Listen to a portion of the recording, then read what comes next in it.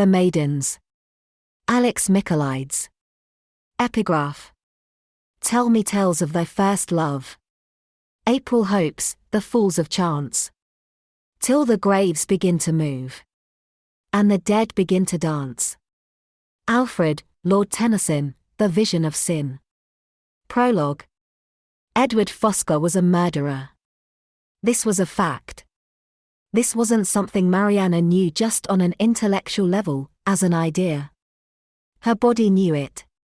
She felt it in her bones, along her blood, and deep within every cell. Edward Fosca was guilty. And yet she couldn't prove it, and might never prove it.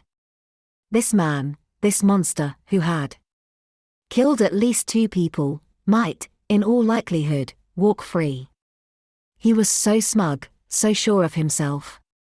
He thinks he's got away with it, she thought. He thought he had won. But he hadn't. Not yet. Mariana was determined to outsmart him. She had to. She would sit up all night and remember everything that had happened. She would sit here, in this small, dark room in Cambridge, and think, and work it out. She stared at the red bar of the electric heater on the wall, burning, glowing in the dark, willing herself into a kind of trance. In her mind, she would go back to the very beginning and remember it all. Every single detail. And she would catch him. Part 1. No one ever told me that grief felt so like fear. C.S. Lewis, A Grief Observed. 1. A few days earlier, Mariana was at home, in London. She was on her knees, on the floor, surrounded by boxes. She was making yet another half-hearted attempt to sort through Sebastian's belongings. It wasn't going well. A year on from his death, the majority of his things remained spread around the house in various piles and half-empty boxes. She seemed unable to complete the task. Mariana was still in love with him, that was the problem. Even though she knew she'd never see Sebastian again, even though he was gone for good, she was still in love and didn't know what to do with all this love of hers.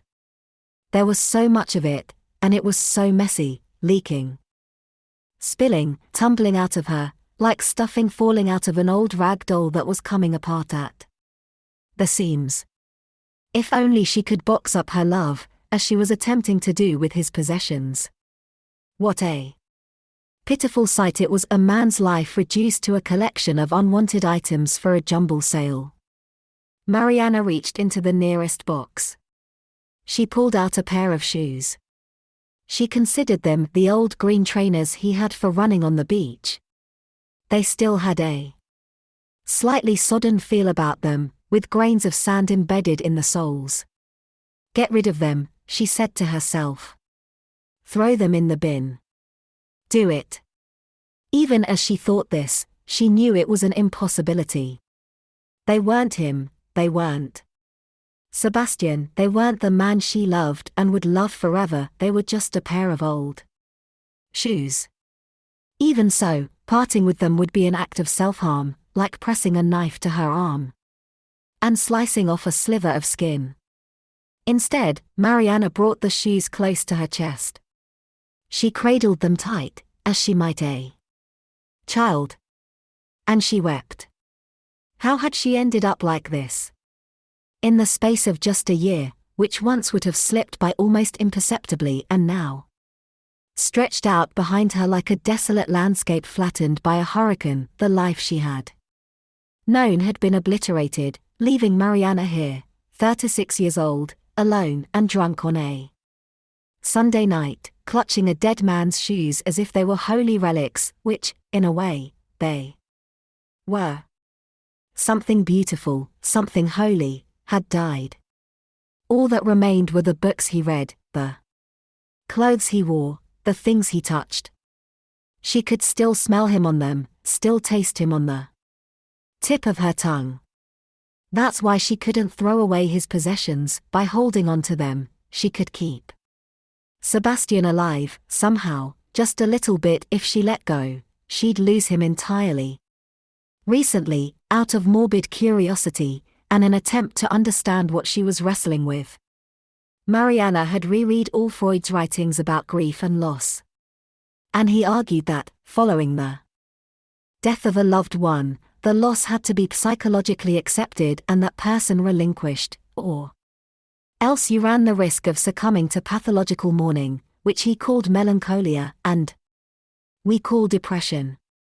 Mariana understood this. She knew she should relinquish Sebastian, but she couldn't because she was still in love with him. She was in love even though he was gone forever, gone behind the veil, behind the veil, behind the veil. Where was that from? Tennyson, probably. Behind the veil. That's how it felt. Since Sebastian died, Mariana no longer saw the world in color. Life was muted and grey and far away, behind a veil, behind a mist of sadness. She wanted to hide from the world, all its noise and pain, and cocoon herself here, in her work. And in her little yellow house. And that's where she would have stayed, if Zoe hadn't phoned her from Cambridge that night. In October. Zoe's phone call, after the Monday evening group, that was how it started. That was how the nightmare began. 2. The Monday evening group met in Mariana's front room. It was a good-sized room.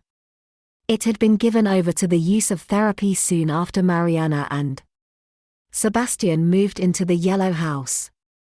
They were very fond of that house.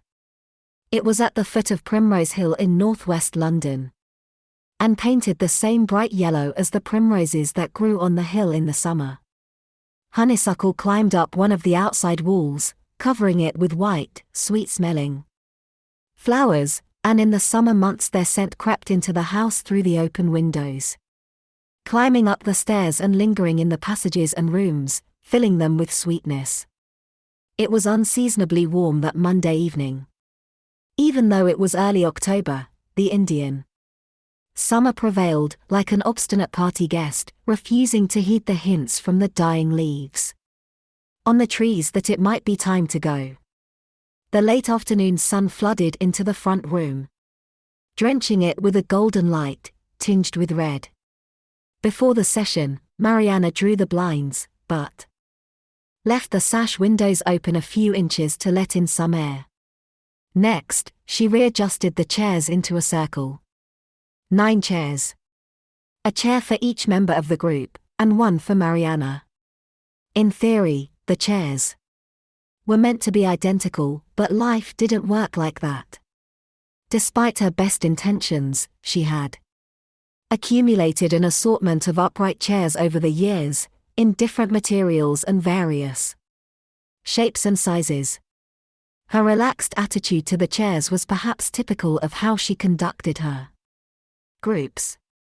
Mariana was informal, even unconventional, in her approach. Therapy, particularly group therapy, was an ironic choice of profession for Mariana. She had always been ambivalent about groups, even suspicious of them ever since she was a child. She'd grown up in Greece, on the outskirts of Athens.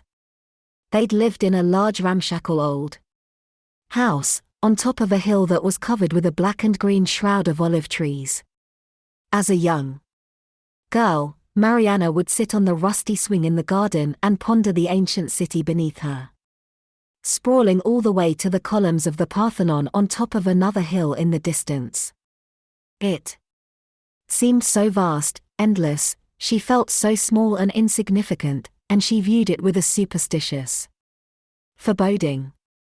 Accompanying the housekeeper on shopping trips to the crowded and frenetic market in the center of Athens always made Mariana nervous. And she was relieved, and a little surprised, to return home unscathed. Large groups continued to intimidate her as she grew older. At school, she found herself on the sidelines, feeling as if she didn't fit in with her classmates. And this feeling of not fitting in was hard to shake. Years later, in therapy, she came to understand that the playground was simply a macrocosm of the family unit, meaning her uneasiness was less about the here and now, less about the playground itself, or the market in Athens, or any other group in which she might find herself, and more to do with the family in which she grew up, and the lonely house she grew up in. Their house was always cold, even in sunny Greece. And there was an emptiness to it, a lack of warmth, physical and emotional.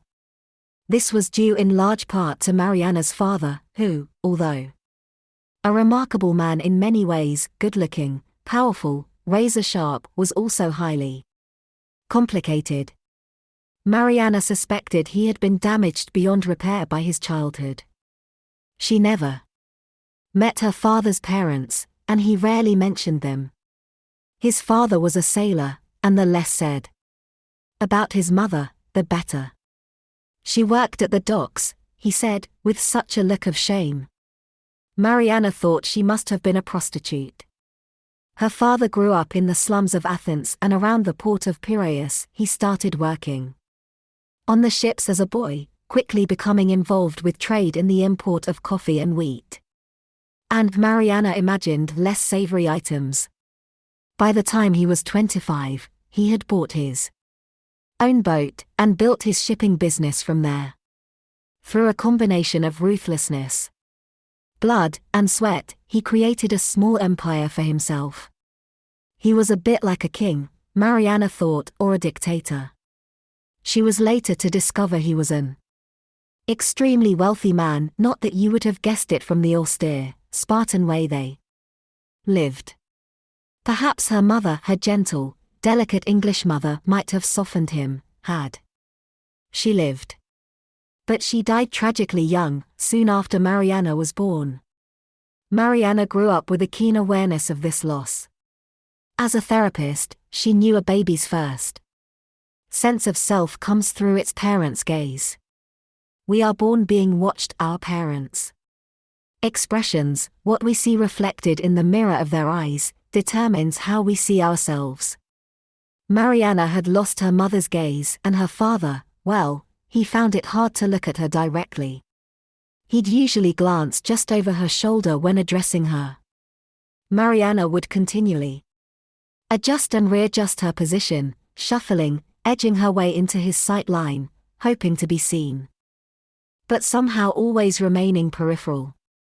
On the rare occasions she did catch a glimpse into his eyes, there was such disdain there, such burning disappointment.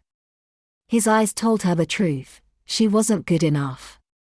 No matter how hard she tried, Mariana always sensed she fell short, managing to do or say the wrong thing.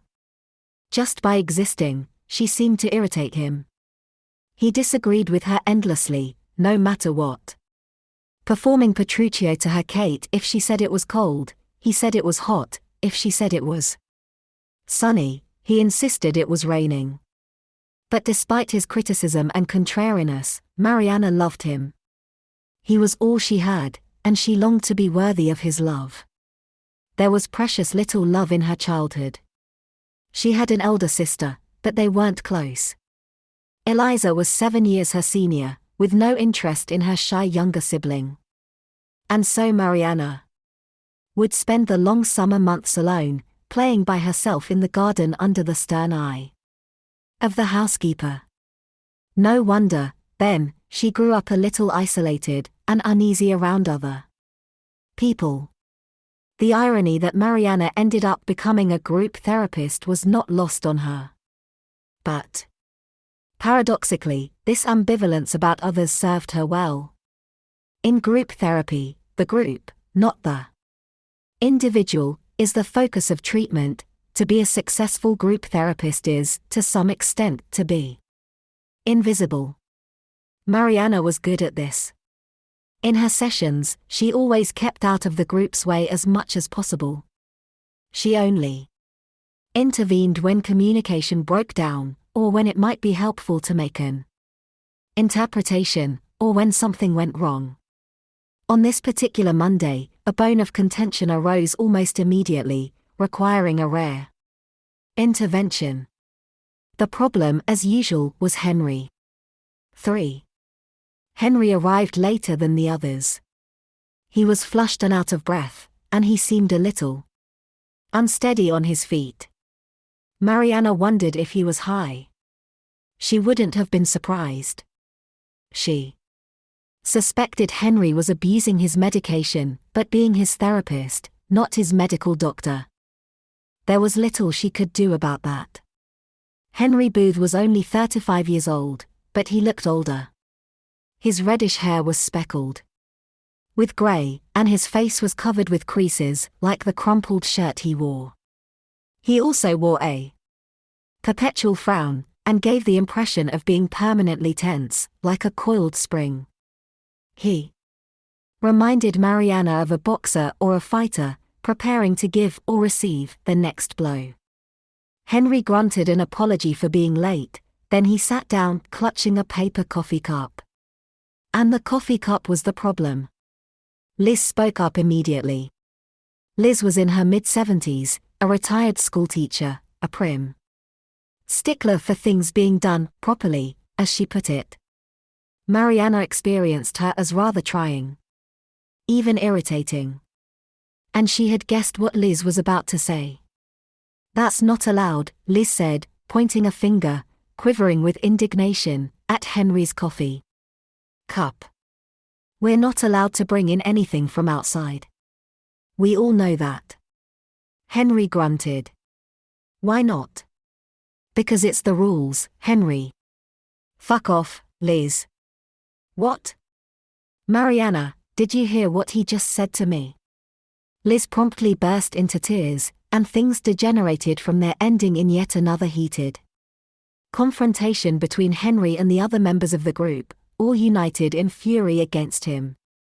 Mariana was watching closely, keeping a protective eye on Henry, to see how he was taking this. For all of his bravado, he was a highly vulnerable individual. As a child, Henry had suffered horrific physical and sexual abuse at the hands of his father before he was taken into care and shunted around a series of foster homes. And yet, despite all this trauma, Henry was a remarkably intelligent person, and it had seemed, for a while, as if his intelligence might be enough to save him. At 18 he got a place at university, to study physics. But he only lasted a few weeks before his past caught up with him. He had a massive breakdown and never fully recovered. There followed a sad history of self-harm, drug addiction, and recurring breakdowns, landing him in and out of hospital until his psychiatrist referred him to Mariana. Mariana had a soft spot for Henry, probably because he'd had such rotten luck. But even so, she was unsure about admitting him into the group. It wasn't just that he was significantly more unwell than the other members. Seriously ill patients could be held and healed very effectively by groups, but they could also disrupt them to the point of disintegration. As soon as any group establishes itself, it always arouses envy and attack, and not just from forces on the outside, those excluded from the group, but also from dark and dangerous forces within the group itself. And ever since he joined them a few months ago, Henry had been a constant source of conflict. He brought it with him. There was a latent aggression in him, a bubbling anger, that was often difficult to contain. But Mariana didn't give up easily. As long as she was able to maintain control of the group, she felt determined to work with him. She believed in the group, in these 8 individuals sitting in a circle. She believed in the circle, and its power to heal. In her more fanciful moments, Mariana could be quite mystical about the power of circles, the circle in the sun, the moon, or the earth, the planets spinning through the heavens, the circle in a wheel, the dome of a church or a wedding ring. Plato said the soul was a circle, which made sense to Mariana. Life was a circle, too, wasn't it? From birth to death. And when group therapy was working well, a kind of miracle would occur within this circle. The birth of a separate entity, A group spirit, a group mind, a big mind, it was often called, more than the sum of its parts, more intelligent than the therapist or the individual members. It was wise, healing, and powerfully containing. Mariana had seen its power firsthand many times. In her front room, over the years, many ghosts had been conjured up in this circle, and laid to rest. Today, it was Liz's turn to be spooked. She just couldn't let go of the coffee cup. It brought up so much anger and resentment in her, the fact Henry thought the rules didn't apply to him, that he could break them with such disdain. Then Liz suddenly realized how much Henry reminded her of her older brother, who had been so entitled, and such a bully. All Liz's repressed anger towards her brother started surfacing, which was good. Mariana thought it needed to surface, provided Henry could stand being used as a psychological punchbag. Which, of course, he couldn't. Henry leapt up suddenly, letting out an anguished cry. He flung his coffee cup onto the floor. It split open in the center of the circle and a growing pool of black coffee spread out onto the floorboards. The other members of the group were immediately vocal and somewhat hysterical in their outrage. Liz burst into tears again, and Henry tried to leave. But Mariana persuaded him to stay and talk through what had happened. "It's just a fucking coffee cup, what's the big deal?" Henry said, sounding like an indignant child. "It's not about the coffee cup," said Mariana. "It's about boundaries, the boundaries of this group, the rules we abide by here. We've spoken about this before. We can't take part in therapy if we feel unsafe. Boundaries make us feel safe. Boundaries are what therapy is about." Henry looked at her blankly. Mariana knew he didn't understand. Boundaries, by definition, are the first thing to go when a child is abused. All Henry's boundaries had been torn to shreds when he was just a little boy. Consequently, he didn't understand the concept.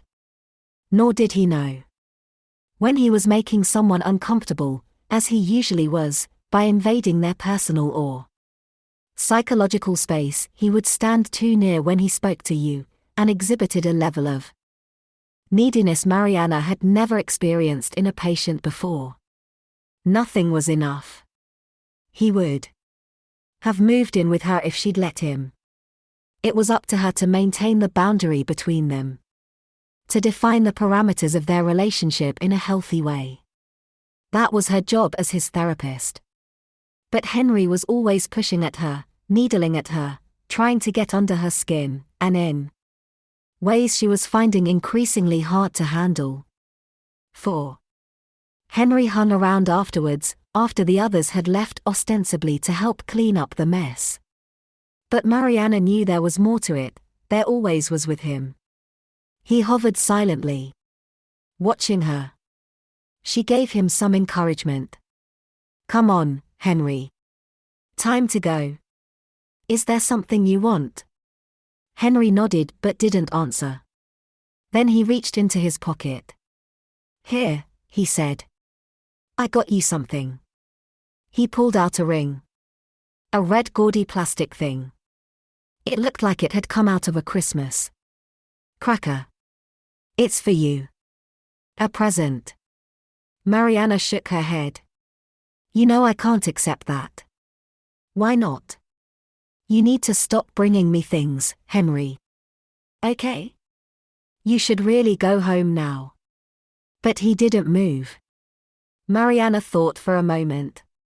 She hadn't been planning on confronting him like this, not now, but somehow it felt right. "Listen, Henry," she said. "There's something we need to talk about." "What?" "On Thursday night after my evening group finished, I looked out of the window. And I saw you, outside. Across the street, by the lamppost.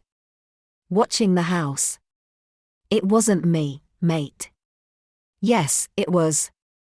I saw your face. And it's not the first time I've seen you there. Henry went bright red and evaded eye contact. He shook his head. Not me, not. Listen. It's okay for you to be curious about the other groups I conduct. But that's something we talk about here, in the group. It's not okay to act on it. It's not okay to spy on me. That kind of behavior makes me feel invaded and threatened, Anne. I'm not spying. I was just standing there. So fucking what? So you admit you were there? Henry took a step towards her. Why can't it just be us? Why can't you see me without them? You know why? Because I see you as part of a group. I can't see you individually as well. If you need individual therapy, I can recommend a colleague. No, I want you.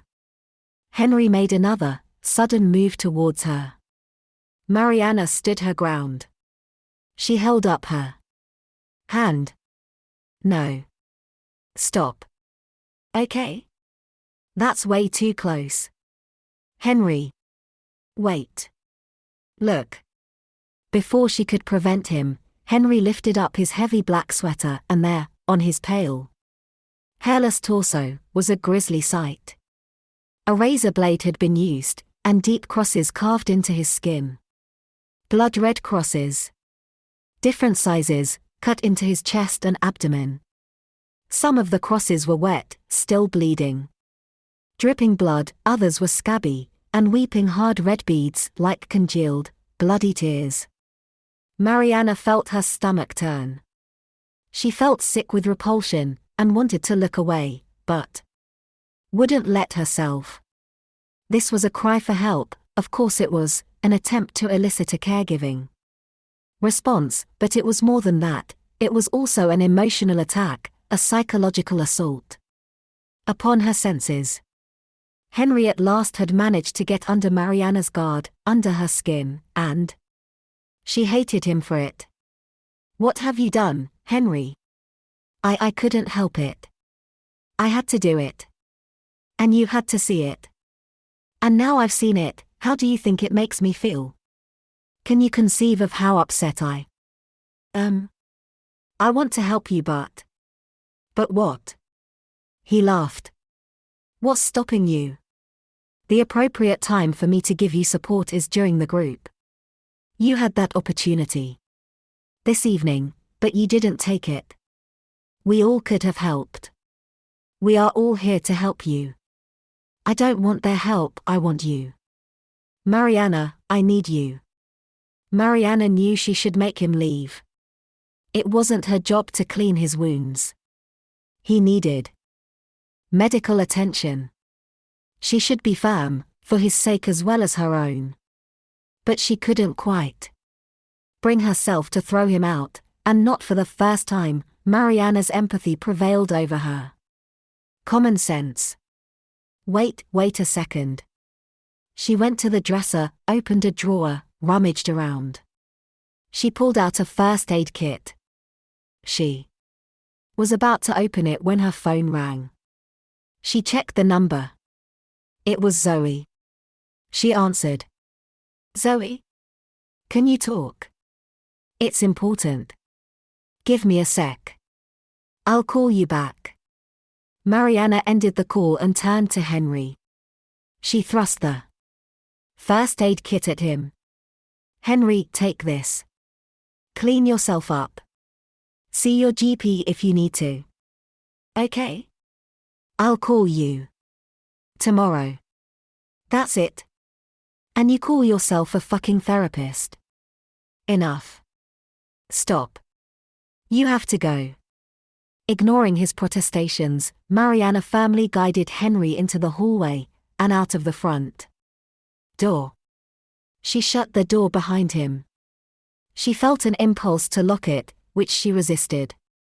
Then she went to the kitchen. She opened the fridge and took out a bottle of Sauvignon Blanc. She felt quite shaken. She had to pull herself together before she called Zoe back. She didn't Want to burden that girl more than she already had. Their relationship had been imbalanced ever since Sebastian's death, and from now on, Mariana was determined to correct that balance. She took a deep breath to calm down. Then she poured herself a large glass of wine, and made the call. Zoe answered on the first ring. Mariana. Mariana knew at once something was wrong. There was a tension in Zoe's voice, an urgency that Mariana associated with moments of crisis. She sounds afraid, she thought. She felt her heart beat a little faster. Darling, is everything all right? What's happened?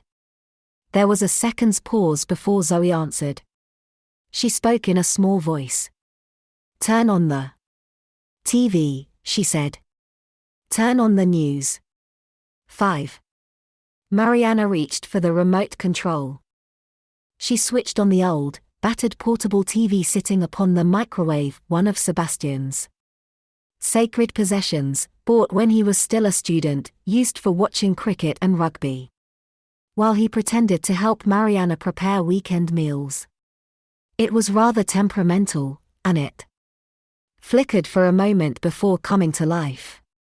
Mariana turned on the BBC News channel. A middle-aged male journalist was delivering a report.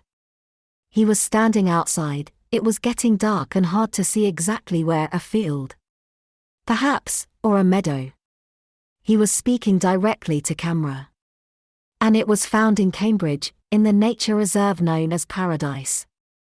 I'm here with the man who made the discovery. Can you tell me what happened? The question was addressed to someone off camera, and the camera swung around to a short, nervous, red-faced man in his mid-60s. He blinked in the light, looking dazzled. He spoke hesitantly. It was a few hours ago. I always take the dog out at 4, so it must have been about then. Maybe 20 past. I take him down by the river, along the path. We were walking through Paradise, and he stumbled for a moment, and didn't complete the sentence. He tried again. It was the dog. He disappeared in the tall grass, by the marsh. He wouldn't come when I called. I thought he'd found a bird or a fox or something, so I went to have a look. I walked through the trees, to the edge of the marsh, by the water, and there it was. A strange look came into the man's eyes. A look Mariana recognized all too well. He's seen something horrible, she thought. I don't want to hear. I don't want to know what it is. The man went on, relentlessly, faster now, as if he needed to expel it. It was a girl. She couldn't have been more than 20. She had long red hair. At least, I think it was red. There was blood everywhere, so much of it. He trailed off, and the journalist prompted him. She was dead. That's right. The man nodded. She'd been stabbed many times. And her face. God, it was horrible. Her eyes were open, staring. He broke off, and tears filled his eyes. He's in shock, thought Mariana. They shouldn't be interviewing him. Someone should stop this. Sure enough, at that moment, perhaps recognizing it had gone too far, the journalist cut short the interview, and the camera panned back to him. Breaking news here in Cambridge: police are investigating the discovery of a body. The victim of a frenzied knife attack is believed to be a young woman in her early 20s. Mariana turned off the television. She stared at it for a second, stunned, unable to move. Then she remembered the phone in her hand. She held it up to her ear. Zoe? Are you still there? I think it's Tara. What? Tara was a close friend of Zoe's. They were in the same year at St. Christopher's College at Cambridge University. Mariana hesitated, trying not to sound anxious. Why do you say that? It sounds like Tara, and no one's seen her, not since yesterday. I keep asking everyone. And I'm so scared, I don't know what to. Slow down. When was the last time you saw Tara? Last night. Zoe paused. And, Mariana, she was being so weird. What do you mean, weird? She said things, crazy things. What do you mean, crazy? There was a pause, and Zoe replied in a whisper, I can't get into it now. But will you come? Of course I will. But, Zoe, listen. Have you spoken to the college? You must tell them. The dean. I don't know what to say. Tell them what you just said to me. That you're worried about her. They'll contact the police. And Tara's parents. Her parents. But what if I'm wrong? I'm sure you are wrong, Mariana said, sounding a lot more confident than she felt. I'm sure. Tara's fine, but we need to make sure. You understand that, don't you? Do you want me to call them for you? No, it's okay. I'll do it. Good. Then go to bed, okay? I'll be there first thing in the morning. Thanks, Mariana. I love you. I love you too. Mariana ended the call. The white wine she had poured was sitting on the counter untouched. She picked it up and drained it in one go. Her hand was trembling as she reached for the bottle and poured herself another glass. 6. Mariana went upstairs and began packing a small bag, in case she had to stay a night or two in Cambridge. She tried not to let her thoughts run away with her, but it was difficult. She was feeling incredibly anxious. Somewhere out there was a man, presumably it was a man, given the extreme violence of the attack, who was dangerously ill, and had horrifically murdered a young woman who possibly lived a few feet away from where her beloved Zoe slept. The possibility the victim might have been Zoe instead was a thought Mariana tried to ignore, but couldn't entirely repress. She was feeling sick with a kind of fear she had only felt once before in her life, the day Sebastian died. A feeling of impotence, a powerlessness, a horrible inability to protect those you love. She glanced at her right hand. She couldn't stop it trembling. She clenched it into a fist and squeezed it tight. She would not do this, she would not fall apart. Not now. She would stay calm. She would focus. Zoe needed her, that was all that mattered. If only Sebastian were here, he'd know what to do. He wouldn't deliberate, procrastinate, pack an overnight bag. He would have grabbed his keys and run out the door the second he got off the phone with Zoe. That's what Sebastian would have done. Why hadn't she? Because you're a coward, she thought. That was the truth. If only she had some of Sebastian's strength. Some of his courage. Come on, love, she could hear him saying, give me your hand and we'll face the bastards together. Mariana climbed into bed and lay there, thinking, drifting to sleep. For the first time in over a year, her last thoughts as she lost consciousness were not about her late husband. Instead, she found herself thinking about another man, a shadowy figure with a knife who had wreaked such horror upon that poor girl. Mariana's mind meditated on him as her eyelids fluttered and closed. She wondered about this man. She wondered what he was doing right now. Where he was. And what he was thinking. 7. The 7th of October. Once you kill another human being, there's no going back. I see that now. I see I have become altogether a different person. It's a bit like being reborn, I suppose. But no ordinary birth, it's a metamorphosis. What emerges from the ashes is not a phoenix, but an uglier creature, deformed. Incapable of flight, a predator using its claws to cut and rip. I feel in control now, writing this. At this moment in time, I am calm and sane. But there is more than one of me. It's only a matter of time before the other me rises, bloodthirsty, mad, and seeking revenge. And he won't rest until he finds it. I am two people in one mind. Part of me keeps my secrets, he alone knows the truth. But he's kept prisoner, locked up, sedated, denied a voice. He finds an outlet only when his jailer is momentarily distracted. When I am drunk, or falling asleep, he tries to speak. But it's not easy. Communication comes in fits and starts a coded escape plan. From a POW camp. The moment he gets too close, a guard scrambles the message.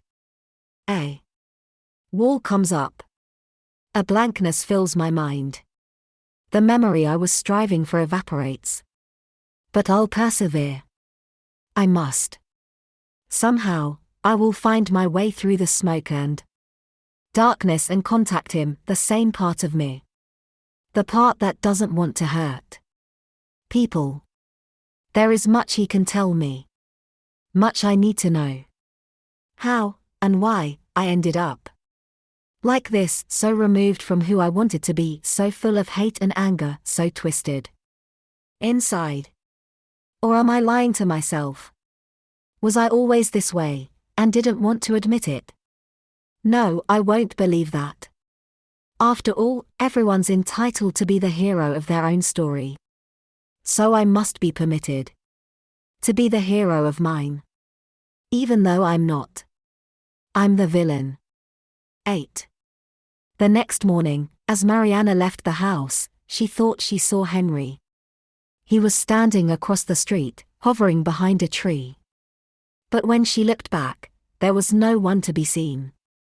She must have been imagining it, she decided, and even if she weren't, she had more important things to worry about right now. She banished Henry from her mind, and took the tube to King's Cross. At the station, she got on the fast train to Cambridge. It was a sunny day, and the sky was a perfect blue, streaked with only a few wisps of white cloud. She sat by the window, looking out. As the train sped past green hedgerows and expanses of golden wheat swaying in the breeze like a shifting yellow sea. Mariana was grateful to have the sun on her face. She was shivering, but from anxiety, not lack of warmth. She couldn't stop worrying about what had happened. She'd not heard from Zoe since last night. Mariana had texted her this morning but had yet to receive a reply. Perhaps it was all a false alarm, perhaps Zoe had been wrong. Mariana sincerely hoped so, and not just because she knew Tara personally. They'd had her to stay for a weekend in London a few months before Sebastian died. But Mariana was mainly selfishly concerned with Tara for Zoe's sake. Zoe had had a difficult adolescence for a variety of reasons, which she had managed to overcome, more than overcome, triumphantly transcend, was how Sebastian put it. Culminating with her being offered a place to read English at Cambridge University.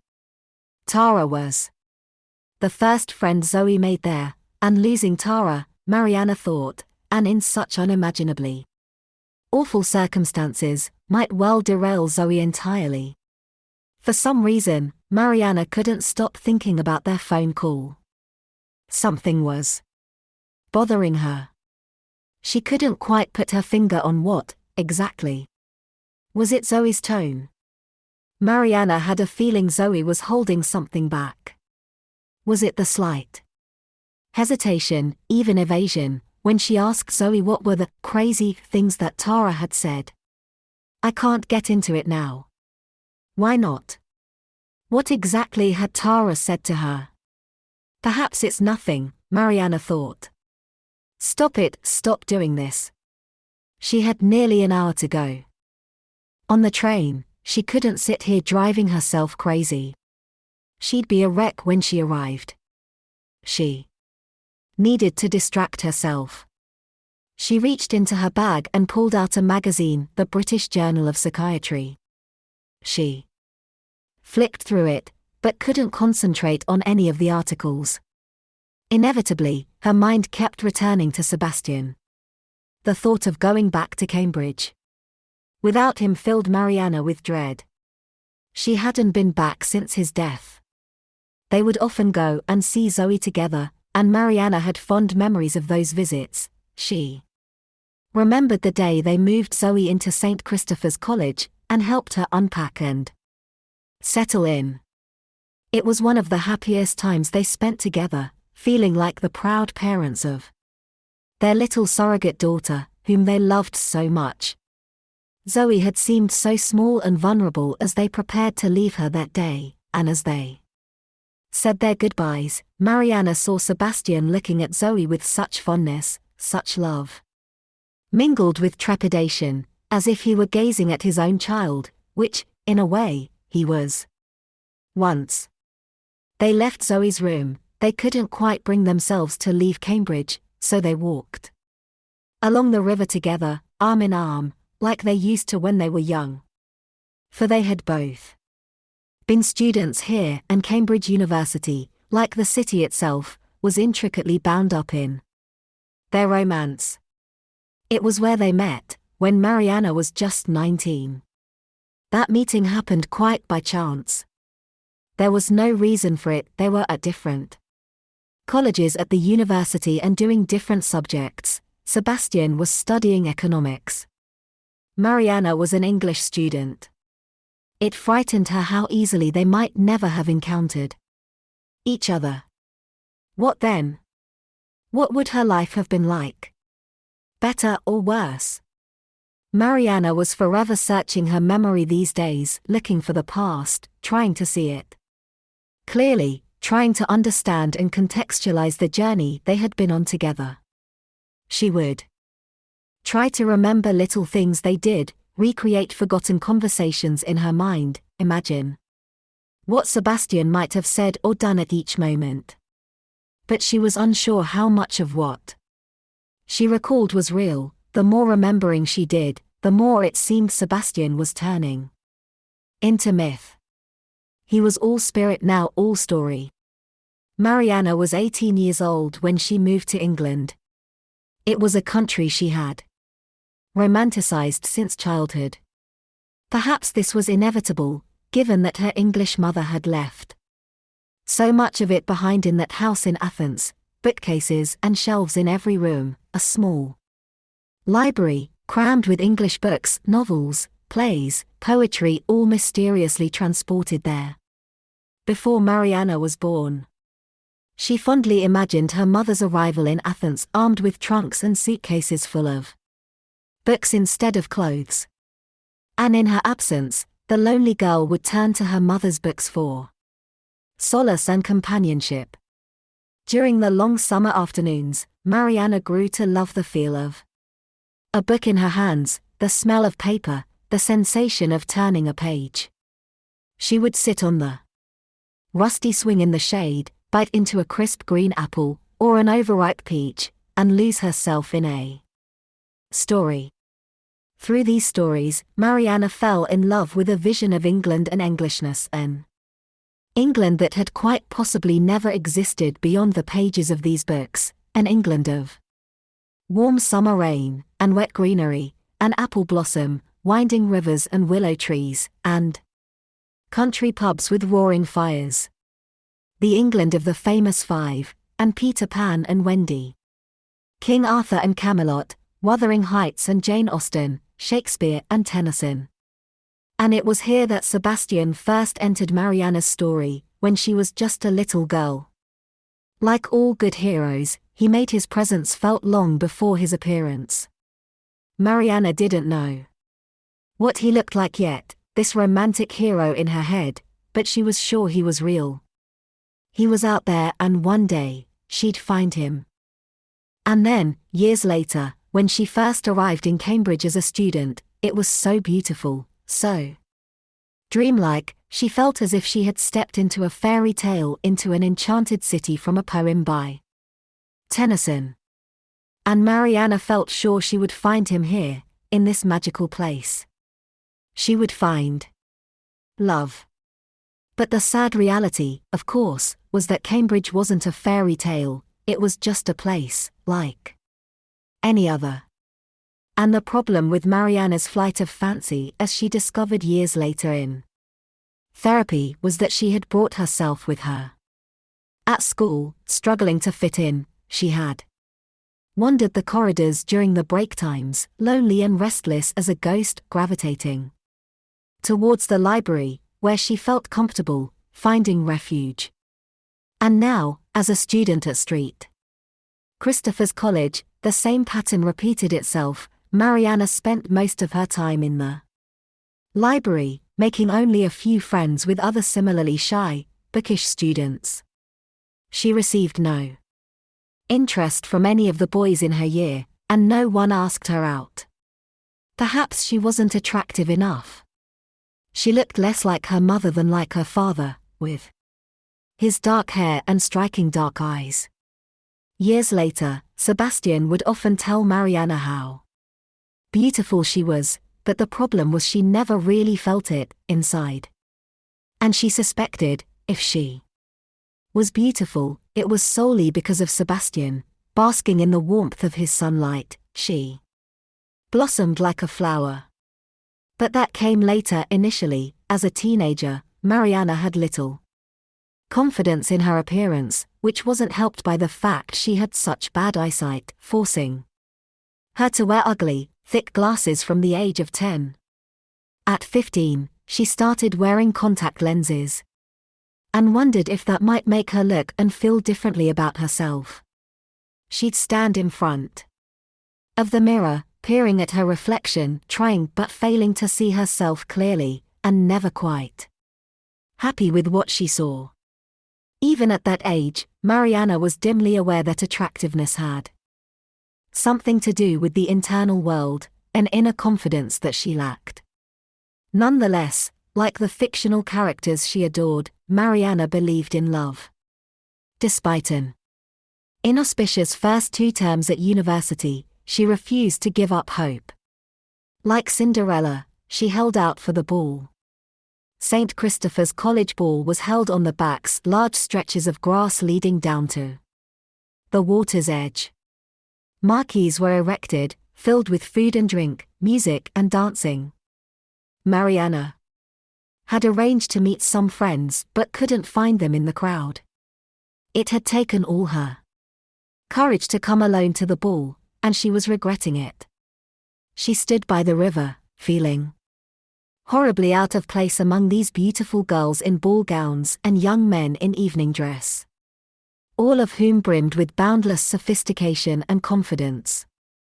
Her own feelings, Mariana realized, her sadness and shyness, were totally incongruous with the merriment of her surroundings. Standing here on the sidelines, looking at life from the fringes, was clearly Mariana's proper place. It had been a mistake for her ever to have imagined otherwise. She decided to give up and return to her room. And at that moment, she heard a loud splash. She looked around.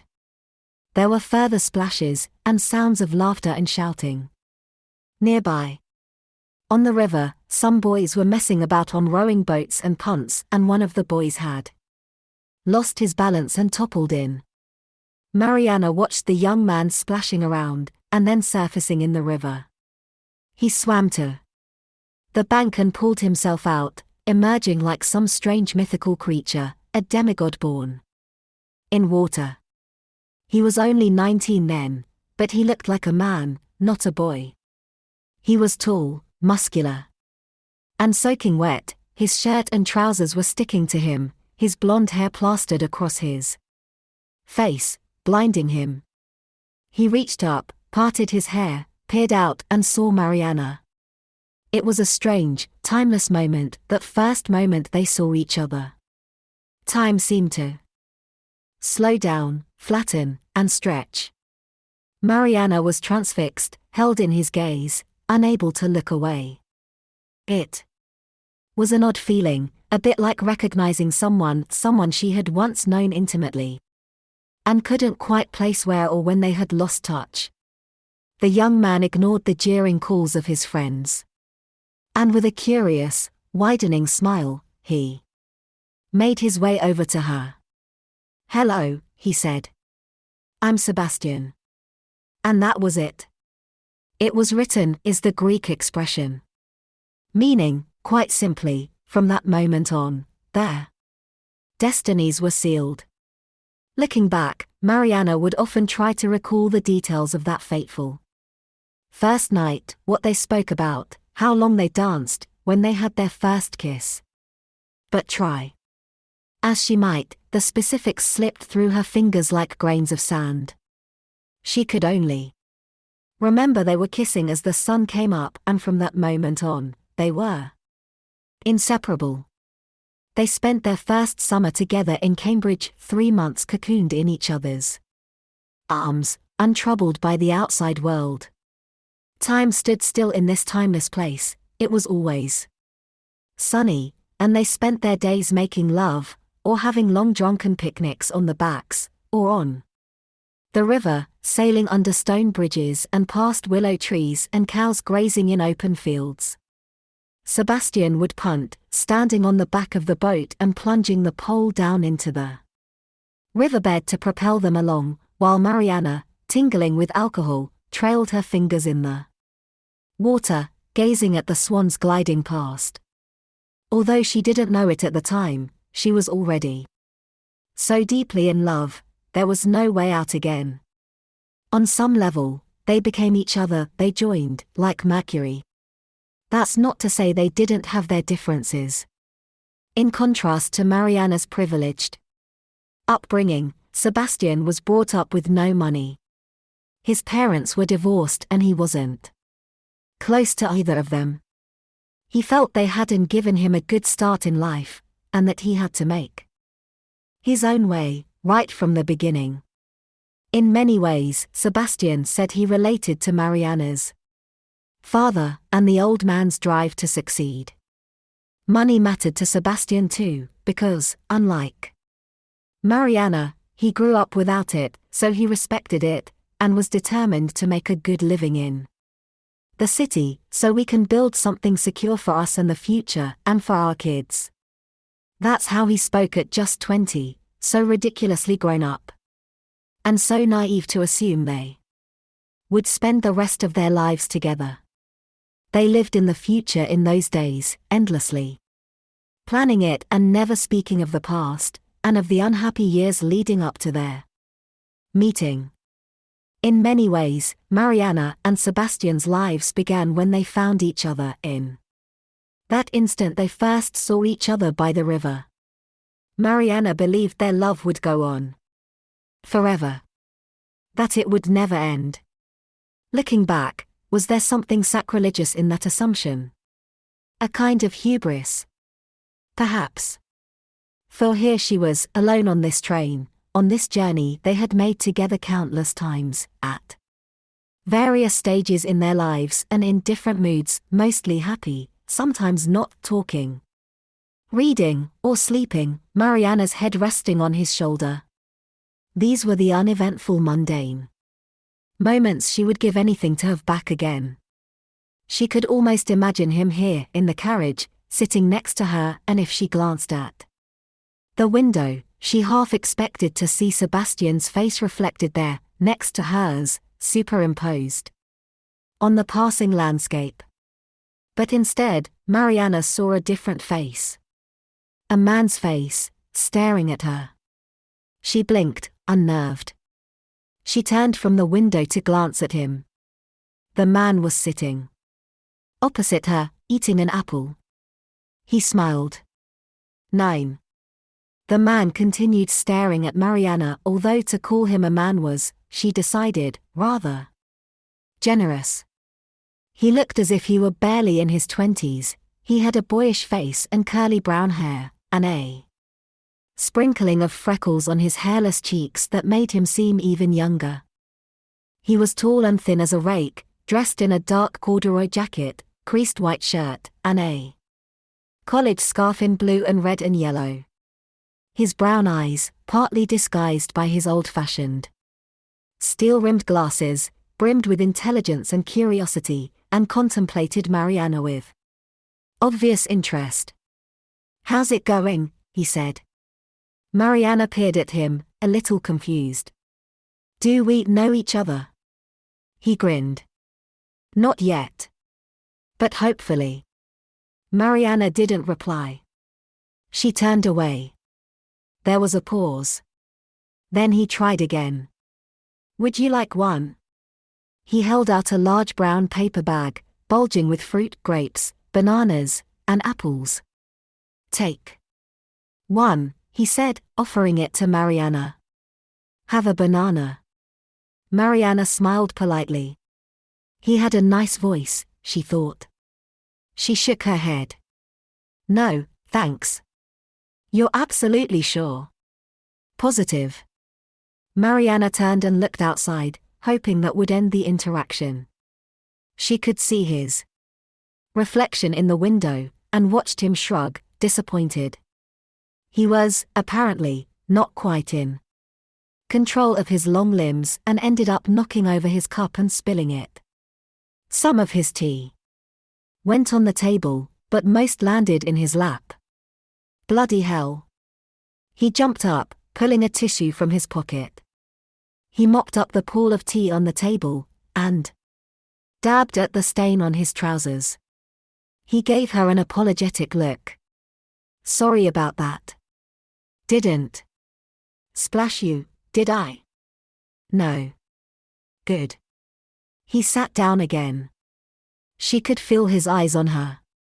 After a moment, he said, "You're a student?" Mariana shook her head. "No." "Ah. You work in Cambridge?" Mariana shook her head. "No." "Then you're a tourist?" "No." He frowned, evidently perplexed. There was a pause. Mariana gave in, and said, "I'm visiting someone. My niece." "Oh, you're an aunt." He looked relieved to have placed Mariana in a category. He smiled. "I'm doing a PhD," he said, volunteering the information, as Mariana didn't seem about to ask. "I'm a mathematician, well, theoretical physics, really." He paused, taking off his glasses to wipe them with a tissue. He looked quite naked without them. And Mariana saw, for the first time, that he was handsome, or would be, when his face grew up a bit. He put his glasses back on, and peered at her. "I'm Frederick, by the way." "Or Fred." "What's your name?" Mariana didn't want to tell Fred her name. Probably because she had the feeling flattering, but also unnerving, that he was trying to flirt with her. Apart from the obvious fact he was too young for her, she wasn't ready, never would be ready. Even thinking about it felt like a sickening betrayal. She answered with strained politeness. "My name is Mariana." "Ah, that's a beautiful name." Fred went on talking, attempting to engage her in conversation. But Mariana's responses became increasingly monosyllabic. She silently counted the minutes until she could make her escape. When they arrived in Cambridge, Mariana tried to slip away and disappear in the crowd. But Fred caught up with her outside the railway station. "Can I accompany you to town?" "On the bus, perhaps?" "I'd rather walk." "Great, I have my bike here, I can walk with you. Or you can ride it if you prefer." He looked at her hopefully. Mariana felt sorry for him, despite herself. But she spoke more firmly this time. "I prefer to be alone. If that's okay." "Of course." "I see. I understand. Perhaps a coffee, later? Or a drink? Tonight?" Mariana shook her head and pretended to check her watch.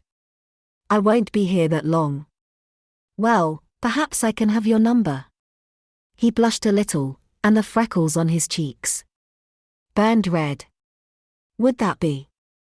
Mariana shook her head. I don't think. No.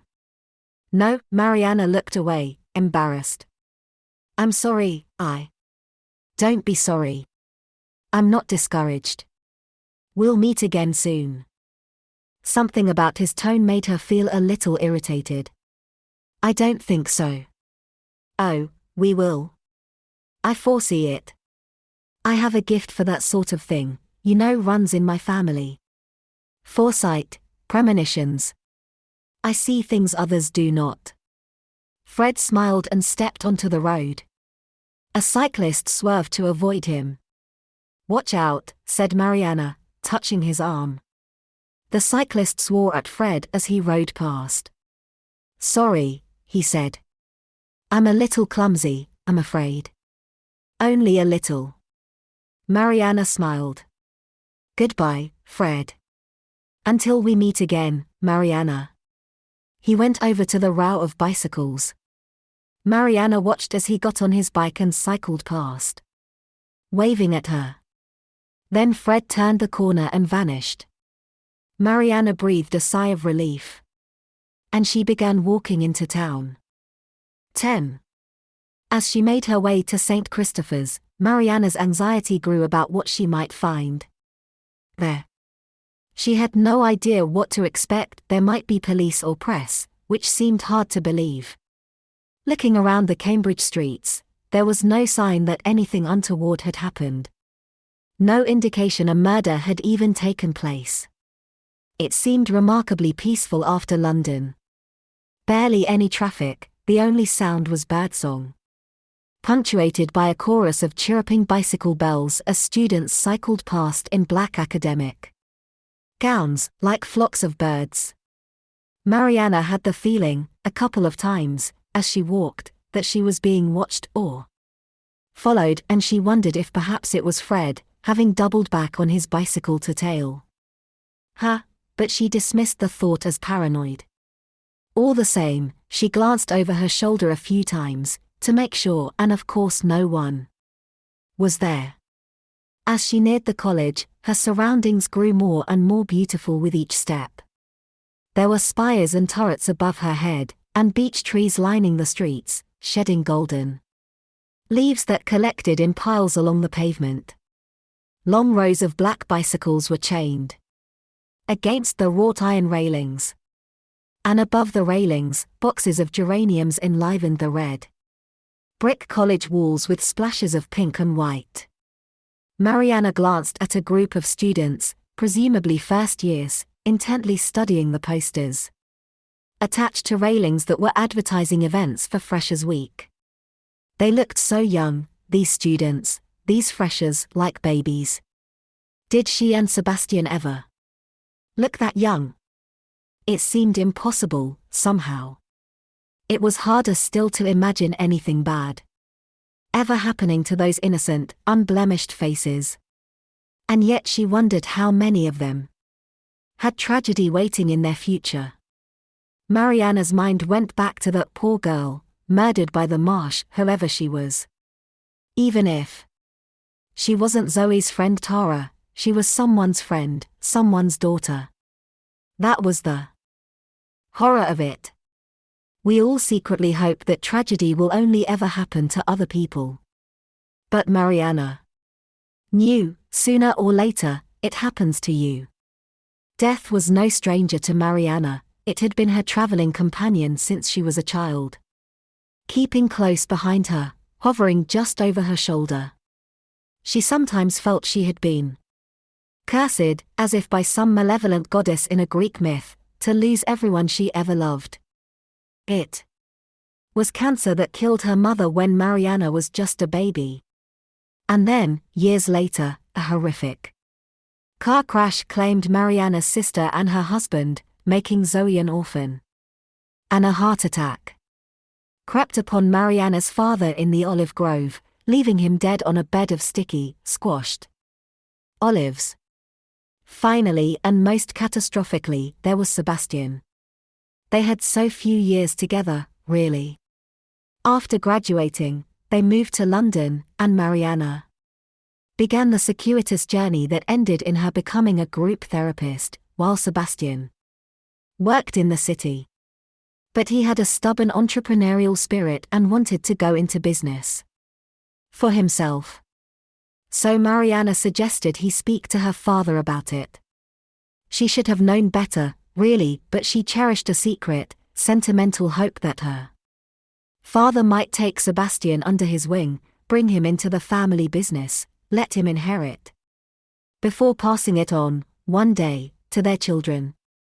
This was how far Mariana's imagination carried her, but she knew better than to mention any of this to her father, or Sebastian. In any case, their first meeting was a disaster. Sebastian flew to Athens on a romantic mission, to ask permission to marry Mariana, and her father took an instant dislike to him. Far from offering him employment, he accused Sebastian of being a gold digger. He told Mariana he would disinherit her the day she married Sebastian. The irony was that, in the end, Sebastian did go into shipping, but at the opposite end of the market to her father. Sebastian turned his back on the commercial sector, instead setting up businesses to help transport much-needed goods, food and other essentials, to vulnerable and underprivileged communities around the world. He was in many ways, Mariana thought, the mirror image of her father. And this was a constant source of pride for her. When the troubled old man eventually died, he surprised them all once again. In the end, he left Mariana everything. A fortune. Sebastian was astounded that, being as wealthy as he was, her father lived the way he did, like a pauper. He got no enjoyment out of it at all. What was the point of it? Mariana had to think for a moment. Security, she said. He believed all the money would protect him, somehow. I think he was afraid. Afraid of what? For this, Mariana had no answer. She shook her head, at a loss. I'm not sure he knew himself. Despite this inheritance, she and Sebastian indulged themselves with only one extravagant purchase. They bought the little yellow house at the foot of Primrose Hill, which they had fallen in love with at first sight. The rest of the money was put aside at Sebastian's insistence for the future, and for their children. This issue of children was the only sore point between them, a bruise Sebastian couldn't help pressing on every now and then, bringing it up after one drink too many, or during a rare broody moment. He desperately wanted children, a boy and a girl, to complete the picture of the family he had in his head. And while Mariana also wanted kids, she wanted to wait. She wanted to finish her training and establish her psychotherapy practice, which might take a few years. But so what? They had all the time in the world, didn't they? Except they didn't, and this was Mariana's only regret, that she had been so arrogant, so foolish, as to take the future for granted.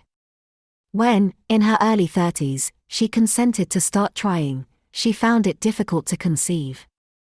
This sudden and unexpected stumbling block made her anxious, which her doctor said wouldn't help. Dr. Beck was an older man with a fatherly air, which Mariana found reassuring. He suggested that, before embarking on fertility testing and possible treatment, Mariana and Sebastian go away for a holiday, away from any kind of stress. Enjoy yourselves, relax on a beach for a couple of weeks, Dr. Beck said with a wink. See what happens. A little relaxation can often work wonders. Sebastian wasn't keen, he had a lot of work lined up and didn't want to leave London. Mariana later discovered he was under a great deal of pressure financially, that summer, as several of his businesses were struggling. He was too proud to come to her for money. He'd never once taken a penny from her. And it broke her heart to find out, after his death, that he had been carrying around all this unnecessary worry about money for the last few months of his life. How could she not have noticed? The truth was, she was selfishly consumed with her own worries, that summer, about having a child. And so she bullied Sebastian into taking 2 weeks off, in August, for a trip to Greece, to visit Mariana's family's summer home, a cliff-top house on the island of Naxos. They took a plane to Athens, and then, from the port, they got the ferry to the island. It was an auspicious crossing, Mariana thought, not a cloud in the sky, and the water was calm and glassy. Flat. At Naxos harbor, they hired a car, and drove along the coast to the house. It had belonged to Mariana's father and now, technically, to Mariana and Sebastian, although they had never used it. The house itself was dusty and dilapidated, but stunningly situated, perched on a cliff overlooking the deep blue Aegean Sea. Steps had been carved into the rock, going down the cliff face, leading to the beach below. And there, on the shore, over millions of years, infinite pieces of pink coral had broken up and mingled with grains of sand, making the beach glow pink against the blue sea and sky. It was idyllic, Mariana thought, and magical. She could feel herself relaxing already, and felt secretly hopeful that Naxos might perform the little miracle that was being asked of it. They spent the first couple of days unwinding and lazing on the beach. Sebastian said that in the end, he was glad they had come. He was relaxing for the first time in months. He had a schoolboy habit of reading old thrillers on the beach, and he lay in the surf, happily engrossed in The ABC Murders by Agatha Christie, while Mariana slept under an umbrella on the sand. Then, on the third day, Mariana suggested driving up into the hills to see the temple. Mariana remembered visiting the ancient temple as a child, wandering the ruin and investing it with all kinds of magic in her imagination. She wanted Sebastian to experience it. So they packed a picnic and set off.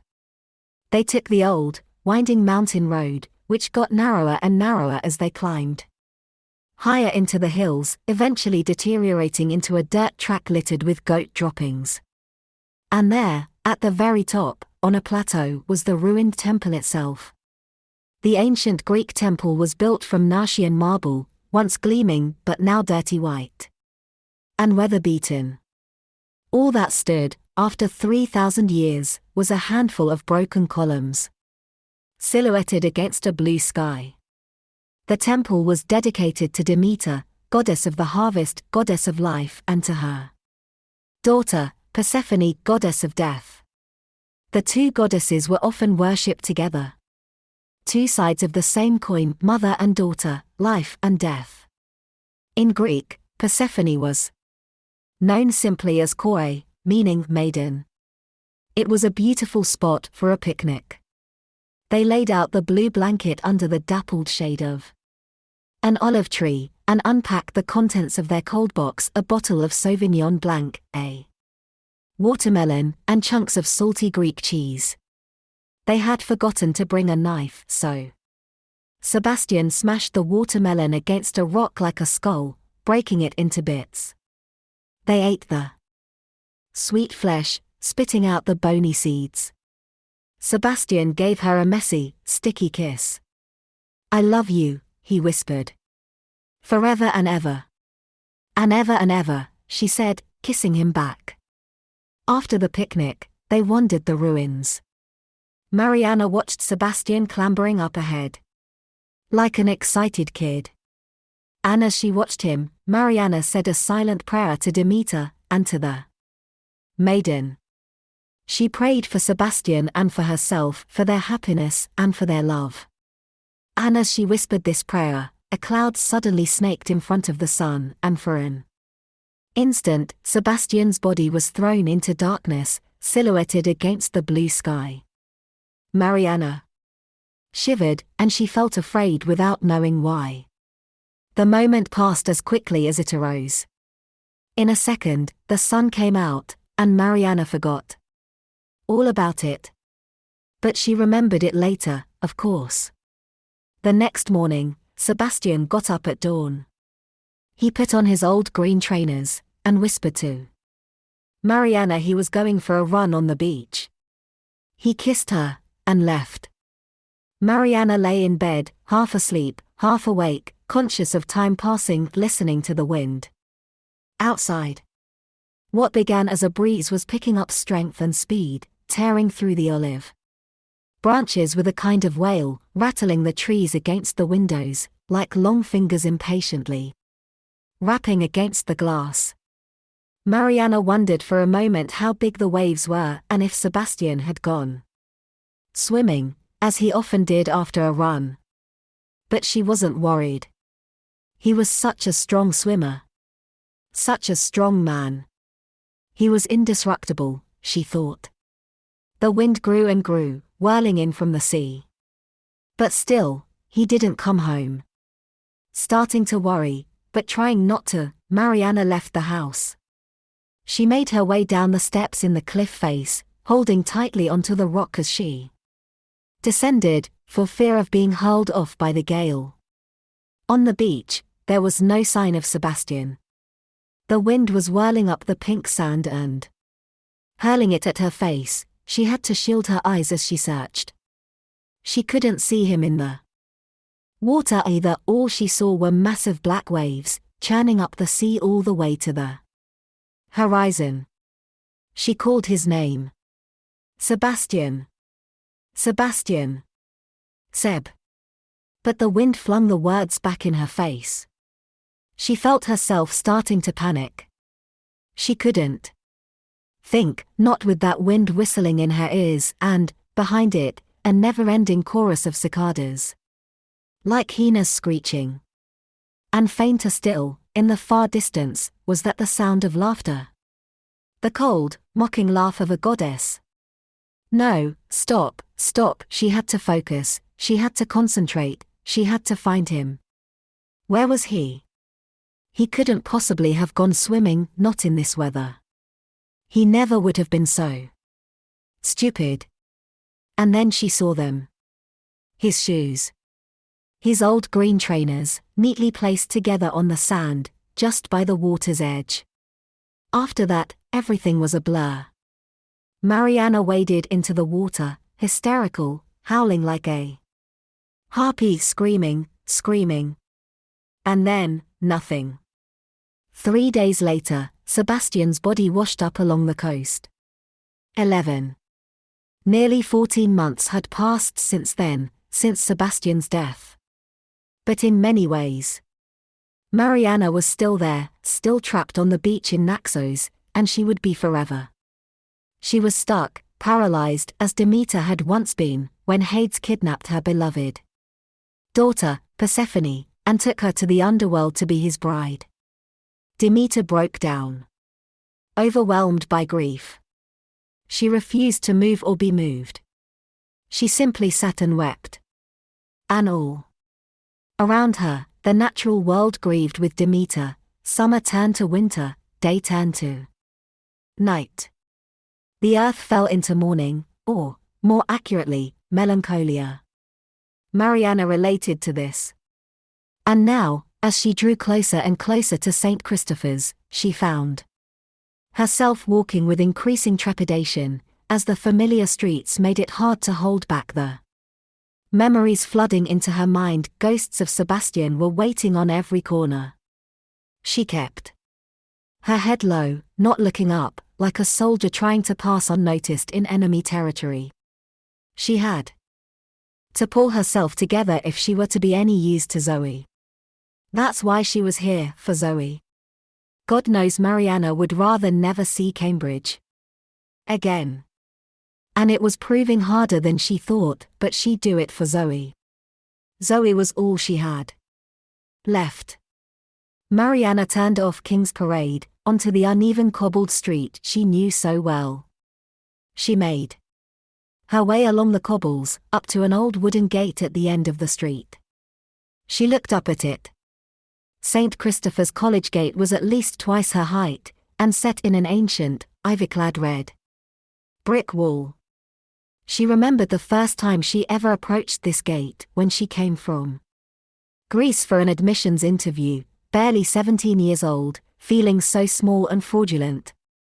So scared and alone. How funny, to be feeling exactly the same way now, nearly 20 years later. She pushed open the gate and went inside. 12. St. Christopher's College was there, just as she remembered it. Mariana had been afraid to see it again, the backdrop to her love story, but thankfully, the college's beauty came to her rescue. And her heart didn't break, it sang. St. Christopher's was among the oldest and the prettiest of the Cambridge colleges. It was made up of several courtyards and gardens leading down to the river, and built in a combination of architectural styles, Gothic, Neoclassical, Renaissance, as the college had been rebuilt and expanded over the centuries. It was a haphazard, organic growth and, Mariana thought, all the lovelier for it. She was standing by the Porter's Lodge in Main Court, the first and largest courtyard. An immaculate green lawn spread out in front of her, up to the dark green wisteria-covered wall at the opposite end of the courtyard. The greenery, peppered by splashes of white climbing roses, hung over the bricks like an elaborate tapestry, all the way to the walls of the chapel. There, the stained glass windows gleamed green and blue and red in the sunlight, and from inside, the college choir could be heard practicing, their voices soaring in harmony. A whispering voice, Sebastian's voice, perhaps, told Mariana she was safe here. She could rest and find the peace she craved. Her body relaxed, almost with a sigh. She felt a sudden and unfamiliar sense of contentment. The age of these walls, these columns and arches, untouched by time or change, made her momentarily able to put her grief into some kind of perspective. She saw that this magical place did not belong to her or Sebastian, it was not theirs, it belonged to itself.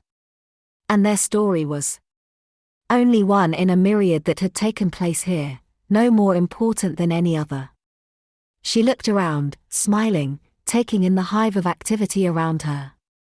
Although term had recently begun, last-minute preparations were ongoing, and there was a palpable sense of anticipation, like in a theatre just before a performance. A gardener was mowing the grass on the other side of the lawn. A college porter, in a black suit and bowler hat, and a large green apron, was reaching up into the archways and nooks and crannies high above, using a long pole with a feathered duster at the end of it, whisking away cobwebs. Several other porters were lining up long wooden benches on the lawn, presumably for matriculation photographs. Mariana watched a nervous-looking teenager, obviously a first-year student, making his way through the courtyard, accompanied by a pair of bickering parents clutching suitcases. She smiled fondly. And then, across the courtyard, she saw something else, a dark cluster of uniformed police officers. And Mariana's smile slowly faded.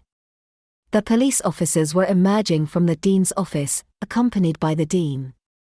Even from this distance Mariana could see the dean was red-faced and flustered. This could only mean one thing. The worst had happened. The police were here, and so Zoe was right. Tara was dead, and it was her body that had been found by the marsh. Mariana needed to find Zoe now. She turned and hurried towards the next courtyard. Distracted by her thoughts, she didn't hear the man calling her name until he said it twice. Mariana! Mariana! She turned around. A man was waving at her. She squinted at him, unclear who he was. But he seemed to know her. Mariana, he said again, this time with more confidence. Wait there. Mariana stopped. She waited as the man crossed the cobbles towards her, smiling broadly. Of course, she thought. It's Julian. It was his smile Mariana recognized, rather a famous smile these days. Julian Ashcroft and Mariana had studied psychotherapy together in London. She hadn't seen him in years, except on television. He was a frequent talking head on news shows or true crime documentaries. He specialized in forensic psychology, having written a best-selling book about British serial killers and their mothers. He seemed to take a prurient delight in madness and death, which Mariana found slightly distasteful. She studied him as he approached. Julian was in his late 30s now, and about medium height, wearing a smart blue blazer, crisp white shirt, and navy blue jeans. His hair was artfully messy, and he had striking light blue eyes and a perfect white smile, which he frequently employed. There was something slightly artificial about him, Mariana thought, which probably made him just right for television. Hello, Julian. Mariana, he said as he reached her. What a surprise. I thought it was you. What are you doing here? Not with the police, are you? No, no. My niece is a student here. Oh, I see. Damn. I thought we might be working together. Julian flashed a smile at her. He lowered his voice, confidentially. They called me in to give them a hand. Mariana guessed what he was talking about, but she felt a sense of dread all the same. She didn't want it confirmed, but had no choice. It's Tara Hampton, isn't it? Julian gave her a slight look of surprise, and nodded. That's right. She was identified just now. How did you know? Mariana shrugged. She's been missing for a day or so. My niece told me. She realized her eyes had filled with tears, and she quickly wiped them away. She fixed her gaze on Julian. Any leads yet? No, Julian shook his head. Not yet. Soon, hopefully. The sooner, the better, quite frankly. It was horribly violent. Do you think she knew him? Julian nodded. It seems likely. We usually reserve that level of anger for our nearest and dearest, don't you think? Possibly. Mariana mulled it over. 10-1 it's her boyfriend. I don't think she had a boyfriend. Julian checked his watch. I've got to meet the chief inspector now, but you know, I'd be happy to discuss this further, perhaps over a drink. He smiled. Good to see you, Mariana. It's been years. We should catch up. But Mariana was already walking away. Sorry, Julian, I have to find my niece. 13. Zoe's room was in Eros Court, one of the smaller courtyards, consisting of student accommodation built around a rectangular lawn. In the center of the lawn stood a discolored statue of Eros clutching a bow and arrow. Centuries of rain and rust had aged him considerably, turning him from a cherub into a small, old, green man. All the way around the courtyard, various staircases led off to the student rooms. A tall grey stone turret stood in each corner. As Mariana approached one of the turrets, she glanced up at the third-floor window and saw Zoe sitting there. Zoe hadn't seen her, and Mariana stood there, watching her for a moment. The arched windows were latticed, with diamond-shaped panes of glass set in lead. The small panes broke up Zoe's image, fracturing it into a jigsaw of diamond shapes, and, for a second, Mariana assembled another image from the jigsaw, not a 20-year-old woman but a girl of 6, silly and sweet, red-faced, with pigtails. Mariana felt such concern and affection for that little girl. Poor little Zoe she had been through so much. Mariana dreaded having to hurt her further and break this terrible news. She shook her head, stopped procrastinating, and hurried into the turret. She climbed the old, circular, warped wooden staircase up to Zoe's room. The door was ajar. So she went inside.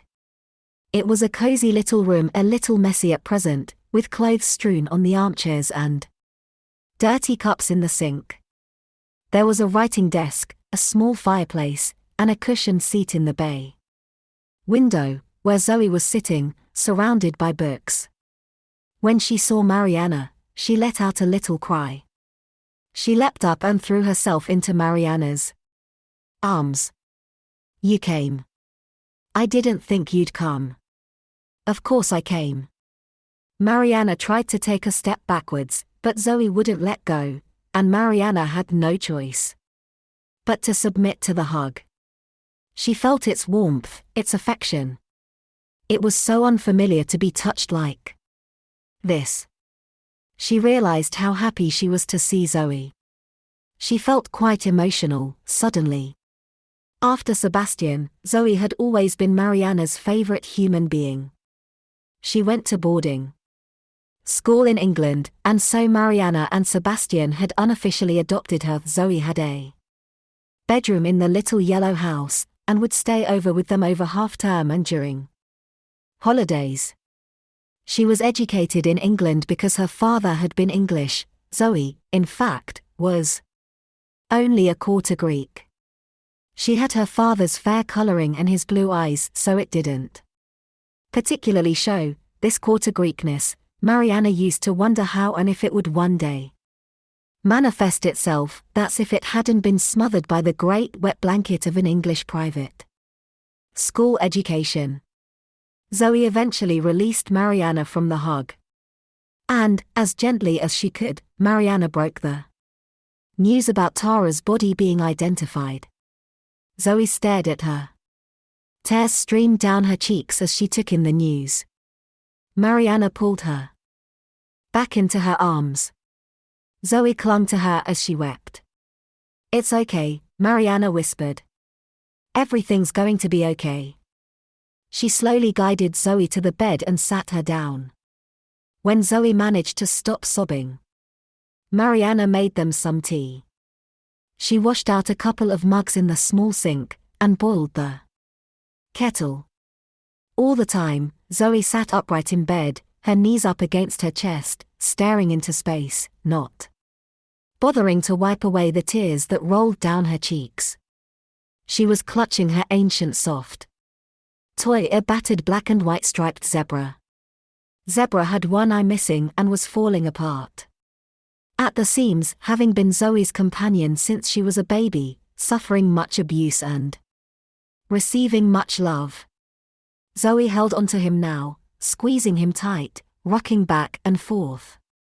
Mariana placed the steaming mug of sweet tea on the cluttered coffee table. She watched Zoe with concern.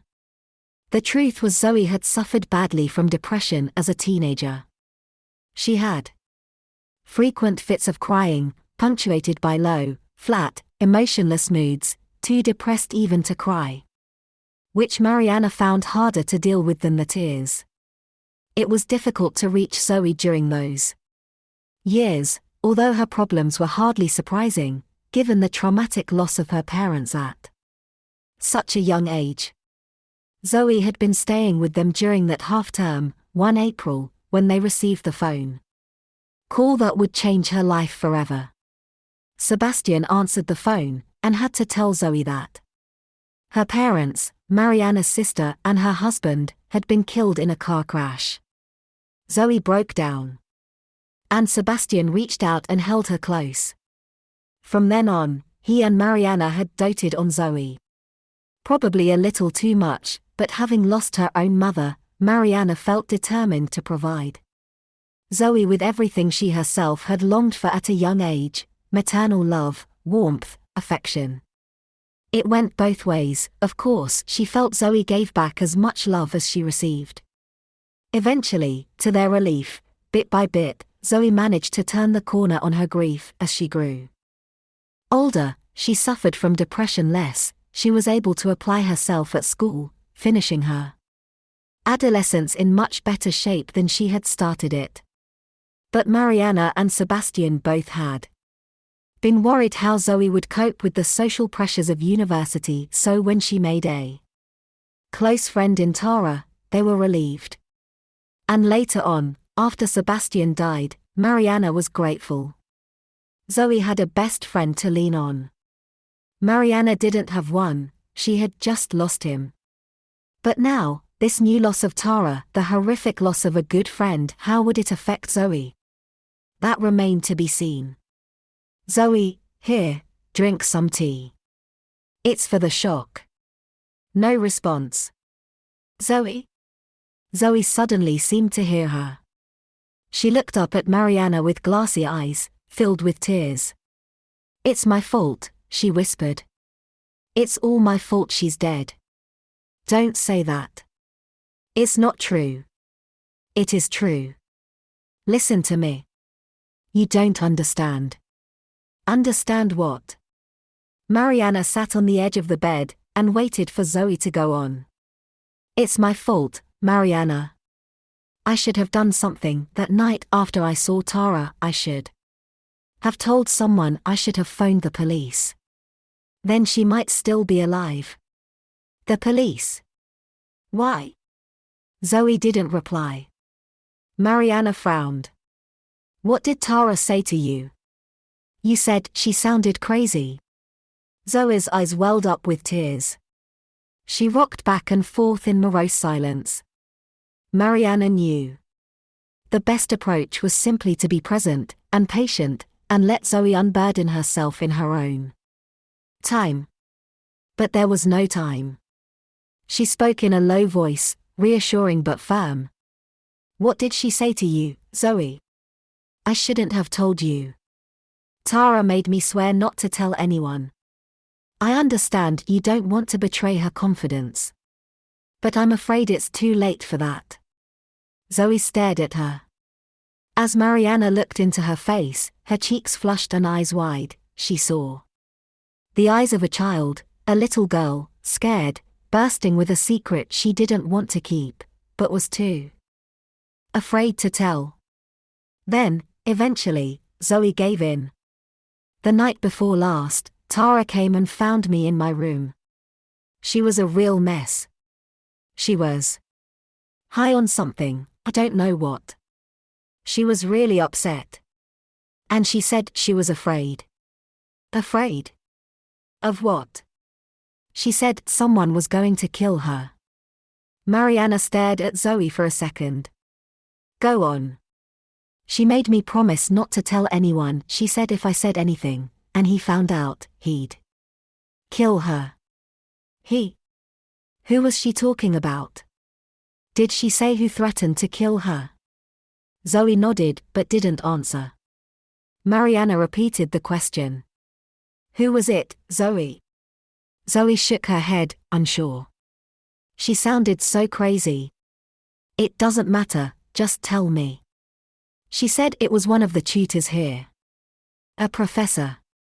Mariana blinked, taken aback. Here, at St. Christopher's. Zoe nodded. Yes. I see. What's his name? Zoe paused. She spoke in a low voice. Edward Fosca. 14. Just under an hour later, Zoe was repeating her story to Chief Inspector Sadi Sanger. The inspector had commandeered the dean's office. It was a spacious room overlooking Main Court. On one wall, there was a beautifully carved mahogany bookcase and a leather-bound collection of books. The other walls were covered with portraits of past deans watching the police officers with undisguised suspicion. Chief Inspector Sanger sat behind the large desk. He opened the flask he carried with him, and poured himself a cup of tea. He was in his early 50s, with dark eyes and a short-cropped salt and pepper beard, smartly dressed in a grey blazer and tie. As he was a Sikh, he was wearing a turban, in eye-catching royal blue. He was a commanding, powerful presence, but had a nervous energy about him, a lean and hungry look, forever tapping his foot or drumming his fingers. To Mariana he seemed faintly irritable. He gave her the impression that he wasn't paying full attention to what Zoe was saying. He didn't seem particularly interested. He's not taking her seriously, thought Mariana. But she was wrong. He was taking her seriously. He put down his tea and fixed his large dark eyes on Zoe. "And what did you think when she told you this?" he said. "Did you believe her?" "I don't know," Zoe said. "She was a mess, you know, she was high. But she was always high, so," Zoe shrugged, and thought about it for a second. "I mean, it sounded so weird. Did she say why Professor Fosca had threatened to kill her?"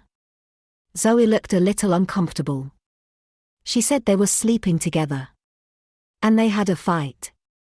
Or something, and she threatened to tell the college and get him fired. And he said, if she did, he'd kill her." Zoe nodded. She looked relieved to have got it off her chest. "That's right." The inspector seemed to mull this over for a moment. Then he abruptly stood up. "I'm going to talk to Professor Fosca. Wait here, will you? And, Zoe, we'll need you to make a statement." He left the room, and in his absence, Zoe repeated her story to a junior officer, who wrote it down. Mariana waited uneasily, wondering what was going on. A long hour passed. And then Inspector Sanger returned. He sat down again. "Professor Fosca was most cooperative," he said. "I've taken a statement from him and he says that, at the time of Tara's death, at 10 p.m. he was finishing a class in his rooms. It went from 8 until 10 p.m., and was attended by 6 students. He gave me their names. We've spoken to 2 of them so far, and they both corroborate his story." The inspector gave Zoe a thoughtful look. "As a result, I am not charging the professor with any crime, and I feel perfectly satisfied that, despite what Tara may have said, he is not responsible for her death." "I see," said Zoe in a whisper. Zoe kept her gaze down, staring at her lap. Mariana thought she looked worried. "I'm wondering what you can tell me about Conrad Ellis," said the inspector. "He's not a student here, he lives in town, I believe. He was Tara's boyfriend." Zoe shook her head. "He wasn't her boyfriend. They hung out, that's all." "I see." The inspector consulted his notes. "It seems he has 2 prior convictions for drug dealing, and for aggravated assault." He glanced at Zoe. "And his neighbors heard them having violent arguments on several occasions." Zoe shrugged. "He's a mess, like she was, but he'd never hurt her, if that's what you mean." "He's not like that. He's a nice guy." "He sounds lovely." The inspector didn't look convinced. He drained his tea, then screwed the lid back onto the flask. Case closed, Mariana thought. "You know, Inspector," she said, indignant on Zoe's behalf, "I do think you ought to listen to her." "Excuse me." Inspector Sanger blinked. He looked surprised to hear Mariana speak. "Remind me," he said, "who are you again?" "I'm Zoe's aunt and guardian. And, if necessary, her advocate." Inspector Sanger seemed faintly amused by this. "Your niece seems perfectly capable of being her own advocate, as far as I can tell." "Well, Zoe is a good judge of character. She always has been. If she knows Conrad and thinks he is innocent, you should take her seriously." The inspector's smile faded. "When I interview him, I'll form my own opinion if you don't mind. Just so we're clear, I'm in charge here, and I don't respond well to being told what to do. I'm not telling you what to, or to being interrupted.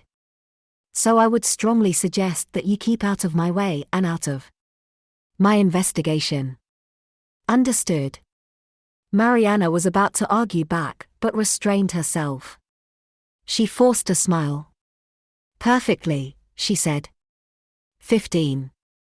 After leaving the dean's office, Zoe and Mariana walked through the colonnade at the end of the courtyard, a series of 12 marble columns, which supported the library above. The columns were very old and discolored, with cracks running through them like veins. They cast long shadows on the floor, plunging the women into occasional darkness as they wandered between them. Mariana put her arm around Zoe. Darling, you all right? She said. Zoe shrugged. I don't know. Do you think, perhaps, Tara was lying to you? Zoe looked pained. I don't know. Zoe suddenly froze and stopped walking. From nowhere, stepping out from behind a column, a man had appeared in front of them. He stood there, blocking their path. He stared at her. Hello, Zoe. Professor Fosca, Zoe said, with a slight intake of breath. How are you? Are you okay? I can't believe this has happened. I'm in shock. He had an American accent, Mariana noticed, with a soft, lilting cadence to his speech, a verso slightly anglicized around the edges. You poor thing, he said. I'm so sorry, Zoe. You must be absolutely devastated, he spoke. In an impassioned tone, and seemed genuinely distressed. He reached out to her and Zoe made a slight, involuntary movement backwards. Mariana noticed it, and so did the professor. He gave Zoe an awkward look. Listen, he said. I'll tell you exactly what I told the inspector. It's important you hear this. From me right now. Fosca ignored Mariana, addressing himself solely to Zoe. And Mariana studied him as he spoke. He was younger than she'd expected, and considerably more handsome. He was in his early 40s, tall, with an athletic build. He had strong cheekbones and striking dark eyes. Everything about him was dark, his black eyes, his beard, his clothes. His long black hair was tied up in a messy knot at the back of his head. And he was wearing a black academic gown, an untucked shirt, and a loose tie. There was something charismatic, even Byronic, about the whole effect. The truth is, he said, I probably handled it badly. I'm sure you can vouch for this, Zoe, but Tara was barely coping, academically. In fact, she was failing abysmally, despite my repeated efforts to get her to improve her attendance record and complete the coursework. And she left me with no choice. I had a very frank chat with her. I said that I didn't know if drugs were involved, or if it was relationship problems, but she hadn't done enough to progress this year. I told her she had to resit the entirety of last year. It was either that, or send her down. He gave a weary shake of the head. And when I told Tara this, she became quite hysterical. She said her father would kill her. She begged me to change my mind. I said it was out of the question. And then her attitude changed. She became quite aggressive. She threatened me. She said she would ruin my career and get me fired. He sighed. It seems this is what she attempted. Everything she said to you, these sexual allegations, it's an obvious attempt to damage my reputation. He lowered his voice. I would never have sex with any of my students. It would be the most gross betrayal of trust, and abuse of power. As you know, I was extremely fond of Tara. That's Why hearing she made this accusation is so hurtful.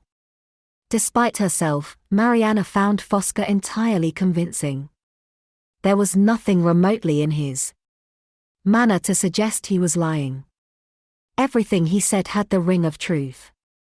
Tara had often spoken about her father in fearful terms, and Zoe had reported, from her visit to their estate in Scotland, that Tara's father had been a strict host, even draconian. Mariana could well imagine his reaction to Tara failing the year. She could also imagine that the prospect of telling him might make Tara hysterical and desperate. Mariana glanced at Zoe to see how she was taking it. It was hard to tell. Zoe was clearly tense and staring at the stone floor with a look of embarrassment. "I hope that clears it up," Fosca said. "What's important now is we help the police catch whoever did this. I have suggested they investigate Conrad Ellis, that man Tara was involved with. By all accounts, he's a nasty piece of work." Zoe didn't reply. Fosca stared at her. "Zoe? Are we okay? God knows we have enough to deal with right now without you suspecting me of something like this." Zoe looked up and stared at him. She slowly nodded. "We're fine," she said.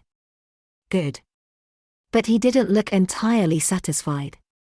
"I have to go. I'll see you later. Look after yourself, okay?" Fosca glanced at Mariana for the first time, acknowledging her with a brief nod. Then he turned and walked away, vanishing behind a column. There was a pause. Zoe turned to Mariana. She looked apprehensive. "Well," she said, with a slight sigh. "What now?" Mariana thought for a second. "I'm going to talk to Conrad." "But how?" "You heard the inspector." Mariana didn't reply. She caught sight of Julian Ashcroft leaving the dean's office. She watched him walk across the courtyard. She nodded to herself. "I have an idea," she said. 16. Later that afternoon, Mariana managed to see Conrad Ellis at the police station. "Hello, Conrad," she said. "I'm Mariana." Conrad had been arrested immediately following his interview with Chief Inspector Sanger.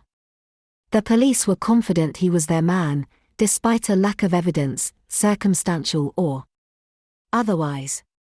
Tara was last seen alive at 8 o'clock by the head porter, Mr. Morris, who saw her leave college by the main gate.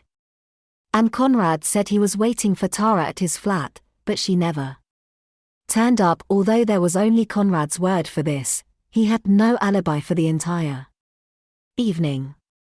No murder weapon was discovered at his flat, despite a thorough search. And his clothes and other belongings were taken away for forensic testing, in the hope they would provide something to link Conrad to the murder. To Mariana's surprise, Julian readily agreed to help her see him. "I can get you in on my pass," Julian said. "I need to do the psych evaluation anyway, and you can observe, if you want." Then he winked at her. "As long as Sanger doesn't catch us." "Thanks. I owe you one." Julian seemed to enjoy the subterfuge. They entered the police station, and he winked at her as he requested Conrad Ellis be brought up from the cells. A few minutes later, they were sitting with Conrad in the interview room. It was a cold room. Windowless, airless. It was unpleasant to be in, but presumably that was the point. "Conrad, I'm a psychotherapist," said Mariana. "I'm also Zoe's aunt. You know Zoe, don't you? At St. Christopher's." Conrad looked confused for a second, then there was a dim light in his eyes and he nodded absently. "Zoe, Tara's mate." "That's right. She wants you to know how sorry she is about Tara." "She's all right, Zoe. I like her. She's not like the others." The others. Tara's mates. Conrad pulled a face. I call them the witches. Really? You don't like her friends? It's me they don't like. Why is that? Conrad shrugged. Blank, expressionless. Mariana had been hoping to get some kind of emotional response from him, something that would help her read him better, but none came. She was reminded of her patient Henry. He had that same clouded look, from years of relentless alcohol and drug abuse. Conrad's appearance went against him. That was part of the problem. He was lumbering. Huge, heavily tattooed. And yet Zoe was right, there was a niceness to him, a gentleness. When he spoke, his speech was slow and confused. He didn't seem quite clear about what was happening to him. I don't understand, why do they think I hurt her? I didn't hurt her. I loved her. Mariana glanced at Julian to see his reaction. He didn't look remotely moved. He proceeded to ask Conrad all kinds of intrusive questions about his life and his upbringing. The longer it went on, the more torturous the interview became, the blacker things looked for Conrad. And all the more Mariana felt he was innocent. He wasn't lying, this man was heartbroken. At one point, exhausted by Julian's questioning, he broke down, held his head in his hands, and quietly wept.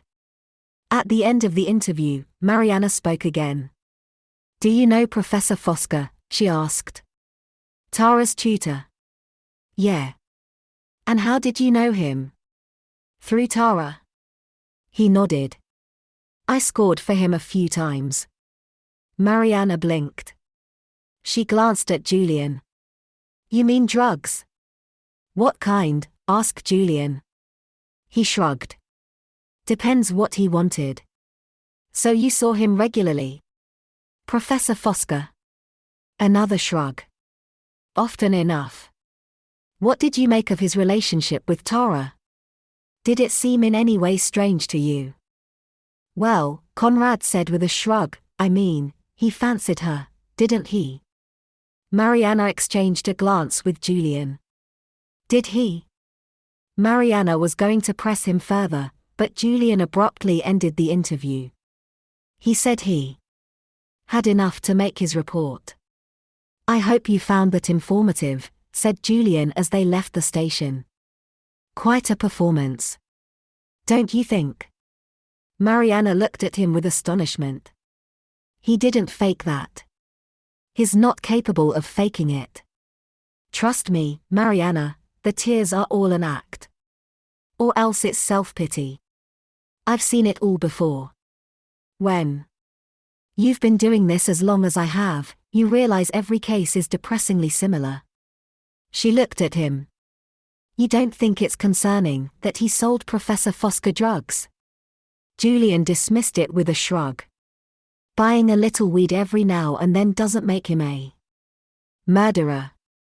And what about Conrad saying Fosca fancied her? What if he did? By all accounts, she was gorgeous. You knew her, didn't you? What was she doing with that moron? Mariana shook her head sadly. I imagine Conrad was simply a means to an end. Drugs? Mariana sighed and nodded. Julian glanced at her. Come on. I'll drive you back unless you fancy a drink. I can't, I have to get back to college. They're holding a special service for Tara at 6. Well, one evening, I hope. He winked. You owe me, remember? Tomorrow. I won't be here, I'm afraid I'm leaving tomorrow. Okay, we'll work something out. I can hunt you down in London if necessary. Julian laughed, but not, Mariana noticed, with his eyes. They remained cold, hard, unkind. There was something about the way he looked at her that made Mariana feel distinctly uncomfortable. She was rather relieved when they got back to St. Christopher's, and she could make her escape. 17. At 6 o'clock, a special service for Tara was held in the chapel. The college chapel had been constructed in 1612 from stone and timber.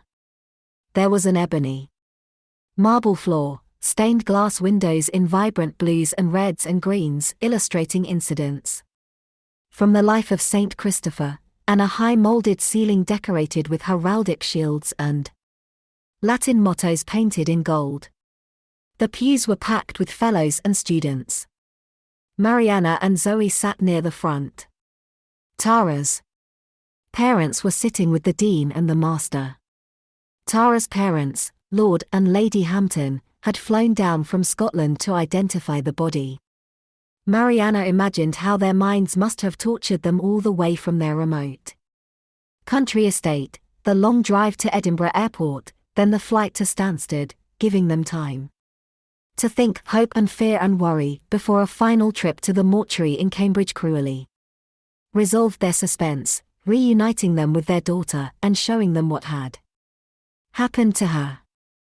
Lord and Lady Hampton sat rigidly, their faces were white, contorted, frozen. Mariana watched them with fascination. She remembered that feeling, like being plunged into a freezer. Icy cold, numb with shock. It didn't last long, and it was a blessed state compared with what came next, when the frost melted and the shock wore off, and they began to experience the enormity of their loss. Mariana saw Professor Fosca appear in the chapel. He walked down the aisle, followed by a group of 6 distinctive young women, distinctive because they were all extremely beautiful and because they were all dressed in long white dresses. They walked with an air of self-assurance and also self-consciousness, aware they were being watched. The other students stared as they passed. Were these Tara's friends, Mariana wondered, who Conrad disliked so much? The witches. A somber silence fell upon the mourners as the service began. Accompanied by the pipe organ, a procession of choirboys, wearing red cassocks with white lace ruffs around their necks, sang a Latin hymn by candlelight, their angelic voices spiraling into the dark. This was not a funeral. The actual burial would take place in Scotland. There was nobody here to mourn. Mariana thought of that poor broken girl lying alone in the morgue. And she couldn't help but remember how her lover had been returned to her, on a concrete slab, in the hospital in Naxos.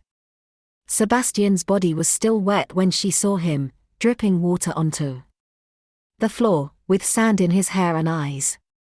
There were holes in his skin, small chunks of flesh bitten off by fish. And one of his fingertips was missing, claimed by the sea.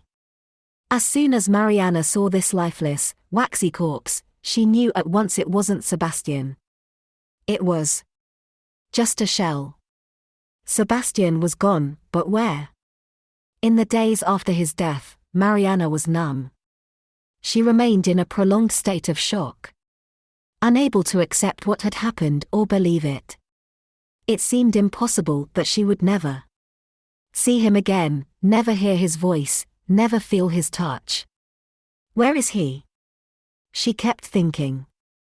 Where's he gone? And then, as reality began to sink in, she had a kind of delayed breakdown and, like a dam breaking, all her tears came rushing forth, a waterfall of grief, washing away her life, and who she thought she was. And then came the anger. A burning rage, a blind fury which threatened to consume her and anyone near her. For the first time in her life, Mariana wanted to cause actual physical pain. She wanted to lash out and hurt someone, herself mostly. She blamed herself, of course she did. She'd insisted they go to Naxos. If they'd stayed in London, as Sebastian had wanted, he would still be alive. And she blamed Sebastian too. How dare he be so reckless, how dare he go out swimming in that weather, be so careless with his life and with hers. Mariana's days were bad, her nights were worse. At first, combining enough alcohol and Sleeping pills brought her a kind of temporary, medicated refuge, albeit with recurring nightmares. Filled with disasters like sinking ships, train crashes, and floods. She'd dream of endless journeys. Expeditions through desolate Arctic landscapes, trudging through icy winds and snow. Searching endlessly for Sebastian but never finding him. Then, the pills stopped working and she would lie awake until 3 or 4 in the morning.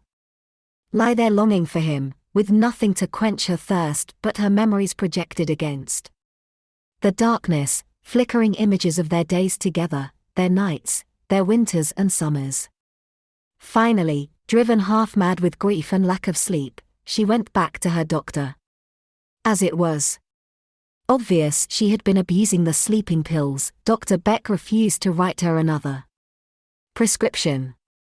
Instead, he suggested a change of scene. "You're a wealthy woman," he said, adding callously, "with no children to support. Why not go abroad? Travel. See the world." Considering the last trip Dr. Beck had sent Mariana on had ended in the death of her husband, she elected not to follow his advice. Instead, she retreated to her imagination. She would shut her eyes and think of the ruined temple on Naxos, the dirty white columns against the blue sky, and remember her whispered prayer to the maiden for their happiness, for their love. Was that her mistake? Had the goddess somehow been offended? Was Persephone jealous? Or perhaps she fell for that handsome man at first sight, and claimed him, as she herself had once been claimed, taking him to the underworld. This seemed easier to bear, somehow blaming Sebastian's death on the supernatural, on the capricious whim of a goddess. The other alternative, that it was meaningless, random, signifying nothing, was more than she could bear. Stop it, she thought. Stop it. She could feel pathetic, self-pitying tears welling up in her eyes. She wiped them away. She didn't want to break down, not here. She had to get out of here. Out of the chapel. "I need some air," she whispered to Zoe. Zoe nodded, and gave her hand a quick, supportive squeeze. Mariana got up, and hurried outside. As she left the dimly lit and crowded chapel, emerging into the empty courtyard, she felt an immediate sense of relief. There was no one in sight. Main court was silent and still. It was dark, apart from the tall lampposts spaced out through the courtyard. Their lanterns were glowing in the darkness, with halos around them. A heavy mist was seeping in from the river, creeping through the college. Mariana wiped away her tears. She looked up at the sky. All the stars, invisible in London, shone here so brightly, billions of shimmering diamonds, in an infinite blackness. He must be there, somewhere. "Sebastian," she whispered. "Where are you?" She listened and watched, and waited for some kind of sign, for a shooting star, or a cloud passing in front of the moon, something, anything. But there was nothing. Only darkness. 18. After the service, people mingled outside in the courtyard, talking in small groups. Mariana and Zoe stood apart from the others, and Mariana quickly told Zoe about her visit to Conrad, and that she agreed with her assessment. "You see," Zoe said, "Conrad is innocent. He didn't do it. We have to help him somehow." "I don't know what else we can do," said Mariana. "We have to do something. I'm pretty sure Tara was sleeping with someone else. Apart from Conrad. She hinted at it a couple of times. Maybe there's a clue on her phone. Or her laptop. Let's try and get into her room." Mariana shook her head. "We can't do that, Zoe." "Why not?" "I think we need to leave all that to the police." "But you heard the inspector. They're not looking, they made up their minds. We need to do something. She sighed heavily. I wish Sebastian was here. He'd know what to do. Mariana accepted the implied rebuke. I wish he were here too. She paused. I was thinking. How about you come back to London with me for a few days? She knew, as soon as she said this, that it was the wrong thing to say. Zoe stared at her with a look of astonishment. What? It might help, to get away. I can't just run away. That won't make any difference. Do you think that's what Sebastian would say? No, said Mariana, suddenly feeling irritated. But I'm not Sebastian. No, said Zoe, mirroring her irritation. You're not. Sebastian would want you to stay. That's what he'd say. Mariana didn't say anything for a moment. Then she decided to voice something, a worry that had been bothering her since their phone call last night. Zoe. Are you sure you're telling me everything? About what? I don't know. About this, about Tara. I keep thinking I can't escape the feeling you're holding something back. Zoe shook her head. No, nothing. She looked away. Mariana had a continuing feeling of doubt. It concerned her. Zoe. Do you trust me? Don't even ask that. Then listen. This is important. There's something you're not telling me. I can tell. I can sense it. So trust me. Please. Zoe hesitated, then weakened. Mariana, listen. But then, glancing over Mariana's shoulder, Zoe saw something that silenced her. A strange, fearful look flashed into Zoe's eyes for a second and then it was gone. She turned back to Mariana and shook her head. There's nothing. Honest. Mariana turned to see what Zoe had seen. And there, standing by the chapel entrance, were Professor Fosca and his entourage, the beautiful girls in white dresses, deep in whispered conversation. Fosca was lighting a cigarette. His eyes met Mariana's through the smoke and they stared at each other for a second. Then the professor left the group and walked over to them, smiling. Mariana heard Zoe sigh slightly under her breath as he approached. Hello, he said when he reached them. I didn't get a chance to introduce myself before. I'm Edward Fosca. I'm Mariana Andros. She hadn't meant to use her maiden name. It just came out like that. I'm Zoe's aunt. I know who you are. Zoe has told me about you. I'm very sorry about your husband. Oh, said Mariana, taken aback. Thank you. And I'm sorry for Zoe, he said, glancing at her. Having lost her uncle, and now having to grieve all over again for Tara. Zoe didn't answer, she just shrugged, evading Fosca's eyes. There was something not being said by Zoe here, something being avoided. She's afraid of him, Mariana suddenly thought. Why? Mariana didn't find Fosca remotely threatening. To her, he seemed completely genuine and sympathetic. He gave her a heartfelt look. I'm so sorry for all the students, he said. This will devastate the whole year, if not the entire college. Zoe turned abruptly to Mariana. I have to go, I'm meeting some friends for a drink. Do you want to come? Mariana shook her head. I said I'd pop in to see Clarissa. I'll find you later. Zoe nodded and started walking off. Mariana turned back to where Fosca had been, but to her surprise, he had already gone.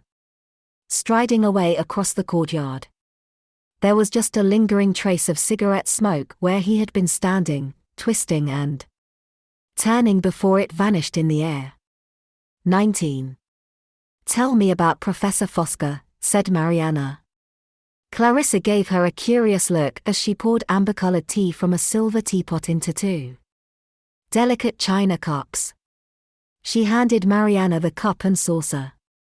"Professor Fosca. What makes you ask about him?" Mariana decided it might be best not to go into detail.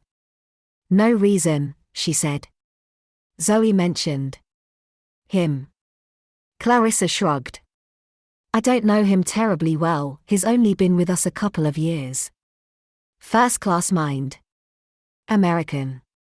Did his doctorate under Robertson at Harvard." She sat down opposite Mariana, in the faded lime-green armchair by the window. She smiled at Mariana fondly. Professor Clarissa Miller was in her late 70s, with an ageless face hidden under a mop of messy grey hair. She was wearing a white silk shirt and a tweed skirt, with a loose-knit green cardigan that was probably considerably older than most of her students. Clarissa had been Mariana's director of studies when she was a student. Most of the teaching at St. Christopher's was done on a one-to-one basis, between fellow and student, usually taking place in the fellows' rooms at any time after midday, or even earlier, at the discretion of the fellow concerned. Alcohol was invariably served, an excellent Beaujolais, in Clarissa's case, brought up from the labyrinthine wine cellars beneath college, providing an education in drinking as well as literature. It also meant that tutorials took on a more personal flavor, and lines between teacher and pupil became blurred, confidences were given, and intimacies exchanged. Clarissa had been touched, and perhaps intrigued, by this lonely motherless Greek girl. She kept a maternal eye on Mariana during her time at St. Christopher's. And for her part, Mariana was inspired by Clarissa. Not just by the professor's remarkable academic achievements in a field dominated by men, but also by her knowledge, and enthusiasm for imparting that knowledge. And Clarissa's patience and kindness and occasional irascibility meant Mariana retained much more from her than from any other tutor she encountered. They stayed in touch after Mariana graduated, through occasional notes and postcards, until one day an unexpected email came from Clarissa, announcing that against all odds she had joined the internet age. She sent Mariana a beautiful and heartfelt email after Sebastian died, which Mariana found so moving, she saved and reread it several times. "I hear Professor Fosca taught Tara," Mariana said. Clarissa nodded. "That's right, yes, he did. Poor girl. I know he was quite concerned about her." "Was he?" "Yes, he said Tara was barely scraping through, academically. She was quite troubled, he said." She sighed, and shook her head. "Terrible business." "Terrible." "Yes. Yes, it is." Mariana sipped some tea, and watched Clarissa pack her pipe with tobacco. It was a handsome thing, made of dark cherry wood. Pipe smoking was a habit Clarissa had picked up from her late husband. Her rooms smelled of smoke and spicy, pungent pipe tobacco. Over the years, the odor had seeped into the walls, into the paper in the books, into Clarissa herself. It was overpowering at times, and Mariana knew that students in the past had objected to Clarissa smoking during supervisions until Clarissa was eventually forced to comply with changing health and safety standards and no longer allowed to inflict her habit on her students. But Mariana didn't mind. In fact, sitting here now, she realized how much she'd missed this smell. On the rare occasions she encountered a pipe being smoked in the outside world, she would immediately feel reassured, associating the smelly, dark, billowing smoke with wisdom and learning and kindness. Clarissa lit the pipe and puffed away on it, disappearing behind clouds of smoke. "It's a Struggle to make sense of it, she said. I feel quite at a loss, you know. It reminds me what sheltered lives we live here in the cloister, naive, perhaps even willfully ignorant of the horrors of the outside world. Privately, Mariana agreed. Reading about life was no preparation for living it, she had learned this the hard way. But she didn't say so. She just nodded. Such violence is horrifying. It's hard for anyone to comprehend. Clarissa pointed the pipe at Mariana. She often used her pipe as a prop, sending tobacco flying and leaving blackened holes on the rugs where burning embers had landed. The Greeks had a word for it, you know. For that kind of anger. Mariana was intrigued. Did they? Menes. There's no real equivalent in English. You remember, Homer begins the Iliad with, "Sing to me, O goddess, of the Menes of Achilles." Ah. What does it mean, exactly? Clarissa mused for a second. I suppose the closest translation is a kind of uncontrollable anger. Terrifying rage, a frenzy. Mariana nodded. A frenzy, yes. It was frenzied. Clarissa placed the pipe in a small silver ashtray. She gave Mariana a small smile. I'm so glad you're here, my dear. You'll be such a help. I'm only staying tonight, I'm just here for Zoe. Clarissa looked disappointed. Is that all?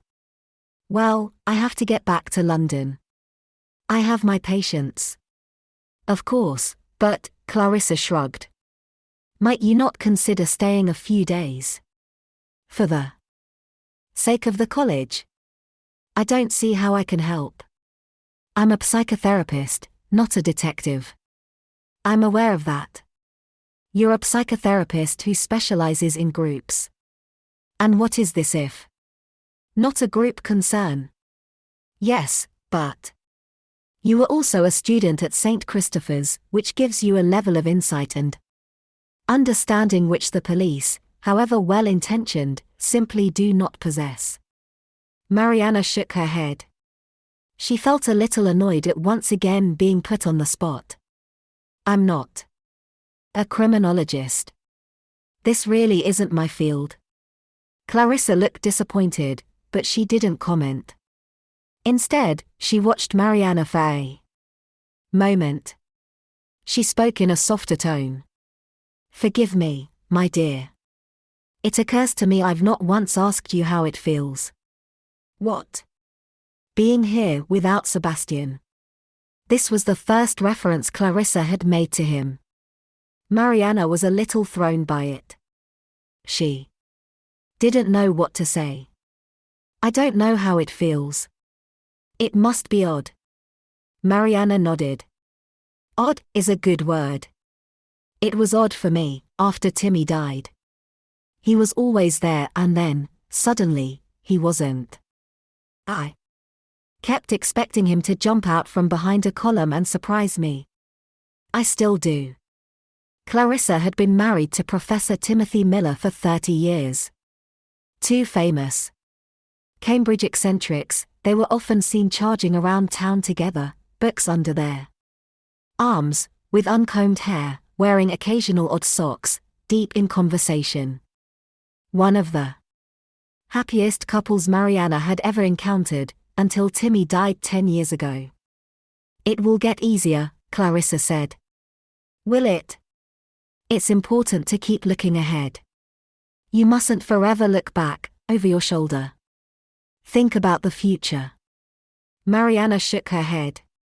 To be honest, I can't really see a future. I can't see much. It's all, she searched for the words. Then she remembered. Behind a veil. Where's that from? Behind the veil, behind the veil. Tennyson. Clarissa spoke without hesitation. In Memoriam, stanza 56, if I'm not mistaken. Mariana smiled. Most fellows had an encyclopedia for a brain, Clarissa had an entire library. The professor closed her eyes and proceeded to recite it from memory. O life as futile, then, as frail, O for thy voice to soothe and bless, what hope of answer, or redress, behind the veil, behind the veil? Mariana nodded sadly. Yes. Yes, that's it. Rather underrated these days, I'm afraid, Tennyson. Clarissa smiled, and then glanced at her. Watch. If you're staying tonight, we must find you a room. Let me call the porter's lodge. Thank you. Wait a moment. The old woman heaved herself to her feet, and went to the bookcase. She ran her finger along the spines until she located a book. She pulled it off the shelf, and pressed it into Mariana's hands. Here. I found this such a source of solace after Timmy died. It was a slim black leather-bound volume. In Memoriam AHH by Alfred Tennyson was embossed on the cover in faded gold lettering. Clarissa gave Mariana a firm look. Read it. 20. Mr. Morris found Mariana a room.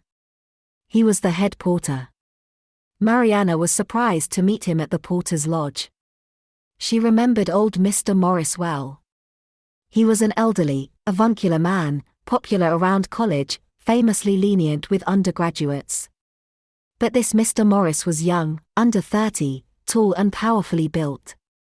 He had a strong jaw and dark brown hair, parted on one side and slicked down.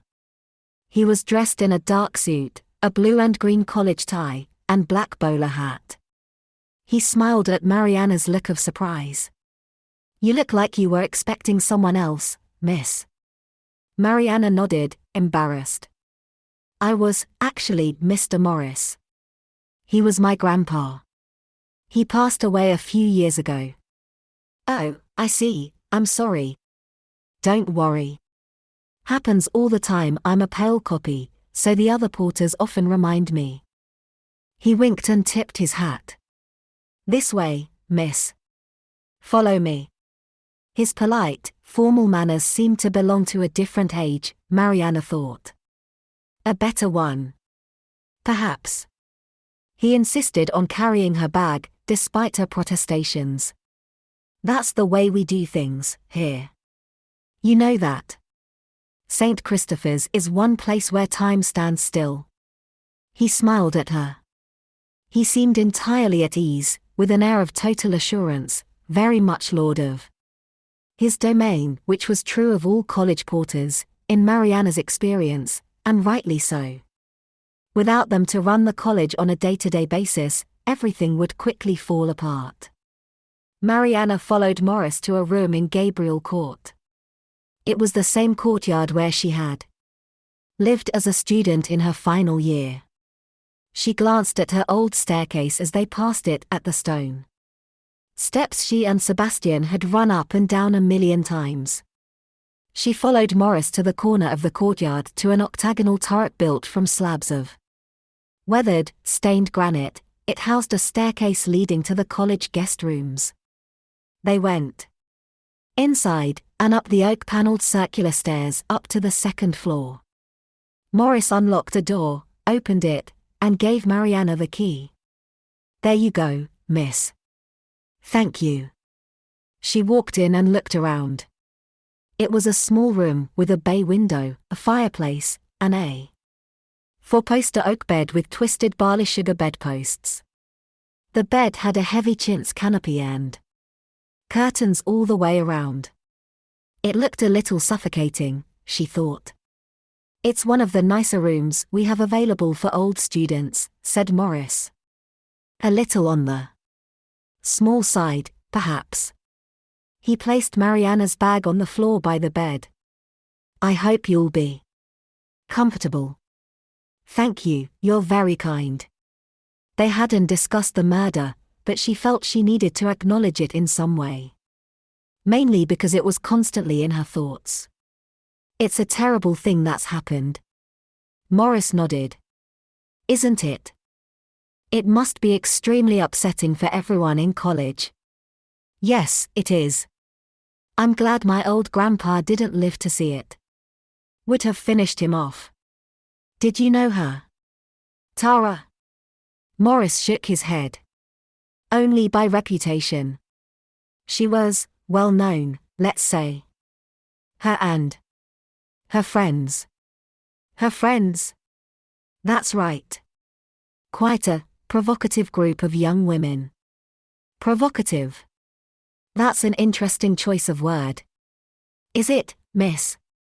He was being deliberately coy, and Mariana wondered why. What do you mean by it? Morris smiled. Just that they're a little boisterous, if you take my meaning. We had to keep a firm eye on them and their parties. I had to shut them down a few times. All sorts of goings-on. I see. It was hard to read his expression. Mariana wondered what lay beneath his good manners and genial demeanor. What was he really thinking? Morris smiled.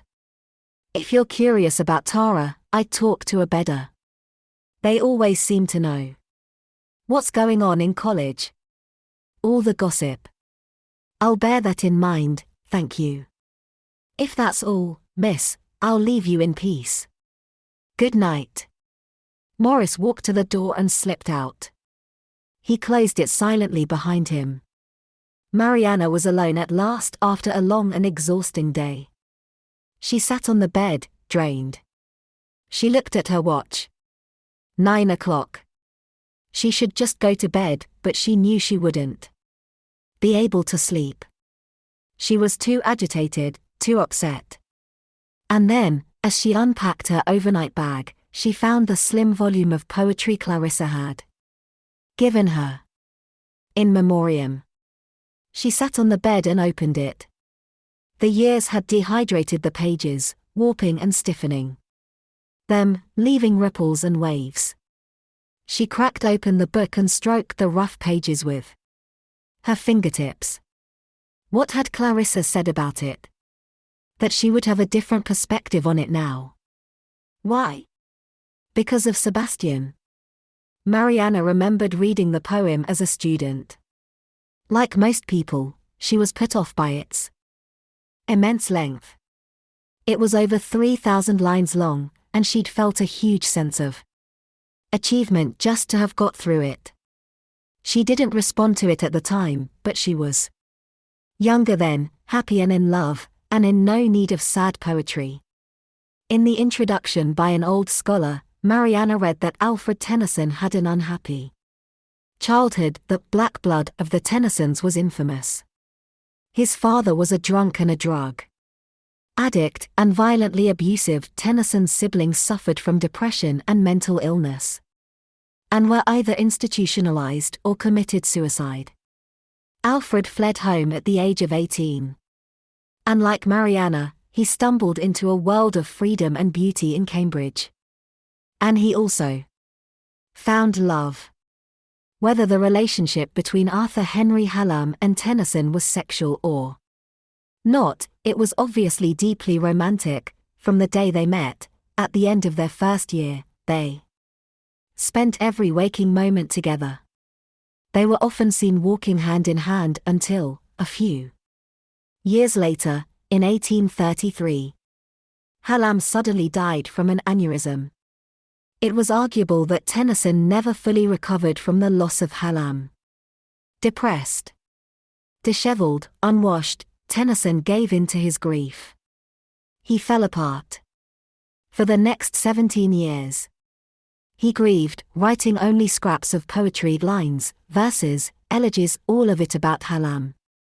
Finally, these verses were collected together as one enormous poem. It was published as in memoriam. And quickly recognized as one of the greatest poems ever written in the English language. Mariana perched on the bed and began to read. She soon discovered how painfully authentic and familiar his voice sounded. She had the strange, out-of-body sensation this was her voice, not Tennyson's, that he was articulating her inexpressible feelings for her. I sometimes hold it half a sin, To put in words the grief I feel. For words, like nature, half reveal and half conceal the soul within. Just like Mariana, a year after Hallam's death, Tennyson made the trip back to Cambridge. He walked the same streets he had walked with Hallam. He found it felt the same, but not the same. He stood outside Hallam's room, seeing another name was on the door. And then Mariana stumbled on those lines that had become so famous they passed into the English language itself, coming across them here, buried amongst so much other verse. They retained their ability to sneak up behind her, take her by surprise, and leave her breathless. I hold it true, whate'er befall. I feel it when I sorrow most. 'Tis better to have loved and lost than never to have loved at all. Mariana's eyes filled with tears. She lowered the book and looked out of the window. But it was dark outside, and her face was reflected back at her. She stared at herself as the tears streamed down her cheeks. Where now? She thought. Where are you going? What are you doing?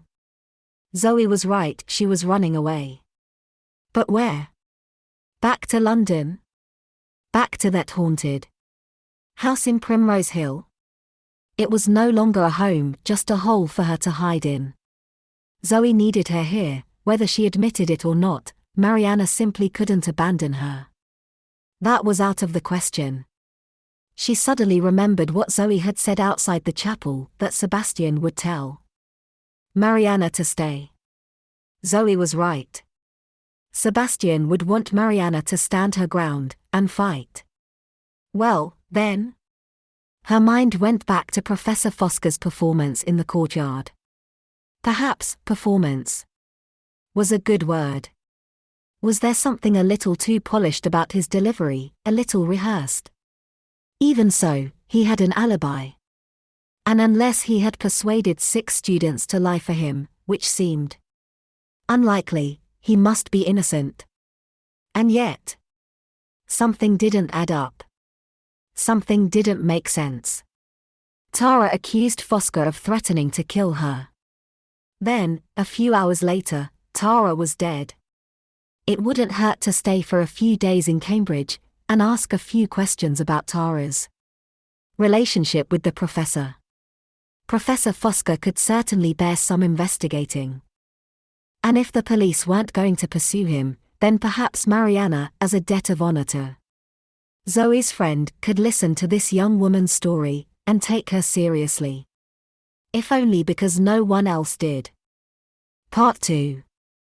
My argument with so much of psychoanalysis is the preconception that suffering is a mistake, or a sign of weakness, or a sign even of illness.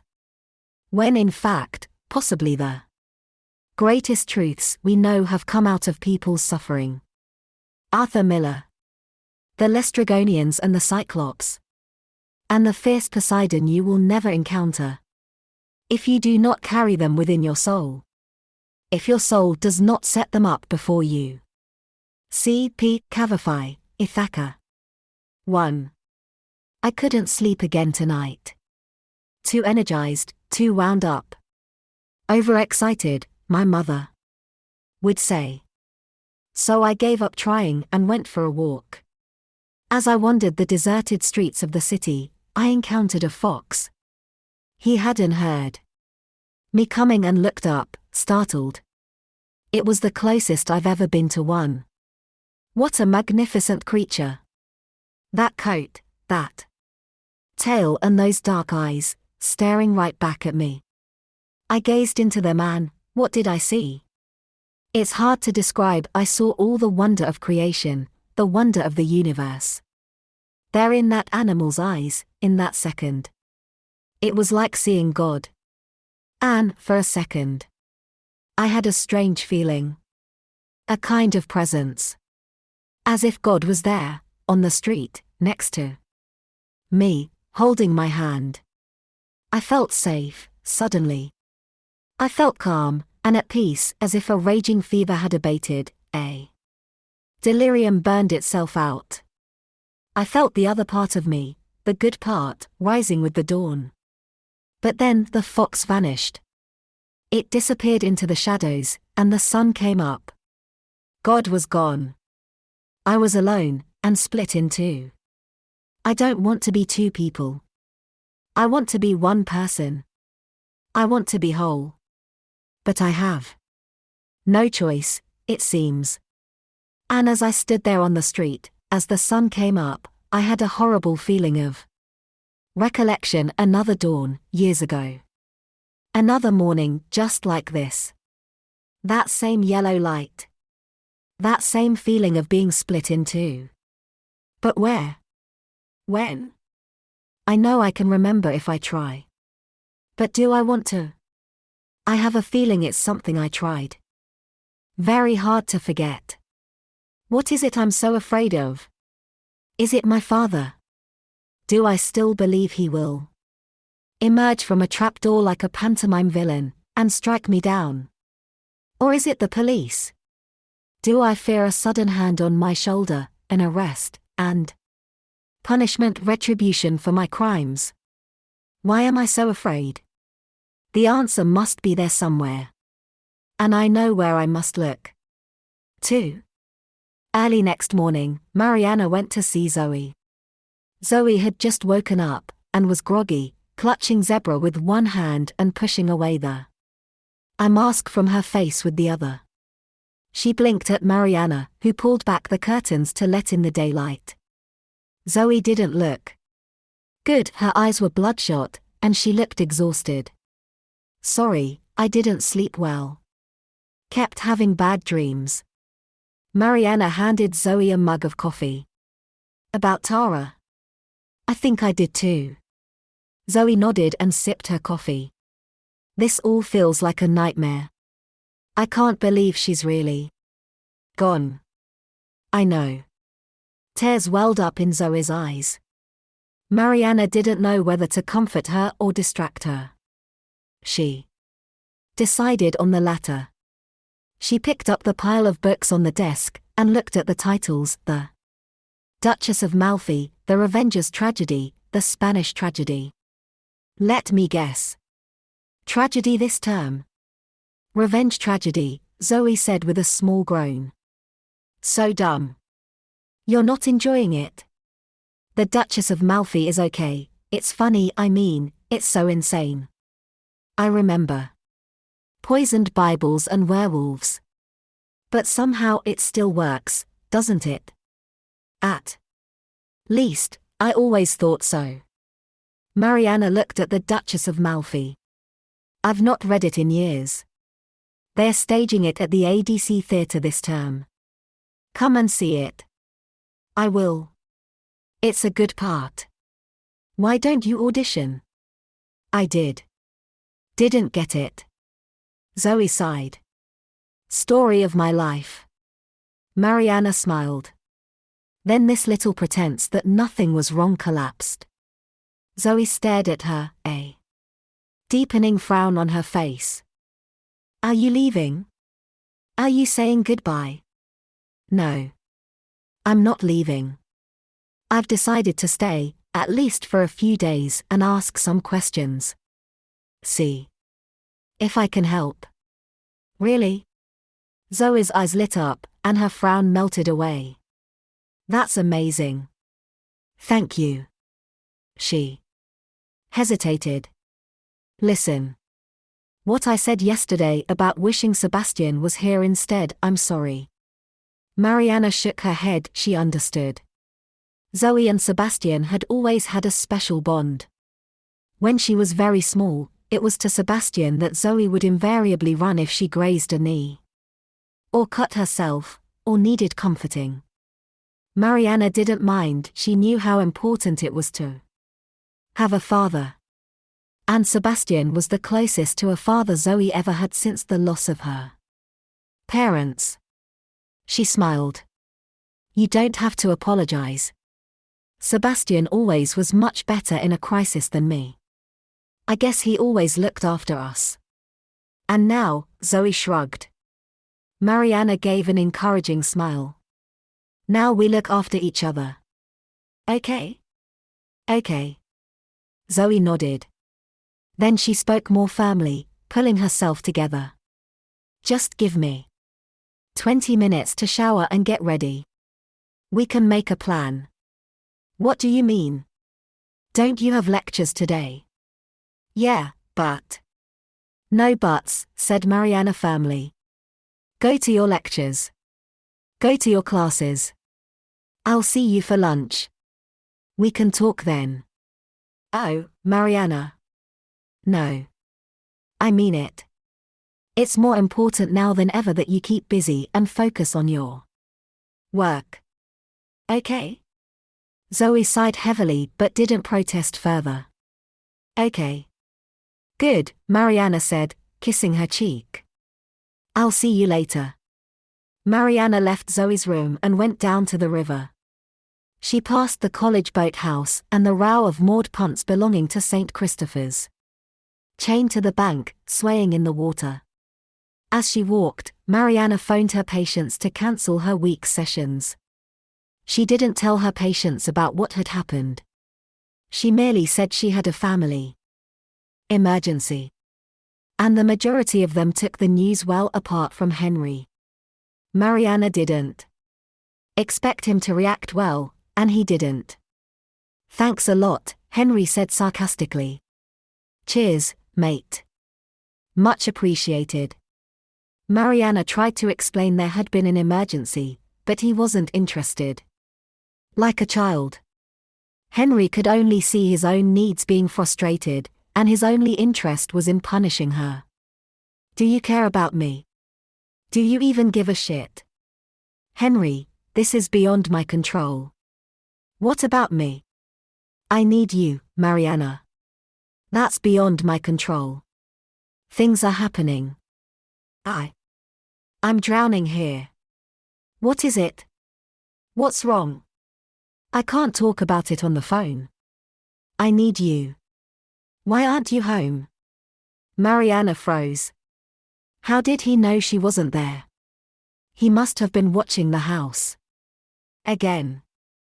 She felt a sudden alarm bell ringing in her head. This situation with Henry was untenable. She felt angry with herself for having allowed it to happen in the first place.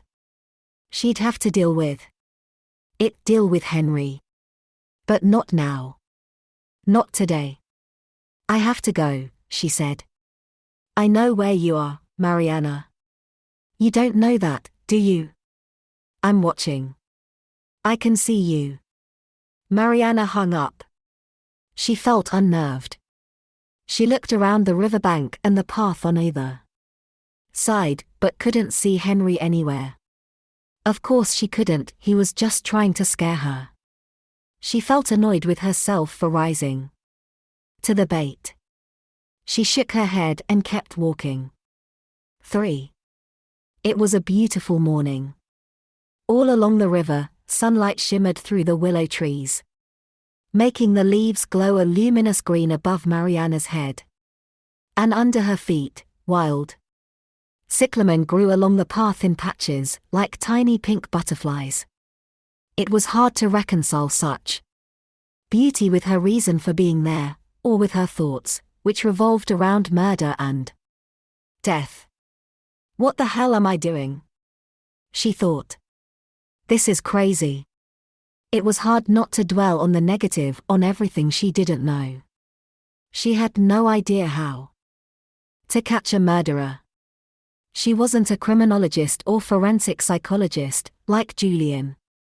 All she had was an instinctive knowledge of human nature and human behavior, derived from years of working with patients. And it would have to do, she had to banish this self-doubt, or it would cripple her. She had to trust her instincts. She thought for a second. Where to begin? Well, firstly and most importantly, she needed to understand Tara, who she was as a person. Who she loved, who she hated, and who she feared. Mariana suspected that Julian was right. Tara knew her killer. So Mariana needed to discover her secrets. It shouldn't be too difficult. In groups like these, In small cloistered communities, gossip was rife and people had intimate knowledge of one another's private lives. If there was any truth to the affair Tara alleged she was having with Edward Fosca, for instance, there was bound to be some gossip. A great deal could be learned from what others in college had to say. This was where Mariana would begin by asking questions. And, more importantly, by listening. She had reached a busier part of the river, by Mill Lane. Up ahead, people were walking, running, biking. Mariana contemplated them. The killer could be any one of these people. He could be standing here right now. He could be watching her. How would she recognize him? Well, the simple answer was she couldn't. And despite all of Julian's claims of expertise, he couldn't either. Mariana knew that, if asked about psychopathy, Julian would point to frontal or temporal lobe damage in the brain, or quote a series of meaningless labels: antisocial personality disorder, malignant narcissism, along with a glib set of characteristics like high intelligence, superficial charm, grandiosity, pathological lying, a contempt for morality, all of which explained very little. It didn't explain how or why a person might end up like this, as a merciless monster, using other human beings as if they were broken toys to be smashed to bits. A long time ago, psychopathy used to be called simply evil. People who were evil, who took a delight in hurting or killing others, were written about ever since media took an axe to her children, and probably long before that. The word psychopath was coined by a German psychiatrist in 1888, the same year Jack the Ripper terrorized London, from the German word psychopastisch, literally meaning suffering soul. For Mariana, this was the clue: the suffering. The sense that these monsters were also in pain. Thinking about them as victims allowed her to be more rational in her approach, and more compassionate. Psychopathy or sadism never appeared from nowhere. It was not a virus, infecting someone out of the blue.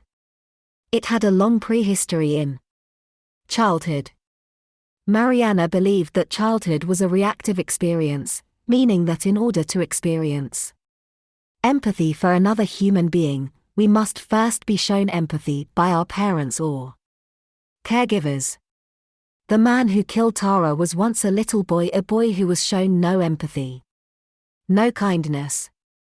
He had suffered and suffered horribly. Yet many children grow up in terribly abusive environments and they don't end up as murderers. Why? Well, as Mariana's old supervisor used to say, it doesn't take much to save a childhood.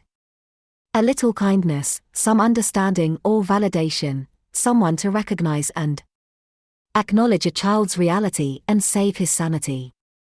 In this case, Mariana suspected there had been no one, no kindly grandmother, no favorite uncle, no well-meaning neighbor or teacher to see his pain, name it, and make it real.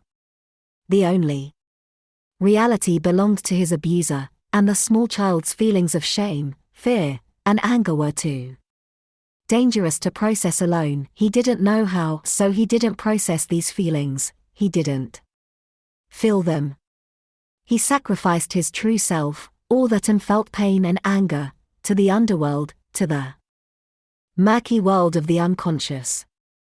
He lost touch with who he really was.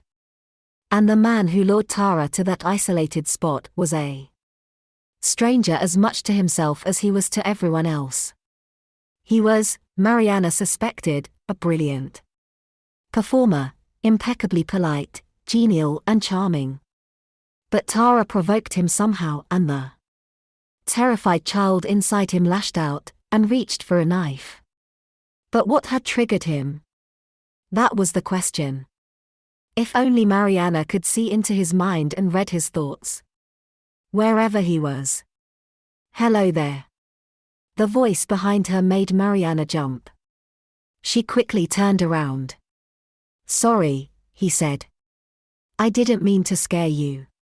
It was Fred, the young man she'd met on the train. He was pushing a bicycle, with a stash of papers under his arm, eating an apple. He grinned. "Remember me?" "Yes, I remember. Said we'd meet again, didn't I?" "I predicted it. Told you, I'm a bit psychic." Mariana smiled. "Cambridge is a small place. It's a coincidence. Take it from me. As a physicist, no such thing as coincidence. This paper I'm writing here actually proves it." Fred nodded at his stack of papers, which slipped out from under his arm, and pages of mathematical equations cascaded all over the path. "Bugger." He threw down his bike to the ground, and ran around trying to retrieve the pages. Mariana knelt down to help.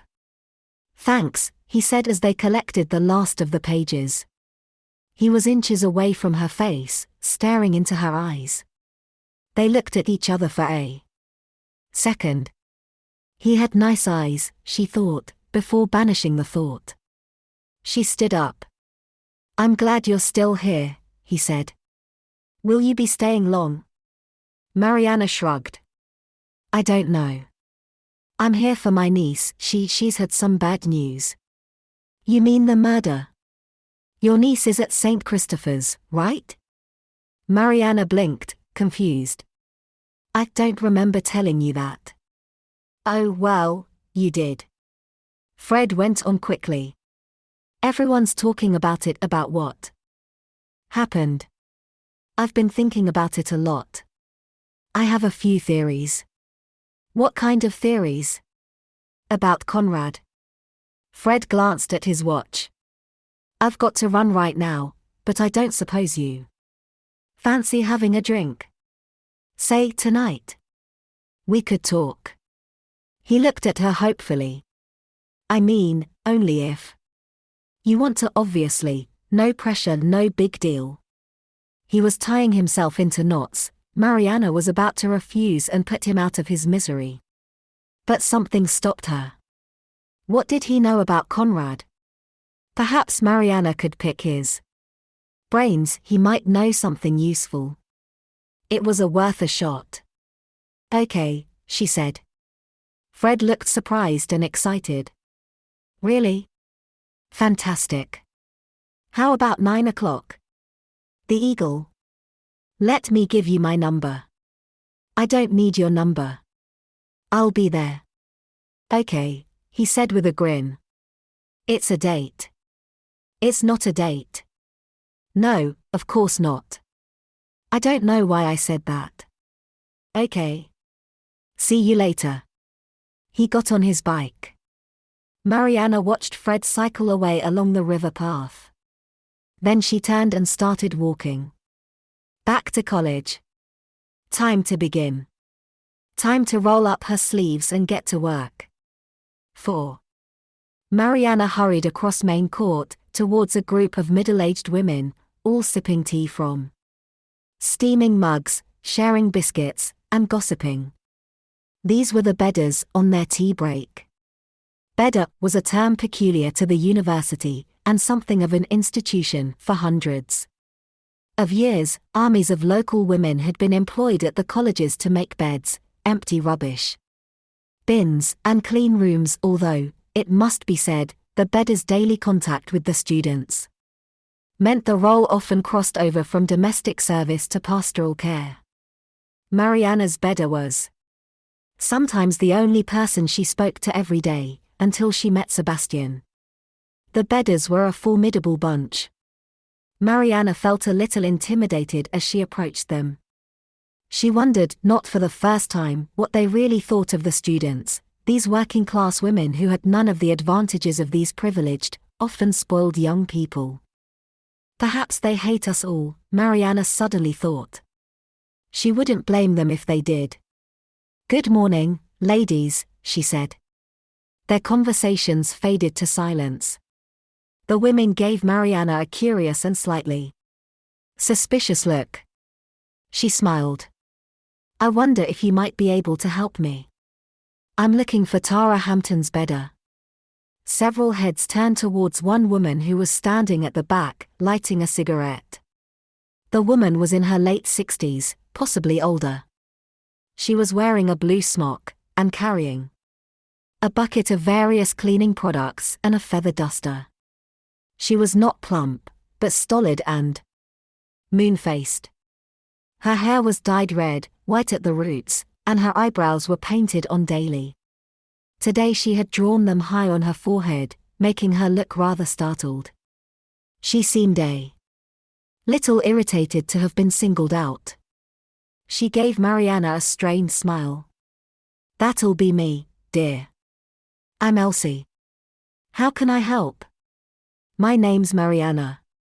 I was a student here. And she went on, improvising, I'm a psychotherapist. The dean has asked me to talk to various members of college about the impact of Tara's death. I was wondering if we might have a little chat. She finished lamely, and didn't hold out much hope that Elsie would take the bait. She was right. Elsie pursed her lips. I don't need a therapist, dear.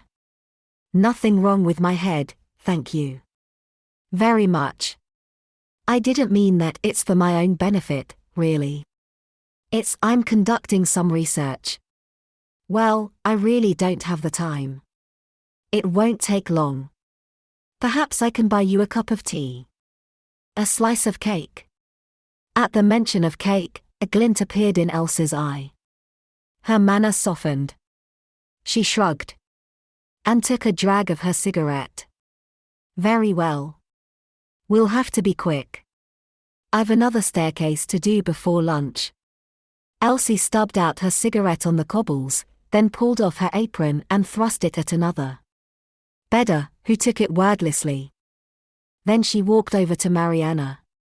Follow me, dear, she said. I know the best spot. Elsie marched off. Mariana followed, and the moment her back was turned, she could hear the other women whispering to one another furiously. 5. Mariana followed Elsie along King's Parade. They passed Market Square, with its green and white marquees and stalls selling flowers, books, and clothes, and the Senate House, gleaming white behind shiny black railings. They walked past the fudge shop, and from its open doors flooded out an overwhelmingly sweet smell of sugar and hot fudge. Elsie stopped outside the red and white awning of the Copper Kettle. This is my local, she said. Mariana nodded. She remembered the tea room from her student days. After you. She followed Elsie inside. It was busy with a mix of students and tourists, all talking in different languages. Elsie went straight up to the glass counter with all the cakes. She perused the selection of brownies, chocolate cake, coconut slices, apple pie, and lemon meringue. I shouldn't, really, she said. Well, perhaps just one. She turned to the elderly, white-haired waitress behind the counter. A slice of the chocolate cake. And a pot of English breakfast. She nodded at Mariana. She's paying. Mariana ordered some tea, and they sat down at a table by the window. There was a pause. Mariana smiled. I'm wondering if you know my niece, Zoe? She was Tara's friend. Elsie grunted.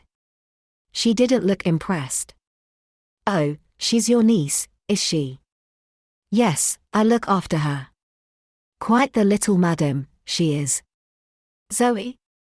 What do you mean? She's been very rude to me on several occasions. Oh, I'm sorry to hear that. That doesn't sound like her. I'll have a word with her. Do, dear. There was a moment's awkwardness. They were interrupted by the appearance of a waitress, young, pretty, Eastern European, bearing tea and cake. Elsie's face brightened considerably. Paulina. How are you? I'm good, Elsie. You? Haven't you heard?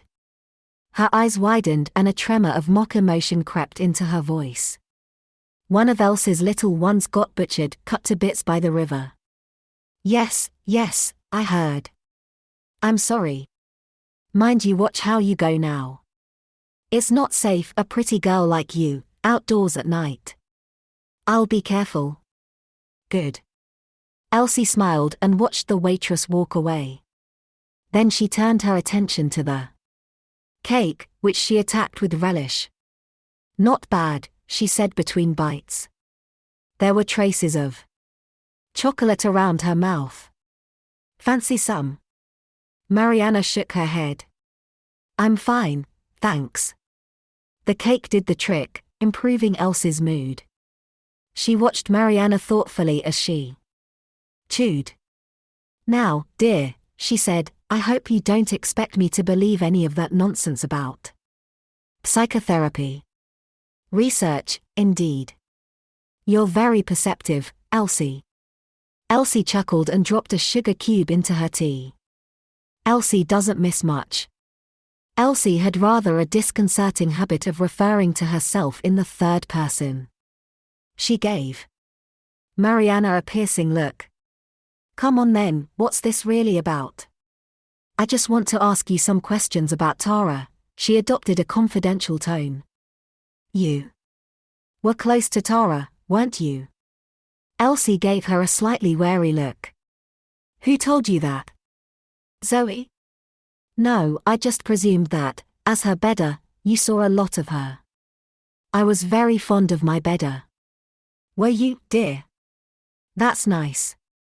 Well, it's such an important service you provide. I'm not sure you're always appreciated. Elsie nodded with enthusiasm. You're right about that. People think being a bedder is just a matter of wiping down a few surfaces and emptying the odd bin. But the little ones are away from home for the first time, they can't be left to fend for themselves, they need looking after. She smiled sweetly. It's Elsie who looks after them. It's Elsie who checks on them every day. And wakes them up every morning or finds them dead, if they've hanged themselves in the night. Mariana hesitated, taken aback.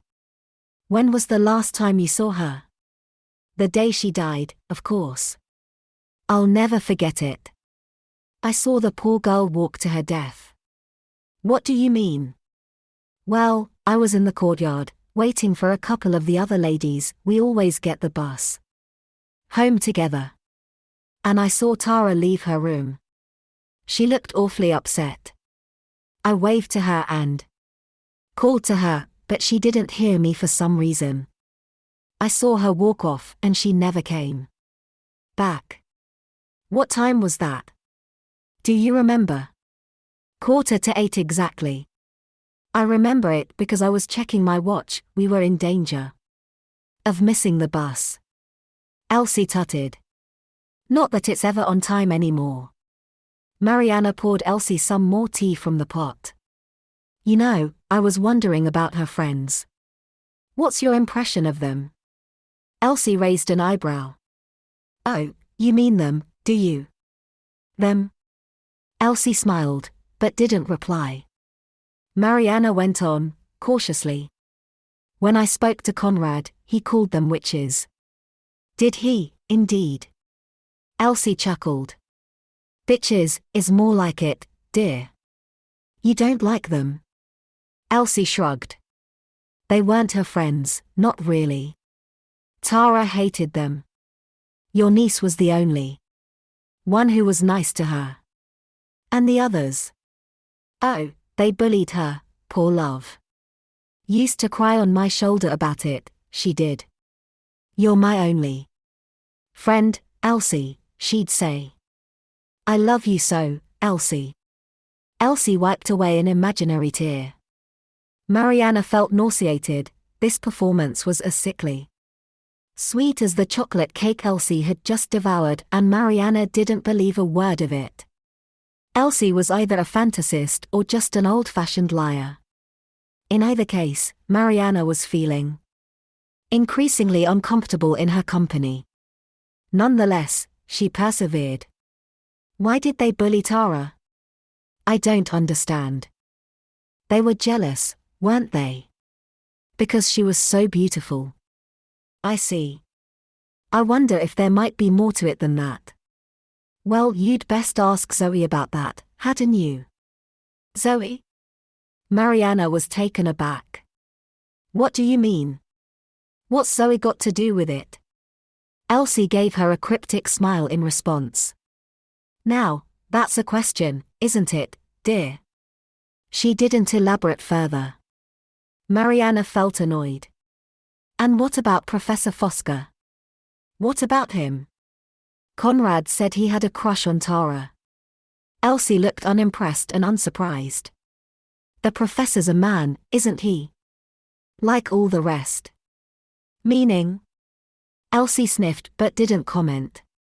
Mariana had the sense that the conversation was coming to an end, and to probe any further would only be met with stony disapproval.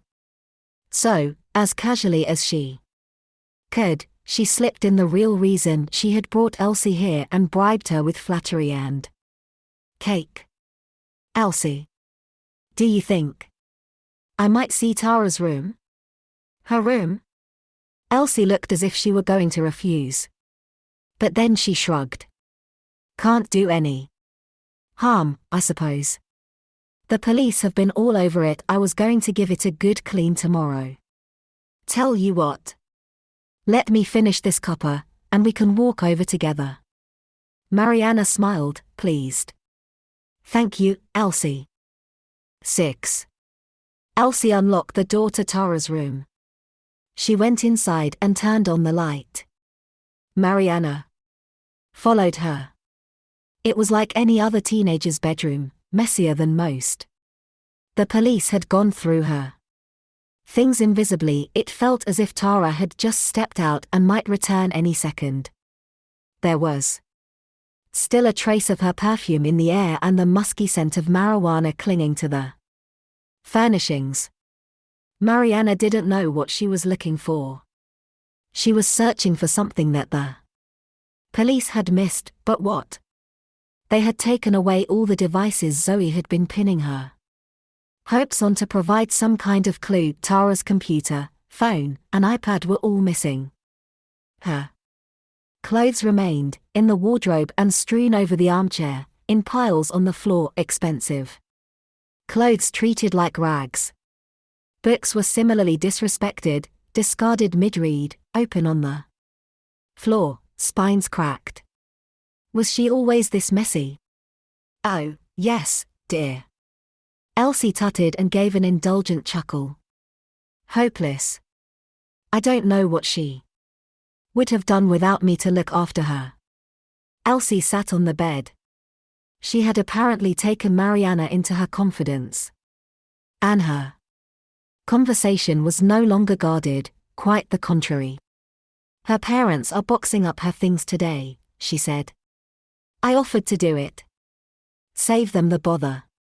They didn't want me to, for some reason. No pleasing some people. I'm not surprised. I know what Tara thought of them. She told me. That Lady Hampton is a right stuck-up bitch, and no lady, let me tell you that. As for her husband. Mariana was only half listening, wishing Elsie would go away so she could focus. She went over to a small dressing table. She looked at it.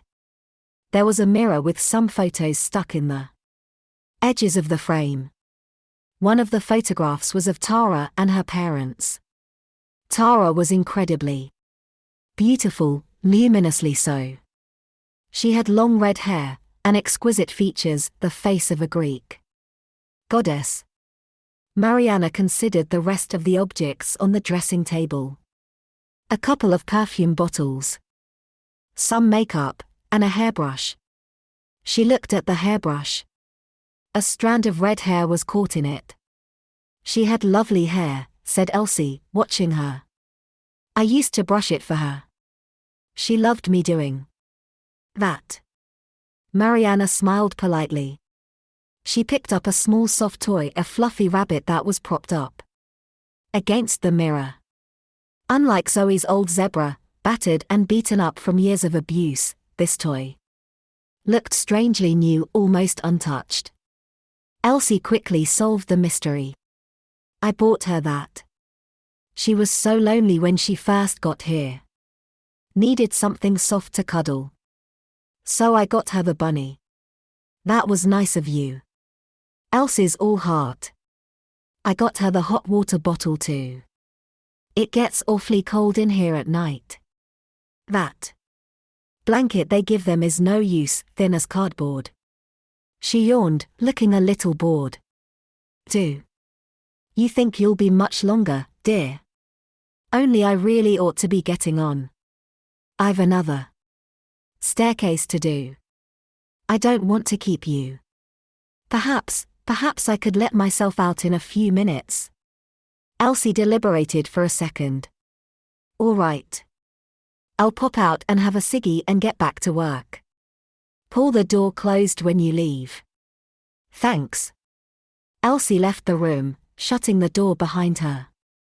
Mariana let out a sigh. Thank God for that. She looked around. She hadn't found it yet, whatever it was she was seeking.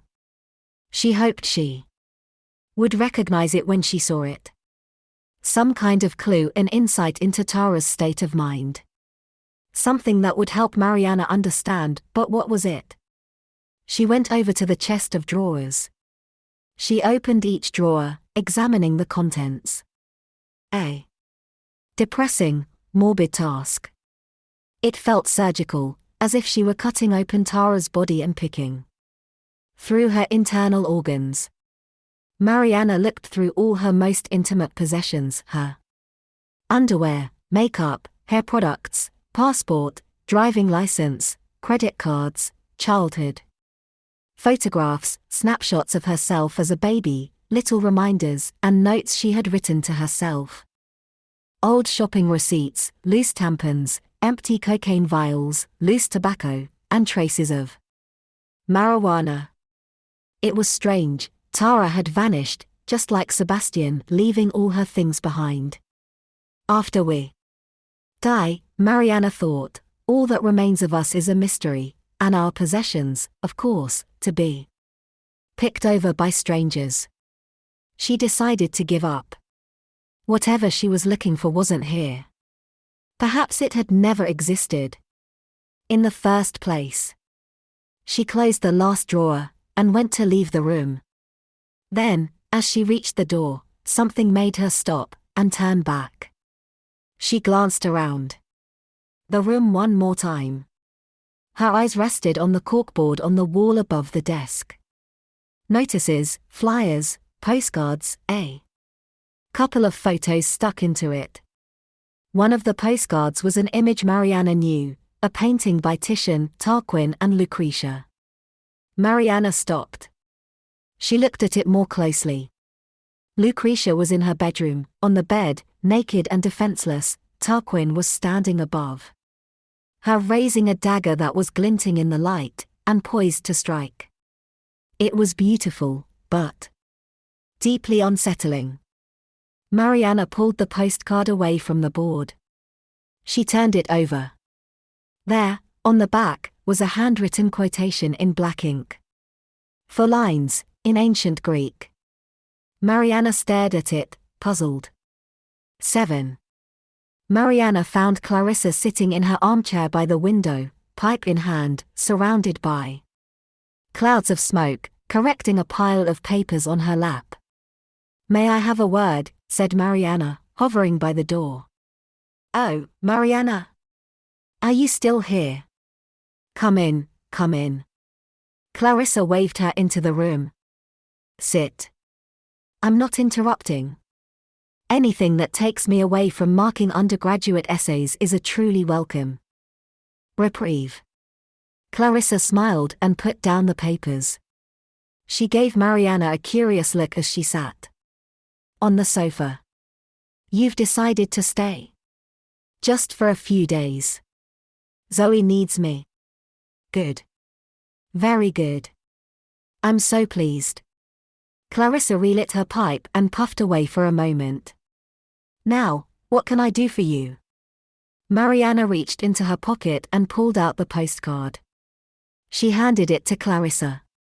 I found this in Tara's room. I was wondering what you make of it. Clarissa glanced at the picture for a moment, then turned it over.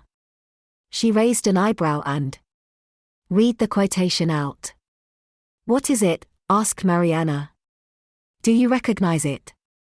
I think it's Euripides. The children of Heracles, if I'm not mistaken. You're familiar with it? Mariana felt a flicker of shame that she'd never even heard of the play, let alone read it. Remind me. It's set in Athens, Clarissa said, reaching for her pipe. King Demophoon is preparing for war. To protect the city against the Mycenaeans. She wedged the pipe in the corner of her mouth. Struck a match, and relit it. She spoke between puffs. Demophoon consults the oracle, to find out his chances of success. The quotation comes from that part of the play. I see. Does that help you? Not really. No. Clarissa waved away a cloud of smoke. Where's your difficulty? Mariana smiled at the question. Sometimes Clarissa's brilliance made her a bit obtuse. My ancient Greek is a little rusty, I'm afraid. Ah, yes. Of course, forgive me, Clarissa glanced at the postcard, and translated it. Roughly speaking, it says, the oracles agree, in order to defeat the enemy and save the city, a maiden must be sacrificed, a maiden of noble birth. Mariana blinked in surprise. Noble birth. It says that. Clarissa nodded. The daughter of a nobleman must be sacrificed to the goddess Demeter. And, of course, means daughter. That's right. Clarissa nodded. A noble maiden must be sacrificed to the daughter of Demeter. To Persephone, that is. Mariana felt her heart beating fast. It's just a coincidence, she thought. It doesn't mean anything. Clarissa gave her the postcard with a smile. Persephone was rather a vengeful goddess, as I'm sure you know. Mariana didn't trust herself to speak. She nodded. Clarissa peered at her. Are you all right, my dear? You look a little. I'm fine. It's just. For a second she considered trying to explain her feelings to Clarissa. But what could she say? That she had a superstitious fantasy this vengeful goddess had a hand in her husband's death. How could she possibly say that out loud without sounding completely insane? Instead, she shrugged and said, it's a little ironic, that's all. What? Oh, you mean Tara being of noble birth and being sacrificed, so to speak. Indeed, a most unpleasant irony. And you don't think it could be more than that? Meaning what? I don't know. Except, why was it there? In her room? Where did the postcard come from? Clarissa waved the pipe dismissively. Oh, that's easy. Tara was doing the Greek tragedy paper this term. It's hardly beyond the realms of possibility for her to have copied a quotation from one of the plays, is it? No. I suppose not. It is a little out of character, I grant you that. As I'm sure Professor Fosca would attest. Mariana blinked. Professor Fosca. He taught her Greek tragedy. I see. Mariana tried to sound casual. Did he? Oh, yes. He is the expert, after all. He's quite brilliant. You should see him lecture while you're here. Very impressive. Do you know his lectures are by far the best attended in the faculty? Students queue from downstairs to get in, sitting on the floor if they run out of seats. Have you ever heard of such a thing? Clarissa laughed, then added quickly, of course, one's own lectures have always been very well attended. I've been very fortunate in that regard. But not to that degree, I must admit. You know, if you're curious about Fosca, you should really talk to Zoe. She knows him best. Zoe? Mariana was taken aback by this. Does she? Why? Well, he is her director of studies, after all. Oh, I see. Mariana nodded thoughtfully.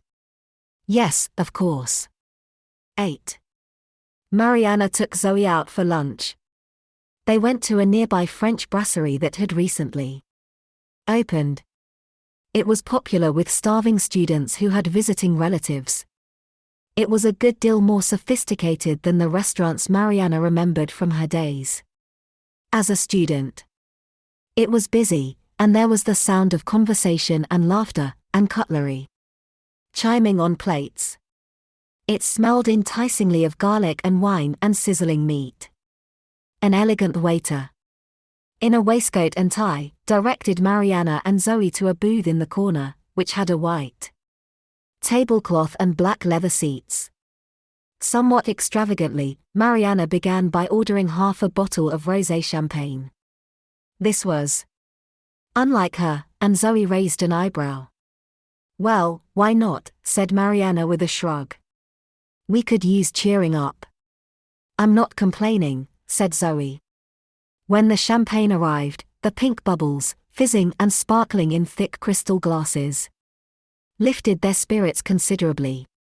They didn't discuss Tara or the murder at first. They jumped around from topic to topic, catching up.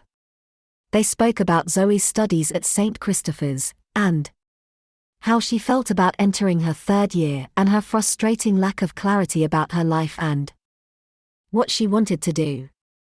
And then they spoke about love. Mariana asked Zoe if she was seeing anyone. Of course not. They're such boys here. She shook her head. I'm totally happy being self-partnered. I'll never fall in love. Mariana smiled. She sounded so young, she thought, when she talked like that. Still waters. She suspected that despite Zoe's protestations, when she did fall, it would be hard and deep. One day, Mariana said, "You'll see. It'll happen." No, Zoe shook her head. No, thanks.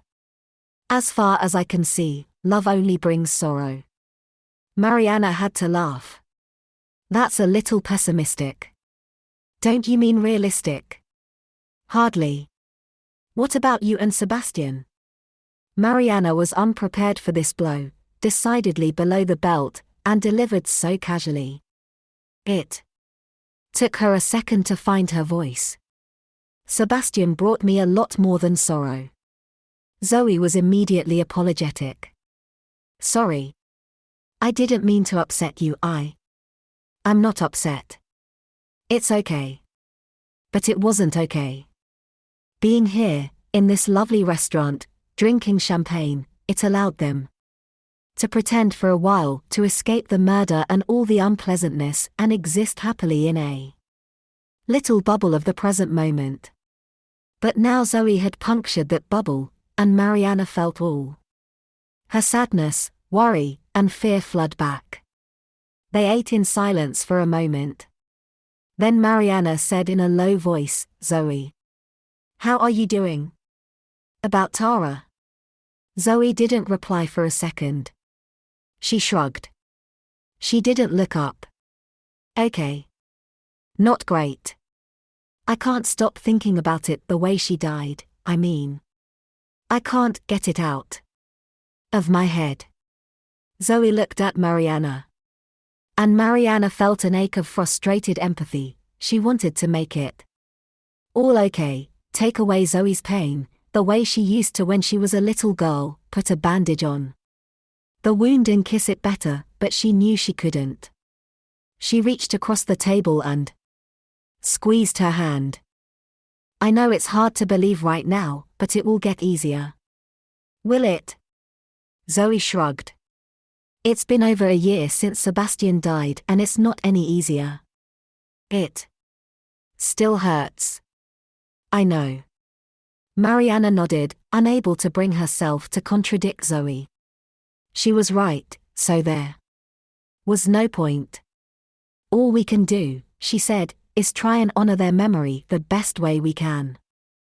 Zoe held her gaze and nodded. Okay. Mariana went on.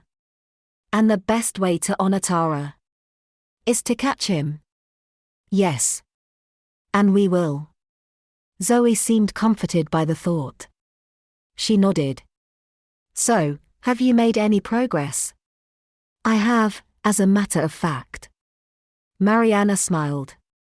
I spoke to Tara's bedder, Elsie. And she said, oh God. Zoe rolled her eyes. Just so you know, Elsie is a sociopath. And Tara hated her. Oh, really? Elsie said they were very close. Elsie also said that you were rude to her. Because she's a psycho, that's why. She gives me the creeps. Psycho wasn't the word Mariana would have used, but she didn't entirely disagree with Zoe's impression. All the same, it's not like you to be rude. She hesitated. Elsie also implied that you know more about this than you're telling me. She watched Zoe carefully. But Zoe just shrugged it off. Whatever. Did she also tell you Tara banned her from her room? Because Elsie kept coming in without knocking, trying to catch her coming out of the shower? She was practically stalking her. I see. Mariana thought for a moment, and reached into her pocket. And what do you think about this? She pulled out the postcard she had found in Tara's room. She translated the quotation, and asked Zoe what she thought. Do you think it's possible that Tara might have written it? Zoe shook her head. I doubt it. Why do you say that? Well, Tara didn't really give a shit about Greek tragedy, to be honest. Mariana couldn't help but smile. Any ideas about who might have sent it? Not really. It's such a weird thing to do. Such a creepy quote. What about Professor Fosca? What about him? Do you think it might be him? Zoe shrugged. She didn't look convinced. I mean, maybe, but why send a message in ancient Greek? And why that message? Why, indeed? Mariana nodded to herself. She eyed Zoe for a moment. Tell me about him. About the professor. What about him? Well, what's he like? Zoe shrugged, as a slight frown appeared on her face. You know, Mariana, I did tell you all about him, when he first started teaching me. I told you and Sebastian. Did you? Mariana nodded as it came back to her. Oh, yes, the American professor. That's it. I remember now. Do you? Yes, it stuck in my head for some reason. I remember Sebastian wondered if you had a crush on him. Zoe pulled a face. Well, he was wrong. I didn't. Zoe said this with such defensiveness, such surprising vehemence, that Mariana suddenly wondered if Zoe did have a crush and what if she did. It was hardly unusual for students to have crushes on tutors, particularly when they were as charismatic and handsome as Edward Fosca. But then, she might be reading Zoe wrong. She might be picking up on something else entirely. She decided to let it go, for the moment. 9.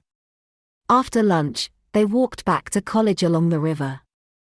Zoe bought a chocolate ice cream, and was engrossed in eating it. They walked in Companionable silence for a moment. All the time, Mariana was conscious of a kind of double image, another faint picture. Projected onto this one, a memory of Zoe as a little girl, walking on this exact same pathway of broken, cracked up stones, eating another ice cream.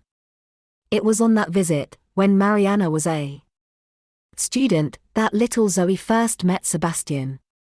She remembered Zoe's shyness and how Sebastian got over it with a little magic trick, conjuring up a pound coin from behind Zoe's ear, a trick that continued to delight her for years. And now Sebastian was walking with them too, of course, another ghostly image projected on the present. Funny, the things you remember. Mariana glanced at an old weathered wooden bench as they passed it. They had sat there, on that bench, she and Sebastian, after Mariana's final exams, celebrating with Prosecco mixed with creme de cassis, and smoking Blue Gallus' cigarettes, stolen by Sebastian from a party the night before. She remembered kissing him, and how sweet his kisses tasted, with the faint trace of liqueur mingled with tobacco on his lips. Zoe glanced at her.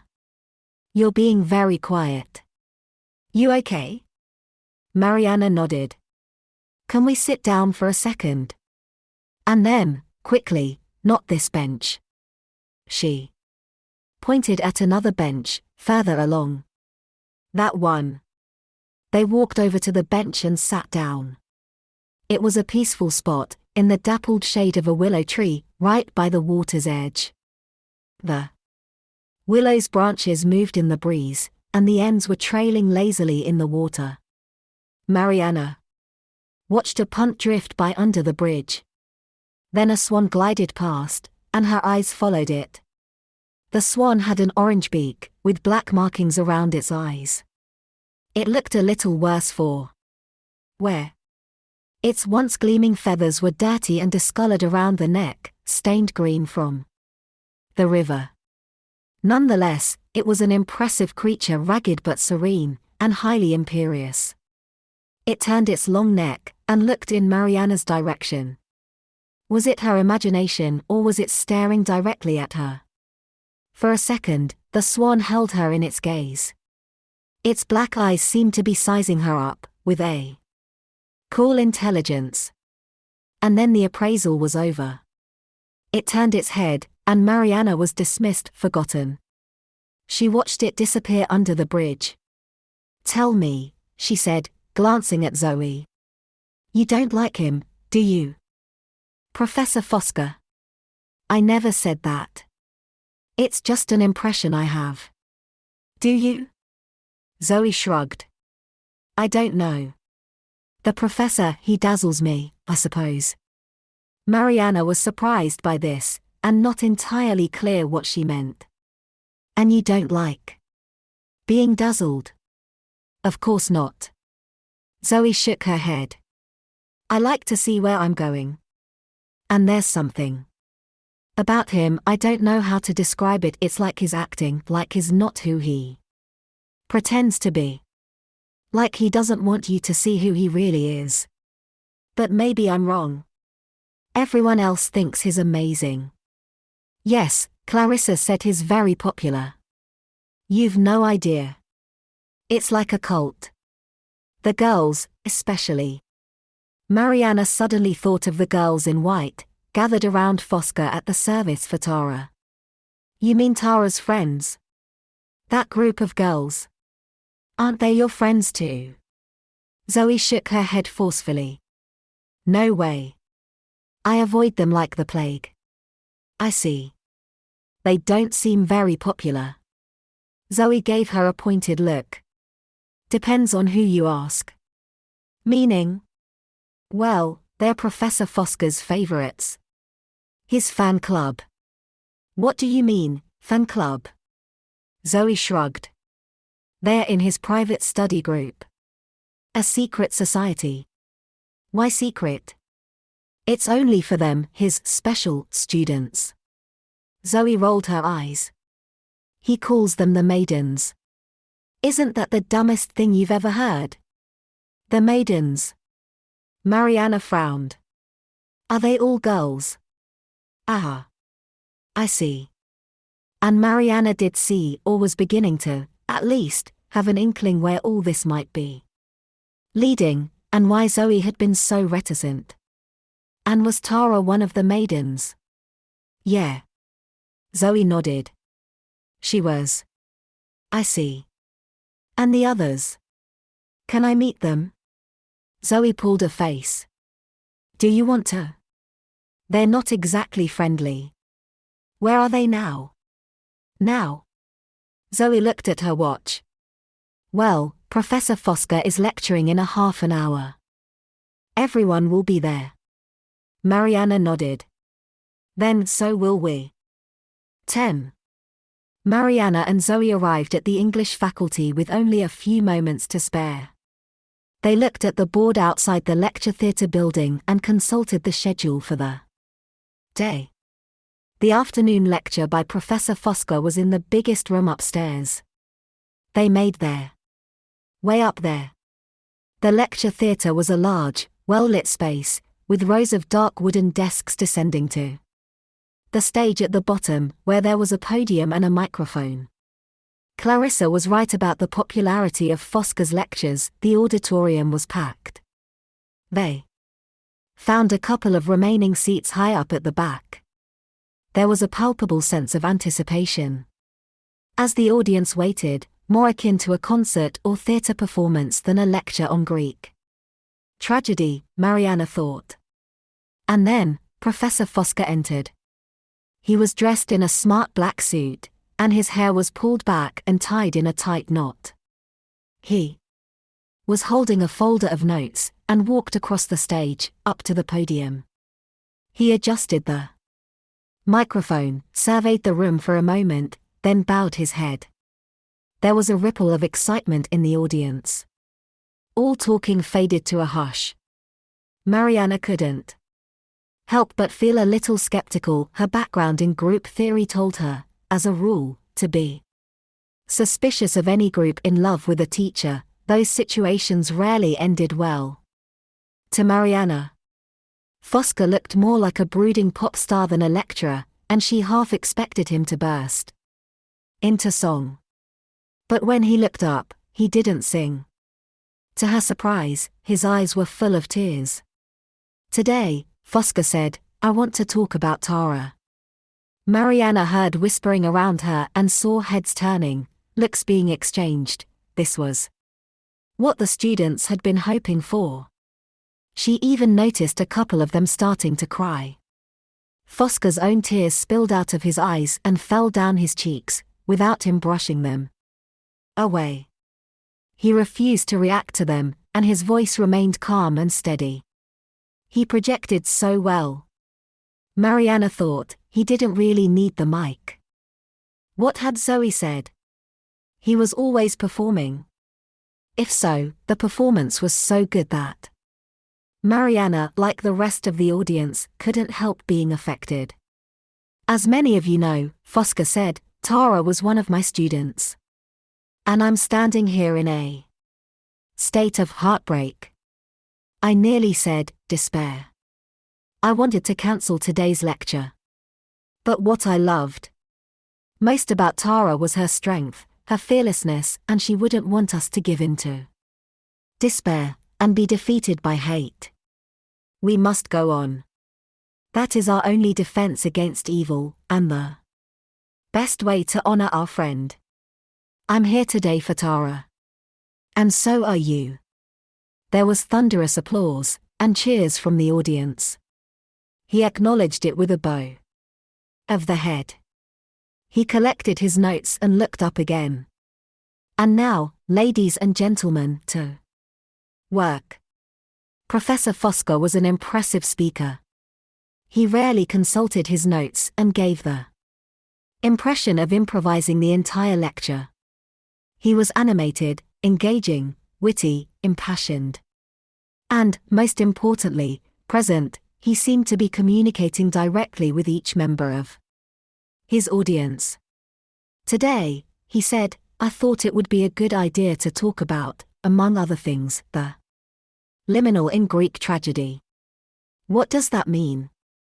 Well, think of Antigone, pushed to a choice between death and dishonor, or Iphigenia, preparing herself to die for Greece, or Oedipus, deciding to blind himself and wander the highways. The liminal is between two worlds, on the very edge of what it means to be human, where everything is stripped away from you, where you transcend this life and experience something beyond it. And when the tragedies are working, they give us a glimpse of what that feels like. Then, Fosca showed a slide, projected onto the large screen behind him. It was a marble relief of two women, standing on either side of a nude male youth, each with her right hand extended towards him. Anyone recognize these two ladies? A sea of shaking heads. Mariana had a slight inkling of who they might be, and she very much hoped she was wrong. These two goddesses, he said, are about to initiate a young man into the secret cult of Eleusis. They are, of course, Demeter and her daughter, Persephone. Mariana caught her breath. She did her best not to be distracted. She tried to focus. This is the Eleusinian cult, Fosca said. The secret rite of Eleusis that gives you exactly that liminal experience of being between life and death and of transcending death. What was this cult? Well, Eleusis is the story of Persephone, the maiden, as she was known, the goddess of death, queen of the underworld. As Fosca was speaking, for a second he caught Mariana's eye. He smiled, ever so slightly. He knows, she thought. He knows what happened to Sebastian, and that's why he's doing this. To torment me. But how could he know? He couldn't know. It wasn't possible. She had told no one, not even Zoe. It was just a coincidence, that's all, it meant nothing. She forced herself to calm down and concentrate on what he was saying. When she lost her daughter at Eleusis, Demeter plunged the world into wintry darkness, until Zeus was forced to intervene. He allowed Persephone to return from the dead, every year, for 6 months, which is our spring and summer. And then, for the 6 months she resides in the underworld, we have fall and winter. Light and dark, life and death. This journey Persephone goes on, from life to death and back again, gave birth to the cult of Eleusis. And there, at Eleusis, at the entry point to the underworld, you too could take part in this secret rite that gives you the same experience as the goddess. He lowered his voice, and Mariana could see heads leaning forward, necks craning to catch every word. He had them in the palm of his hand. The exact nature of the rites at Eleusis have remained secret for thousands of years, he said. The rites, the mysteries, they were unspeakable, because they were an attempt to initiate us into something beyond words. People who experienced them were never the same again. There were stories of visions and ghostly visitations and journeys to the afterlife. As the rites were open to everyone, men, women, slaves, or children, you didn't even have to be Greek. The only requirement was that you understood Greek, so you could understand what was being said to you. In preparation, you had a drink called kykeon, which was made of barley. And on this particular barley there was a black fungus called ergot, which had hallucinogenic properties. Thousands of years later, LSD would be made from it. Whether the Greeks knew it or not, they were all tripping slightly, which might account for some of the visions. Fosca said this with a wink, and it got a laugh. He let the laughter subside, and went on in a more serious tone. Imagine it. Just for a second. Imagine being there, imagine the excitement and the apprehension. All those people meeting at midnight by the oracle of the dead and being led by The priests into the chambers of the rock, into the caves within. The only lights were torches, carried by the priests. How dark and smoky it must have been. Cold, wet stone, going deeper and deeper underground, into a vast chamber, a liminal space, on the very border of the underworld. The telesterion, where the mysteries took place. It was huge, 42 towering marble columns, a forest made of stone. It could accommodate thousands of initiates at one time and was big enough to house another temple, the Anacteron, the sacred space where only the priests themselves could enter, where the relics of the maiden were kept. Fosca's black eyes sparkled as he spoke. He was seeing it all before him, as he conjured it up. With his words, as if casting a spell. We'll never know exactly what happened there. The mystery of Eleusis remains, after all, a mystery, but at dawn, the initiates emerged into the light, having undergone an experience of death and rebirth, and with a new understanding of what it means to be human, to be alive. He paused, and stared at the audience for a moment. He spoke in a different tone, now quiet, impassioned, emotional. Let me tell you something, this is what those old Greek plays are about. What it means to be human. What it means to be alive. And if you miss that when you read them, if all you see is a bunch of dead words, then you're missing the whole damn thing. I don't just mean in the plays. I mean in your lives, right now. If you're not aware of the transcendent, if you're not awake to the glorious mystery of life and death that you're lucky enough to be part of, if that doesn't fill you with joy and strike you with awe, you might as well not be alive. That's the message of the tragedies. Participate in the wonder. For your sake, for Tara's sake, live it. You could have heard a pin drop. And then sudden, loud, emotional, spontaneous applause. The applause went on for some time. 11. Zoe and Mariana queued on the stairs to exit the lecture theatre. Well? Zoe said, giving her a curious look. What did you think? Mariana laughed. You know, dazzling is a good word. Zoe smiled. Told you so. They emerged into the sunlight. Mariana considered the crowds of students milling around. Are they here? The maidens. Zoe nodded. Over there. She pointed at 6 young women gathered around a bench, talking. 4 of them were standing, 2 were sitting, a couple were smoking.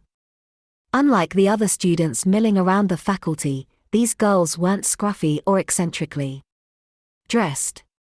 Their clothes were elegant and looked expensive. They all took care of themselves, and were made up, well-groomed, manicured. Most distinctive of all was the way they held themselves, with an obvious air of confidence, even superiority. Mariana considered them for a moment. They don't look friendly, you're right. They're not. They're such snobs. They think they're so important. I guess they are, but still. Why do you say that? Why are they important? Zoe shrugged. Well, she pointed at a tall blonde perched on the armrest of the bench. For instance, that's Carla Clark. Her dad is Cassian Clark. Who? Oh, Mariana. He's an actor. He's really famous. Mariana smiled. I see. Okay. And the others? Zoe proceeded to discreetly point out the other members of the group. The one on the left, the pretty one with the short dark hair. That's Natasha. She's Russian. Her dad's an oligarch or something, he owns half of Russia. Dia is an Indian princess, she got the highest first in the university last year. She's practically a genius, she's talking to Veronica, her dad is a senator. I think he ran for president, she glanced at Mariana. Get the idea. I do. You mean they're intelligent and highly privileged? Zoe nodded. Just hearing about their holidays is enough to make you throw up. It's always yachts and private islands and ski chalets. Mariana smiled. I can imagine. No wonder everyone hates them. Mariana glanced at her. Does everyone hate them? Zoe shrugged. Well, everyone's jealous anyway. Mariana thought for a second. Okay. Let's give it a shot. What do you mean? Let's talk to them about Tara and Fosca. Now. Zoe shook her head. No way. That'll never work. Why not? They don't know you, so they'll clam up or turn on you, particularly if you mention the professor. Trust me, don't. Sounds like you're afraid of them. Zoe nodded. I am. Terrified. Before Mariana could respond, she saw Professor Fosca walk out of the lecture theatre building. He went up to the girls, and they gathered closely around him, whispering intimately. Come on, said Mariana. What? No, Mariana, don't. But she ignored Zoe, and marched over to Fosca and the students. He looked up as Mariana approached. He smiled. Good afternoon, Mariana, Fosca said. I thought I saw you in the lecture theatre. That's right. I hope you enjoyed it. Mariana searched for the right words. It was very informative. Very impressive. Thank you. Mariana looked at the young women gathered around the professor. Are these your students? Fosca glanced at the young women with a slight smile. Some of them. Some of the more interesting ones. Mariana smiled at the students. They returned her gaze stonily, a blank wall. I'm Mariana, she said. Zoe's aunt. She looked around, but Zoe hadn't followed her over and was nowhere to be seen. Mariana turned back to the others, smiling.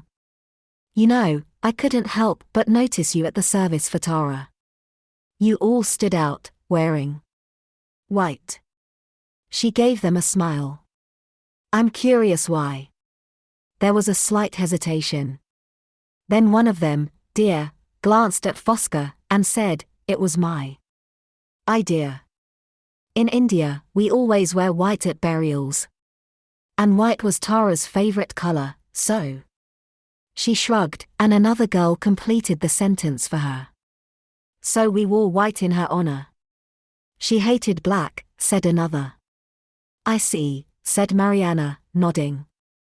That's interesting. She smiled again at the girls. They didn't smile back. There was a slight pause. Mariana glanced at Fosca. Professor. I have a favor to ask. Go ahead.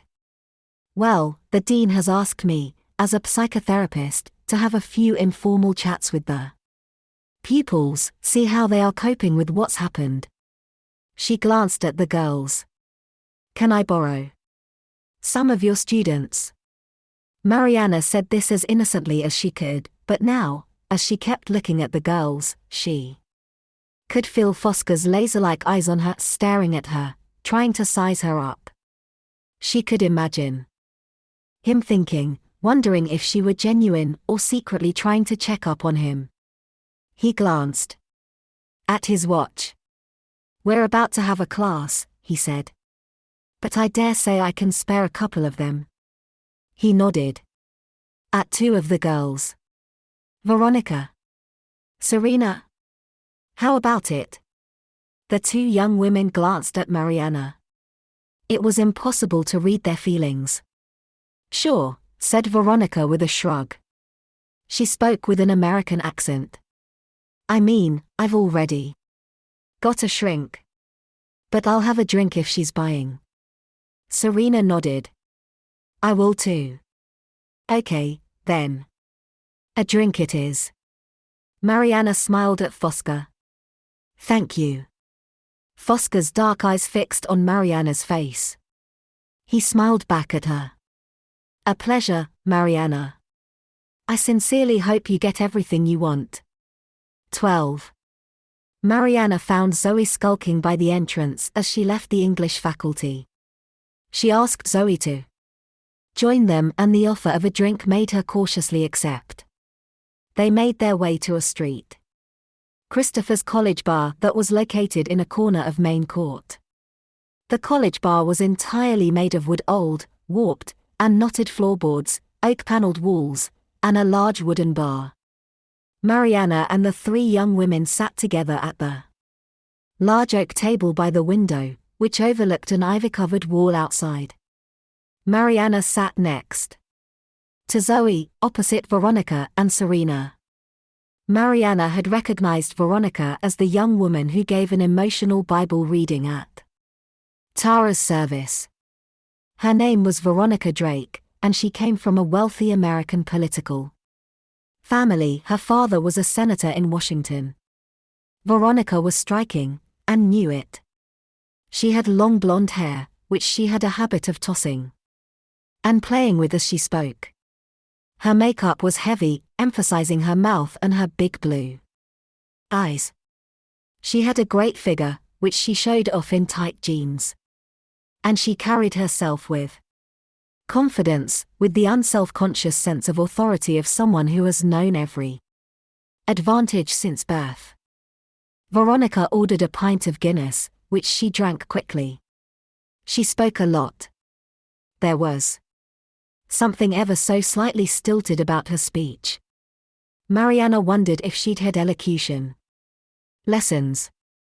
When Veronica revealed that, after graduation, she intended to be an actress, Mariana wasn't surprised.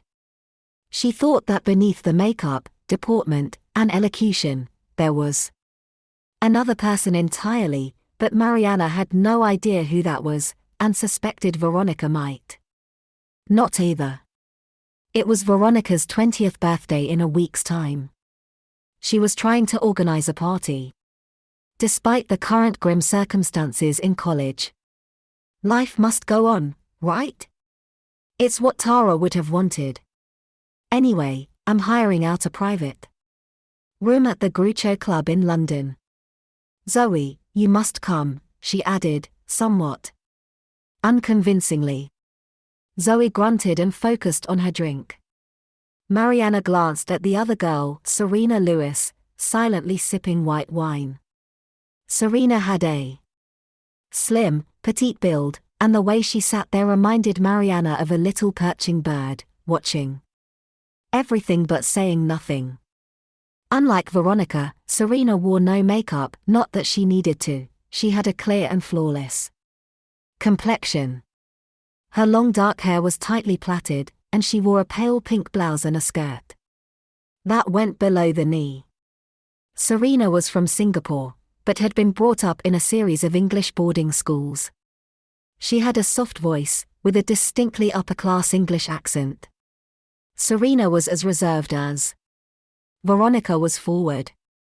She kept checking her phone, her hand was drawn to it like a magnet. Tell me about Professor Fosca, said Mariana. What about him? I heard he and Tara were quite close. I don't know where you heard that. They weren't close at all. Veronica turned to Serena. Were they? On cue, Serena looked up from texting on her phone. She shook her head. No, not at all. The professor was kind to Tara, but she just used him. Used him? Mariana said. How did she use him? Serena didn't mean that, Veronica said, interrupting. She means Tara wasted his time and energy. Professor Fosca puts a lot of work into us, you know. He's the best tutor you could find. Serena nodded. He is the most wonderful teacher in the whole world. The most brilliant. Anne. Mariana cut short the eulogy. I was wondering about the night of the murder. Veronica shrugged. We were with Professor Fosca all evening. He was giving us a private tutorial in his rooms. Tara was meant to be there, but she didn't show up. And what time was this? Veronica glanced at Serena. It started at 8, right? And we went on until, what? 10? Yeah, I think so. 10 or just after. And Professor Fosca was with you the entire time? Both girls answered at once. Yeah, said Veronica. No, said Serena. There was a flash of irritation in Veronica's eyes. She gave Serena an accusing look. What are you talking about? Serena looked flustered. Oh, nothing. I mean, he only left for a couple of minutes, that's all. Just to have a cigarette outside. Veronica backed down. Yeah, he did. I forgot. He was only gone a minute. Serena nodded. He doesn't smoke inside when I'm there because I have asthma. He's really considerate. Her phone suddenly beeped as a text came through. She pounced on it. Her face lit up as she read the message. I've got to go, Serena said. I have to meet someone. Oh, what? Veronica rolled her eyes. The mystery man? Serena glared at her. Stop it.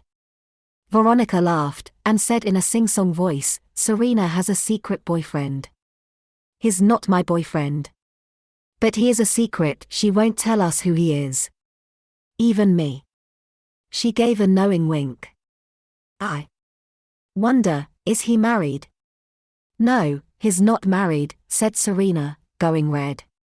He's not anything, just a friend. I have to go. Actually, so do I, said Veronica. I have a rehearsal. She smiled sweetly at Zoe. It's such a shame you didn't get into the Duchess of Malfi. It's going to be an amazing production. Nikos, the director, is a genius. He's going to be really famous one day. Veronica glanced triumphantly at Mariana. I'm playing the Duchess. Of course you are. Well, thank you for talking to me, Veronica. No problem. Veronica gave Mariana a sly look, then she left the bar, followed by Serena. Zoe pushed away her empty glass and gave a long sigh. Told you. Totally toxic. Mariana didn't disagree. She didn't like them much either. More importantly, Mariana had the feeling, honed from years of working with patients, that Veronica and Serena had both been lying to her. But about what and why? 13.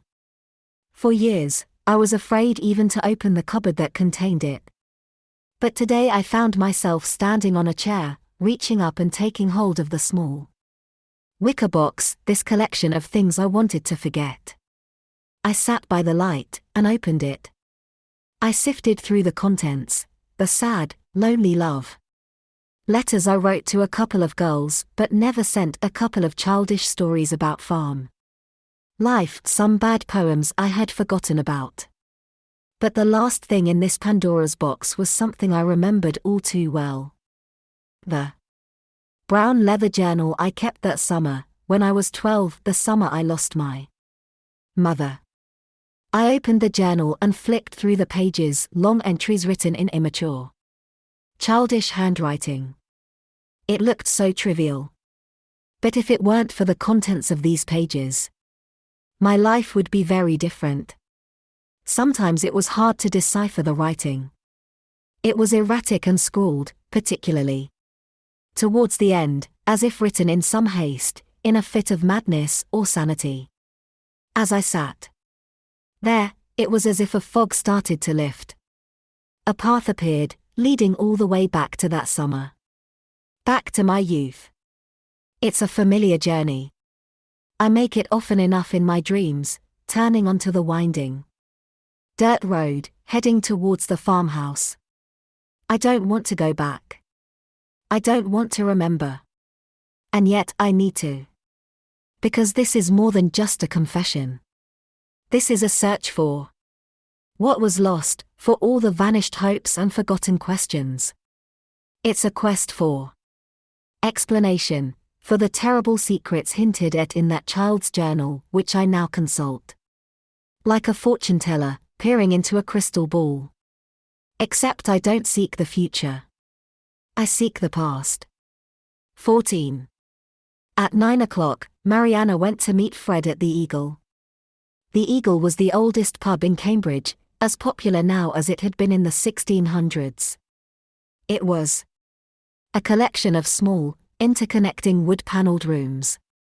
It was lit by candlelight, and smelled of roast lamb, rosemary, and beer. The main room was known as the IF Bar. Several pillars held up the uneven ceiling, which was covered with graffiti from World War II.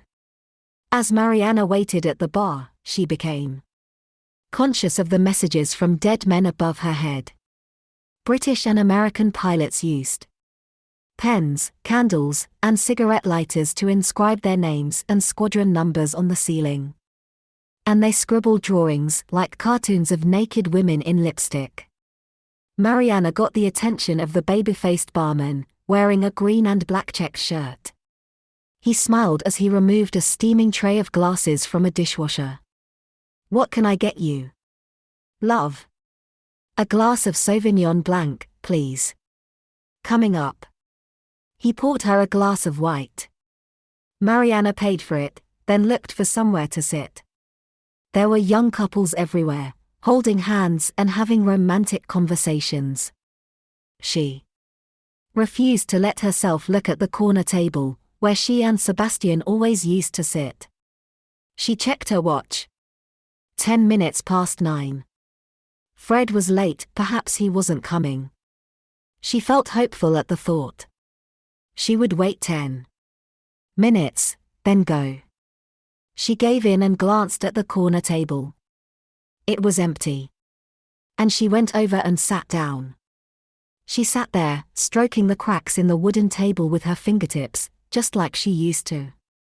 Sitting here, sipping the cold wine and shutting her eyes, listening to the timeless sound of chatter and laughter all around, she could imagine herself transported back into the past as long as she kept her eyes shut, she could be there, 19 years old, waiting for Sebastian to appear. In his white t-shirt and his faded blue jeans with the rip across the knee. "Hello," he said. But it was the wrong voice, not Sebastian's, and Mariana felt a split second of confusion before she opened her eyes. And the spell was broken. The voice belonged to Fred, who was holding a pint of Guinness and grinning at her. His eyes were bright and he looked flushed. "Sorry to be late. My supervision ran over, so I cycled as fast as I could. I collided with a lamppost. Are you all right?" "I'm all right." The lamppost got the worst of it. "May I?" Mariana nodded, and he sat down in Sebastian's chair. For a second Mariana thought about asking if they could move to another table. But she stopped herself. How did Clarissa put it? She had to stop looking over her shoulder. She had to focus on the present. Fred grinned. He produced a small packet of nuts from his pocket. He offered them to Mariana. She shook her head. He tossed a couple of cashews into his mouth and crunched on them, keeping his eyes on Mariana. There was an awkward pause, as she waited for him to say something. She was feeling annoyed with herself. What was she doing here with this earnest young man? What a stupid idea. It was. She decided to be uncharacteristically blunt. After all, she had nothing to lose. "Listen," she said. "Nothing is going to happen between us. You understand? Ever?" Fred choked on a cashew nut and started coughing. He gulped some beer and managed to catch his breath. "Sorry," he said, looking embarrassed. I wasn't expecting that. Message received. You're out of my league, obviously. Don't be silly. Mariana shook her head. That's not it. Then why? She shrugged, uncomfortable. A million reasons. Name one. You're much too young for me. What? Fred's face colored. He looked indignant and embarrassed. That's ridiculous. How old are you? Not that young, I'm nearly 29. Mariana laughed. That's ridiculous. Why? How old are you? Old enough not to round my age up. I'm 36. So what? Fred shrugged. Age doesn't matter. Not when you feel how you feel. He glanced at her. You know, when I first saw you, on the train, I had the strongest premonition. That, one day, I would ask you to marry me. And you would say yes. Well, you were wrong. Why? Are you married? Yes, no, I mean. Don't tell me he left you. What an idiot.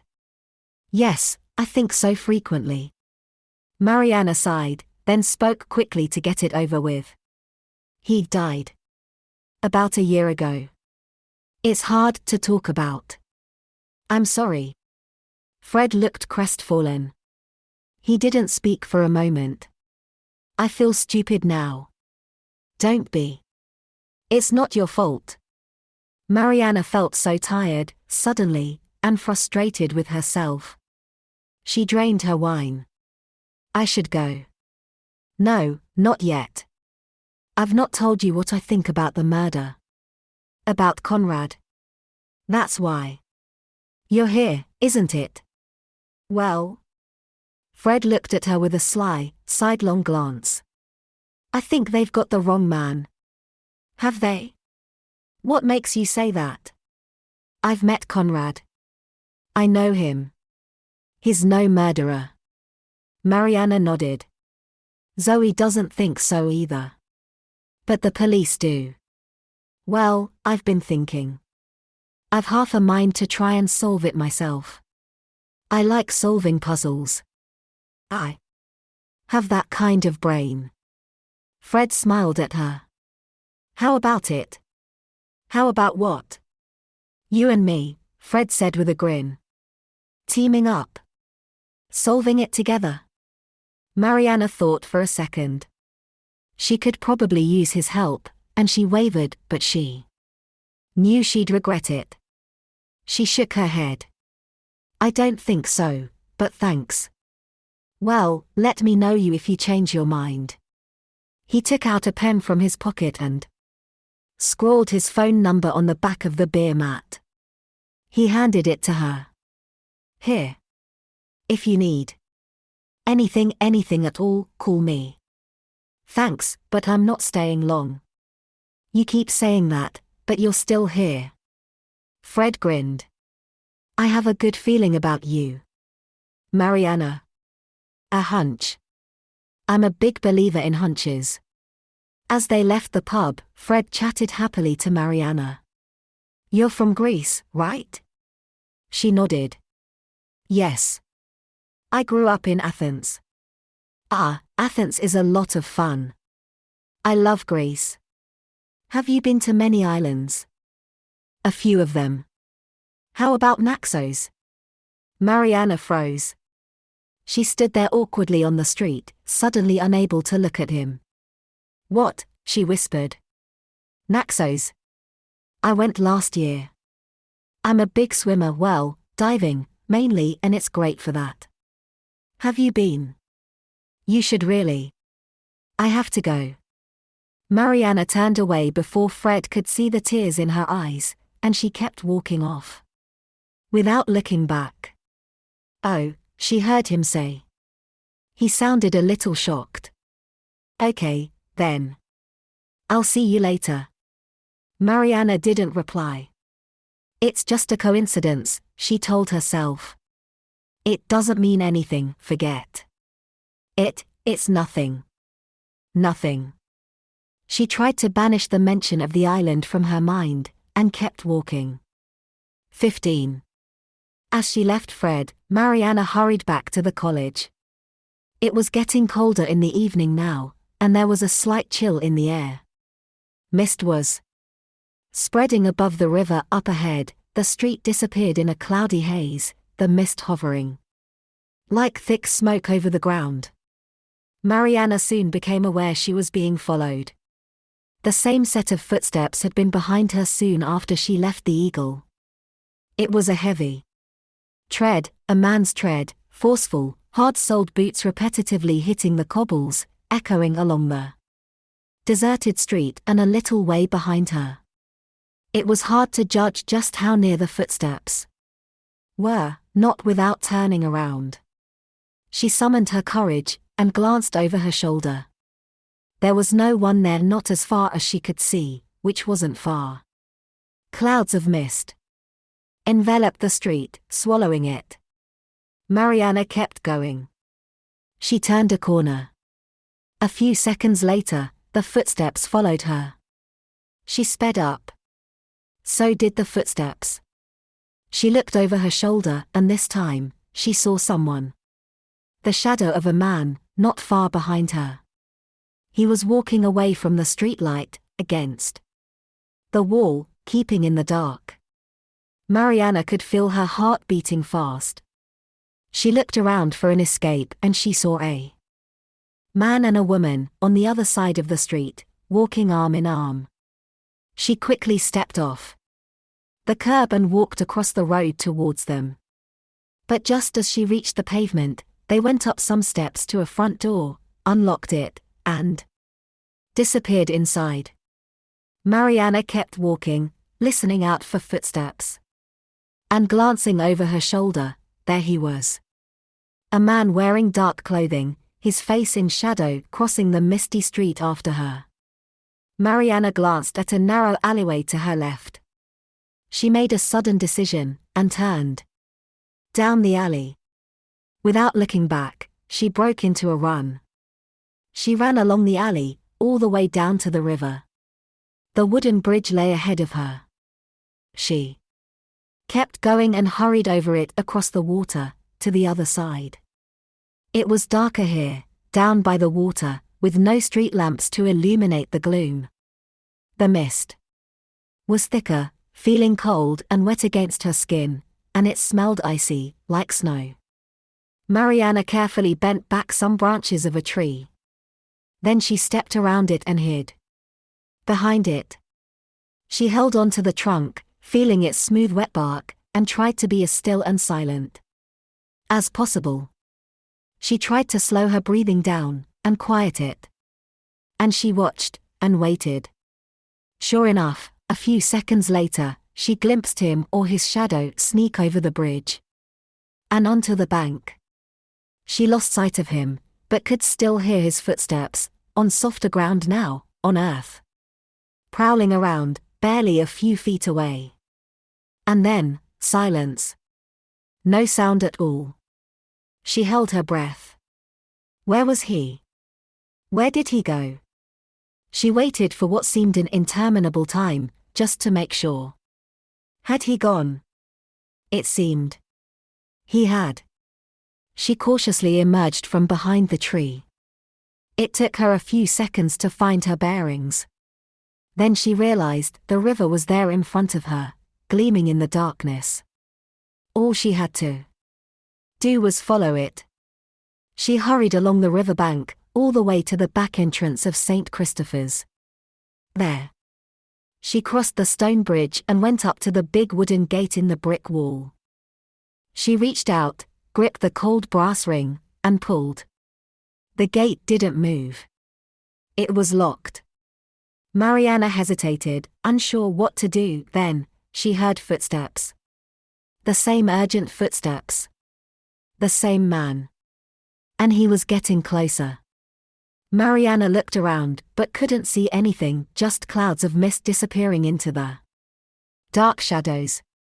But she could hear him approaching, crossing the bridge towards her. She tried the gate again, but it wouldn't budge. She was trapped. She could feel herself starting to panic. "Who is it?" she called into the darkness. "Who's there?" There was no reply. Just footsteps getting closer, closer. Mariana opened her mouth to cry out. Then, suddenly, on her left, a little further along, there was a creaking sound. A small gate opened in the wall. It was partly hidden by a bush, and Mariana hadn't registered it before. It was a third of the size of the main gate, and made of plain, unvarnished wood. The beam of a torch shone from it, out into the darkness. It shone onto her face, blinding her. "Everything all right, miss?" She recognized Morris's voice at once, and felt instantly relieved.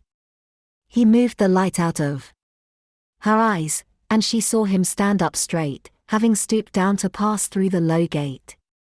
Morris was dressed in a black overcoat and black gloves. He peered at her. "Are you all right?" he said. "Just doing my rounds. The back gate is locked at 10 o'clock, you should know that." "I forgot." "Yes, I'm fine." He shone the torch around the bridge. Mariana followed the light anxiously with her eyes. No sign of anyone. She listened. Silence. No footsteps. He had gone.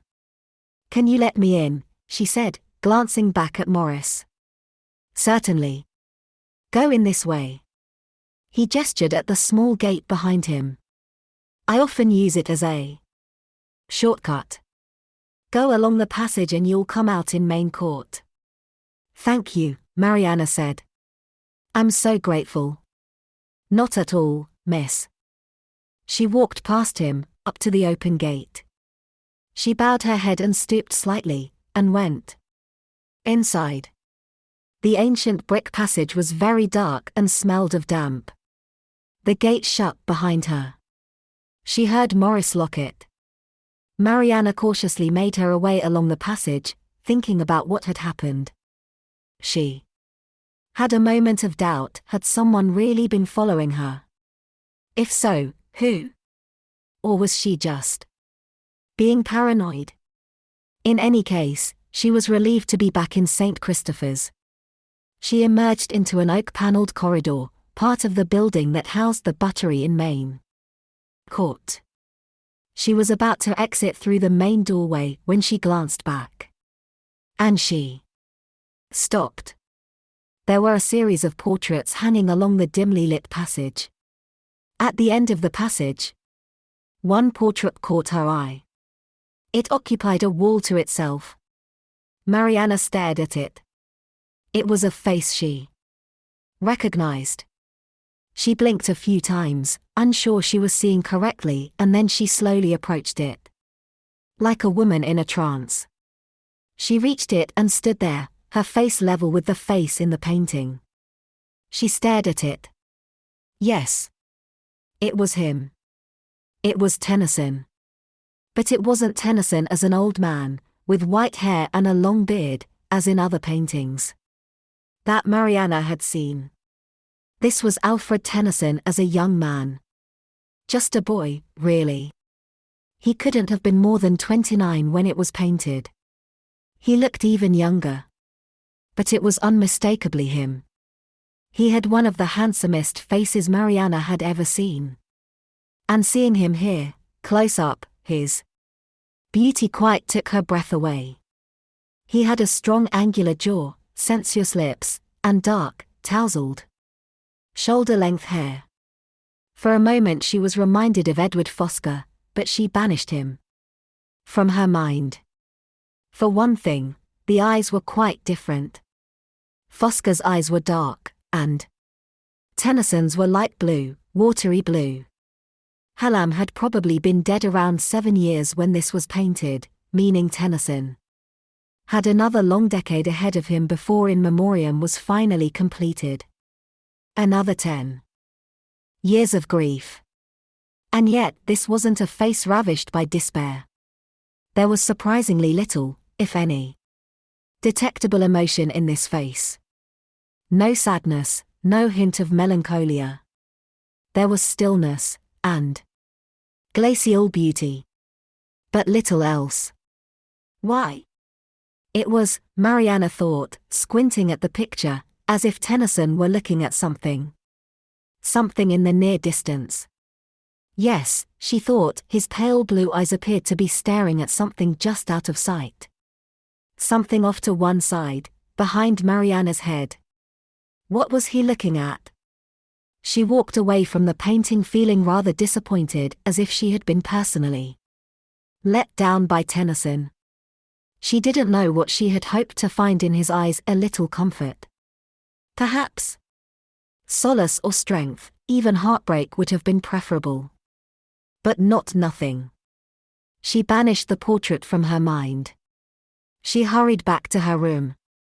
Outside her door, something was waiting for her. A black envelope on the floor. Mariana picked it up and opened it.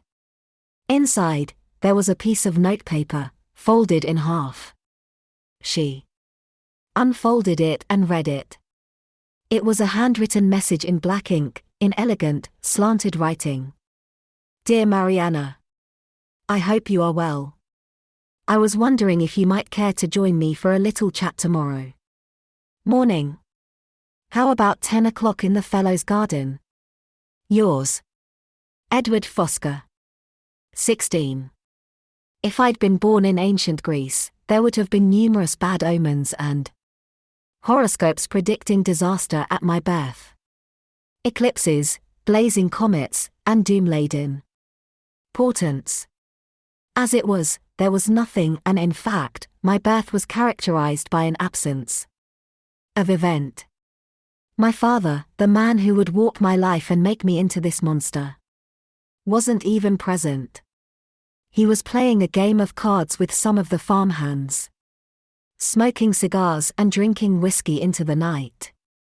If I try to picture my mother, if I squint, I can just about see her, hazy and out of focus, my beautiful mother, just a girl at 19, in a private room in the hospital. She can hear the sound of nurses talking and laughing at the end of the corridor. She is alone, but this is not a problem. Alone, she can find a level of peace, she can think her thoughts without fear of attack. She's looking forward to her baby, she realizes, because babies don't talk. She knows her husband wants a son, but secretly she prays it's a girl. If it's a boy, he'll grow into a man. And men are not to be trusted. She's relieved when the contractions resume. They are a distraction from thinking.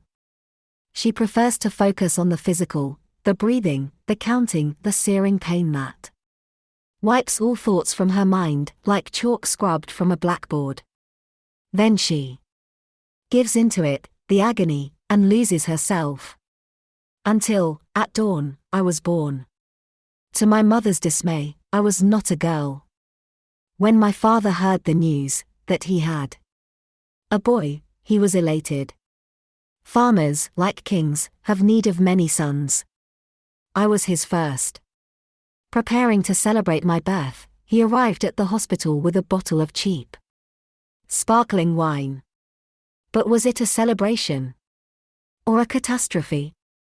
Was my fate already decided, even then? Was it too late? Should they have smothered me at birth? Left me to die and rot on the hillside? I know what my mother would say, if she could read this, my search for culpability, my quest for blame. She would have no patience with it. No one is responsible, she'd say. Don't glorify the events of your life and try to give them meaning. There is no meaning. Life means nothing. Death means nothing. But she didn't always think that way. There was more than one of her. There was another person once, who pressed flowers and underlined poetry, a secret past I found hidden in a showbox, at the back of a cupboard.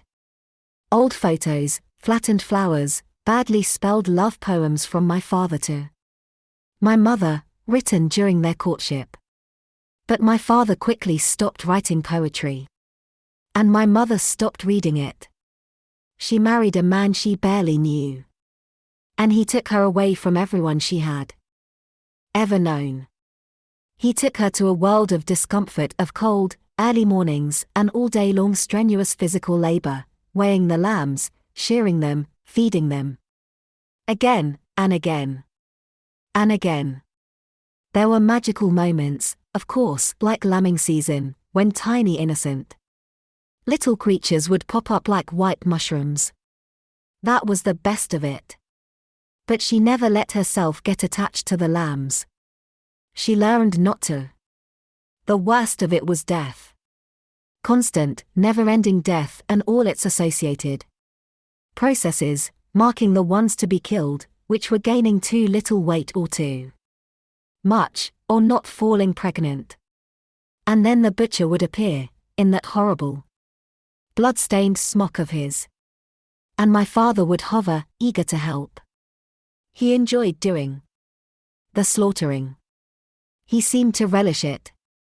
My mother would always run and hide while it went on, smuggling a bottle of vodka into the bathroom, into the shower, where she thought her tears couldn't be heard. And I would go to the furthest part of the farm, as far away as I could get. I'd cover my ears. But I still heard the screaming. When I'd return to the farmhouse, the stench of death was everywhere. Bodies, cut up in the open barn, nearest to the kitchen, and gutters running red with blood. There was a stink of flesh, as it was weighed and packaged in our kitchen. Bits of congealed meat stuck to the table, and pools of blood collected on the surfaces, circled by fat flies. The unwanted parts of the body's entrails, guts, and other remains were buried by my father. He'd throw them in the pit at the back of the farm. The pit was something I always avoided. It terrified me. My father would threaten to bury me alive in the pit if I disobeyed him, or misbehaved, or betrayed his secrets. No one will ever find you, he'd say. No one will ever know. I used to imagine being buried alive in the pit, surrounded by the rotting carcasses, writhing with maggots and worms and other grey flesh-eating creatures, and I would shiver with fear. I still shudder now when I think about it. 17. At 10 o'clock the next morning, Mariana went to meet Professor Fosca.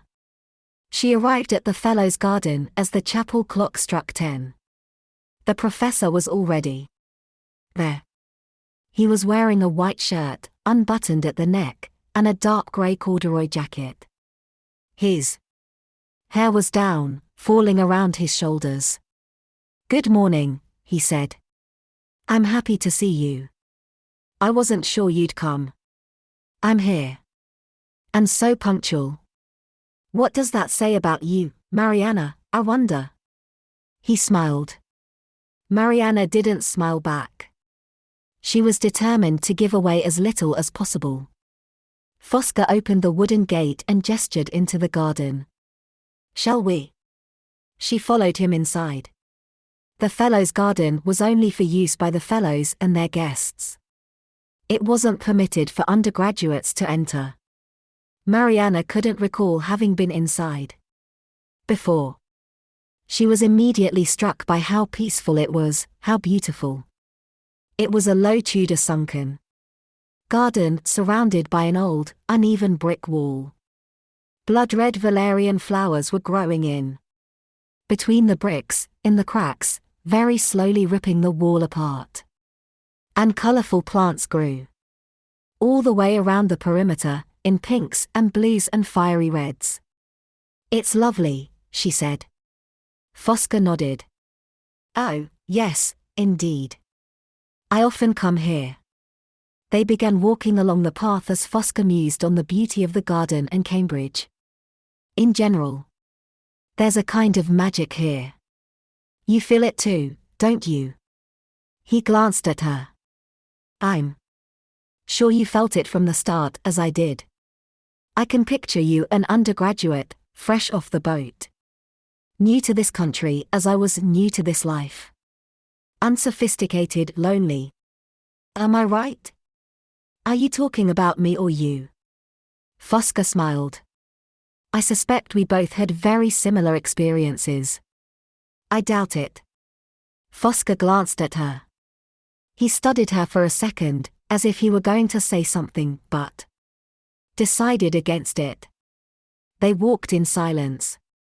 Eventually, he said, "You're very quiet." Not at all what I was expecting. What were you expecting? Fosca shrugged. I don't know. An inquisition. Inquisition?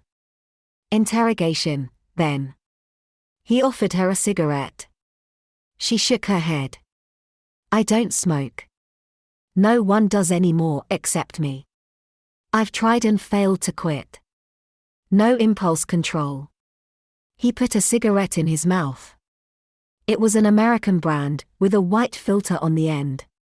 He struck a match, lit it and blew out a long line of smoke.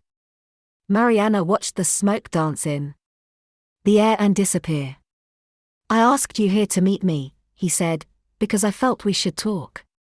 I hear you've been taking an interest in me.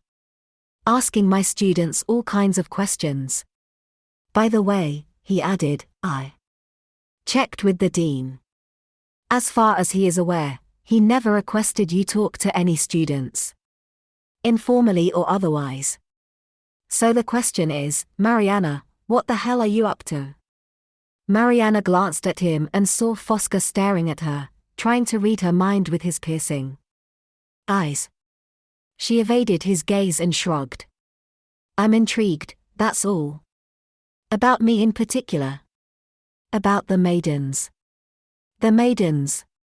Fosca looked surprised. Why is that? It seems odd, having a special set of students.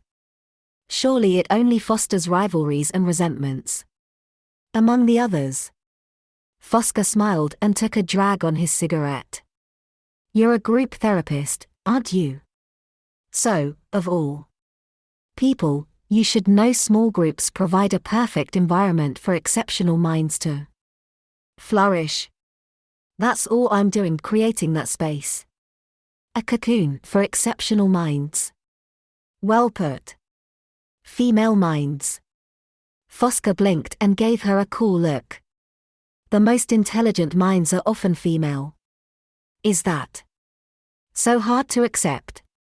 There's nothing sinister going on. I'm a tame fellow with a generous alcohol allowance, that's all. If anyone is being abused here, it's me. Who said anything about abuse? Don't be coy, Mariana. I can see you have cast me as the villain, a predator preying on my vulnerable students. Except now you've met these young ladies, you can see there's nothing vulnerable about them. Nothing untoward happens at these meetings, it's just a small study group, discussing poetry, enjoying wine and intellectual debate. Except now one of those girls is dead. Professor Fosca frowned. There was an unmistakable flash of anger in his eyes. He stared at her. Do you think you can see inside my soul? Mariana looked away, embarrassed by the question. No, of course not. I didn't mean. Forget it. He took another drag of his cigarette, all anger apparently gone.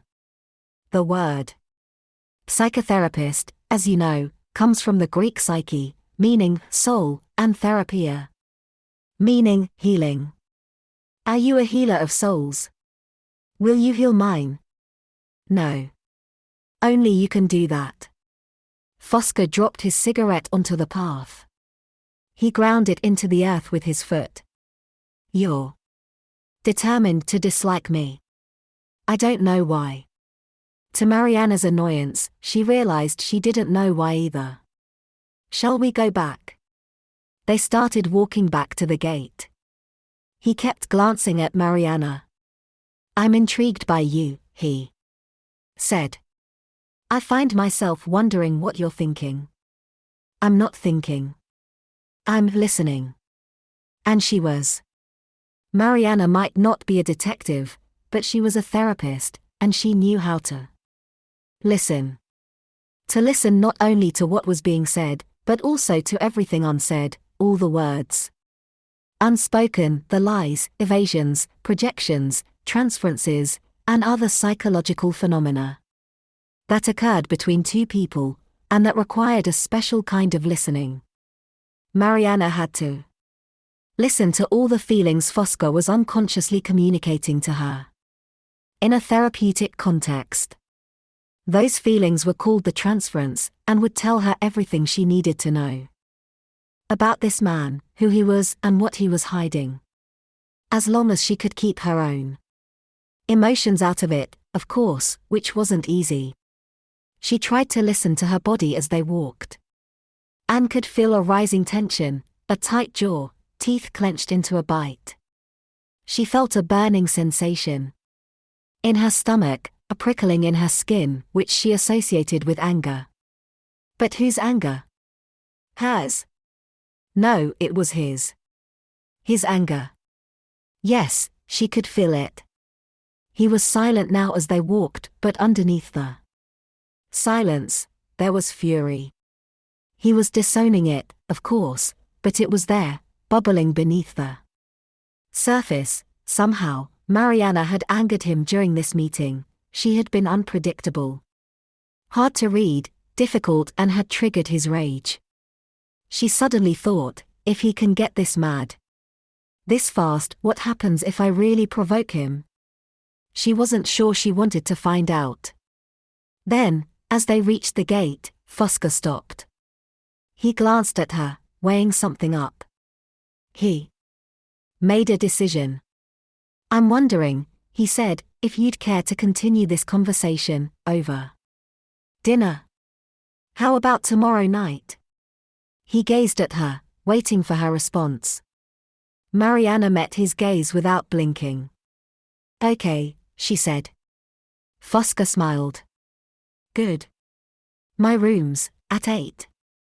And one more thing. Before she could stop him, he leaned forward.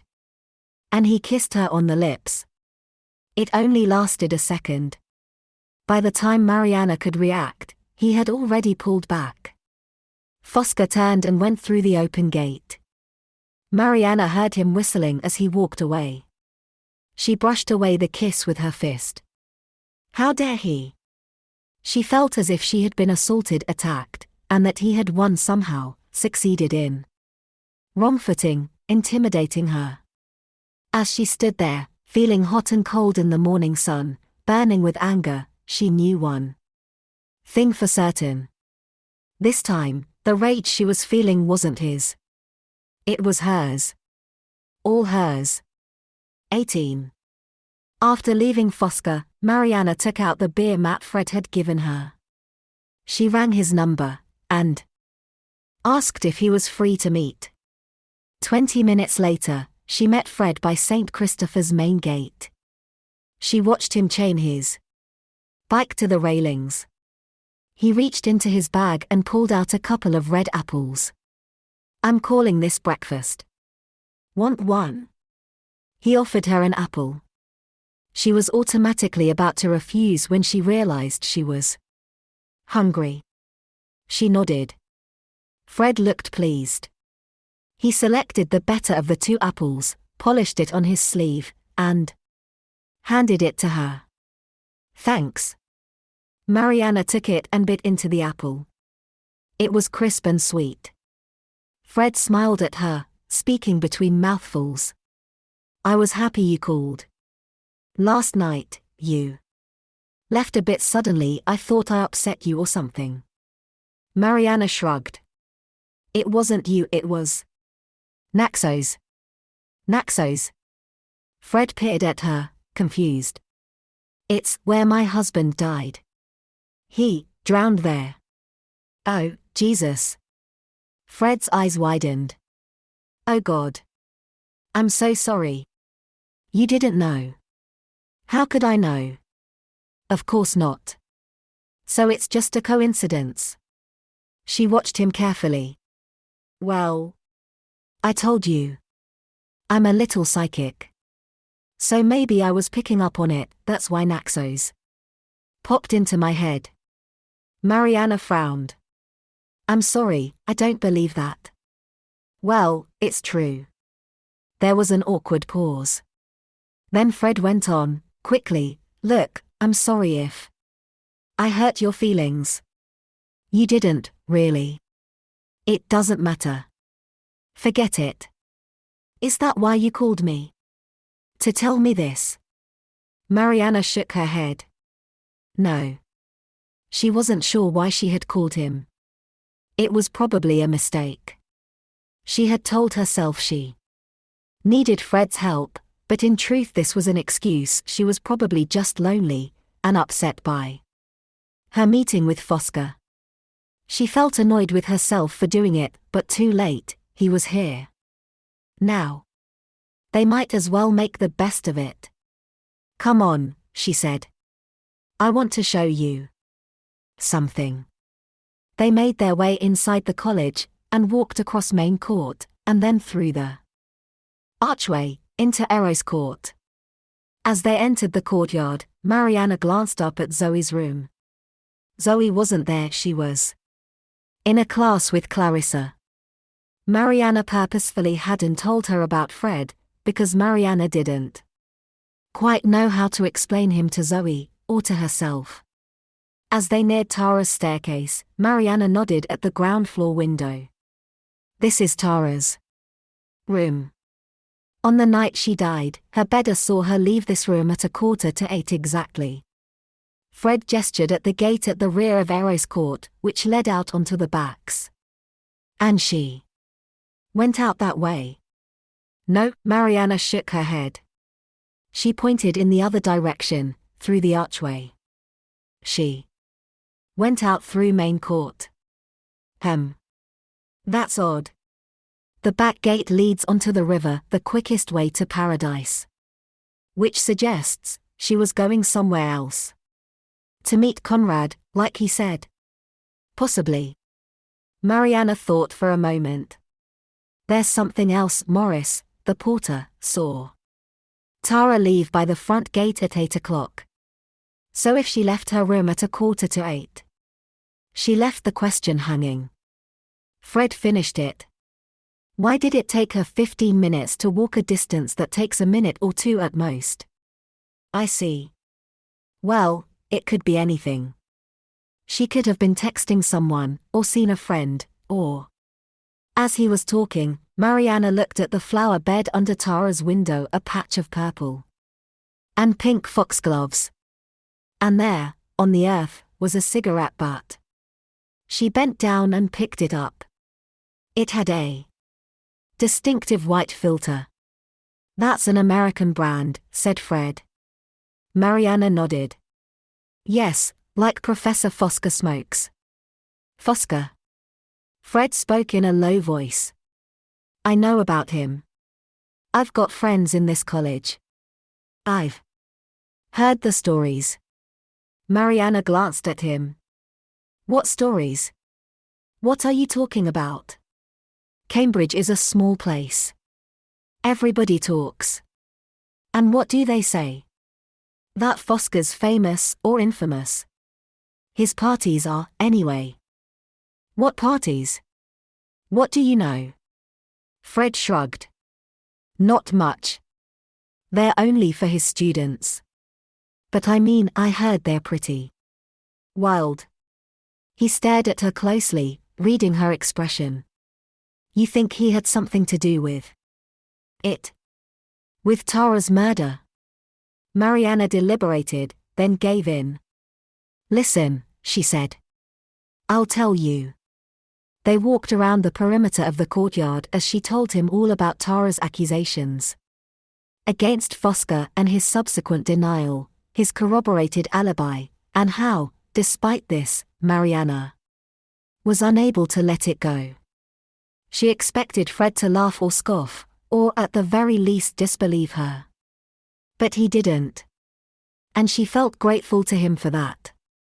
She found herself warming to him, and, for the first time, feeling less alone.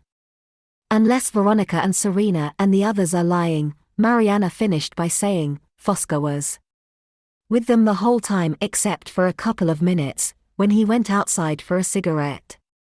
Plenty of time, said Fred, if he had seen Tara through the window, to go down and meet here, in the court. And arrange to meet her in Paradise at 10 o'clock. That's right. Why not? Mariana shrugged. He still couldn't have done it. If Tara was murdered at 10, he couldn't have got there in time. It takes 20 minutes to walk there, at least, and probably longer by car. Fred thought for a second. Unless he went by water. Mariana looked at him blankly. What? Maybe he took a punt. A punt? She almost laughed, it sounded so absurd. Why not? No one watches the river, no one would notice a punt, particularly at night.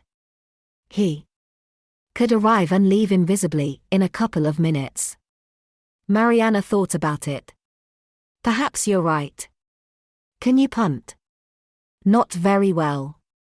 I can. Fred grinned. As it happens, I'm quite good if I say so myself. How about it? How about what? We go to the boathouse, borrow a punt and test it out. Why not? Before Mariana could respond, her phone rang.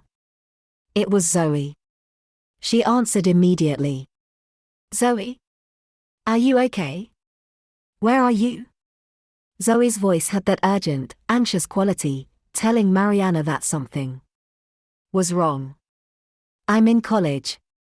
Where are you? I'm with Clarissa. The police were just here. Why? What happened? There was a pause. Mariana could hear her trying not to cry. Zoe spoke in a low whisper. It's happened again. What do you mean? Mariana knew what Zoe meant. She needed her to spell it out, just the same. Another stabbing, Zoe said. They found another body. Part 3. The perfect plot, accordingly, must have a single, and not, as some tell us, a double issue. The change in the hero's fortunes must be not from misery to happiness, but on the contrary from happiness to misery, and the cause of it must lie not in any depravity, but in some great error on his part. Aristotle, Poetics. 1. The body had been found in a field, on the edge of Paradise. It was medieval common land, for which farmers had ancient grazing rights, and a farmer, putting his herd of cows out to graze that morning, had made the grisly discovery. Mariana was anxious about getting there as soon as possible. Despite Zoe's furious protestations, Mariana refused to allow her to accompany her. She was determined to shield Zoe from as much unpleasantness as possible. And this was bound to be unpleasant. Instead, she set off with Fred. He used the map on his phone to guide them to the field. As they walked along the river, past the colleges and meadows, Mariana breathed in the smell of grass and earth and the trees, and was transported back to that first autumn, all those years ago, when she had arrived in England, having exchanged the humid heat of Greece for the charcoal skies and wet grass of East Anglia. Since then, the English countryside had never lost its thrill for Mariana until today. Today, she felt no thrill, just a sick sense of dread. These fields and meadows she loved, these pathways she'd walked with Sebastian, were forever tainted. No longer synonymous with love and happiness. From now on, they would only ever mean blood and death.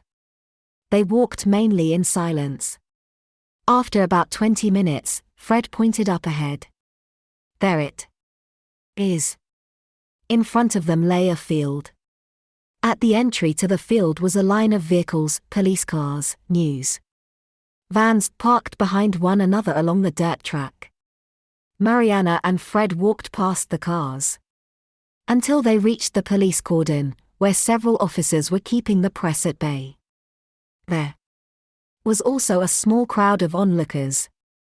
Mariana glanced at the onlookers, and suddenly remembered the ghoulish crowd that had gathered on the beach to watch as Sebastian's body was dragged from the water. She remembered those faces, expressions of concern masking prurient excitement.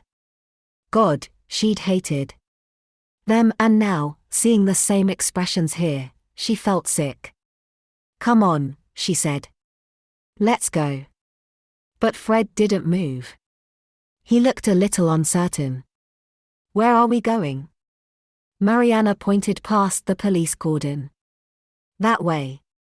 "How are we going to get in?" "They'll see us." Mariana looked around. "How about you go over and distract them, give me the chance to slip past?" "Sure. I can do that. You don't mind not coming?" Fred shook his head. He didn't meet her eye. "To be honest, I'm a bit squeamish about blood. Bodies and things. I'd rather wait here." "Okay. I won't be long." "Good luck." "You too," she said. He took a moment to summon up his nerve. Then he walked over to the police officers.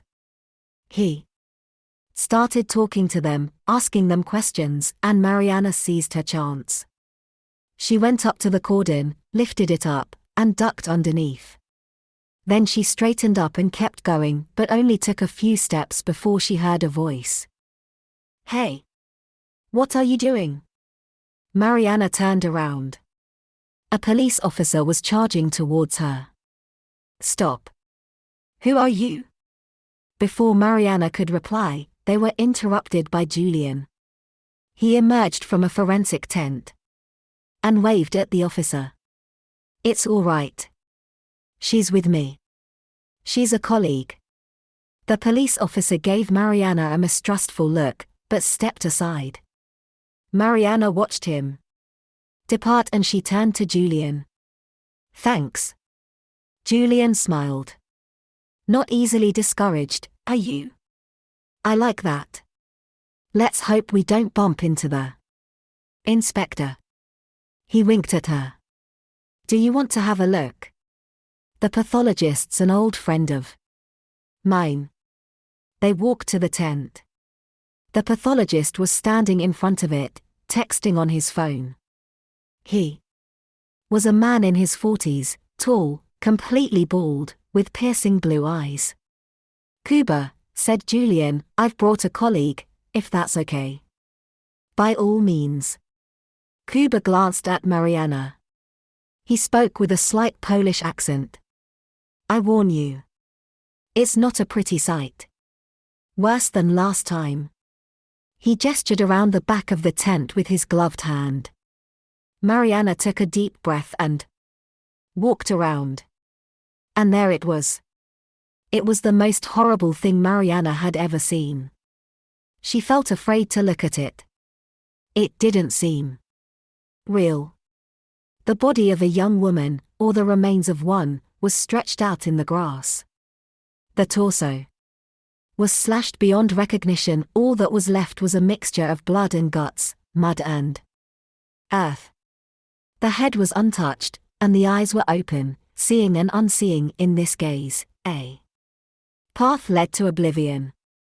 Mariana kept staring at the eyes, unable to look away, transfixed by this Medusa's look eyes that had the power to petrify even after death. A line from the Duchess of Malfi flashed into her mind, "Cover her face, mine eyes dazzle." She died young. She did die young. Too young. She was only 20. It was her birthday next week. She was organizing a party. Mariana knew this because she recognized her at once. It was Veronica. Too. Mariana started walking away from the body. She felt physically sick.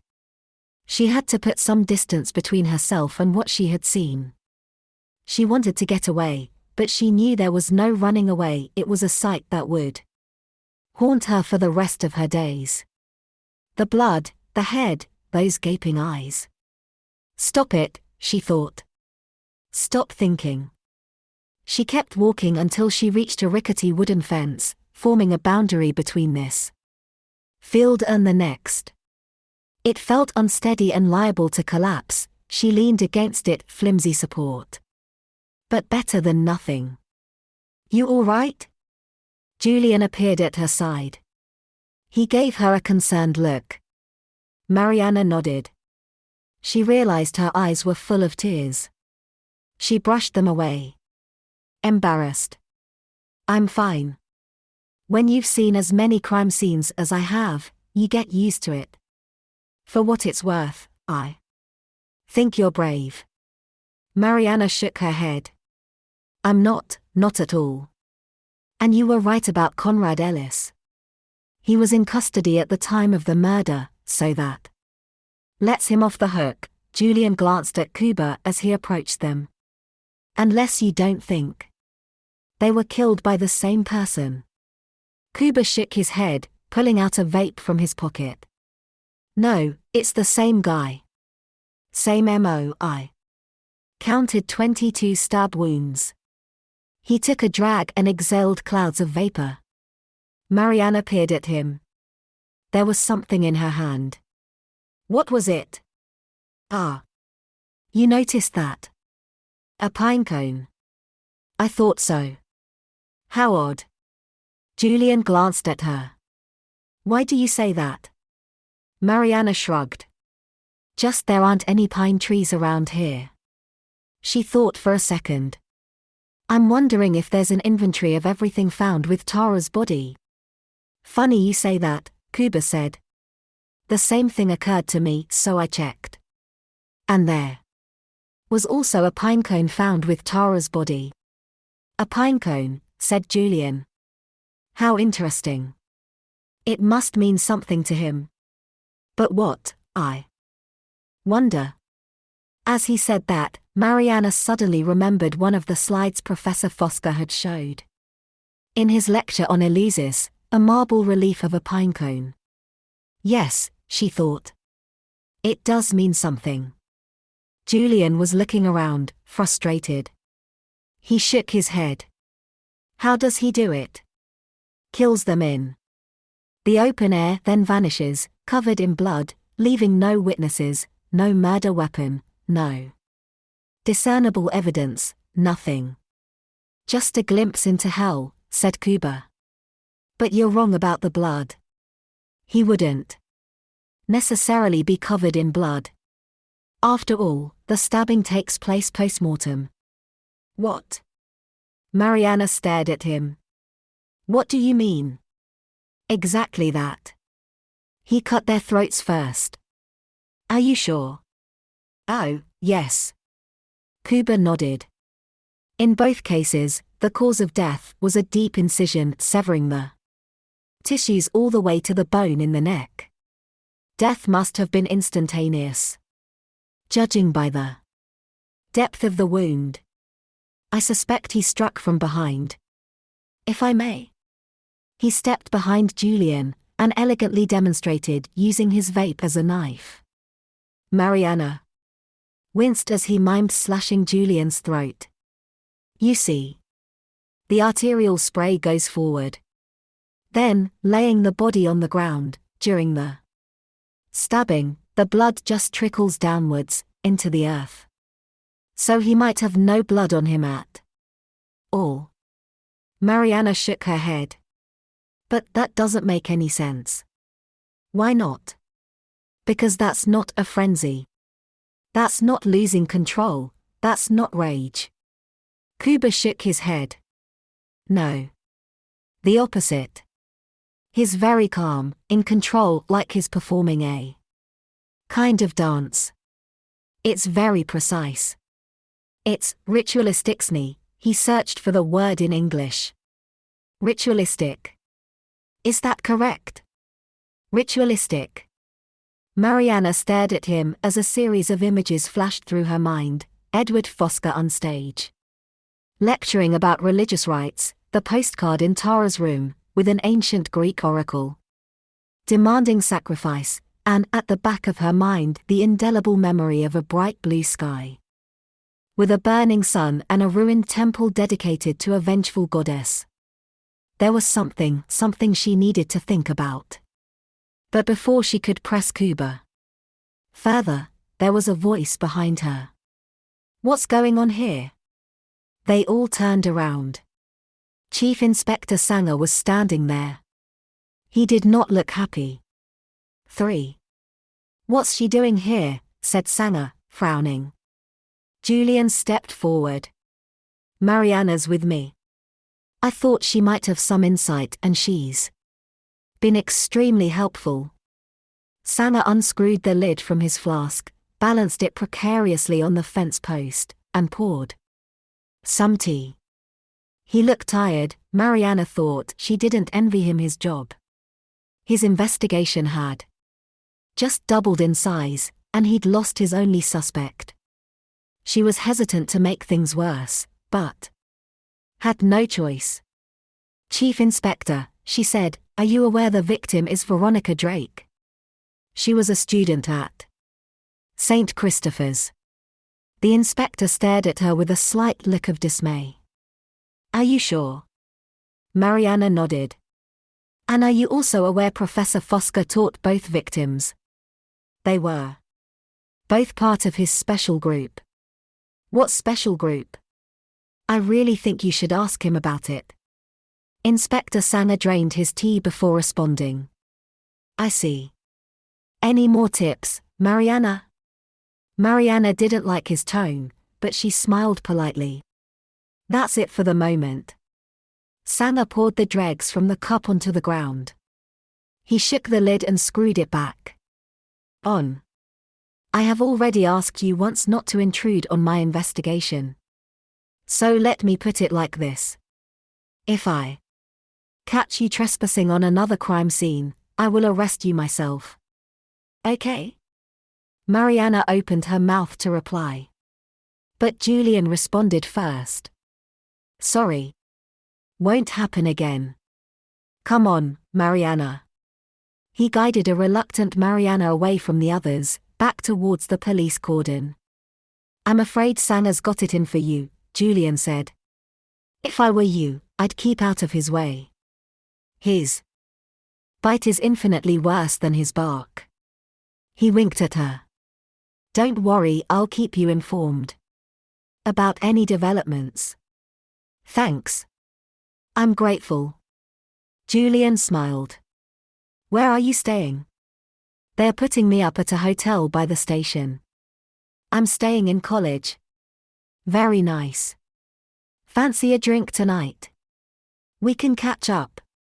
Mariana shook her head. "No, I'm sorry, I can't." "Oh, why not?" Julian flashed a smile at her, but then he followed her gaze. And he saw she was looking at Fred, waving at her from the other side of the cordon. "Ah." Julian frowned. "I see you already have plans." "What?" Mariana shook her head. "No. He's just a friend of Zoe's." "Sure." Julian gave her a disbelieving smile. "No worries. I'll be seeing you, Mariana." Julian looked a little annoyed. He turned and walked away. Mariana was also feeling annoyed with herself. She ducked under the cordon and walked back towards Fred. She felt increasingly angry. Why tell that stupid lie about Fred being Zoe's friend? Mariana wasn't guilty of anything, she had nothing to hide, so why lie? Unless, of course, she wasn't being honest with herself about her feelings for Fred. Was that possible? If so, it was a deeply unnerving thought. What else was she lying to herself about? 4. When the news broke that a second student from St. Christopher's College had been murdered, and that she was the daughter of a U.S. senator, the story made headlines around the world. Senator Drake boarded the next available flight from Washington with his wife, pursued by the US media and followed by the rest of the world's press, which descended on St. Christopher's in a matter of hours. It reminded Mariana of a medieval siege. Invading hordes of journalists and cameramen held back by a flimsy barrier, several uniformed police officers, and a few college porters. Mr. Morris was at the forefront, sleeves rolled up, ready to defend the college with his fists. A sprawling media camp was set up on the cobbles outside the main gate, and it spread all the way to King's Parade, where lines of satellite vans were parked. A special press tent was set up by the river, where Senator Drake and his wife gave a television interview, making an emotional appeal for any information that might lead to the capture of their daughter's killer. At Senator Drake's request, Scotland Yard became involved. Extra police officers were sent up from London, and they erected blockades, made house-to-house calls, and patrolled the streets. The knowledge they were now dealing with a serial killer meant the whole city was on alert. And in the meantime, Conrad Ellis was released, and all charges dropped. A nervous, edgy energy was in the air. A monster with a knife was among them, unseen, prowling the streets, apparently able to strike and then melt away invisibly into the darkness. His invisibility made him into something more than human, something supernatural, a creature born from myth, a phantom. Except Mariana knew he wasn't a phantom, or a monster. He was just a man, and he didn't merit being mythologized. He didn't deserve it. He deserved only if she could summon it in her heart, pity and fear. The very qualities, according to Aristotle, that constituted catharsis in tragedy. Well, Mariana didn't know enough about this madman to access pity. But she did feel fear. 5. My mother often said she didn't want it for me, this life. She'd tell me that, one day, we would leave, she and I. But it wouldn't be easy. I don't have an education, she'd say. I left school at 15. Promise me you won't do the same. You need to be educated, that's how to make money. That's how to survive. How to be safe. I've never forgotten that. More than anything, I wanted to be safe. Even now, I still don't feel safe. My father was a dangerous man, that's why. After a steady flow of whiskies, a small flame would appear in his eyes. He'd become increasingly argumentative. Avoiding his anger was a minefield. I was better at it than my mother, better at keeping things steady, staying several steps ahead, keeping the conversation on safe ground, guessing where it was going.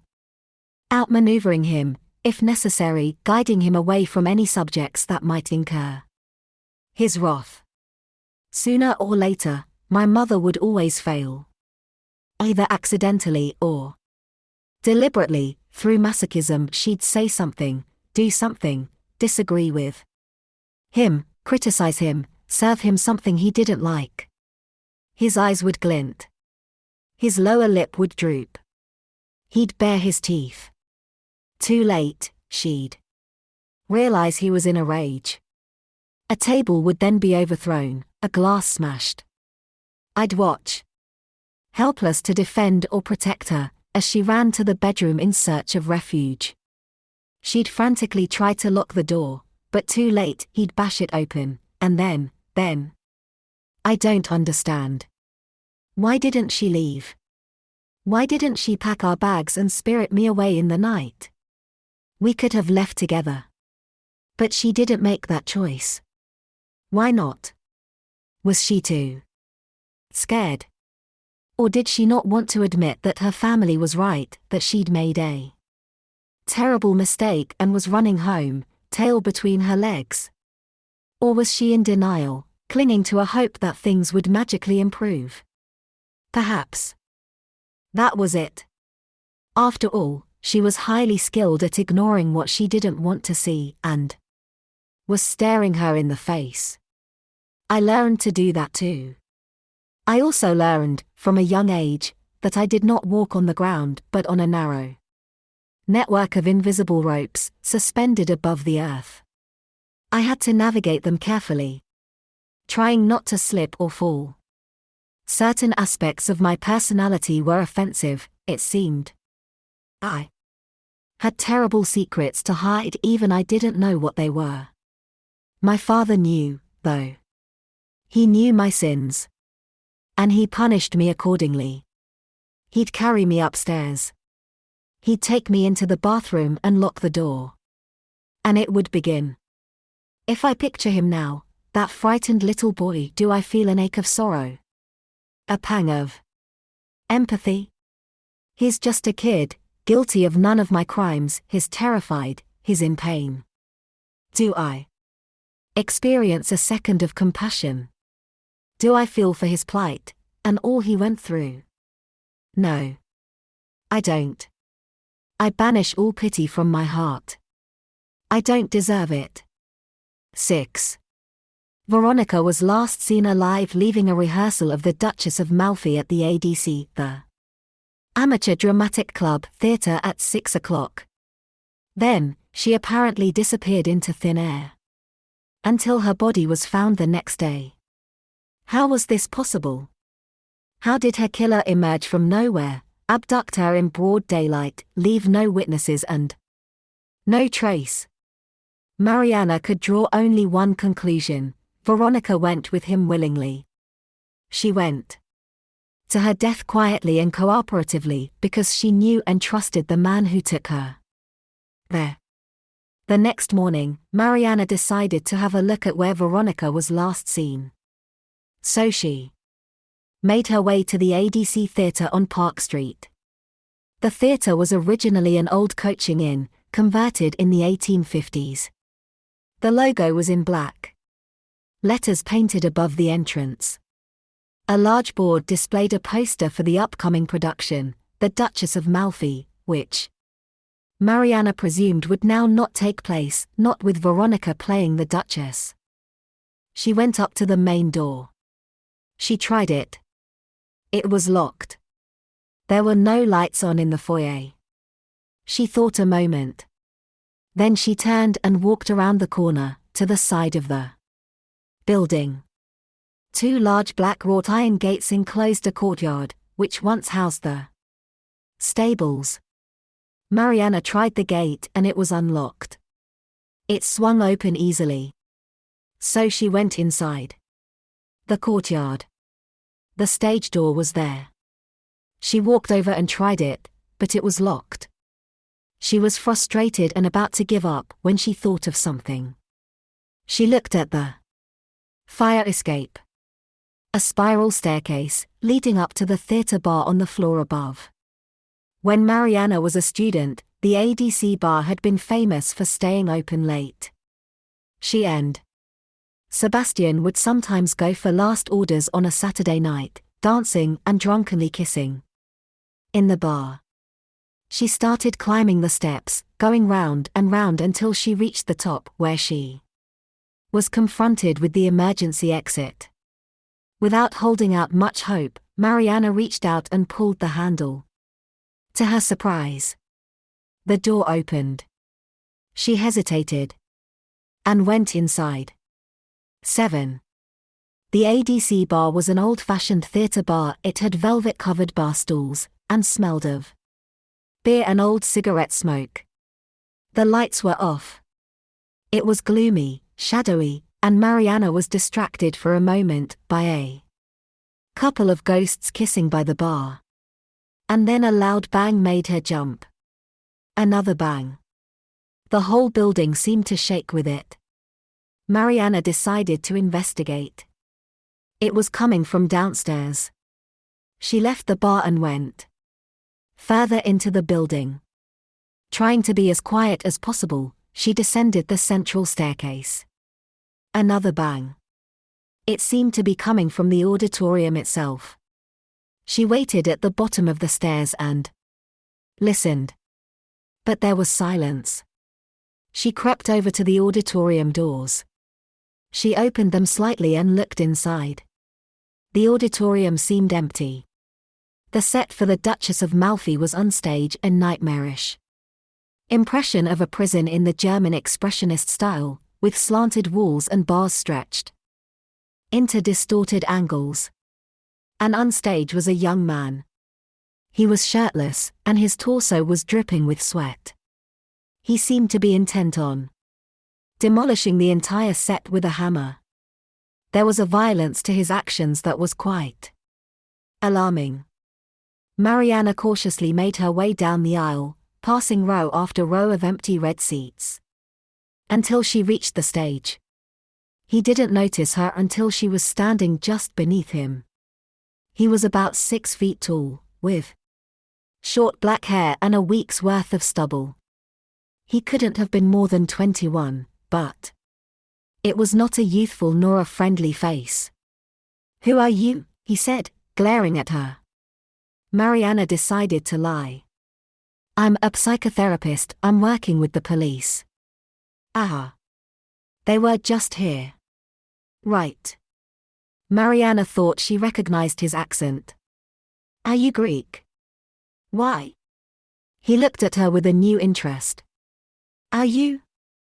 Funny that, her split-second instinct to lie. For some reason, she didn't want him knowing anything about her. But she'd get more out of him if she expressed some kind of kinship. "Half," she said with a small smile. Then, in Greek, she said, "I grew up in Athens." He looked pleased to hear this. He seemed to calm down, and his anger cooled slightly. "And I'm from Thessaloniki. A pleasure to meet you." He smiled, baring his teeth. They were sharp, razor-like. "Let me help you up." Then, with a sudden, violent movement, he reached down and pulled her up with ease, placing her on the stage. She landed unsteadily on her feet. "Thanks. I'm Nikos. Nikos Karis. And your name?" "Mariana." "You're a student?" "Yes." Nikos nodded. "I'm responsible for this." He gestured at the ruined set around him. "I'm the director. You're looking at the destruction of my theatrical ambitions." He gave a hollow laugh. "The performance has been cancelled. Because of Veronica." Nikos scowled. "I had an agent coming up from London to see it. I worked all summer planning it. And it's for nothing." He pulled down part of the wall with ferocity. It landed with a thud that made the floor shake. Mariana watched him closely. Everything about him seemed to vibrate with anger, a barely restrained rage, as if he might fly off the handle at any second, lash out indiscriminately and strike her down instead of the set. He rather frightened her. "I was wondering," she said, "if I might ask you about Veronica." "What about her?" "I'm curious about when you last saw her." "The dress rehearsal. I gave her some critical notes. She didn't like them. She was rather a mediocre actor, if you want the truth. Not nearly as talented as she thought she was." "I see. What was her mood like?" "After I gave her the notes?" "Not good." He smiled, baring his teeth. "What time did she leave? Do you remember?" "Around 6, I'd say." "Did she say where she was going?" "No," Nikos shook his head. "But I think she was going to meet the professor." He turned his attention to stacking up some chairs. Mariana watched him, her heart beating faster.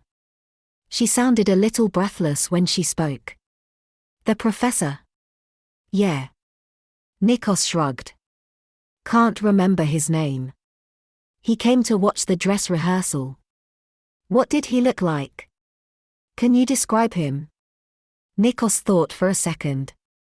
"Tall. Beard. American." He glanced at his watch. "What else do you need to know?" "Because I'm busy." "That's all, thanks. But can I have a look in the dressing room?" Did Veronica leave anything here, do you know? I don't think so. The police took everything. There wasn't much. I'd still like to see. If that's okay. Go ahead. He pointed into the wings. Down the stairs, on the left. Thanks. Nikos stared at her for a second, as if contemplating something. But he didn't speak. Mariana hurried into the wings. It was dark, and it took a few seconds for her eyes to adjust. Something made her look back. Over her shoulder, back at the stage, and she saw Nikos's face, contorted with rage, as he ripped apart the set. He hates not getting his own way, she thought. There was real anger in that young man. She was glad to get away from him. She turned and hurried down the narrow steps, to the belly of the theatre, into the dressing room. The dressing room was rather a cramped space, shared by all the actors. Rails of costumes competed for space with wigs, makeup, props, books, and dressing tables. She looked at all the clutter. There was no way of telling what belonged to Veronica. Mariana doubted she'd find anything useful here. And yet, she looked at the dressing tables. Each had an individual mirror, and the mirrors were decorated with hearts and kisses and good luck messages scrawled in lipstick. There were some cards and photographs tucked into the mirror frames. One postcard immediately caught Mariana's eye. It didn't look like any of the others. She looked at it closely. It was a religious picture, the icon of a saint. The saint was beautiful. With long blonde hair, like Veronica. A silver dagger was sticking out of her neck. Even more disturbingly, she was holding a tray with 2 human eyeballs on it. Mariana felt sick looking at it. Her hand trembled as she reached out. She pulled the postcard from the mirror frame. She turned it over. And there, as before, was a handwritten quotation, in ancient Greek. 8. After the second murder, there was a stunned, lifeless atmosphere in St. Christopher's. It felt as if a kind of pestilence, a plague, was spreading through the college, as in a Greek myth, the sickness that destroyed Thebes, an invisible airborne poison drifting through the courtyards, and these ancient walls, once a refuge from the outside world, no longer offered any protection. Despite the dean's protestations and assurances of safety, parents were removing their children in increasing numbers. Mariana didn't blame them, nor did she blame the students for wanting to leave. Part of her wished she could scoop up Zoe and take her away to London. But she knew better than to suggest it. It was taken for granted now that Zoe was staying, and so was Mariana. Veronica's murder in particular had hit Zoe hard. The fact it upset her so much astonished Zoe herself. She said she felt like a hypocrite. I mean, I didn't even like Veronica. I don't know why I can't stop crying. Mariana suspected that Zoe was using Veronica's death as a means of expressing some of her grief for Tara, grief that had been too overwhelming and frightening for her to face. So these tears were a good thing, a healthy thing, and she told Zoe so as she held her, sitting on the bed, rocking back and forth as Zoe wept. It's okay, darling. It's okay. You'll feel better, just let it out. And finally, Zoe's tears subsided. Then Mariana insisted on taking Zoe out for some lunch. She'd barely eaten anything in the past 24 hours. And Zoe, red-eyed and weary, agreed. On the way to hall, they bumped into Clarissa, who suggested they join her at high table. High table was the part of the dining hall that was reserved exclusively for the fellows and their guests. It was situated at one end of the large hall, on a raised, stage-like dais beneath portraits of past masters on the oak-panelled walls. At the other end of the hall, there was a buffet. For the students, operated by the buttery staff, smartly dressed in waistcoats and bow ties. The undergraduates all sat at long tables along the length of the hall. There weren't many students in hall. Mariana couldn't help but look at the students who were there, talking in low voices with anxious faces while they picked at their food. None of them looked in much better shape than Zoe. Zoe and Mariana sat with Clarissa at the far end of high table, away from the other fellows. Clarissa studied the menu with interest.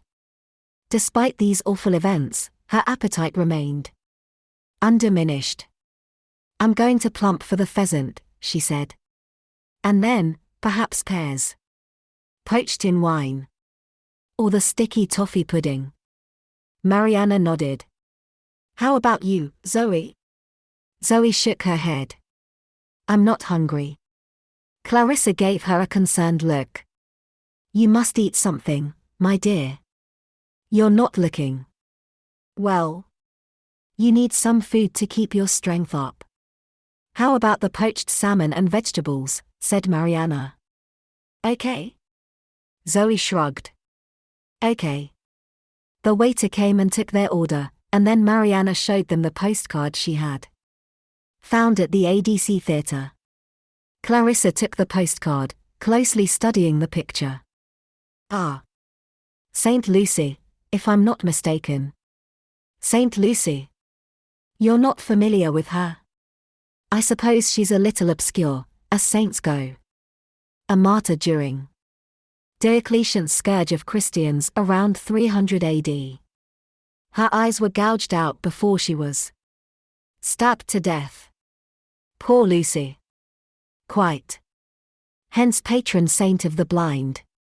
She's usually depicted like this, carrying her eyes on a platter." Clarissa turned the postcard over. Her lips moved silently as she read the lines in Greek. Under her breath. "Well," she said, "this time, it's from Iphigenia in Aulis, by Euripides." "What does it say?" "It's about Iphigenia being led to her death." Clarissa took a gulp of wine, and translated it. "Behold the maiden, with garlands in her hair, and holy water sprinkled upon her, walking to the sacrificial altar of the unspeakable goddess, which will flow with blood," is the word in Greek, "as her beautiful neck is severed." Mariana felt sick. Jesus Christ. Not very appetizing, I grant you. Clarissa handed the postcard back to Mariana. Mariana glanced at Zoe. "What do you think? Do you think Fosca might have sent it?" "Professor Fosca," said Clarissa, with a startled look, as Zoe studied the postcard. "You're not suggesting you don't think that the Professor Fosca has a group of favorite students? Did you know that, Clarissa?" Mariana glanced at Zoe. "For a second. They meet privately, secretly. He calls them the Maidens." "The Maidens," said Clarissa. "First I've heard of it. A play on the Apostles, perhaps?" "The Apostles?" "Tennyson's secret literary society where he met Hallam." Mariana stared at her. It took her a second to find her voice. She nodded. "Perhaps. Of course, the Apostles were all male. Presumably the membership of the Maidens is female." "Exactly. And Tara and Veronica were both members. Don't you think that's a strange coincidence? Zoe? What do you think?" Zoe looked uncomfortable. But she nodded, glancing at Clarissa. "To be honest, I think this is the kind of thing he'd do. Sending a postcard like this." "Why do you say that?" "The Professor is old-fashioned like that, sending postcards, I mean. He often sends handwritten notes. And last term, he gave a lecture on the importance of the letter as an art form." "I know that doesn't prove anything." "Doesn't it?" said Mariana. "I'm not so sure about that." Clarissa tapped the postcard. "What do you think this means?" I don't understand what its purpose is. It means, it's a game. Announcing his intention like this, it's a challenge and he's enjoying it. She chose her words carefully. And there's something else, that he might not even be conscious of. There is a reason he chose these quotations, they mean something to him. In what sense? I don't know. Mariana shook her head. I don't understand, and we need to understand. That's the only way we'll stop him. And by him, you mean Edward Fosca? Perhaps. Clarissa looked extremely disturbed by this. She shook her head, but didn't comment further. Mariana silently contemplated the postcard in front of her. Then their food arrived, and Clarissa tucked into her lunch, and Mariana turned her attention to Zoe, making sure she got a little food in her. Edward Fosca was not mentioned again during the meal. But he remained in Mariana's thoughts, hanging there, in the shadows, like a bat in her head. 9. After lunch, Mariana and Zoe went to the college bar for a drink. The bar was distinctly quieter than usual. Only a handful of students were there, drinking. Mariana noticed Serena sitting by herself. She didn't notice them. Zoe ordered a couple of glasses of wine, while Mariana made her way to the end of the bar, where Serena was perched on a stool, finishing a gin and tonic, and texting on her phone. Hello, said Mariana. Serena looked up, and went back to her phone without responding. How are you, Serena? No response.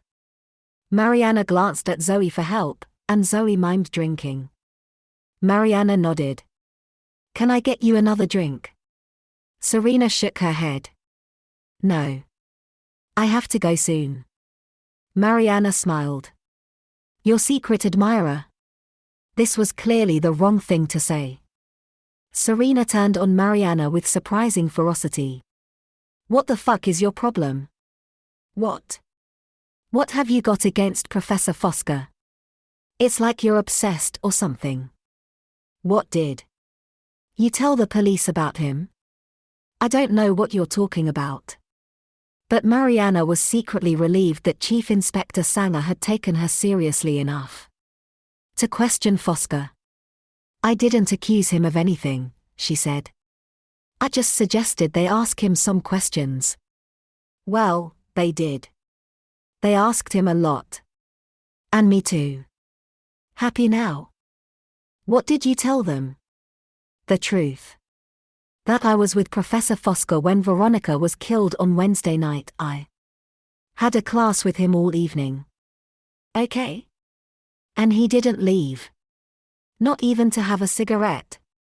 Not even a cigarette.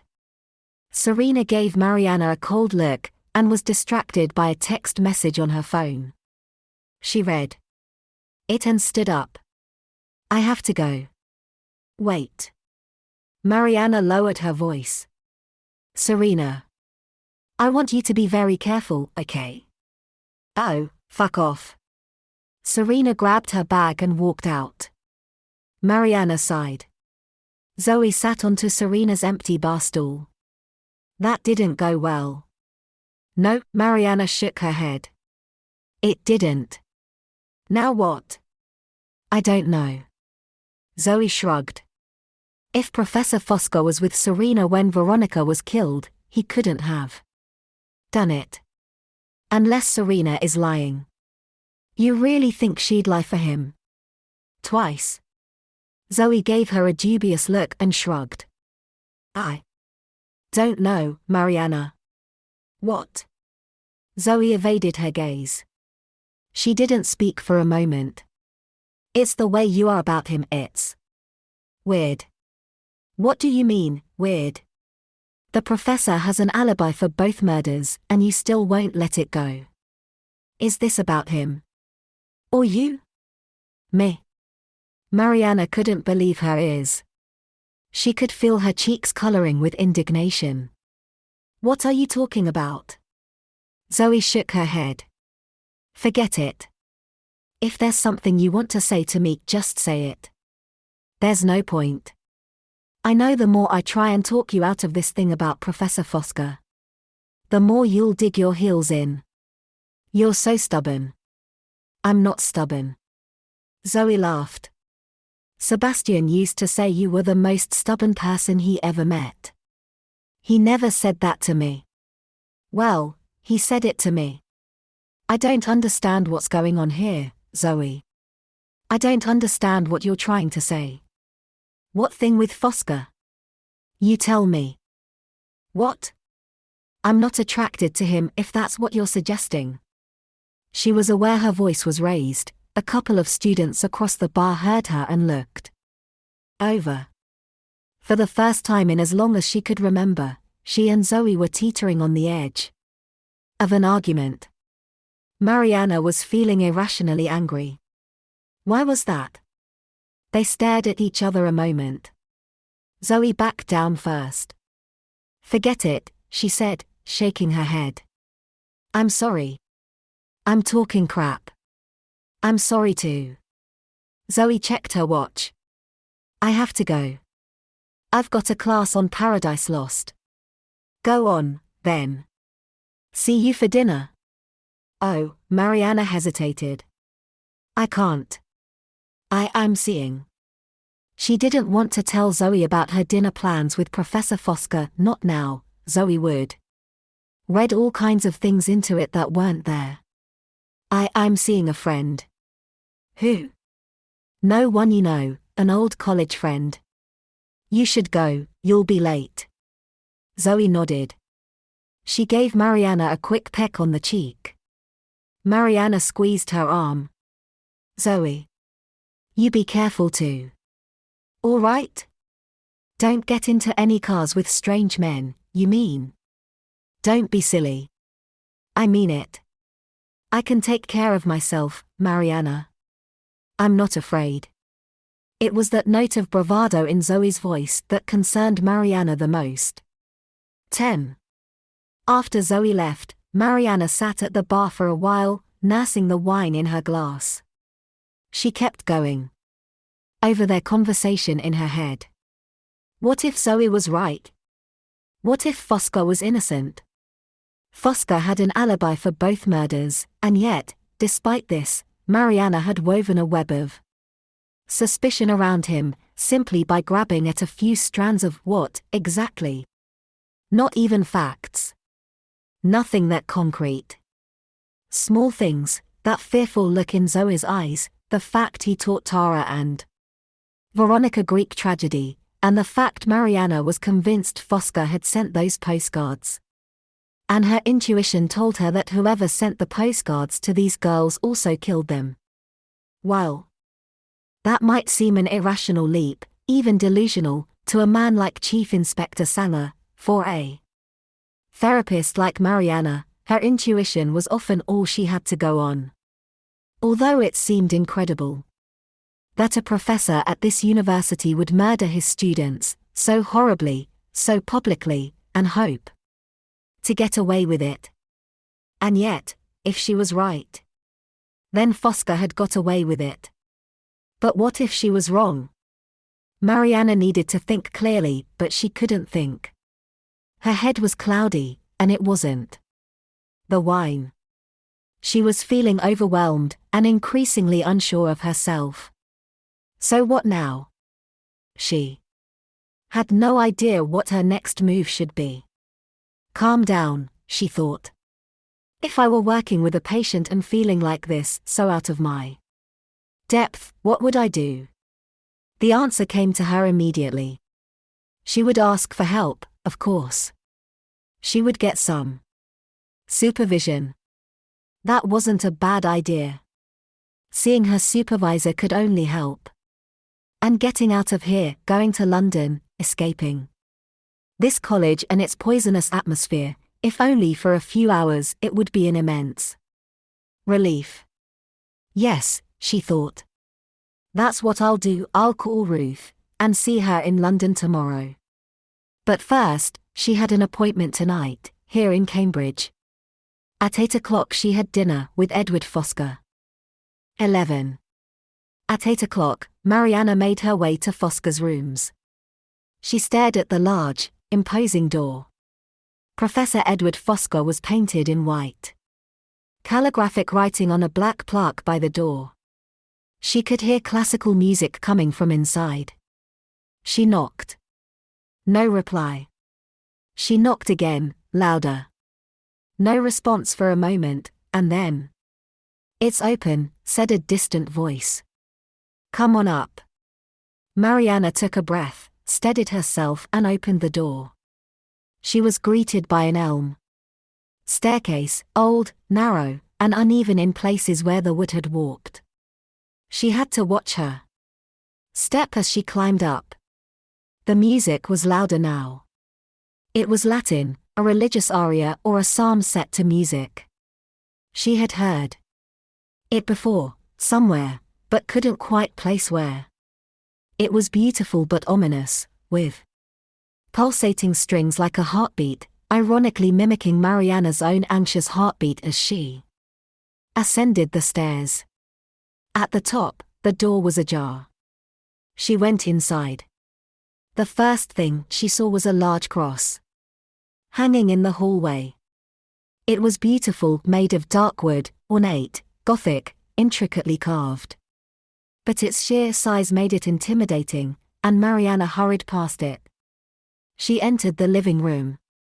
It was hard to see, the only light was from the half-melted, misshapen candles dotted around. It took her eyes a few seconds to adjust to the Stygian gloom. Thick with burning incense, its black smoke further diffusing the light from the candles, making it harder to see. It was a large room, with windows overlooking the courtyard. Several doors led off to other rooms. The walls were covered with paintings, and shelves were crammed with books. The wallpaper was dark green and black, a repeating pattern of leaves and foliage with an unsettling effect. It reminded Mariana of being in a jungle.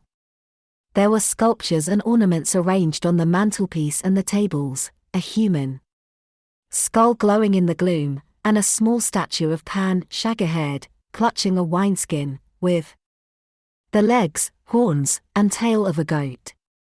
And next to it, a pinecone.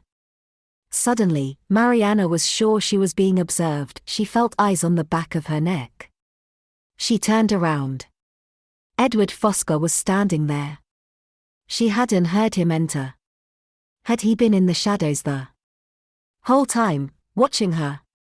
"Good evening," he said. His dark eyes and white teeth glinted in the candlelight, and his tousled hair was falling around his shoulders. He was wearing a black dinner jacket, crisp white shirt, and black bow tie. He looked extremely handsome, Mariana thought, and immediately felt angry with herself for thinking it. "I didn't realize we were going to high table," she said. "We're not. But you're dressed." "Ah." Fosca glanced at his clothes, and smiled. "I don't often have the opportunity to dine with such a beautiful woman. I thought I'd dress for the occasion. Let me get you a drink." Without waiting for a reply, he pulled an open bottle of champagne from the silver ice bucket. He refilled his own glass, then poured one for Mariana. He handed it to her. "Thank you." Edward Fosca stood there for a moment, watching her, his dark eyes appraising her. "To us," he said. Mariana didn't echo the toast. She raised the glass to her lips and sipped the champagne. It was bubbly and dry, refreshing. It tasted good, and hopefully would settle her nerves. She took another sip. There was a knock on the door downstairs. Fosca smiled. "Ah. That will be Greg." "Greg?" From the buttery. There was a flurry of footsteps, and Gregory, a nimbly-footed, lithe waiter in waistcoat and tie, appeared with a hot box in one hand and cold box in the other. He smiled at Mariana. "Evening, miss." He glanced at the professor. "Should I Absolutely. Fosca nodded. Go ahead. Set it up. I'll serve us. Very good, sir. He disappeared into the dining room. Mariana gave Fosca a quizzical look. He smiled. I wanted us to have more privacy than Hall could afford. But I'm not much of a chef, so I persuaded the buttery to bring Hall to us. And how did you do that? By means of a very large tip. I won't flatter you by telling you how much. You've gone to a lot of trouble, Professor. I've asked you before, please call me Edward. And it's a pleasure, Mariana. He smiled and stared at her in silence. Mariana felt a little uncomfortable, and looked away. Her eyes drifted to the coffee table, and the pine cone. What's that? Fosca followed her gaze. The pine cone, you mean? Nothing, just reminds me of home. Why? I seem to remember a slide of a pine cone, in your lecture on Eleusis. Fosca nodded. Yes, indeed. That's right. Each initiate into the cult was presented with a pine cone on entry. I see. Why a pine cone? Well, it's not really about the pine cone itself. It's what it symbolizes. Which is? He smiled and stared at her for a moment. It's the seed inside the cone. The seed. Inside us, the spirit within the body. It's about opening your mind to that. A commitment to looking inside and finding your soul. Fosca picked up the pine cone. He presented it to her. I offer this to you. It's yours. No, thank you. Mariana shook her head. I don't want it. She said that more sharply than she intended. I see.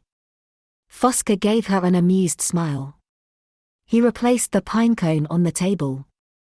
There was a pause. A moment later, Greg emerged. All done, sir. And the pudding is in the fridge. Thank you. Good night. He nodded at Mariana and left the room. Mariana heard him descending the steps and closing the door. They were alone. There was a pause, a tension between them as they stared at each other. Mariana, at any rate, felt it. She didn't know what Fosca was feeling, what lay beneath that cool, charming manner of his. He was almost impossible to read. He gestured into the next room. Shall we? 12. In the dark, wood-paneled dining room, the long table was covered with a white linen tablecloth. Tall candles burned in silver candlesticks. And a bottle of red wine had been decanted and was sitting on the sideboard. Behind the table, out through the window, the oak tree that grew in the center of the courtyard was visible against a darkening sky. Stars were twinkling through the branches. In any other situation, thought Mariana, eating in this beautiful old room would be incredibly romantic. But not now. Sit down, Fosca said. Mariana went to the table. 2 places had been set opposite each other. She sat, and Fosca walked to the sideboard, where the food had been laid out: a leg of lamb, roast potatoes, and a green salad. Smells good, he said. Trust me, this will be much better than if I attempted to cook something myself. I've a fairly sophisticated palate, but I'm pretty basic in the kitchen. Only the usual pasta recipes taught by an Italian mother to her son. He smiled at Mariana and picked up a large carving knife. It glinted in the candlelight. She watched as he quickly and deftly used the knife to carve the lamb. You're Italian, she said. Fosca nodded. 2nd generation. My grandparents came over on the boat from Sicily. You grew up in New York? Not really. New York State. A farm, in the middle of nowhere. Fosca served Mariana with several slices of lamb, a few potatoes, and some salad. He prepared a similar plate for himself. And you grew up in Athens? I did. She nodded. Just outside. How exotic. I'm jealous. Mariana smiled. I could say the same about a farm in New York. Not if you went there. It was a dump. I couldn't wait to get the hell out. His smile faded as he said this, and he looked quite different somehow. Harder and older. He placed the plate in front of her. Then he took his own plate to the other side of the table and sat down. I like it rare. I hope that's okay. That's fine. Bon appetit. Mariana looked at the plate in front of her. The slices of razor-thin lamb was so rare, so raw, that a shiny red puddle of blood was oozing out and spreading across the white china plate. She felt sick looking at it. Thank you for agreeing to have dinner with me, Mariana. As I said in the Fellows' Garden, you intrigue me. It's always intriguing when someone takes an interest in me. And you've certainly done that. He chuckled. This evening is my opportunity to return the favor. Mariana picked up her fork. But she couldn't bring herself to eat the meat. Instead, she focused on the potatoes and salad, moving the green leaves away from the expanding pool of blood. She could feel Fosca's eyes on her. How chilly his gaze was, like a basilisk. You've not tried the lamb. Won't you? Mariana nodded. She cut up a little piece of meat and slipped a red sliver into her mouth. It tasted wet, metallic, of blood. It took all her effort to chew and swallow it. Fosca smiled. Good. Mariana reached for her glass. She washed away the taste of blood with the remains of her champagne.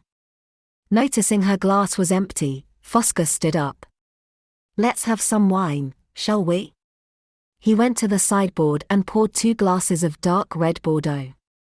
He returned and handed a glass to Mariana. She brought the wine to her lips and drank. It was earthy, gravelly, and full-bodied. She was already feeling the effects of the champagne on an empty stomach. She should stop drinking, or she'd soon be drunk. But she didn't stop. Fosca sat down again, watching her, smiling. Tell me about your husband. Mariana shook her head. No. He looked surprised. No. Why not? I don't want to. Not even his name. Mariana spoke in a low voice. Sebastian. And somehow, just by uttering his name, she conjured him up for a second, her guardian angel, and she felt safer, calmer, and Sebastian whispered in her ear, don't be scared, love. Stand up for yourself. Don't be afraid. She decided to take his advice. Mariana looked up and met Fosca's gaze without blinking. Tell me about yourself, Professor. Edward. What would you like to know? Tell me about your childhood. My childhood? What was your mother like? Were you fond of her? Fosca laughed. My mother. Are you going to psychoanalyze me over dinner? Mariana said, I'm just curious. I wonder what else she taught you besides pasta recipes. Fosca shook his head. My mother taught me very little, unfortunately. How about you? What was your mother like? I never knew my mother. Ah. Fosca nodded. I don't think I really knew mine either. He appraised Mariana for a moment, thinking. She could see his mind turning. He had a truly brilliant mind, she thought. Sharp as a knife. She'd have to be careful. She adopted a casual tone. Was it a happy childhood? I can see you're determined to make this into a therapy session. Not a therapy session, just a conversation. Conversations go both ways, Mariana.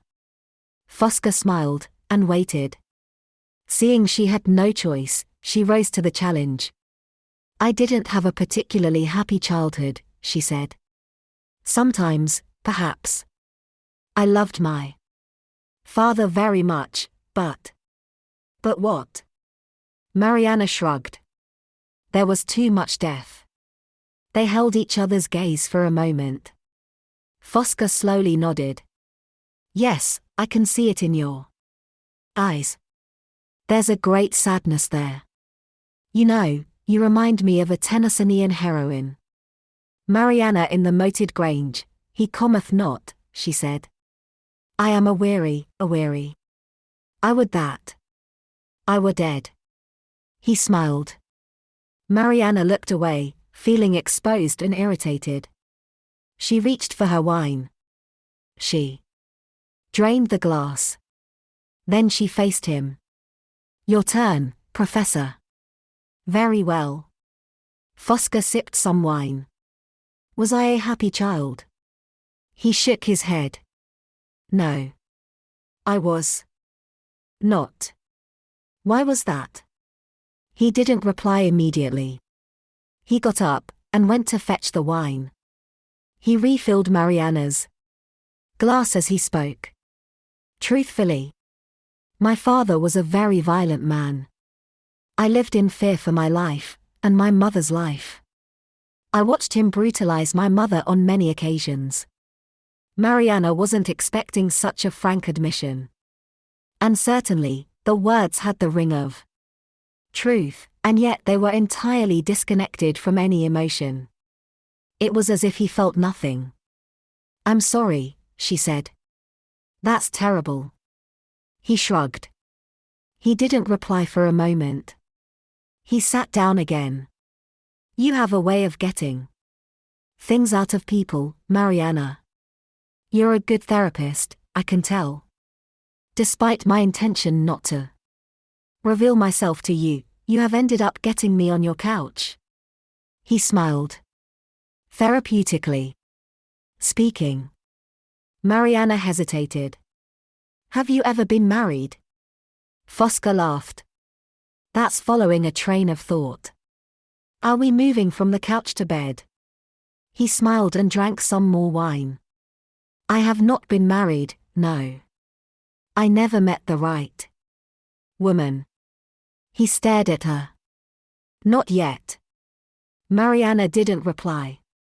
He kept staring. His gaze was heavy, intense, lingering. She felt like a rabbit in headlights. She thought of the word Zoe used, dazzling. Finally, unable to bear it, she looked away, which seemed to amuse him. You're a beautiful woman, she heard him say, but you have more than beauty. You have a certain quality, a stillness.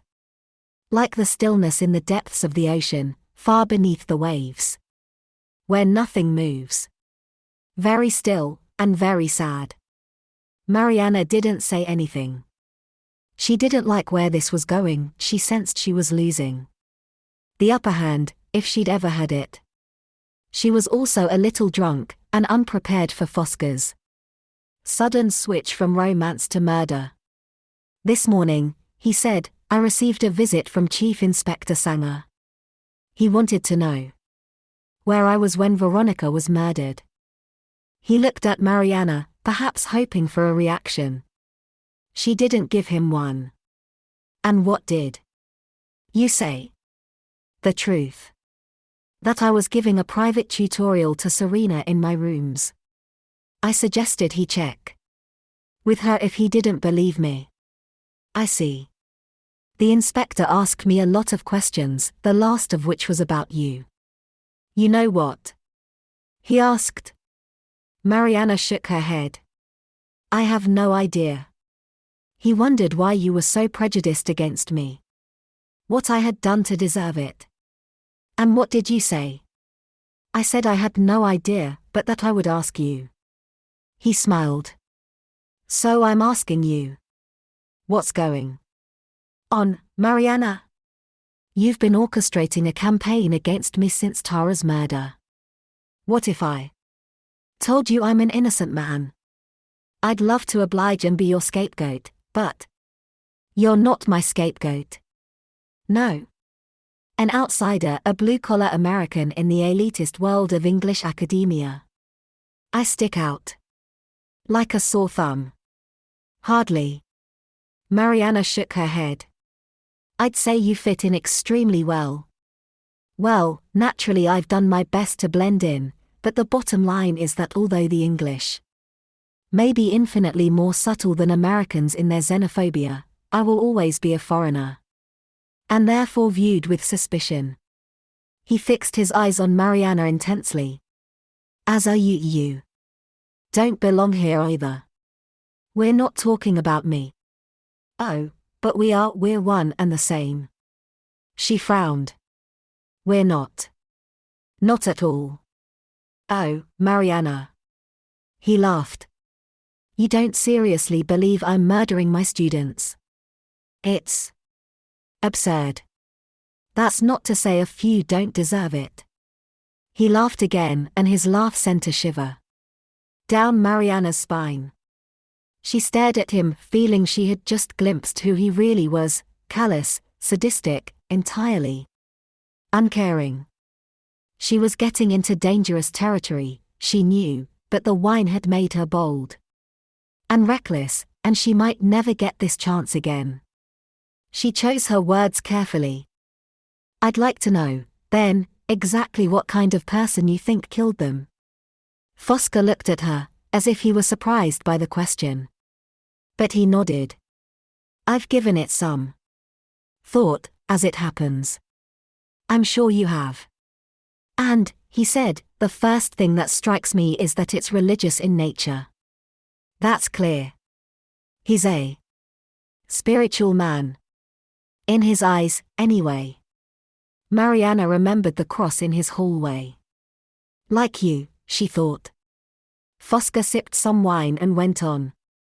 The killings are not just random attacks. I don't think the police have worked that out yet. The murders are a sacrificial act. Mariana looked up sharply. A sacrificial act. That's right, it's a ritual of rebirth and resurrection. I don't see any resurrection here. Just death. It depends entirely on how you look at it. He smiled. And I'll tell you something else. He's a showman. He loves to perform. Like you, she thought. The murders remind me of a Jacobean tragedy, he said. Violence and horror, to shock and entertain. Entertain. Theatrically speaking. He smiled. And Mariana was filled with a sudden desire to get as far away from him as possible. She pushed away her plate. I'm finished. Are you sure you don't want any more? She nodded. I've had enough. 13. Professor Fosca suggested they have coffee and dessert in the sitting room, and Mariana reluctantly followed him into the next room. He gestured at the large dark sofa by the fireplace. Why don't you sit down? Mariana felt unwilling to sit next to him and be that close to him. It made her feel unsafe. Somehow. And a thought occurred to her, if she felt this uneasy being alone with him, how might an 18-year-old girl feel? She shook her head. I'm tired.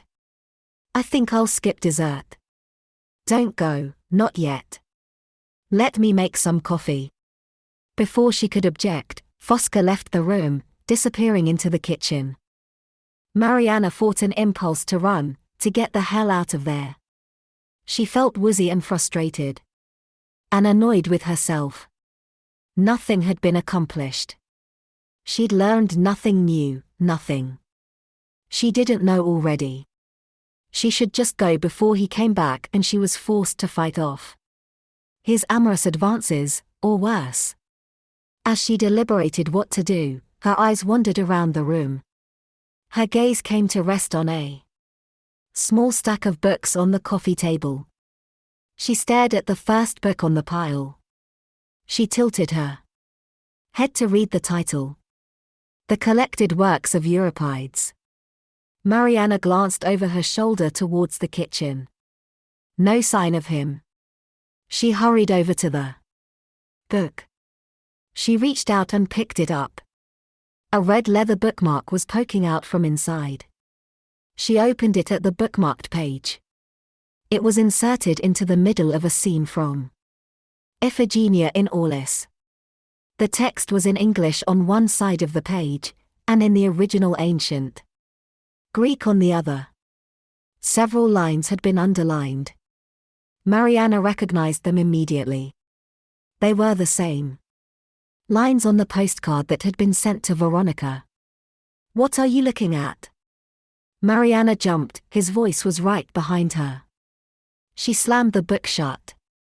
She turned to face him with a forced smile. "Nothing, just looking." Fosca handed her a small cup of espresso. "Here." "Thank you." He glanced at the book. Euripides, as you may have gathered, is a favorite of mine. I think of him as an old friend. Do you? Oh, yes. He's the only tragedian who speaks the truth. The truth. About what? Everything. Life. Death. The unbelievable cruelty of man. He tells it like it is. Fosca sipped some coffee, staring at her. And as she looked into his black eyes, Mariana no longer had any doubts. She was absolutely certain. She was looking into the eyes of a murderer. Part 4. And so, when a man comes along and talks like one's own father and acts like him, even adults will submit to this man, will acclaim him, allow themselves to be manipulated by him, and put their trust in him, finally surrendering entirely to him without even being aware of their enslavement. One is not normally aware of something that is a continuation of one's own childhood. Alice Miller, For Your Own Good. The childhood shows the man, as morning shows the day. John Milton, Paradise Regained. 1. Death, and what happens next, has always been a big interest of mine. Ever since Rex, I suppose. Rex was my earliest memory. A beautiful creature, a black and white sheepdog. The best kind of animal. He put up with me pulling his ears and trying to sit on him, and all the abuses a toddler is capable of, but still he wagged his tail when he saw me coming, greeting me with love. It was a lesson in forgiveness, not just once, but again and again. He taught me more than forgiveness. He taught me about death. When I was nearly 12, Rex was getting old, and finding it hard to keep up with the sheep. My mother suggested retiring him, getting a younger dog to take his place. I knew my father didn't like Rex, sometimes I suspected he hated him. Or was it my mother he hated? She loved Rex even more than I did.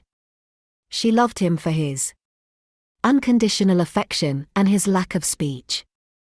He was her constant companion, working with her all day, and she cooked and cared for him with more devotion than she ever showed her husband. I remember my father saying, during a fight. I remember what he said when my mother proposed getting another dog. We were in the kitchen. I was on the floor, stroking Rex. My mother was cooking at the stove. My father was pouring himself a whiskey. Not his first. I'm not paying to feed 2 dogs, he said. I'll shoot this one first. It took a few seconds for his words to sink in, for me to understand exactly what he meant. My mother shook her head. No, she said. For once, she meant it. If you touch that dog, I will. What? Said my father. Are you threatening me? I knew what was coming. You need real guts to take a bullet for someone. That's what she did when she stood up for Rex that day. My father went crazy, of course. A crash of glass told me I was too late. I should have run for cover, like Rex, who had leapt out of my arms and was halfway out the door. I had no option but to sit there on the floor, trapped, as my father threw over the table, missing me by inches. My mother retaliated by throwing plates at him. He charged through the broken dishes towards her. His fists were up. She was backed up against the counter. She was trapped. And then she held up a knife. A large knife, used for cutting up the lambs. She held it up, pointing it at my father's chest. At his heart. "I'll kill you, damn it," she said. "I mean it." There was silence for a moment. I realized it was entirely possible she might stab him.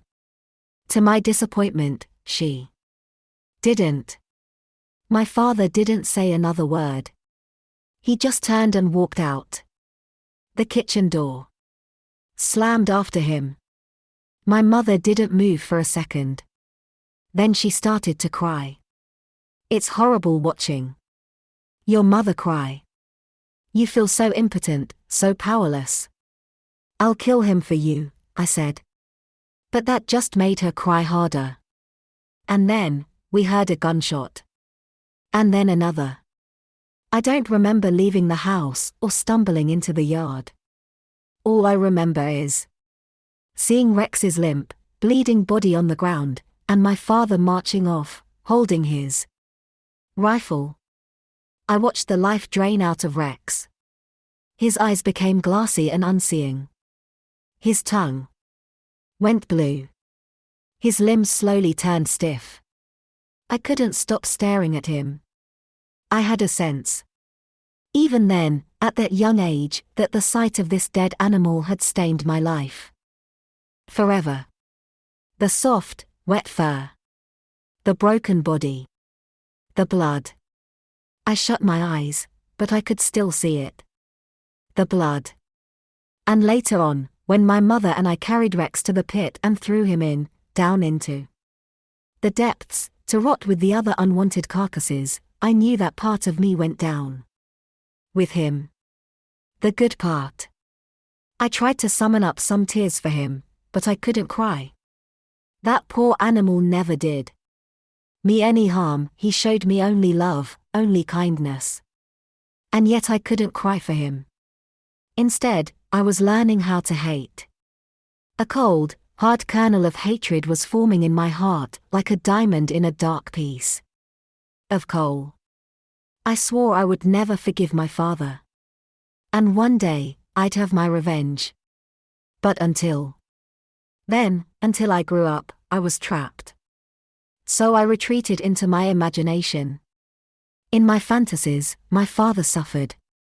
And so did I.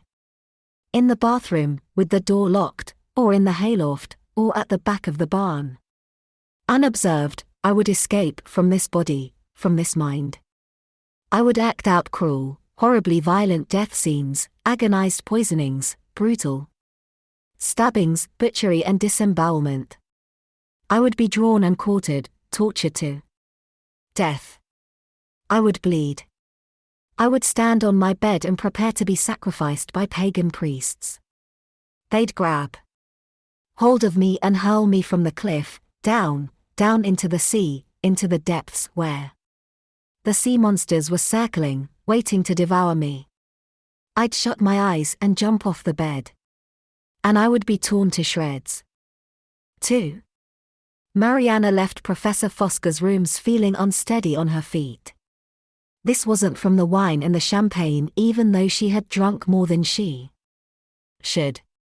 It was the shock of what she had just seen, the Greek quotation underlined in his book. It was strange, she thought, how moments of extreme clarity often had the same texture as drunkenness. She couldn't keep this to herself. She had to talk to someone. But who? She paused in the courtyard to think this over. No point in going to find Zoe, not now, not. After their last conversation, Zoe simply wouldn't take her seriously. She needed a sympathetic ear. She thought of Clarissa, but she wasn't sure Clarissa would want to believe her. So that left only one person. She pulled out her phone and rang Fred. He said he was more than happy to talk to her, and suggested they meet at Gardy's in about 10 minutes. The Gardenia, known and beloved by generations of students as Gardy's, was a Greek diner in the heart of Cambridge, serving late-night fast food.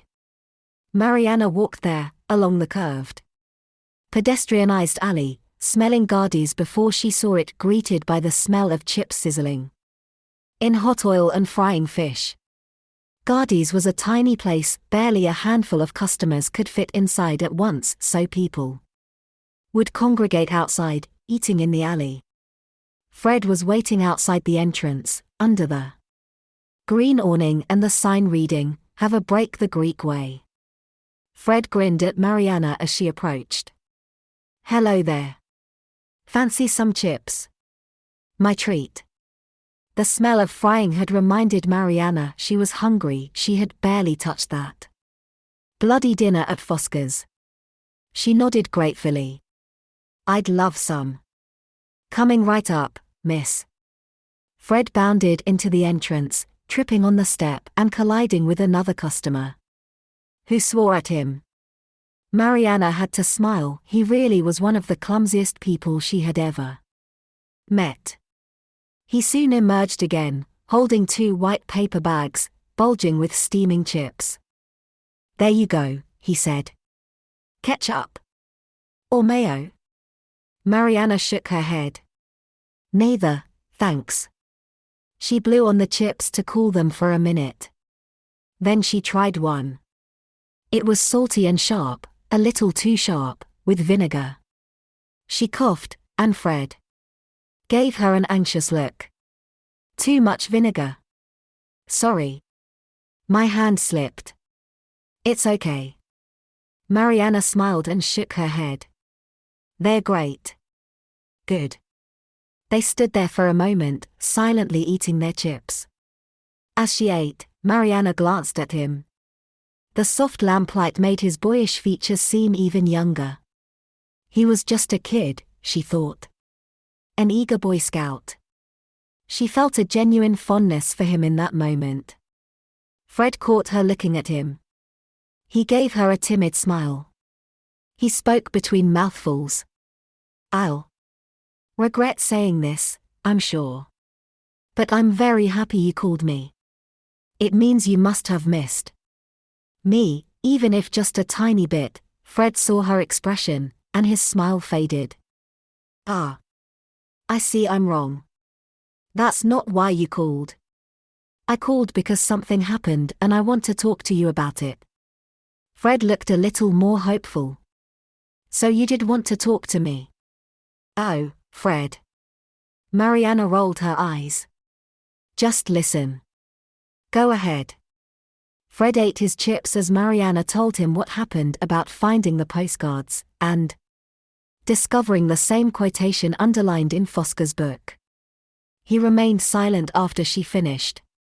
Finally, he said, "What are you going to do?" Mariana shook her head. "I don't know." Fred brushed the crumbs from his mouth, crumpled up the paper bag, and threw it in the bin. She watched him, trying to read his expression. "You don't think I'm imagining it?" "No," Fred shook his head.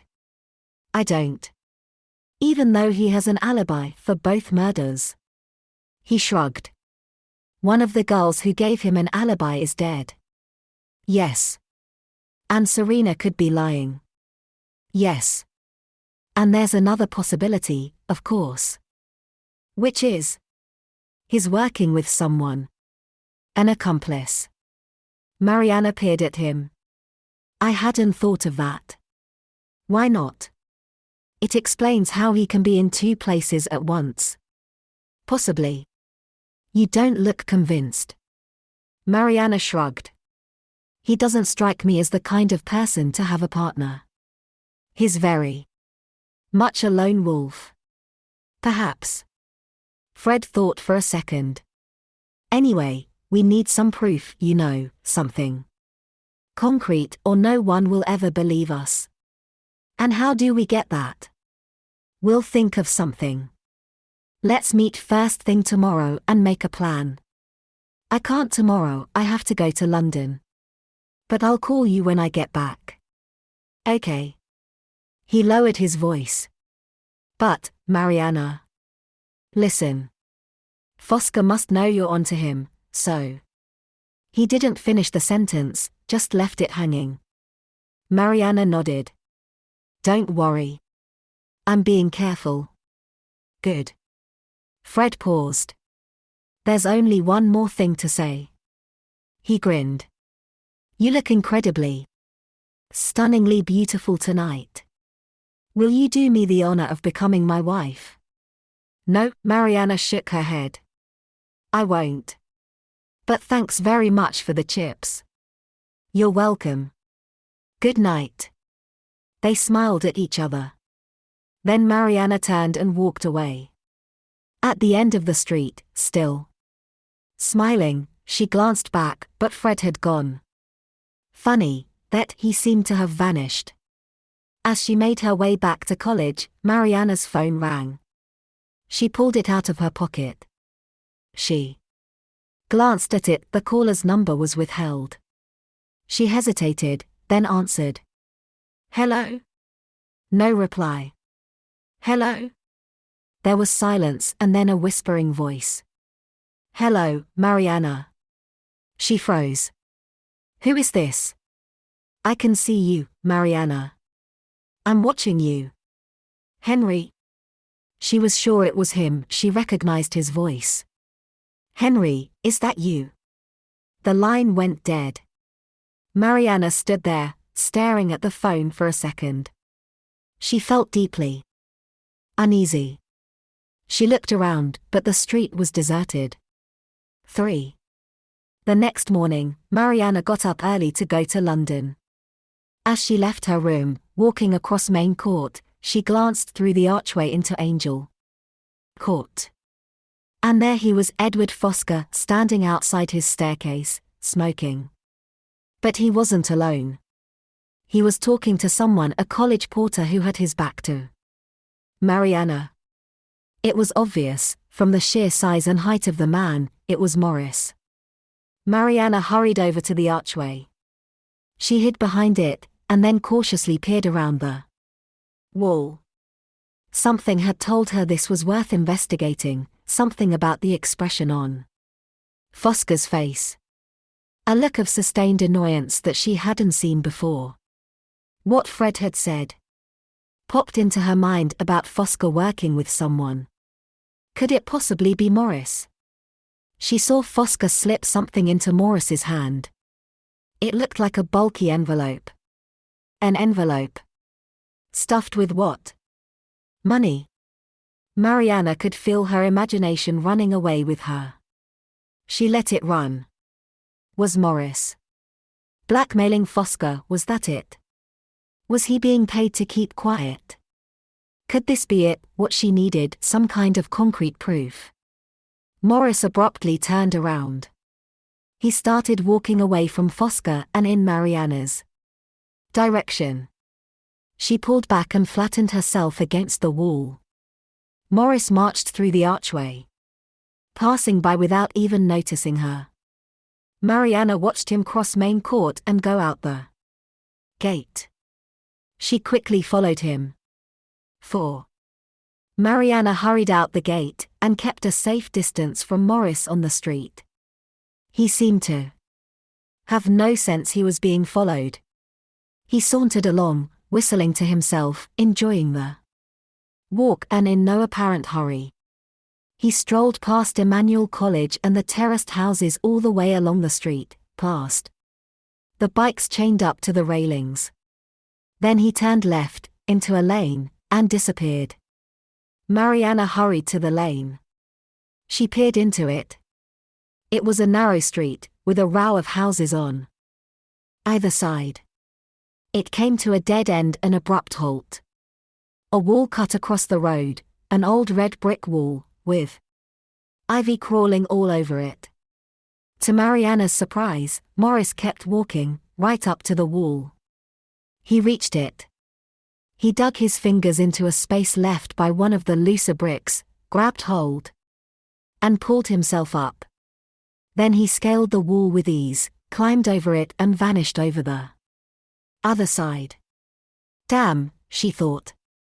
Mariana deliberated for a moment. Then she hurried over to the wall. She considered it. She wasn't sure she could manage it.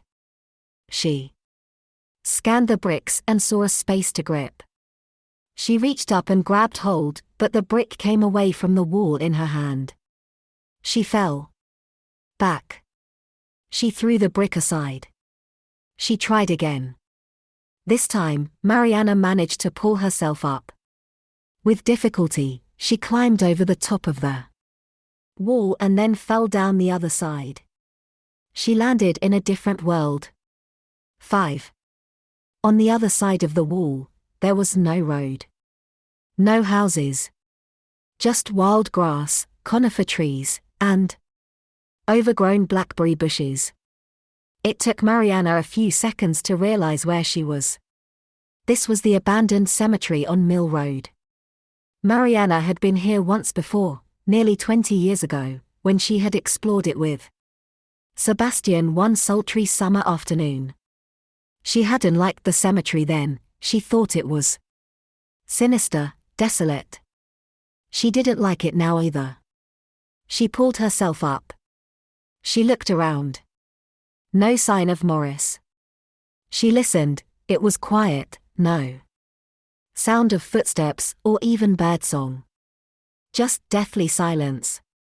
She looked at the interconnecting paths up ahead, between a sea of graves overgrown with moss and massive holly bushes. Many of the headstones had toppled over, or snapped in two, throwing dark, jagged shadows onto the wild grass. All the names and dates on the headstones had long since been erased by time and bad weather. All these unremembered people, these forgotten lives. There was such a sense of loss, of futility. Mariana couldn't wait to get out of there. She made her way along the path nearest the wall. She had no intention of losing her bearings. Not now. She stopped and listened, but again, no sound of footsteps. Nothing. No sound. She had lost him. Perhaps he had seen her and deliberately given her the slip. There was no point in going on. She was about to turn back when a large statue caught her eye, a male angel, mounted on a cross, arms outstretched, with large, chipped wings. Mariana stared at the angel for a moment. Mesmerized. The statue was tarnished and broken, but still beautiful. He looked a bit like Sebastian. And then Mariana noticed something just beyond the statue, through the foliage, a young woman walking on the path. Mariana recognized her at once. It was Serena. Serena didn't see Mariana, and she approached a flat-roofed, rectangular stone crypt that once had been white marble but now was speckled grey and mossy green, with wildflowers growing around it. She sat on it, took out her phone, and looked at it. Mariana hid behind a nearby tree. She peered through the branches. She watched as Serena looked up at a man emerging from the foliage. It was Morris. Morris went up to Serena. Neither of them spoke. He took off his bowler hat and balanced it on a headstone. Then he grabbed the back of Serena's head and with a sudden, violent movement, dragged her up, kissing her hard. Mariana watched as Morris lay Serena down on the marble, still kissing her. He climbed on top of her. They started having sex, aggressive, animalistic sex. Mariana felt repulsed, yet also transfixed, unable to look away. And then, as abruptly as they had begun, they climaxed, and there was silence. They lay still for a moment. Then Morris got up. He adjusted his clothing. He reached for his bowler and dusted it off. Mariana thought she had better get out of there. She took a step backwards, and a twig snapped beneath her foot. There was a loud crunch. Through the branches, she saw Morris look around. He motioned to Serena to keep quiet. Then he moved behind a tree and Mariana lost sight of him. Mariana turned and hurried back to the path. But which way was the entrance? She decided to go back the way she had come, along the wall. She turned around. And Morris was standing right behind her. He stared at her, breathing hard. There was silence for a few seconds. Morris spoke in a low voice. "What the fuck are you doing?" "What?" "Excuse me." She tried to walk past him, but Morris blocked her path. He smiled. "Enjoy the show, did you?" Mariana felt her cheeks burning, and looked away. He laughed. "I see through you. You don't fool me, not for a second. I've had my eye on you. Right from the start." "What's that supposed to mean?" "It means don't stick your nose in other people's business, as my old grandpa used to say, or it'll get sliced off. Get it? Are you threatening me?" Mariana sounded braver than she felt. Morris just laughed. He gave her one last look, then turned and sauntered off. Mariana stood there, shaking, scared, angry, and close to tears. She felt paralyzed, rooted to the spot. Then she looked up and caught sight of the statue. The angel was staring at her, arms outstretched, offering an embrace. She felt an overwhelming longing for Sebastian at that moment, for him to take her in his arms, hold her, and fight for her. But he was gone. And Mariana would have to learn to fight for herself. 6. Mariana took the fast train to London. It didn't stop at any stations on the way, and seemed to be racing to its destination. It felt as if it were going too fast, jolting and bumping madly on the tracks, swinging and swaying out of control. The rails were squealing, a high-pitched wail in Mariana's ears, like someone screaming. And the carriage door didn't close properly. It kept opening and slamming shut, each bang startling and intruding on her thoughts. There was a lot to think about. She felt deeply unsettled by her confrontation with Morris. She tried to make sense of it. So he was the man Serena was secretly seeing.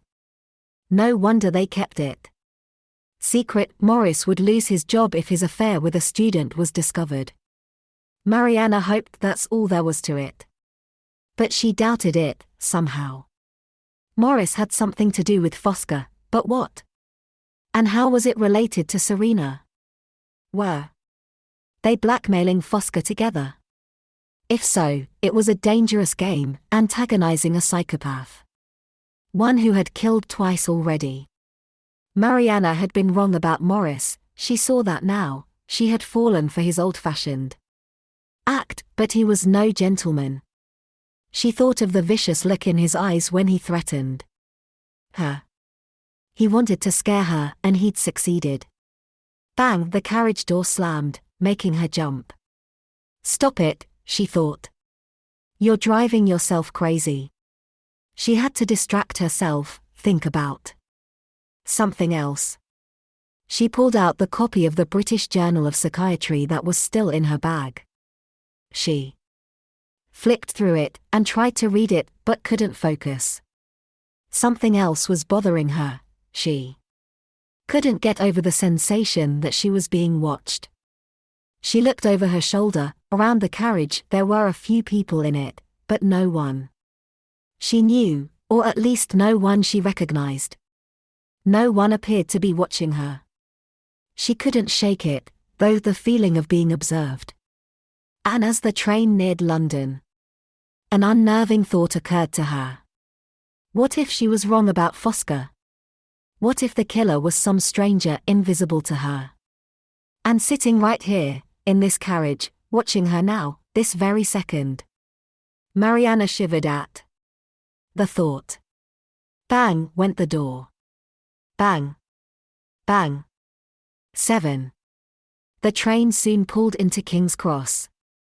As Mariana left the station, she still had that lingering feeling of being observed. The prickling, creeping sensation of eyes on the back of her neck.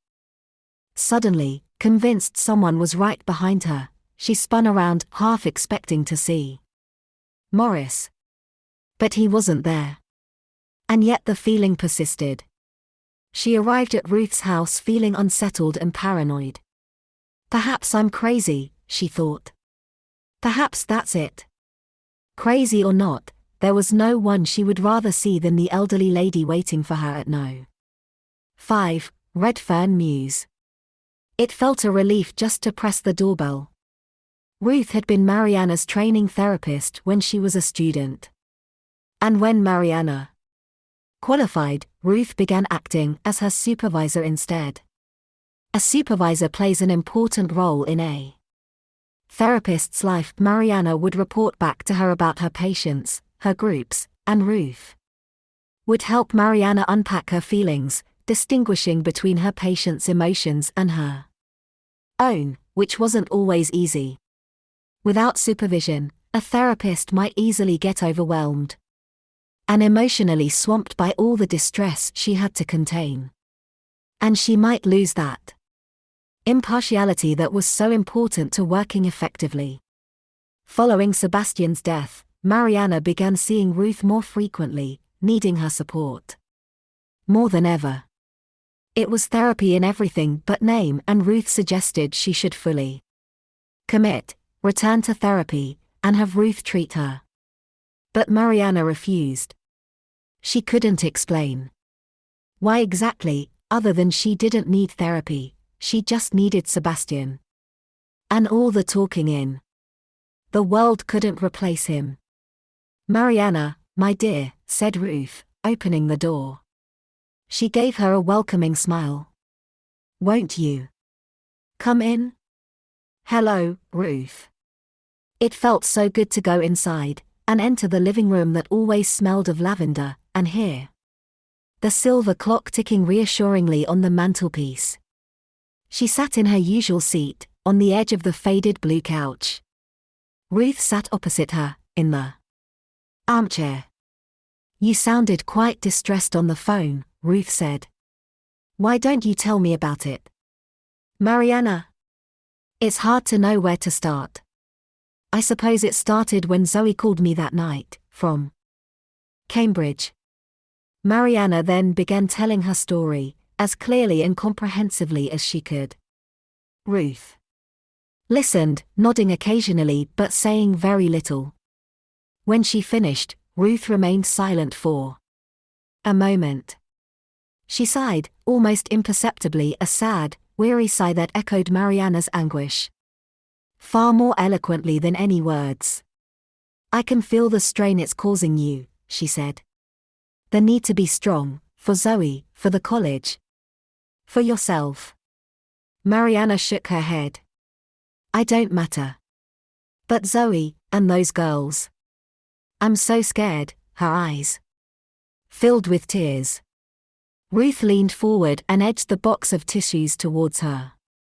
Mariana took a tissue and wiped her eyes. Thanks, I'm sorry. I don't even know why I'm crying. You're crying because you feel powerless. Mariana nodded. I do. But that's not true. You know that, don't you? Ruth gave her an encouraging nod. You're much more capable than you suppose. The college, after all, is just another group with sickness at its core. If something of this nature, toxic, malignant, murderous, were operating within one of your groups. Ruth left the sentence hanging. Mariana pondered it. What would I do? That's a good question. She nodded. I suppose I would talk to them. As a group, I mean. Just what I was thinking. There was a twinkle in her eyes as she said this. Talk to these girls. The Maidens, not individually, but as a group. A therapy group, you mean? Why not? Have a session with them, see what comes up. Mariana smiled, despite herself. It's an intriguing idea. I don't quite know how they would respond to that. Think about it, that's all. As you know, the best way to treat a group is as a group. Mariana nodded. Yes, I see that. She fell silent for a moment. It was good advice, not easy to achieve, but it touched on something she actually knew about and believed in, and already she felt a little less out of her depth. She smiled gratefully. Thank you. Ruth hesitated. There's something else. Something less easy to say, something that strikes me regarding this man Edward Fosca. I want you to be very careful. I am being careful. Of yourself. What do you mean? Well, presumably this is bringing up all kinds of feelings and associations for you. I'm surprised that you've not mentioned your father. Mariana looked at Ruth in surprise. What's my father got to do with Fosca? Well, they are both charismatic men, powerful within their community and, by the sounds of it, highly narcissistic. I wonder if you feel the same urge to win over this man, Edward Fosca, as you did your father. No, Mariana felt annoyed with Ruth for suggesting it. No, she repeated. And anyway, I have a very negative transference towards Edward Fosca. Ruth hesitated. Your feelings towards your father weren't entirely benign. That's different. Is it? It's still so hard for you, even now, isn't it? To criticize him, or acknowledge he let you down in real, fundamental ways. He never once gave you the love you needed. It took a long time for you to be able to see that, and to name it. Mariana shook her head. Honestly, Ruth, I don't think my father has anything to do with this. Ruth looked at her sadly. It's my feeling that your father is in some way central to this, as far as you're concerned. That might not make much sense right now. But one day, perhaps, it might mean a great deal. Mariana didn't know how to respond. She shrugged. And Sebastian, said Ruth after a pause. How are you feeling about him? Mariana shook her head. I don't want to talk about Sebastian. Not today. She didn't stay for long after that. The mention of her father had cast a pall over the session, which didn't fully disperse until she was in Ruth's hallway. As Mariana left, she gave the old lady a hug. She felt the warmth and affection in that hug, and tears welled up in her eyes. Thank you so much, Ruth. For everything. Call me if you need me anytime. I don't want you to think you're alone. Thank you. You know, Ruth said, after a slight hesitation, you might find it helpful to talk to Theo. Theo? Why not? Psychopathy is, after all, his special subject. He's quite brilliant. Any insights he has are bound to be useful. Mariana considered it. Theo was a forensic psychotherapist who had trained with her in London. Despite sharing Ruth as a therapist, they hadn't known each other very well. I'm not sure, she said. I mean, I've not seen Theo in a very long time. Do you think he'd mind? Not at all. You could try and see him before you go back to Cambridge. Let me give him a ring. Ruth called him and Theo said yes. Of course he remembered Mariana, and he'd be happy to talk to her. They arranged to meet in a pub in Camden. And that evening, at 6 o'clock, Mariana went to meet Theo Faber. 8. Mariana was first to arrive at the Oxford Arms. She got a glass of white wine while she waited. She was curious to see Theo, but also wary. Sharing Ruth as a therapist made them a little like siblings, each coveting the attention their mother gave the other. Mariana used to feel a little jealous, even resentful, of Theo. She knew Ruth had a soft spot for him. Ruth's voice took on a protective tone whenever she mentioned him, which had led Mariana, quite unreasonably, to concoct a fantasy for herself that Theo was an orphan. It came as a shock when both his parents appeared at their graduation, alive and well. In truth, Theo did have a waif-like quality that Mariana was picking up on, an otherness. It had nothing to do with his build, but was entirely suggested by his manner, a kind of reticence, a slight distance from others, an awkwardness, something Mariana also recognized in herself. Theo arrived a few minutes late. He greeted Mariana warmly. He got a Diet Coke at the bar and joined her at the table. He looked the same, he hadn't changed at all. He was about 40 years old, and had a slim build. He was wearing a battered corduroy jacket and a crumpled white shirt, and he smelled faintly of cigarette smoke. He had a nice face, she thought, a caring face, but there was something, what was the word? Anxious in his eyes, even haunted. And she realized that while she liked him, she wasn't entirely comfortable around him. She wasn't quite sure why. "Thank you for meeting me," she said. It was very short notice. "Not at all. I'm intrigued. I've been following the story, like everyone else. It's fascinating."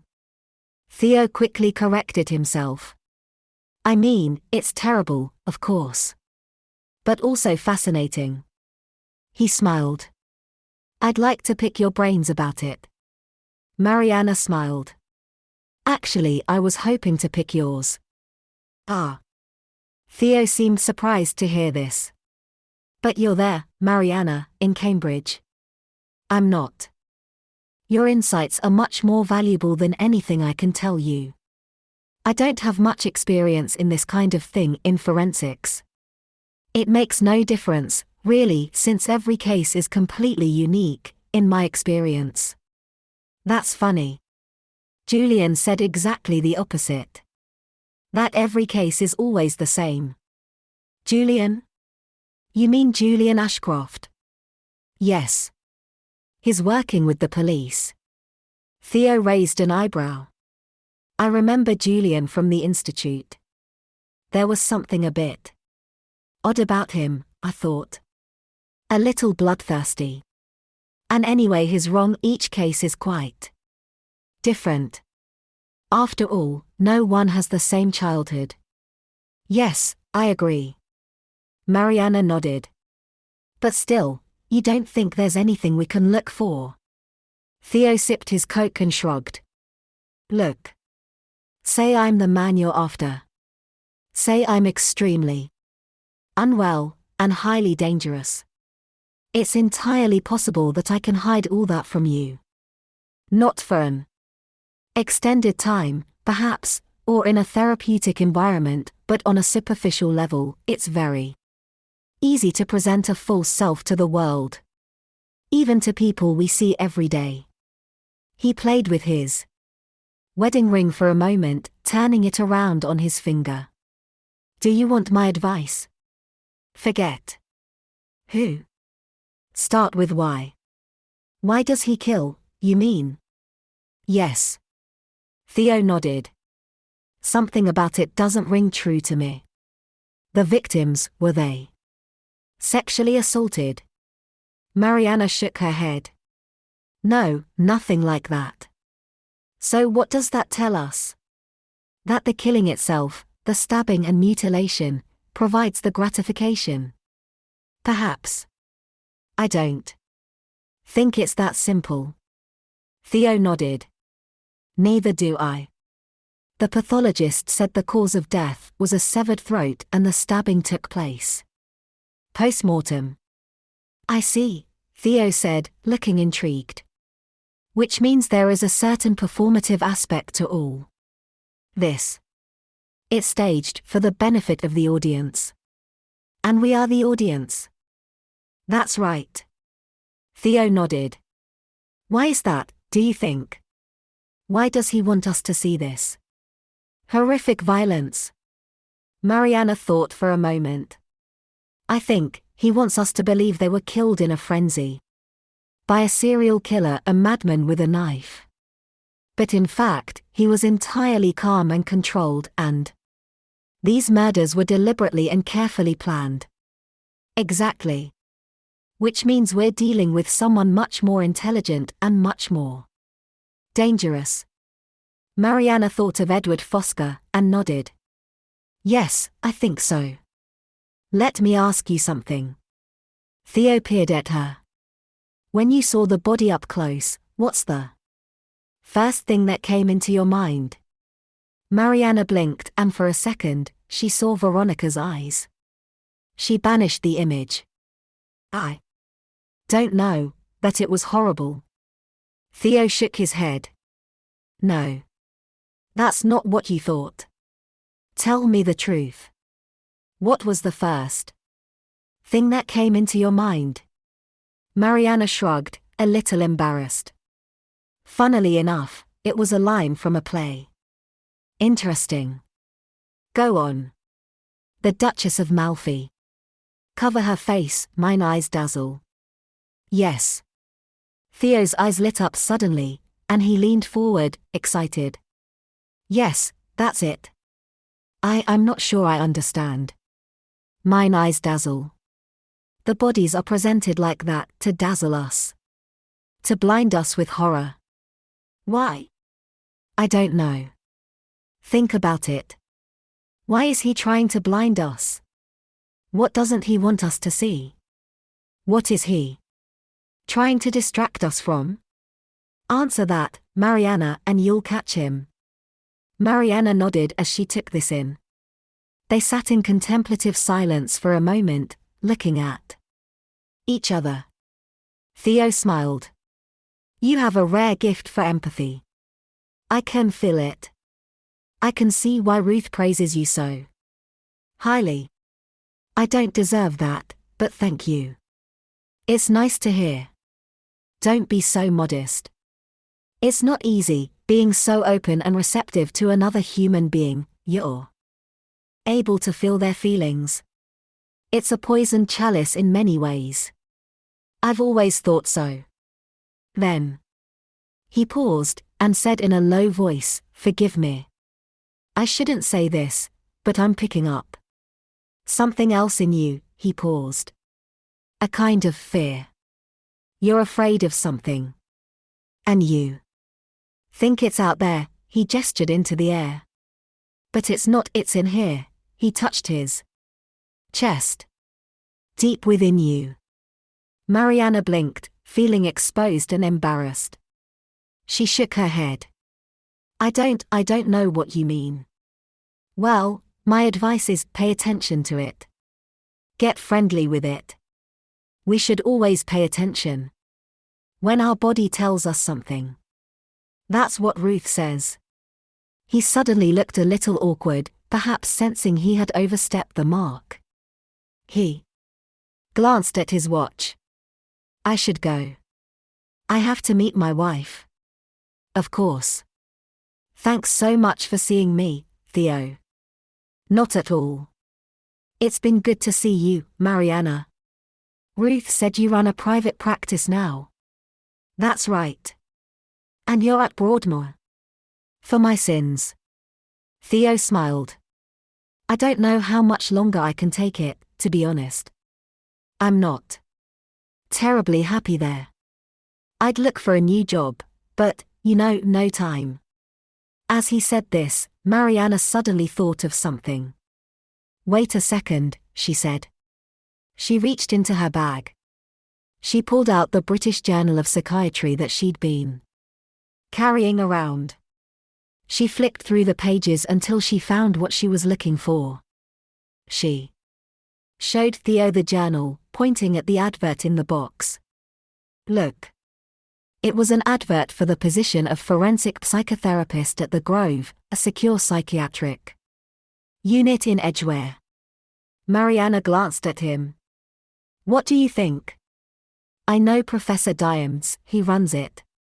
He specializes in group work, he taught me for a while. Yes. Theo nodded. Yes, I know who he is. He studied the advert with obvious interest. The Grove. Isn't that where they sent Alicia Berenson? After she killed her husband. Alicia Berenson. The painter, who won't talk. Oh, I remember. Mariana gave him an encouraging smile. Maybe you should apply for the job. Get her talking again. Perhaps. Theo smiled, and thought about it for a moment. He nodded to himself. Perhaps I will. 9. The journey back to Cambridge went by in a flash. Mariana was lost in thought the whole time, going over her conversation with Ruth and her meeting with Theo. His idea that the murders were deliberately horrifying, in order to distract from something, intrigued Mariana and made emotional sense in a way she couldn't quite explain. As for Ruth's suggestion she organize a therapy group with the Maidens, well, it wouldn't be easy, and maybe not even possible, but it was definitely worth pursuing. What Ruth had said about Mariana's father was far more problematic. She didn't understand why she'd brought him up. What did Ruth say? It might not make much sense right now. But one day, it might mean a great deal. That couldn't be more cryptic. Ruth was obviously hinting at something, but what? Mariana puzzled over it, staring at the fields whizzing past the window. She thought of her childhood in Athens, and her father, how as a child, she had adored him, this handsome, clever, charismatic man, worshipped and idealized him. It took Mariana a long time to see that her father was not quite the man she thought he was. The revelation occurred when she was in her early 20s, after she graduated from Cambridge. She was living in London and training to be a teacher. She had begun therapy with Ruth, with the intention of addressing the loss of her mother, but found herself talking mainly about her father. She felt compelled to convince Ruth what a wonderful man he was, how brilliant, how hardworking, how much he had sacrificed, raising 2 children on his own, and how much he loved her. After several months of listening to Mariana, and saying very little, one day Ruth finally interrupted. What she said was simple, direct, and devastating. Ruth suggested, as gently as she could, that Mariana was in denial about her father. That after everything she had heard, she had to question Mariana's assessment of him as a loving parent. The man Ruth heard described sounded authoritarian, cold, emotionally unavailable, often critical and highly unkind, even cruel. None of these qualities had anything to do with love. Love isn't conditional, Ruth said. It's not dependent on jumping through hoops to please someone and always failing. You can't love someone if you're afraid of them, Mariana. I know. It's hard to hear. It's a kind of blindness, but unless you wake up and see clearly, it will persist throughout your whole life, affecting how you see yourself, and others too. Mariana shook her head. You're wrong about my father, she said. I know he's difficult, but he loves me. And I love him. No, said Ruth firmly. At best, let's call it a desire to be loved. At worst, it's a pathological attachment to a narcissistic man, a melting pot of gratitude, fear, expectation, and dutiful. Obedience that has nothing to do with love in the true sense of the word. You don't love him. Nor do you know or love yourself. Ruth was right, this was hard to hear, let alone accept. Mariana stood up and walked out. Angry tears streaming down her face.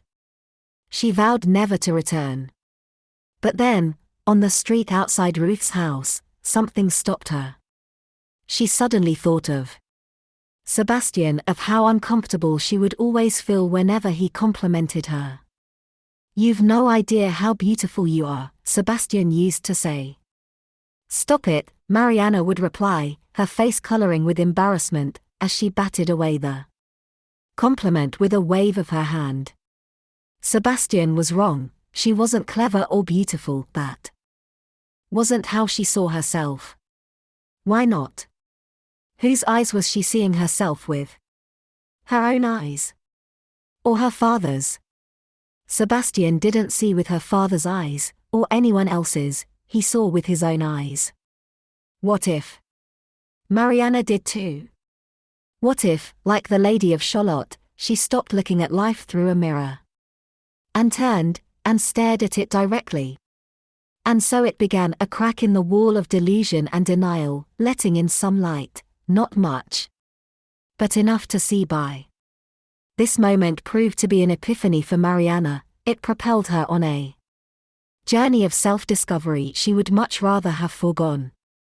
She ended up quitting her teacher training and began training as a therapist. Although many years had passed since then, she had never fully resolved her feelings about her father. Now that he was dead, presumably she never would. 10. Mariana got off the train at Cambridge Station, lost in melancholy thought, and walked back to St. Christopher's, barely aware of her surroundings. When she got back, the first person she saw was Morris. He was standing by the porter's lodge with some police officers. The sight of him brought back all the unpleasantness of their encounter. She felt sick to her stomach. She refused to look at him. She walked past him, ignoring him. Out of the corner of her eye, she saw him tip his hat at her, as if nothing had happened. He clearly felt he had the upper hand. Good, she thought, let him think that. For the moment, she decided not to say anything about what had happened, partly because she could imagine Inspector Sanger's reaction. Her suggestion Morris was in league with Fosca would only provoke disbelief and ridicule. Like Fred had said, she needed proof. It would serve her better to remain silent, let Morris believe he had got away with it and give him enough rope to hang himself. She felt a sudden desire to call Fred, to talk to him, and she stopped herself in her tracks. What the hell was she thinking? Was it possible she was developing feelings for him? For that boy? No, she wouldn't even let herself consider it. It was disloyal and also frightening. It would be better if she never called Fred again, in fact. As Mariana reached her room, she saw the door was ajar. She froze. She listened carefully but couldn't hear a sound. Very slowly, she reached out and pushed open the door.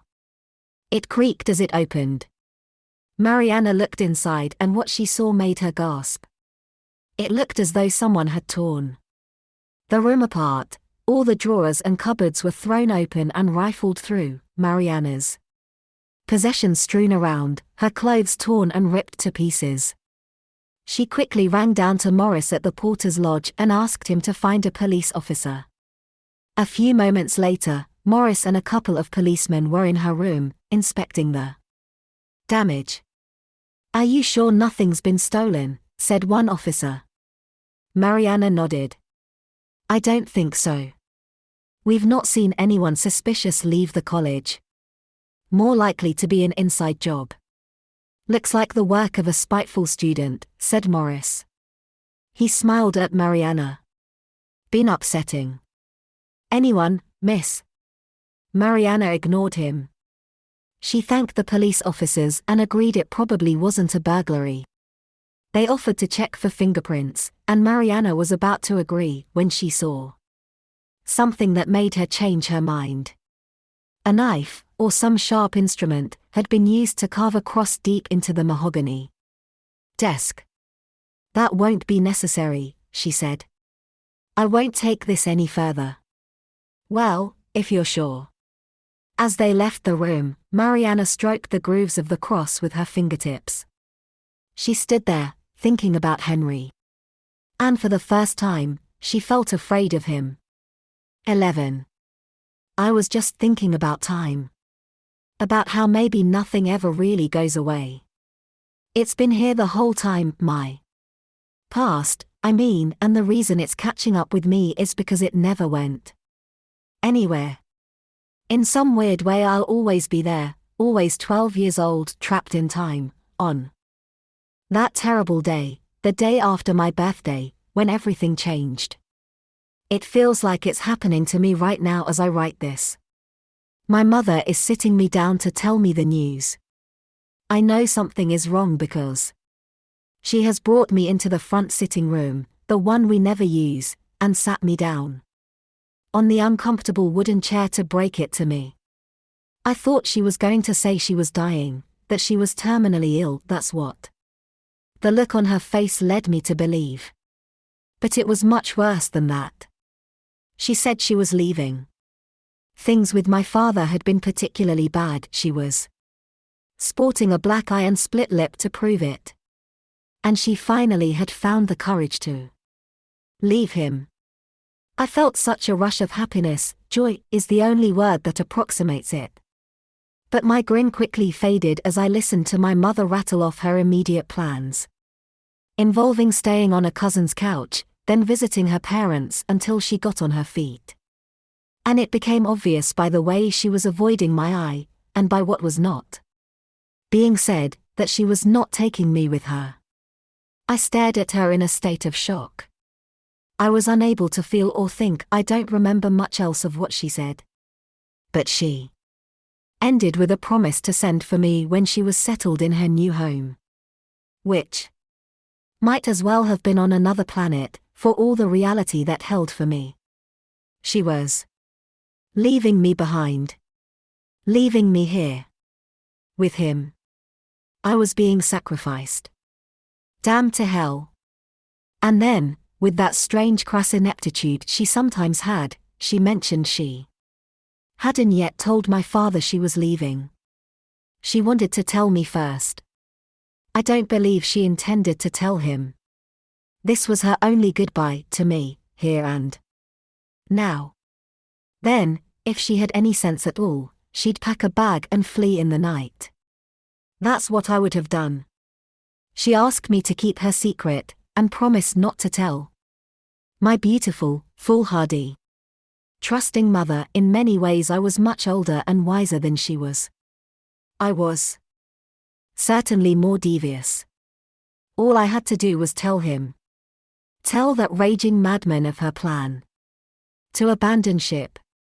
And then she would be prevented from going. I wouldn't lose her.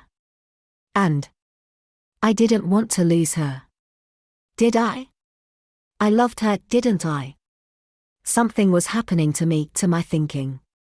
It began during that conversation with my mother, and the hours afterwards, a kind of slow, creeping awareness, a weird epiphany. I thought she loved me. But it turns out, there was more than one of her. And now I started to see this other person. Suddenly I started to see her, there, in the background, watching while my father tortured me. Why didn't she stop him? Why didn't she protect me? Why didn't she teach me I was worth protecting? She stood up for Rex. She held a knife to my father's chest and threatened to stab him. But she never did that for me. I could feel a fire burning, a rising anger, a rage that would not go out. I knew it was wrong. I knew I should curb it before it overwhelmed me. But instead, I fanned the flames. And I burned. All the horrors I endured, I put up with them for her sake, to keep her safe. But she never put me first. It was every man for himself, it seemed. My father was right, she was selfish, spoiled, thoughtless, cruel.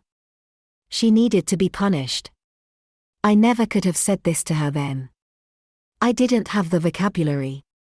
But years later I might have confronted her in my early 20s, perhaps when age had made me more articulate. And after one drink too many, after dinner, I'd turn on her, on this old woman, and try to hurt her, as she had once hurt me. I would list my grievances, and then, in my fantasy, she'd break down, prostrate herself and beg my forgiveness. And benevolently, I would bestow it. What a luxury that would be, to forgive. But I never got that chance. That night I went to bed, burning, hating. It felt like red-hot magma rising in a volcano. I fell asleep, and I dreamed I went downstairs, took a large carving knife out of the drawer, and used it to cut off my mother's head. I hacked and sawed through her neck with the knife, until it was severed. Then I hid the head in her red and white striped knitting bag and put it under my bed, where I knew it would be safe. The body I disposed of in the pit with the other carcasses, where no one would ever find it. When I woke up from this dream, in the horrible yellow light of dawn, I felt groggy, disorientated and afraid, confused about what happened. I felt unsure enough to go downstairs into the kitchen to check. I opened the drawer where the knives were kept. I took out the largest knife. I examined it, looking for any traces of blood. There were none. The blade glinted cleanly in the sunlight. And then I heard some footsteps. I quickly hid the knife behind my back. My mother walked in, alive and unhurt. Weirdly, seeing my mother with her head intact did nothing to reassure me. In fact, I was disappointed. 12. The next morning, Mariana met Zoe and Clarissa for breakfast in hall. The fellows' buffet was in an alcove to the side of high table. There was a generous selection of breads, pastries, and pots of butter, jams, and marmalades, and large silver terrines containing hot dishes, such as scrambled eggs, bacon, and sausages.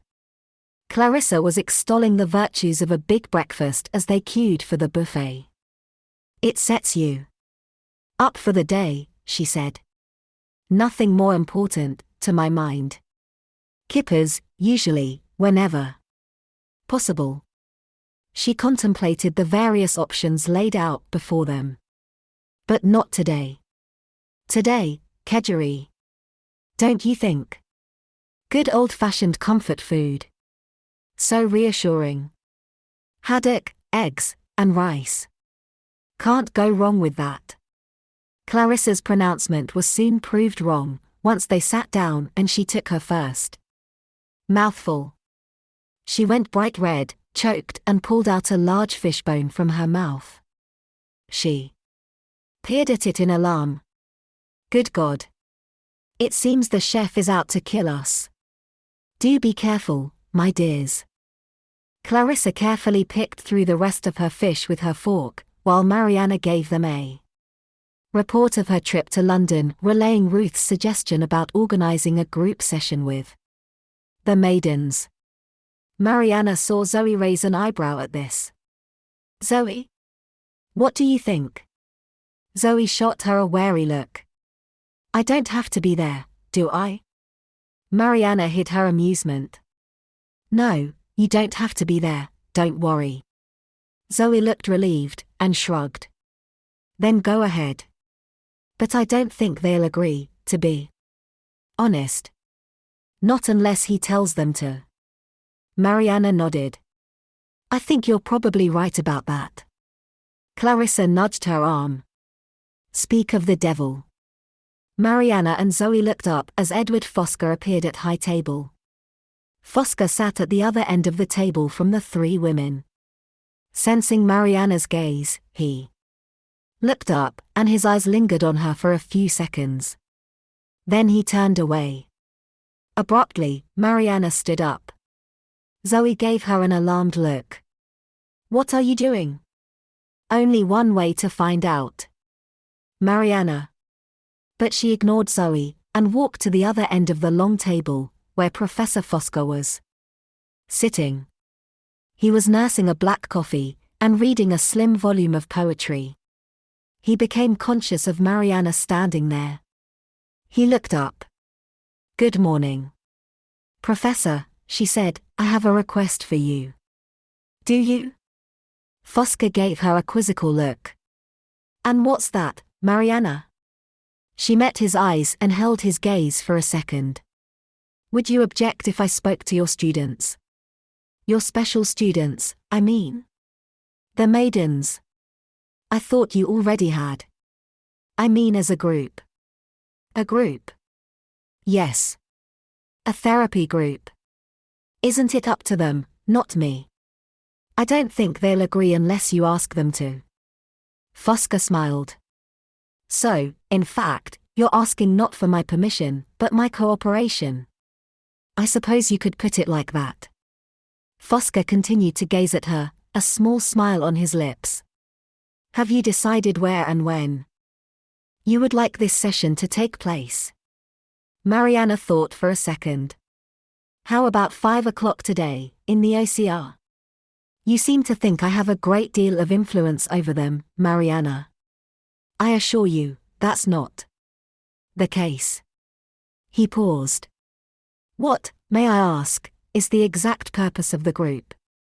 What do you hope to achieve?" "I don't hope to achieve anything. That's not really how therapy works. I'm simply aiming to provide a space for these young women to process some of the terrible things they've been through recently." Fosca sipped some coffee as he pondered this. "And does the invitation extend to me as a member of the group?" "I'd prefer if you didn't come. I think your presence might inhibit the girls." "What if I made it a condition of my agreeing to help?" Mariana shrugged. "Then I'd have no choice. In which case I shall attend." He smiled at her. She didn't smile back.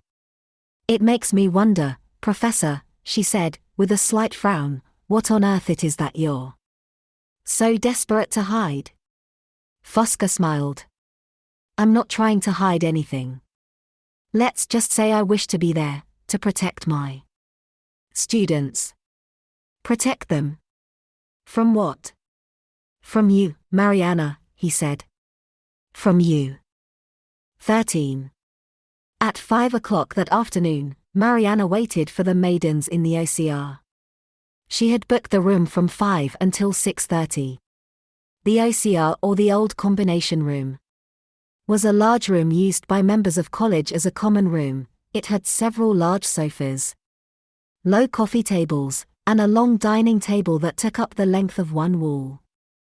Old masters were hanging on the walls, muted, dark paintings against crimson and gold flock wallpaper. A low fire was burning in the marble fireplace, and its flickering firelight was reflected in the gilded furnishings around the room. There was a comforting and containing atmosphere, and Mariana thought it was perfect for the session. She arranged 9 upright chairs in a circle. Then she sat on one of the chairs, making sure she had a view of the clock on the mantelpiece. It was a couple of minutes after 5. Mariana wondered if they were going to show up or not. She wouldn't be remotely surprised if they didn't. But then, a moment later, the door opened. And one by one, the 5 young women filed in. Judging by their stony expressions, they were there under duress. "Good afternoon," Mariana said with a smile. "Thank you for coming. Won't you sit down?" The girls looked at the arrangement of chairs, and then glanced at one another, before apprehensively sitting down. The tall blonde seemed to be the leader. Mariana sensed the others deferring to her. She sat down first, and the others followed suit. They sat adjacent to each other, leaving empty chairs on either side, and faced Mariana. She felt a little intimidated suddenly by this wall of unfriendly young faces. How ridiculous, she thought, to feel intimidated by a handful of 20-year-olds, no matter how beautiful or intelligent they were. Mariana felt like she was back at school again, an ugly duckling on the fringes of the playground, confronted by a gang of popular girls. The very young. Part of Mariana felt scared, and she wondered, for a second, what the young parts of these young women were like if their apparent confidence masked similar feelings of inferiority. Beneath their superior manner, did they feel as small as she did? It was hard to imagine somehow. Serena was the only one she'd had a conversation with, and she seemed to have difficulty looking Mariana in the eye. Morris must have told her about their confrontation. She kept her head down, eyes on her lap, looking embarrassed. The others stared at her blankly. They seemed to be waiting for her to speak. She didn't say anything. They sat in silence. Mariana glanced at the clock. It was now 10 minutes past 5. Professor Fosca wasn't here. And, with any luck, he had decided not to come. "I think we should begin," she said eventually. "What about the professor?" asked the blonde girl. "He must have been held up. We should start without him. Why don't we begin with our names? I'm Mariana." There was a slight pause. The blonde girl shrugged. "Carla." The others followed suit. "Natasha." "Dear." "Lillian." Serena was last to speak. She glanced at Mariana and shrugged. "You know my name." "Yes, Serena, I do." Mariana composed her thoughts. Then she addressed them as a group. "I'm wondering how this feels, sitting here together." This was met with silence. No reaction at all, not even a shrug. Mariana could feel their stone-cold hostility towards her. She went on, undiscouraged. "I'll tell you how it feels for me. It's strange. My eyes keep being drawn to the empty chairs." She nodded at the 3 empty chairs in the circle. "The people who should be here but aren't." "Like the professor," said Carla. "I didn't just mean the professor. Who else do you think I mean?" Carla glanced at the empty chairs and rolled her eyes with derision. "Is that who the other chairs are for? Tara and Veronica?" "That's so stupid." "Why is that stupid?" "Because they're not coming. Obviously." Mariana shrugged. "That doesn't mean they're not still part of the group. We often talk about that in group therapy, you know, even when people are no longer with us, they can remain a powerful presence." As she said this, she glanced at one of the empty chairs and saw Sebastian sitting there, looking at her with amusement. She banished him, and went on. "It makes me wonder," she said, "what it feels like to be a part of a group like this. What it means to you." None of the girls responded. They looked at her blankly. "In group therapy, we often make the group into our family. We assign siblings and parental figures, uncles and aunts. I suppose this is a bit like a family. In a way, you have lost 2 of your sisters." No response. She went on, cautiously. "I suppose Professor Fosca is your father?" A pause. She tried again. "Is he a good father?" Natasha let out a heavy, irritated sigh. "This is such bullshit," she said with a strong Russian accent. "It's obvious what you are doing." "What's that?" "You're trying to make us say something bad about the professor. To trick us." To trap him.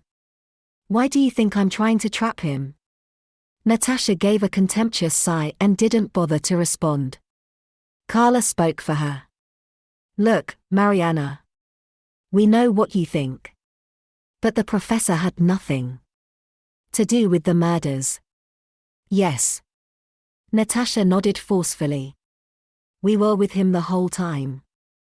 There was a sudden passion in her voice, a burning resentment. You're very angry, Natasha, she said. I can feel it. Natasha laughed. Good, because it's directed at you. Mariana nodded. It's easy to be angry at me. I'm not threatening. It must be harder to be angry with your father for letting 2 of his children perish. For Christ's sake, it's not his fault they're dead, said Lillian, speaking for the first time. Then whose fault is it, said Mariana. Lillian shrugged. Theirs. Mariana stared at her. What? How is it their fault? They should have been more careful. Tara and Veronica were stupid, both of them. That's right, said Dia. Carla and Natasha nodded in agreement. Mariana stared at them, momentarily speechless. She knew anger was easier to feel than sadness, but she, who was so sensitively attuned to picking up on emotions, could sense no sadness here. No grief, no remorse or loss. Just disdain. Just contempt. It was strange. Normally when faced with an attack from the outside, a group like this would close its ranks, come together, unite, but it struck Mariana that the only person at St. Christopher's who had expressed any real emotion over Tara's death, or Veronica's, was Zoe. Mariana was sharply reminded of Henry's therapy group in London.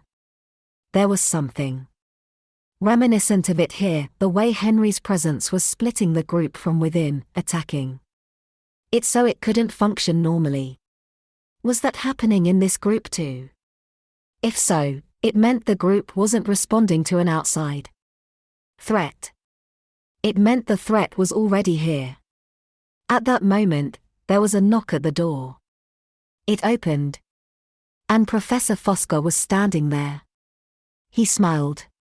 May I join you? 14. Forgive me for being late, Fosca said. There was something I had to attend to. Mariana frowned slightly. I'm afraid we've already started. Well, might I still be allowed in? That's not up to me, it's up to the group.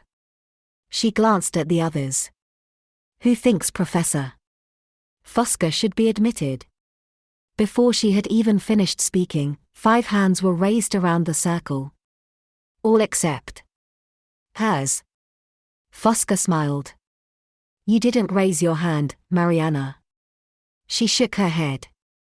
No, I didn't. But I am overruled. Mariana felt the energy in the room change as Fosca joined them in the circle.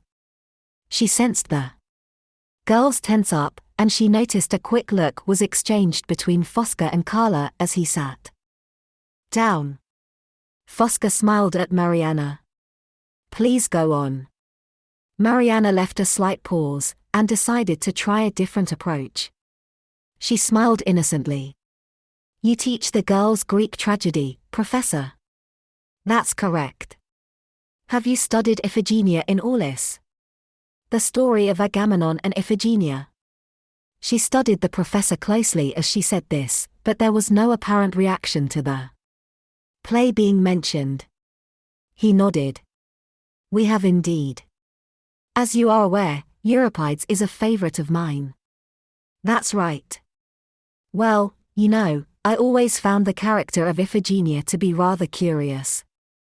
I was wondering what your students think. Curious? How so? Mariana thought for a second. Well, it bothers me, I suppose, that she's so passive, so submissive. Submissive? She doesn't fight for her life. She isn't bound or restrained, she willingly lets her father put her to death. Fosca smiled, and glanced at the others. That's an interesting point Mariana makes. Would someone like to respond? Carla. Carla looked pleased to be called on. She smiled at Mariana, as if humoring a child. The way Iphigenia dies is the whole point. Meaning that's how she achieves her tragic stature, by means of a heroic death. Carla glanced at Fosca for approval. He gave her a slight smile. Mariana shook her head. I'm sorry, but I don't buy that. No. Fosca looked intrigued. Why not? Mariana glanced at the young women around the circle. I think the best way to answer that is to bring Iphigenia here, into the session, have her join us, on one of these empty chairs. What do you say? A couple of the girls exchanged scornful looks. That's so dumb, said Natasha. Why? She was about your age, wasn't she? A bit younger, perhaps. 16, 17. What a brave, remarkable person she was. Imagine what she would have done with her life if she had survived, what she could have achieved. What might we say to Iphigenia, now, if she were sitting here? What would we tell her? Nothing. Dia looked unimpressed. What is there to say? Nothing. You wouldn't try to warn her about her psychopathic father? Help save her. Save her. Dia gave her a contemptuous look. From what? Her fate. Tragedy doesn't work like that. Anyway, it wasn't Agamemnon's fault, said Carla. It was Artemis who demanded Iphigenia's death. It was the will of the gods. What if there are no gods, said Mariana. Just a girl and her father. What then? Carla shrugged. Then it's not a tragedy. Dia nodded. Just a fucked up Greek family. Throughout all this Fosca had been silent, watching the debate with quiet amusement. But now his curiosity appeared to get the better of him. What would you say to her, Mariana? To this girl who died to save Greece? She was younger, incidentally, than you think, closer to 14, or 15. If she were here now, what would you tell her? Mariana thought for a moment. I suppose I'd want to know about her relationship with her father, and why she felt compelled to sacrifice herself for him. And why do you think that was? Mariana shrugged. I believe that children will do anything to be loved. When they're very young, it's a matter of physical, then psychological survival. They'll do whatever it takes to be cared for. She lowered her voice, speaking not to Fosca but to the young women seated around him. And some people take advantage of that. Meaning what, exactly, he said. Meaning, if I were her therapist, I would try to help Iphigenia see something that was invisible to her. And what was that, said Carla. Mariana chose her words carefully. It was that, at a very young age, Iphigenia mistook abuse for love. And that mistake colored how she saw herself, and the world around her. Agamemnon was not a hero, he was a madman, an infanticidal psychopath. Iphigenia did not need to love and honor this man. She did not need to die to please him. Mariana looked into the girl's eyes. She was desperate to reach them. She hoped it would penetrate, but did it? She couldn't tell. She could feel Fosca's eyes on her and sensed he was about to interrupt. She went on quickly. And if Iphigenia stopped lying to herself about her father, if she woke up to the terrible, devastating truth that this was not love, that he didn't love her, because he didn't know how. In that very moment, she would cease to be a defenseless maiden with her head on the block. She'd seize the axe from the executioner's hands. She would become the goddess. Mariana turned and stared at Fosca. She tried to keep the anger out of her voice. But she couldn't quite disguise it. But that didn't happen for Iphigenia, did it? Not Tara, nor Veronica. They never had the chance to become goddesses. They never had the chance to grow up. As she stared at him, across the circle, she could see a spark of anger in his eyes. But like her, Fosca didn't express it. I take it you're in some way casting me as the father in this current situation. As Agamemnon? Is that what you're suggesting? It's funny you say that. Before you arrived, we were debating your merits as a father of the group. Oh, indeed. And what was the general consensus? We didn't reach one. But I asked the maidens if they felt less safe in your care now that two of their number were dead. As she said this, her eyes drifted to the two empty chairs. Fosca's eyes followed her gaze. Ah. Now I see, he said. The empty chairs represent the missing members of the group. A chair for Tara, and a chair for Veronica. That's correct. In which case, he said, after a slight pause, isn't there a chair missing? What do you mean? You don't know. Know what? Oh. She hasn't told you. How very interesting. Fosca kept smiling. He looked amused. Perhaps you should point that powerful analytical lens back at yourself, Mariana. What kind of mother are you? Physician, heal thyself, said Carla, with a laugh. Fosca chuckled. Yes, exactly. He turned and appealed to the others, with a mock therapeutic air. What do we make of this deception as a group? What do we think it means? Well, said Carla, I think it says a lot about their relationship. Natasha nodded. Oh, yes. They're not nearly as close as Mariana thinks. She obviously doesn't trust her, Lillian said. Why not, I wonder, murmured Fosca, still smiling. Mariana could feel her face going red, burning with annoyance at this little game they were playing. It was straight out of the playground. Like any bully, Fosca had manipulated the group, making them gang up against her.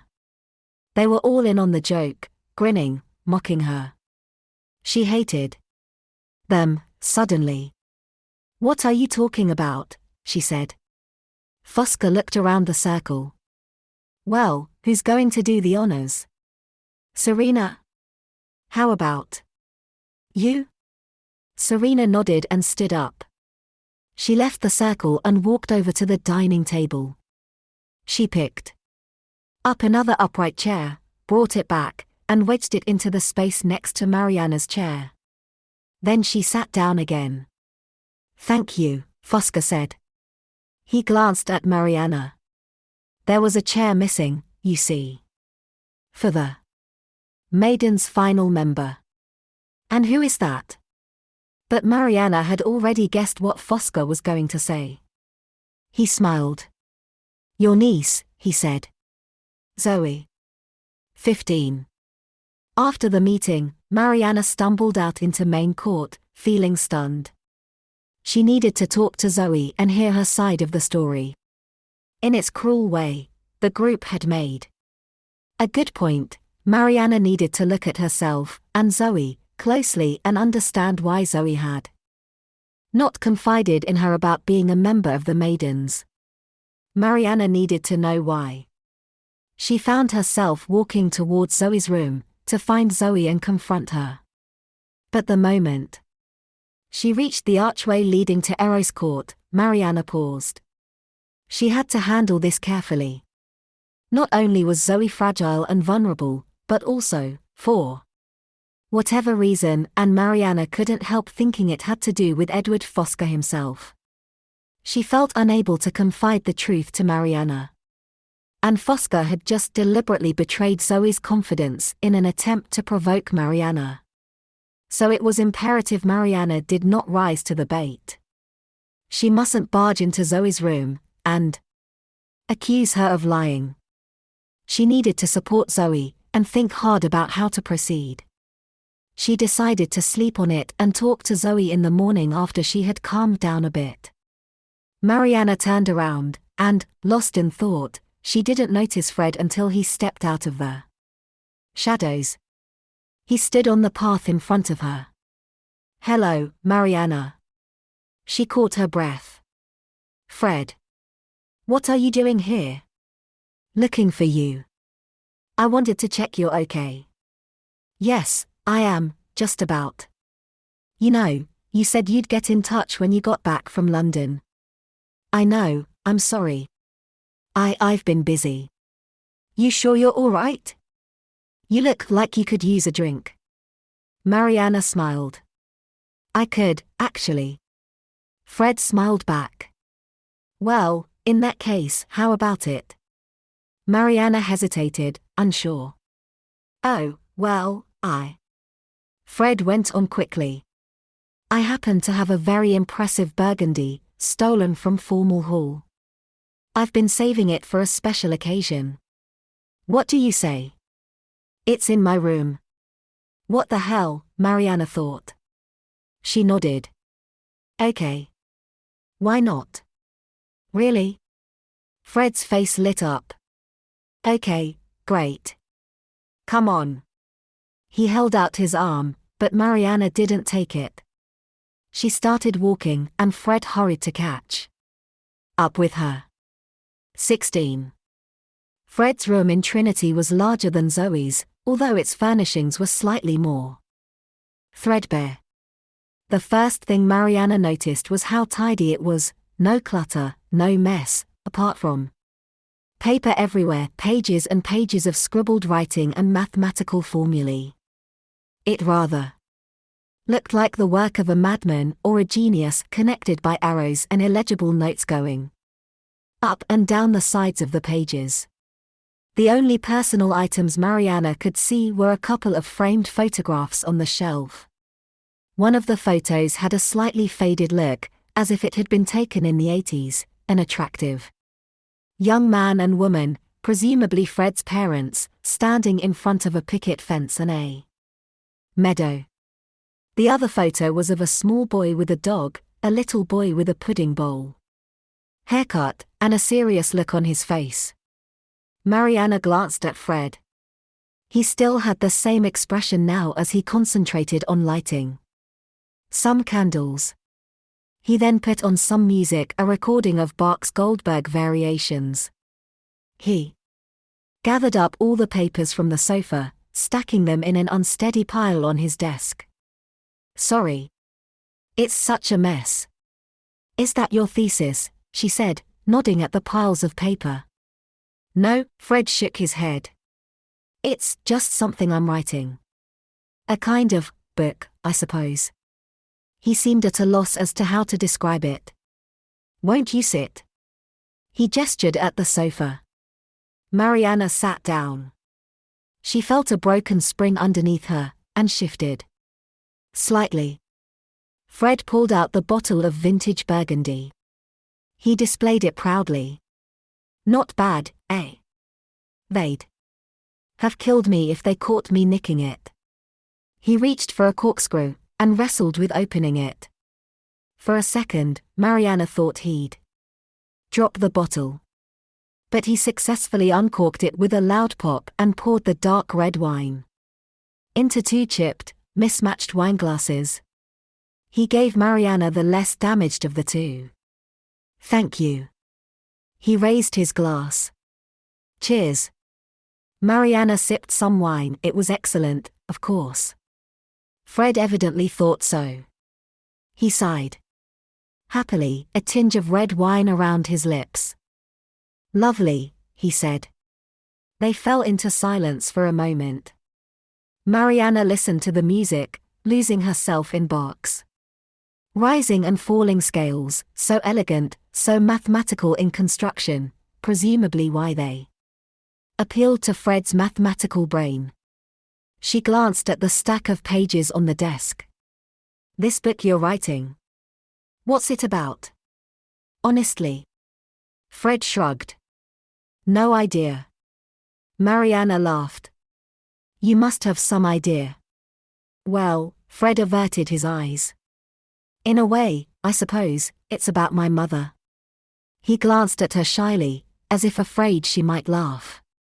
But Mariana didn't find it funny. She gave him a curious look. Your mother? Fred nodded. Yeah. She left me, when I was a boy. She died. I'm sorry, Mariana said. My mother died too. Did she? Fred's eyes widened. I didn't know that. Then we're both orphans. I wasn't an orphan. I had my father. Yeah. Fred nodded and spoke in a low voice. I did too. He reached out for the bottle and started refilling Mariana's glass. That's enough, she said. But he ignored her and filled it to the brim. She didn't mind, really, she was relaxing for the first time in days, and felt grateful to him. You see, Fred said, pouring himself more wine, my mother's death is what drew me to theoretical mathematics and to parallel universes. That's what my thesis is about. I'm not sure I understand. Not sure I do either, really. But if there are other universes, identical to ours, it means that somewhere, another universe exists where my mother didn't die. He shrugged.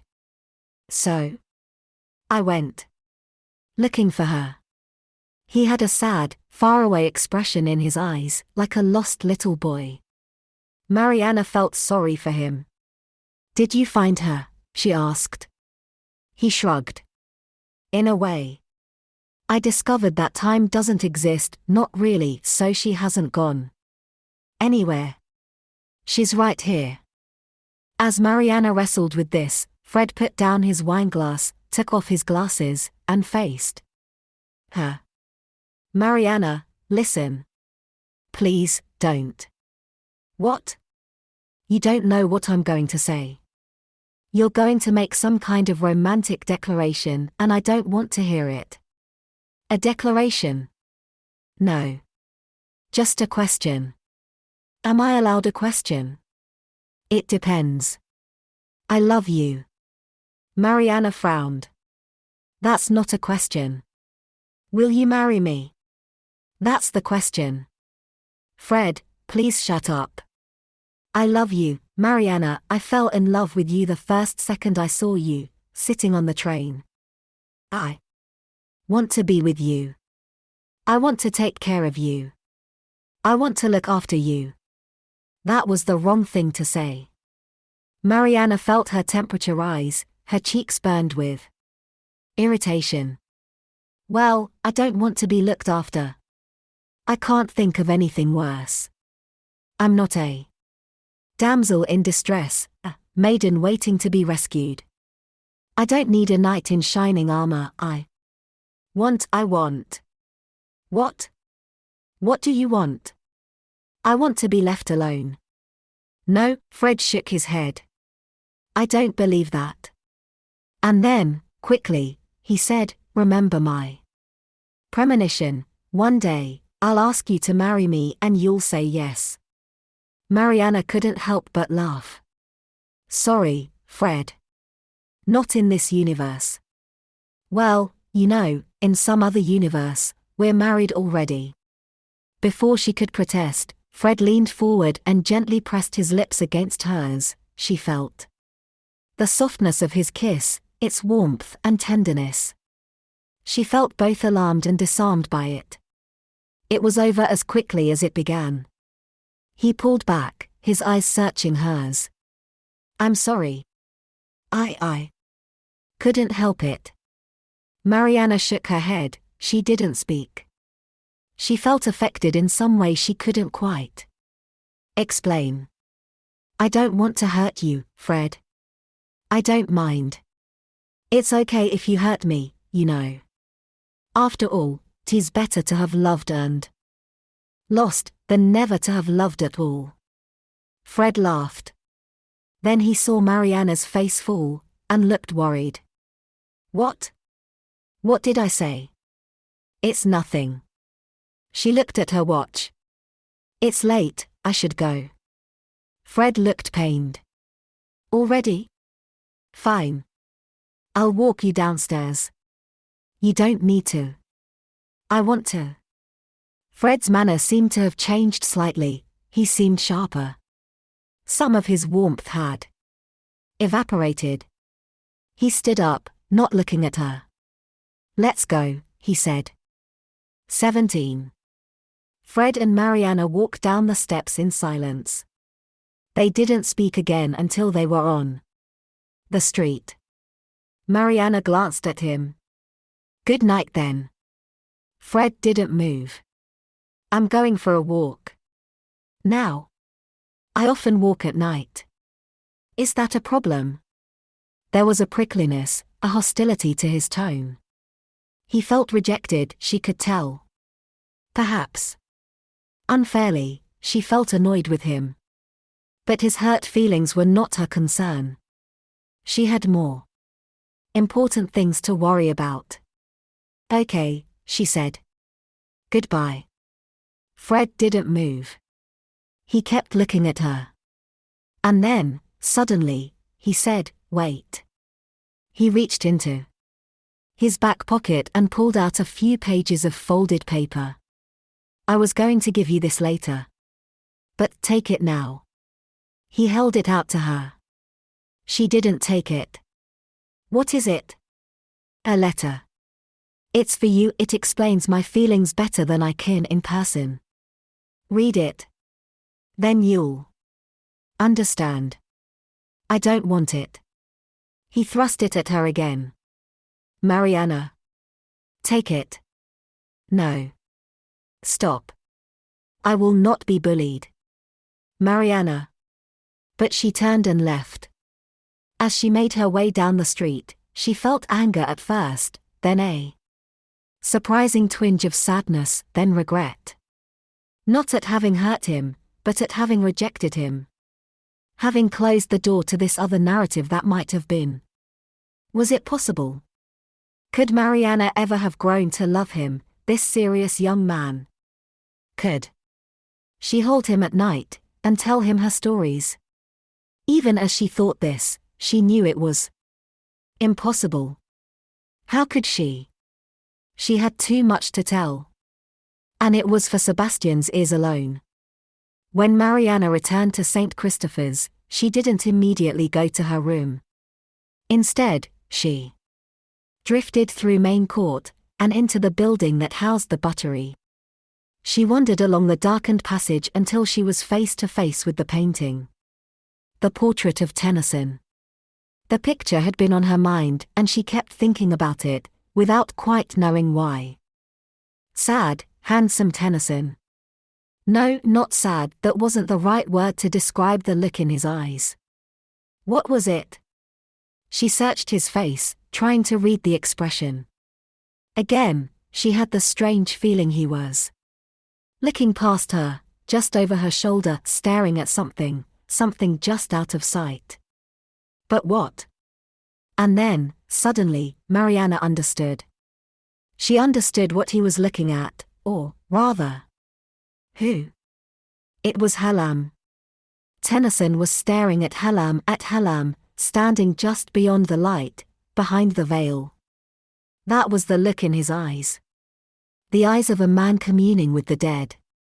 Tennyson was lost. He was in love with a ghost. He had turned his back on life. Had Mariana? Once, she thought she had. And now? Now, perhaps, she wasn't so sure. Mariana stood there for a moment longer, thinking. Then, as she turned to walk away, she heard some footsteps. She stopped. A man's hard-soled shoes were slowly walking along the stone floor of the long gloomy passage. And he was getting closer. At first, Mariana couldn't see anyone. But then, as he drew nearer, She saw something moving in the shadows, and the glint of a knife. She stood there, frozen, scarcely daring to breathe, trying to see who it was. And then, slowly, Henry emerged from the darkness. He stared at her. He had a horrible look in his eyes, not entirely rational, slightly manic. He'd been in a fight. And his nose was bleeding. There was blood smeared on his face and spattered on his shirt. He was holding a knife, about 7 or 8 inches long. Mariana tried to sound calm and unafraid. But she couldn't keep a slight tremor out of her voice. "Henry, please put down the knife." He didn't answer. He just stared at her. His eyes were huge, like lamps, and he was clearly high on something. "What are you doing here?" she said. Henry didn't reply for a moment. "Needed to see you, didn't I? You won't see me in London. So I had to come all the way here." "How did you find me?" "Saw you on the telly. You were standing with the police." Mariana spoke cautiously. "I don't recall that. I've done my best to avoid being caught on camera." "You think I'm lying? You think I followed you here?" "Henry, it was you who broke into my room, wasn't it?" A hysterical tone crept into his voice. "You abandoned me, Mariana. You sacrificed me." "What?" Mariana stared at him, unnerved. "Why did you use that word? It's true, isn't it?" He raised the knife, and took a step towards her. But Mariana held her ground. "Put down the knife, Henry." He kept walking. "I can't go on like this. I need to free myself. I need to cut myself free." "Henry, please stop." He held up the knife, as if preparing to strike. Mariana felt her heart racing. "I'm going to kill myself right now, in front of you," he said. "And you're going to watch." "Henry." Henry raised the knife higher, and then, "Oi!" Henry heard the voice behind him and turned around as Morris charged out of the shadows and lunged at Henry. They wrestled for the knife and Morris easily overpowered him, throwing him aside as if he were made of straw. Henry landed in a crumpled heap on the floor. "Leave him alone," Mariana said to Morris. "Don't hurt him." She went over to Henry, to help him up, but he shoved away her hand. "I hate you," he said, sounding like a little boy. His red eyes filled with tears. "I hate you." Morris called for the police, and Henry was then arrested, but Mariana insisted he needed psychiatric care and he was taken to the hospital, where he was sectioned. He was prescribed antipsychotic medication and Mariana arranged to speak to the consultant psychiatrist in the morning. She blamed herself for what had happened, of course. Henry was right, she had sacrificed him, and the other vulnerable people in her care. If she had been available, as Henry needed her to be, it might not have come to this. That was the truth. And now Mariana had to make sure this enormous sacrifice was not in vain, whatever the cost. 18. It was nearly 1 in the morning by the time Mariana got back to her room. She was exhausted, but too wide awake to sleep, too anxious and wound up. The room was cold, so she turned on the old electric heater attached to the wall. It couldn't have been used since the previous winter. As it heated up, there was the heavy smell of burning dust. Mariana sat there, on the hard, upright wooden chair, staring at the electric bar glowing red. In the dark, feeling its heat, listening to it hum. She sat there, thinking about Edward Fosca. He was so smug, so sure of himself. He thinks he's got away with it, she thought. He thought he had won. But he hadn't. Not yet. And Mariana was determined to outsmart him. She had to.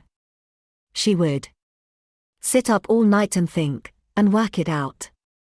She sat there for hours, in a vigil, a kind of trance, thinking, going over everything that had happened since Zoe first called her on Monday night.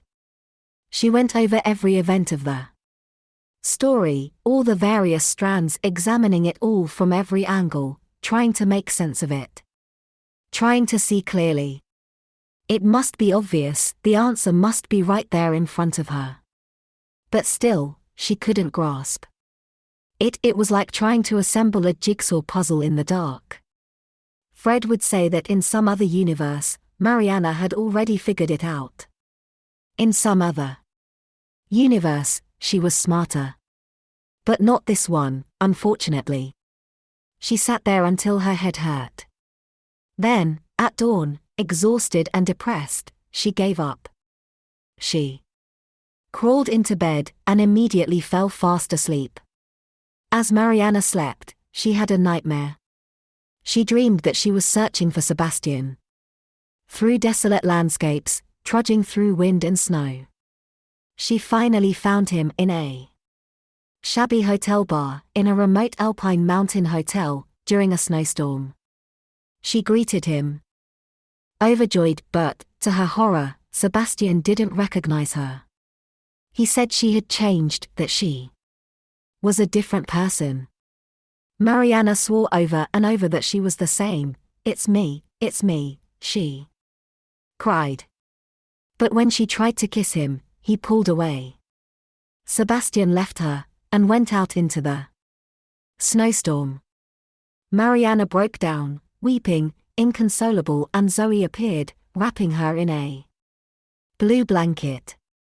Mariana told Zoe how much she loved Sebastian, more than breathing, more than life. Zoe shook her head, and said that love only brings sorrow, and that Mariana should wake up. Wake up, Mariana. What? Wake up. Wake up. Then, suddenly, Mariana woke up with a start, in a cold sweat, with her heart racing. Someone was banging on the door. 19. Mariana sat up in bed, her heart pounding. The banging continued. Wait, she called out, I'm coming. What time is it? Bright sunlight was creeping around the edges of the curtains. 8. 9. Who's there? There was no reply. The banging got louder, as did the banging in her head. She had a throbbing headache. She must have drunk a lot more than she thought. Okay. Just a second. Mariana pulled herself out of bed. She was disorientated and groggy. She dragged herself to the door. She unlocked and opened it. Elsie was standing there, poised to knock again. She smiled brightly. Good morning, dear. She had a feather duster under her arm, and was clutching a bucket of cleaning materials. Her eyebrows were painted on in a stern angle that made her look rather frightening, and she had an excited glint in her eye, a glint that struck Mariana as sinister and predatory. What time is it, Elsie? Just gone 11, dear. Didn't wake you, did I? She leaned in, past Mariana, peering at the unmade bed. Mariana could smell cigarette smoke on her, and was that alcohol on her breath? Or was it her own breath she was smelling? I didn't sleep well, Mariana said. I had a nightmare. Oh, dear. Elsie tutted sympathetically. I'm not surprised, with all that's going on. I'm afraid. I have more bad news, dear. But I thought you should know. What? Mariana stared at her, her eyes wide. She was suddenly fully awake, and felt scared. What's happened? I'll tell you if you give me a chance. Aren't you going to ask Elsie in? Mariana stepped back, and Elsie entered the room. She smiled at Mariana and put down her bucket. That's better. Best prepare yourself, dear. What is it? They found another body. What? When? This morning, by the river. Another girl. It took Mariana a second to find her voice. Zoe, where's Zoe?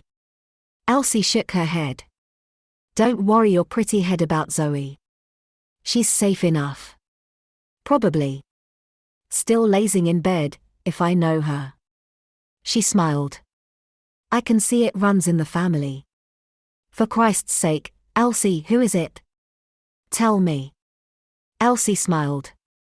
There was something truly ghoulish in her expression. It was little Serena. Oh God, Mariana's eyes suddenly filled with tears. She choked back a sob. Elsie tutted sympathetically. Poor little Serena. Ah, well, the Lord moves in mysterious ways. I'd best get on, no rest for the wicked. She turned to go, then she stopped. Goodness me. Nearly forgot. This was under your door, dear. Elsie reached into the bucket and pulled something out. She handed it to Mariana. Here. It was a postcard. The image on the postcard was one Mariana recognized, a black and white ancient Greek vase, thousands of years old, depicting the sacrifice of Iphigenia by Agamemnon. As Mariana turned it over, her hand was trembling. And on the back, as she knew there would be, was a handwritten quotation in ancient Greek. Mariana had a strange feeling of vertigo, of dizziness, as she stared at the postcard in her hand. As if she were looking down on it from a great height and in danger of losing her balance, and falling down, into a deep, dark abyss. 20. Mariana didn't move for a moment. She felt paralyzed, rooted to the spot. She barely noticed Elsie leave the room. She kept staring at the postcard in her hands, unable to look away, transfixed, as if the ancient Greek letters had caught fire in her mind, and were blazing and burning themselves into her brain. With some effort, she turned the postcard face down, breaking its spell. She needed to think. Clearly, she needed to work out what to do. She had to tell the police, of course. Even if they thought she was crazy, which they probably already did, she couldn't keep these postcards to herself any longer. She had to tell Inspector Sanger. She had to find him. She slipped the postcard into her back pocket, and left her room. It was an overcast morning, the sun had yet to penetrate the clouds, and a wispy carpet of mist was still hovering in pools above the ground like smoke. And through the gloom, across the courtyard, Mariana made out the figure of a man. Edward Fosca was standing there. What was he doing? Waiting to see Mariana's reaction to the postcard. Getting off on it. Relishing her torment. She couldn't see his expression, but she felt sure he was smiling. And Mariana was suddenly very angry. It was unlike her to lose control, but now, because she had barely slept, and because she was so upset and scared and angry, she let go. It wasn't bravery as much as desperation, a violent expulsion of her anguish directed at Edward Fosca. Before she knew it, she was charging across the courtyard towards him. Did he flinch a little? Possibly. It was unexpected, this sudden approach, but he stood his ground even when she reached him and stopped, inches away from his face, her cheeks flushed, her eyes wild, breathing hard. She didn't say anything. She just stared at him, with mounting anger. He gave her an uncertain smile. Good morning, Mariana. Mariana held up the postcard. What does it mean? Fosca took the postcard. He glanced at the inscription on the back. He murmured in Greek as he read it. There was a flicker of a smile on his lips. What does it mean? She repeated. It's from Electra by Euripides. Tell me what it says. Fosca smiled, and stared into Mariana's eyes. It means, the gods have willed your death. And soon, from your throat, streams of blood shall gush forth at the sword. As Mariana heard this, her anger erupted, the bubble of burning fury burst forth, and her hands clenched into fists. With all of her strength, she struck him in the face. Fosca reeled backwards. Jesus! But before he could catch his breath, Mariana punched him again. And again. He raised his hands to protect himself, but she kept hitting him, pummeling him with her fists, shouting, "You bastard, you sick bastard. Mariana, stop. Stop." But Mariana couldn't stop, wouldn't stop until she felt a pair of hands grab her from behind, pulling her back. A police officer held on to her, forcibly restraining her. A crowd of onlookers was gathering. Julian was there, staring at her in disbelief. Another officer went over to assist Fosca, but the professor waved him away angrily. Fosca's nose was bleeding, blood was spattered all over his crisp white shirt. He looked upset and embarrassed. It was the first time Mariana had seen him lose his cool, and she drew some small satisfaction from that. Chief Inspector Sanger appeared. He stared at Mariana, stunned as if he were looking at a crazy person. What the hell is going on? 21. Soon afterwards, Mariana found herself in the dean's office, and was asked to explain her actions. She sat across the desk from Chief Inspector Sanger, Julian, the dean, and Edward Fosca. It was hard to find the right words. The more she said, the more she sensed she was being disbelieved. Telling her story, saying it all aloud, she was aware how implausible it sounded. Edward Fosca had regained his composure. He kept smiling at her the whole time as if she were telling a long joke and he were anticipating the punchline. Mariana had also calmed down, and was making an effort to remain calm. She presented the narrative as simply and clearly as she could, with as little emotion as possible. She explained how, step by step, she had arrived at this incredible deduction that the professor had murdered 3 of his students. The Maidens first made her suspicious, she said. A group of favorites, all young women. No one knew what went on at these meetings. And as a group therapist, and a woman, Mariana could scarcely fail to be concerned. Professor Fosca had a kind of strange, guru-like control over his pupils, Mariana said. She had witnessed this firsthand. Even her own niece had expressed a reticence to betray Fosca and the group. This is typical of unhealthy group behavior, an urge to conform and submit. Voicing opinions contrary to the group, or the group leader, evokes a great deal of anxiety if they can be voiced at all. I felt it when Zoe spoke about the professor. Something wasn't quite right. I could feel she was afraid of him. Small groups like this, Mariana explained, like the Maidens, were particularly vulnerable to unconscious manipulation, or abuse. Unconsciously, the girls might treat the leader of the group the way they treated their father when they were very young, with dependence and acquiescence. And if you're a damaged young woman, she went on, in denial about your childhood and the suffering you endured in order to maintain that denial, you might well collude with another abuser and pretend to yourself that his behavior is perfectly normal. If you were to open your eyes and condemn him, you would have to condemn others in your life also. I don't know what the childhoods of those girls were like. It's easy to dismiss Tara as a privileged young woman with no problems. But to me, her abuse of alcohol and drugs suggests she was troubled and vulnerable. Beautiful, fucked up Tara, she was his favorite. She maintained eye contact with Fosca as she said this, aware of the rising anger in her voice, and doing her best to control it.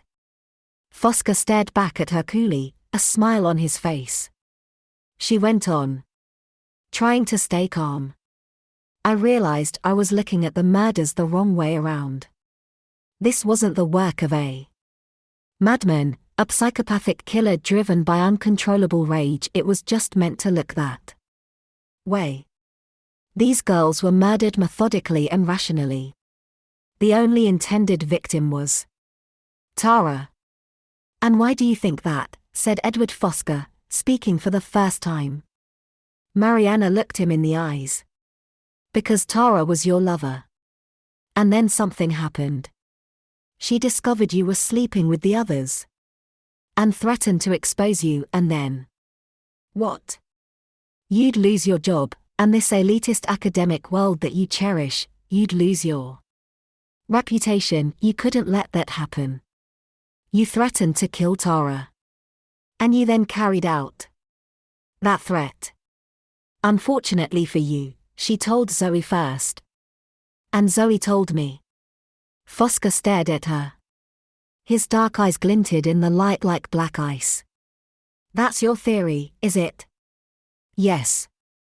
Mariana held his gaze. That's my theory. Along with the others, Veronica and Serena. Gave you an alibi. They were all sufficiently under your spell to do so, but then what?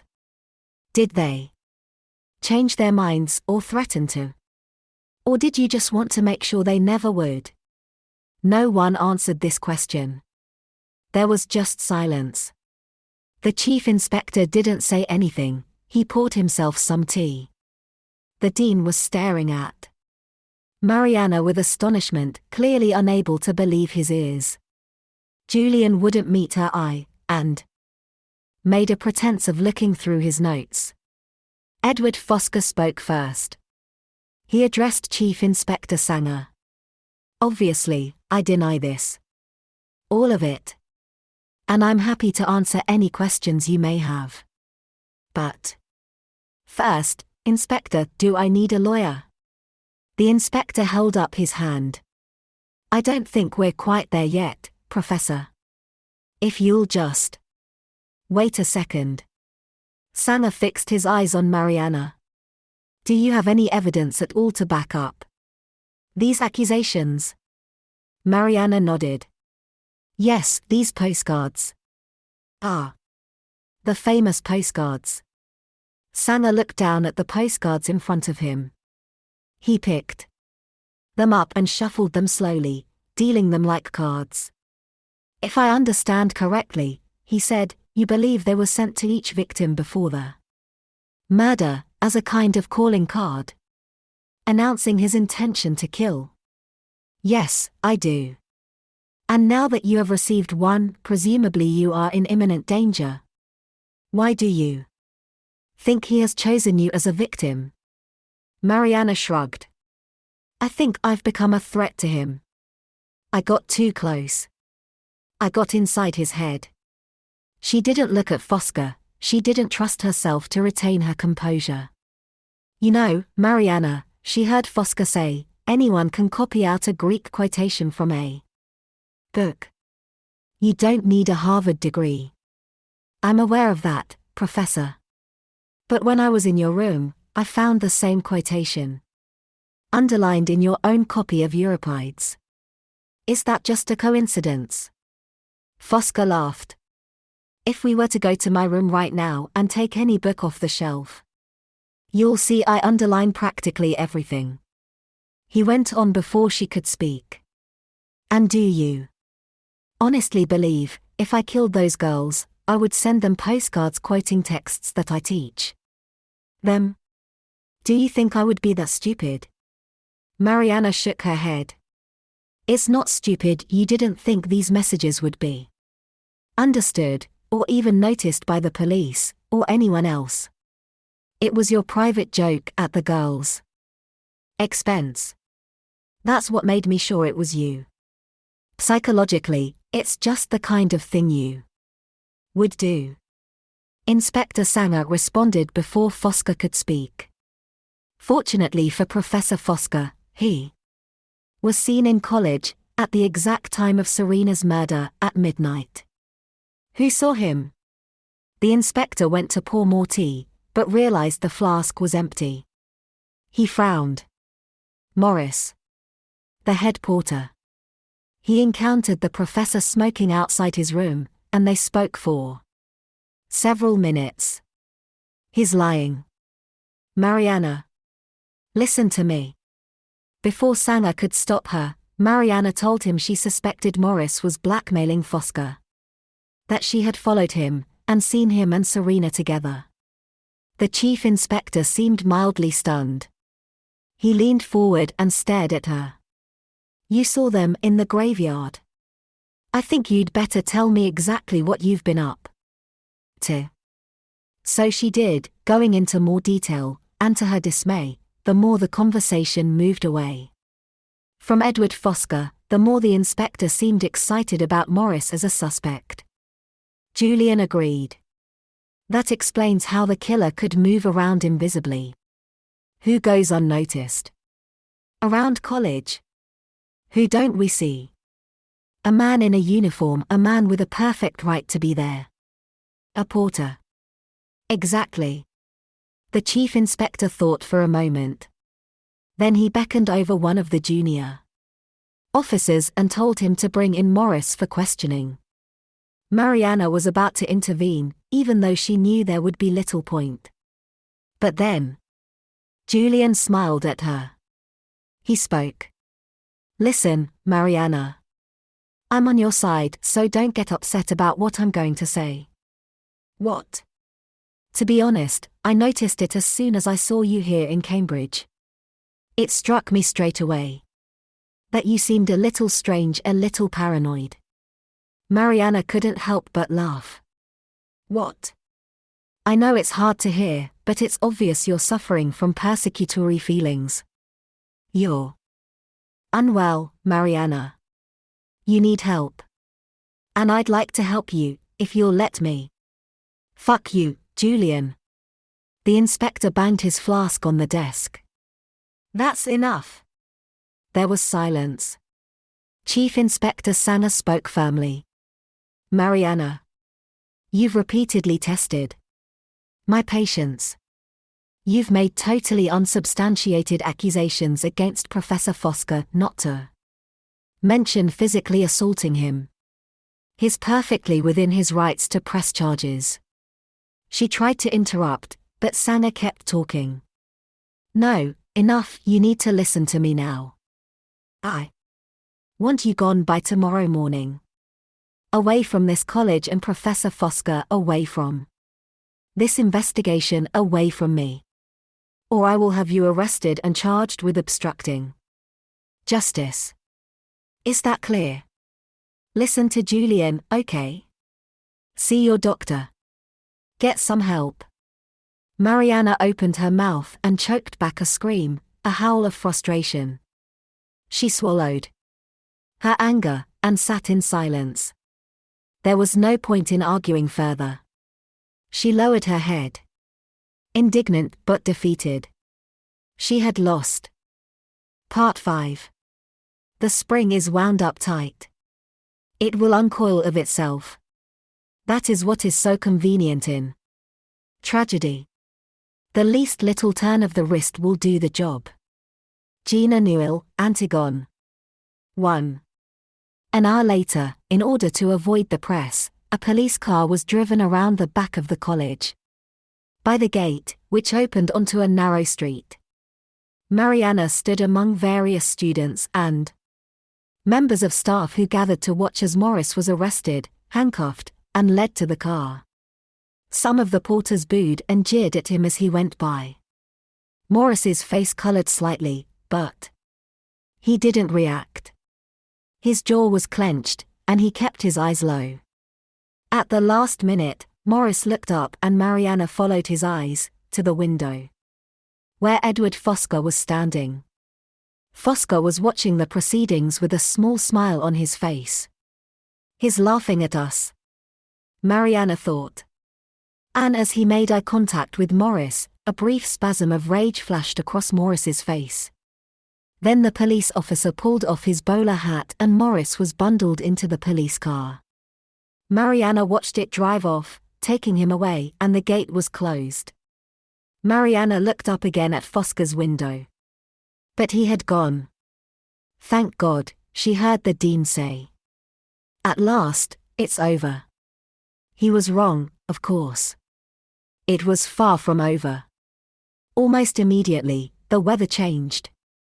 As if responding to events in college, summer, having held on for so long, finally withdrew. A chilly wind hissed through the courtyards. It started spitting rain, and in the distance, a thunderstorm could be heard rumbling. Mariana and Zoe were having a drink with Clarissa in the fellows' parlor, a common room for the fellows. This afternoon, it was deserted apart from the three women. It was a large, shadowy room, furnished with ancient leather armchairs and couches, mahogany, writing desks, and tables laden with newspapers and journals. It smelled smoky, of wood and ash from the fireplaces. Outside, the wind was rattling the window panes, and the rain was tapping on the glass. It was chilly enough for Clarissa to request a small fire be lit. The three women sat in low armchairs, around the fire, drinking whiskey. Mariana swirled the whiskey around in her glass, watching the amber liquid glow in the firelight. She felt comforted. Being here, cocooned by the fire with Clarissa and Zoe. This small group gave her strength and courage. She needed courage now, they all did. Zoe had come from a class at the English faculty. Possibly her last class, said Clarissa. There was talk of an imminent closure of the college, pending a police investigation. Zoe had been caught in the rain. As she dried herself by the fire, Mariana told them what had happened and about her confrontation with Edward Fosca. When she finished, Zoe spoke in a low voice. That was a mistake. Confronting him like that. Now he knows you know. Mariana glanced at Zoe. I thought you said he was innocent. Zoe met her gaze and shook her head. I changed my mind. Clarissa looked from one to the other. You're quite sure, both of you, then, that he is guilty? One doesn't want to believe it. I know, said Mariana. But I believe it. So do I, said Zoe. Clarissa didn't reply. She reached for the decanter and refilled her glass. Mariana noticed her hand was trembling. What do we do now? Said Zoe. You're not going to leave, are you? Of course not. Mariana shook her head. Let him arrest me, I don't care. I'm not going back to London. Clarissa looked astonished.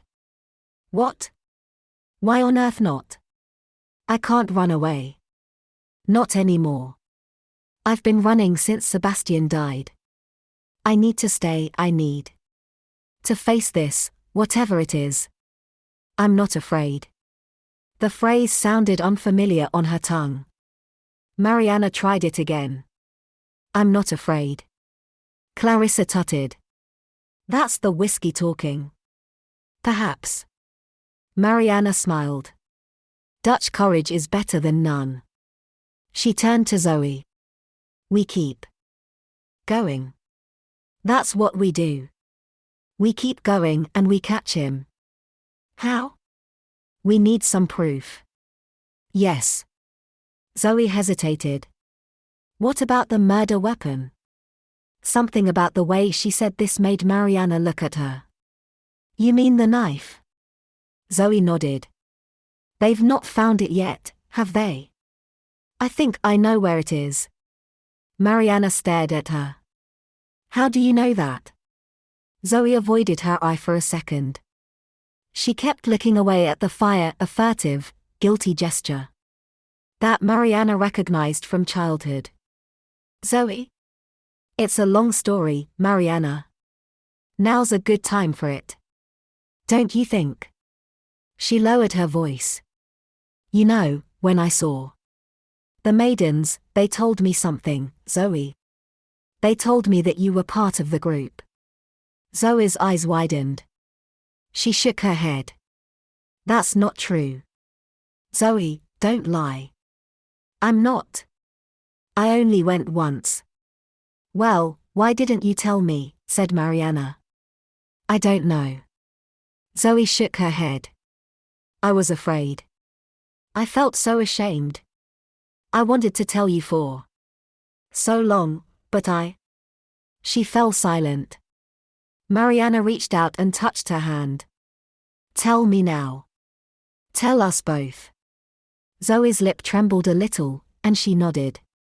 She began to speak, and Mariana steeled herself.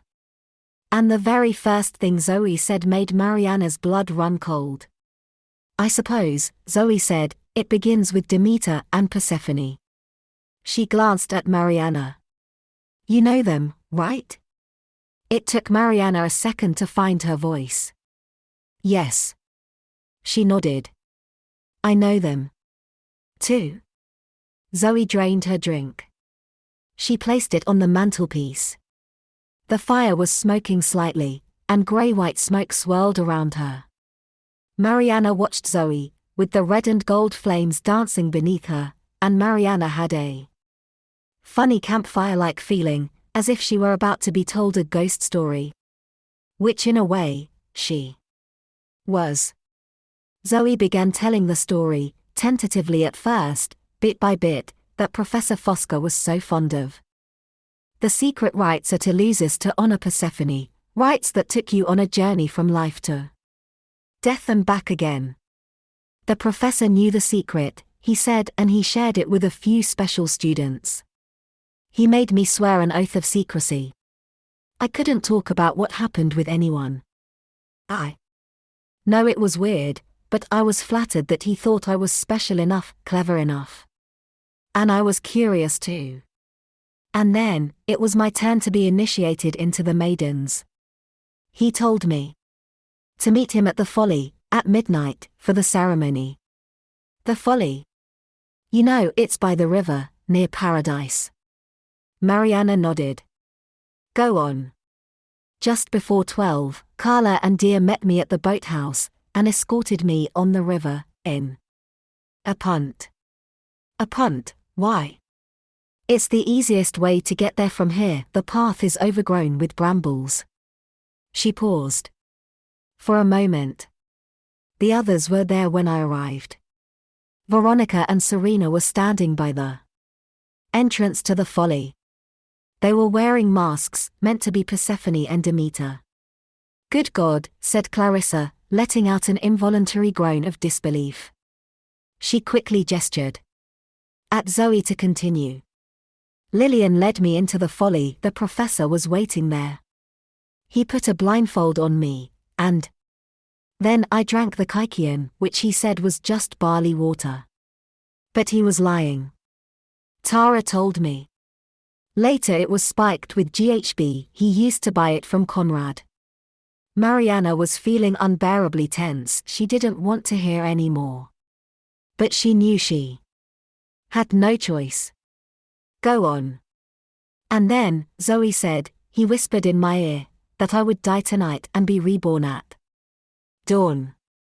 And he took out a knife, and he touched my throat with it. He did that, said Mariana. He didn't cut me or anything, he said it was just a ritual sacrifice. Then he took off my blindfold. And that's when I saw where he put the knife. He slid it into a gap in the wall. Between two stone slabs. Zoe shut her eyes for a second. After that, it's hard to remember. My legs were like jelly, like I was melting. And we left the Folly. We were in the trees, in the woodland.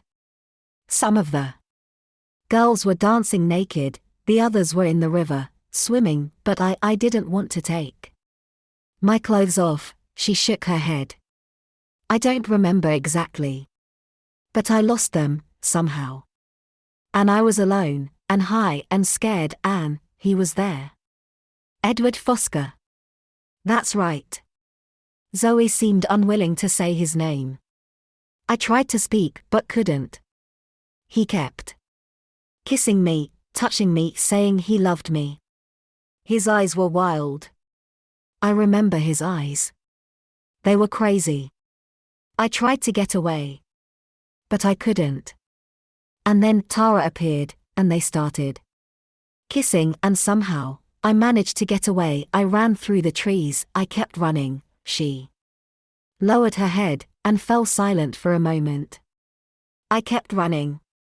I got away. Mariana prompted her. What happened then, Zoe? Zoe shrugged. Nothing. I never spoke to the girls about it again apart from Tara. And Professor Fosca. He acted as if it never happened. So I tried to pretend it hadn't.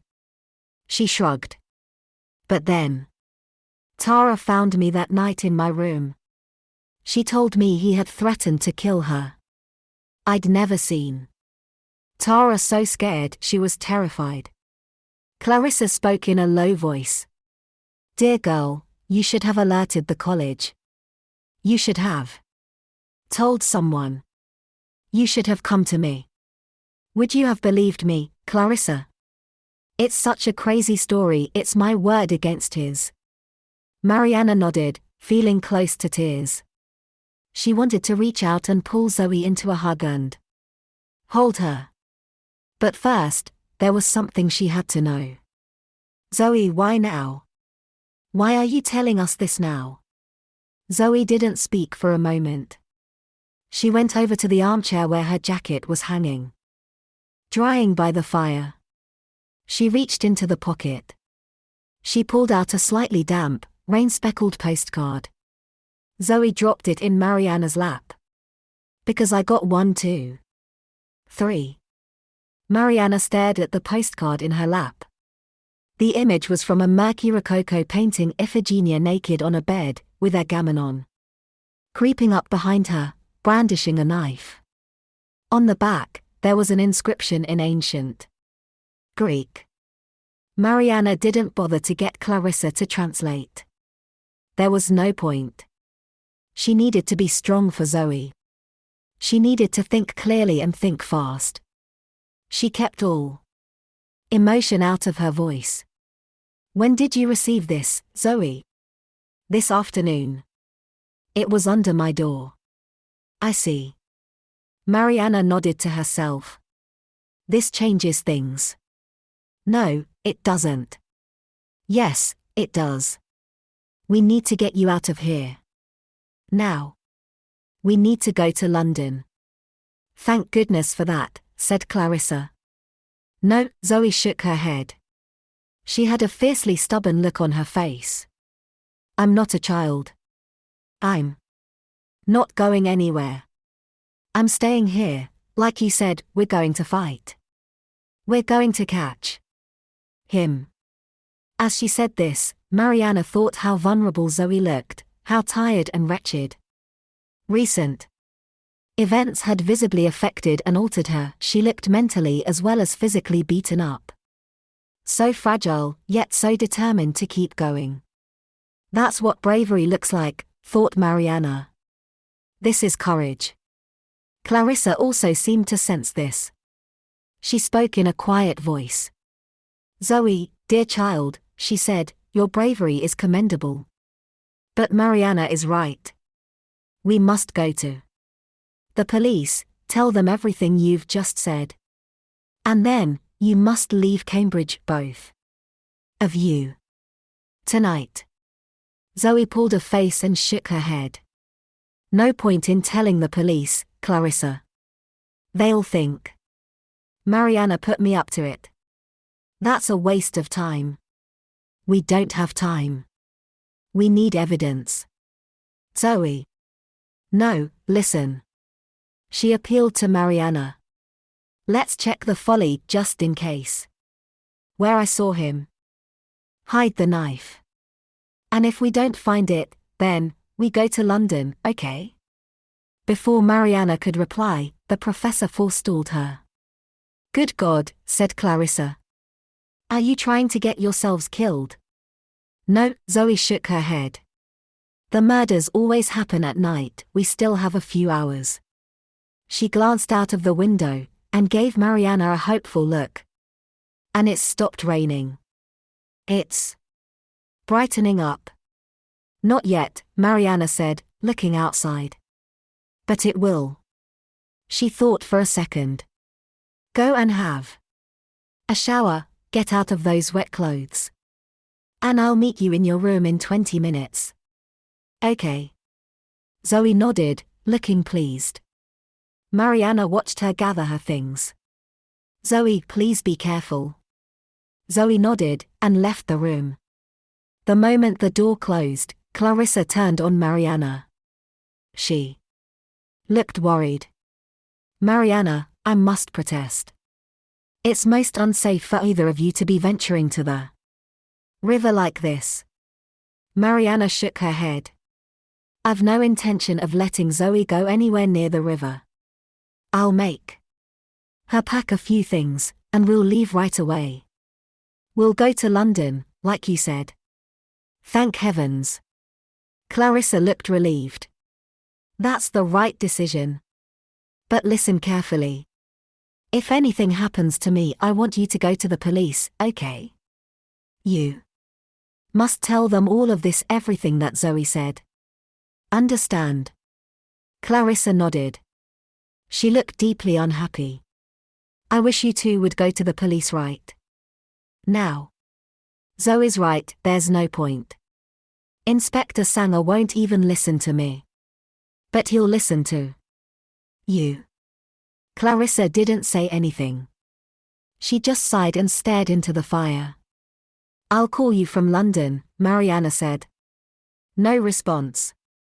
Clarissa didn't even seem to hear her. Mariana felt disappointed. She had expected more.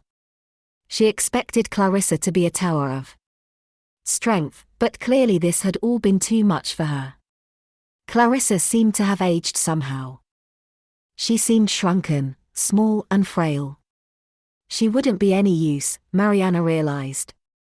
Whatever terrors she and Zoe had ahead, they'd have to face them alone. Mariana gently kissed the professor goodbye on the cheek. Then she left her by the fire. 4. As Mariana made her way to Zoe's room across the courtyard, she kept her mind on practicalities. They would pack quickly, and then, without being seen, they would slip out of the college, through the back gate. A cab to the station, the train to King's Cross.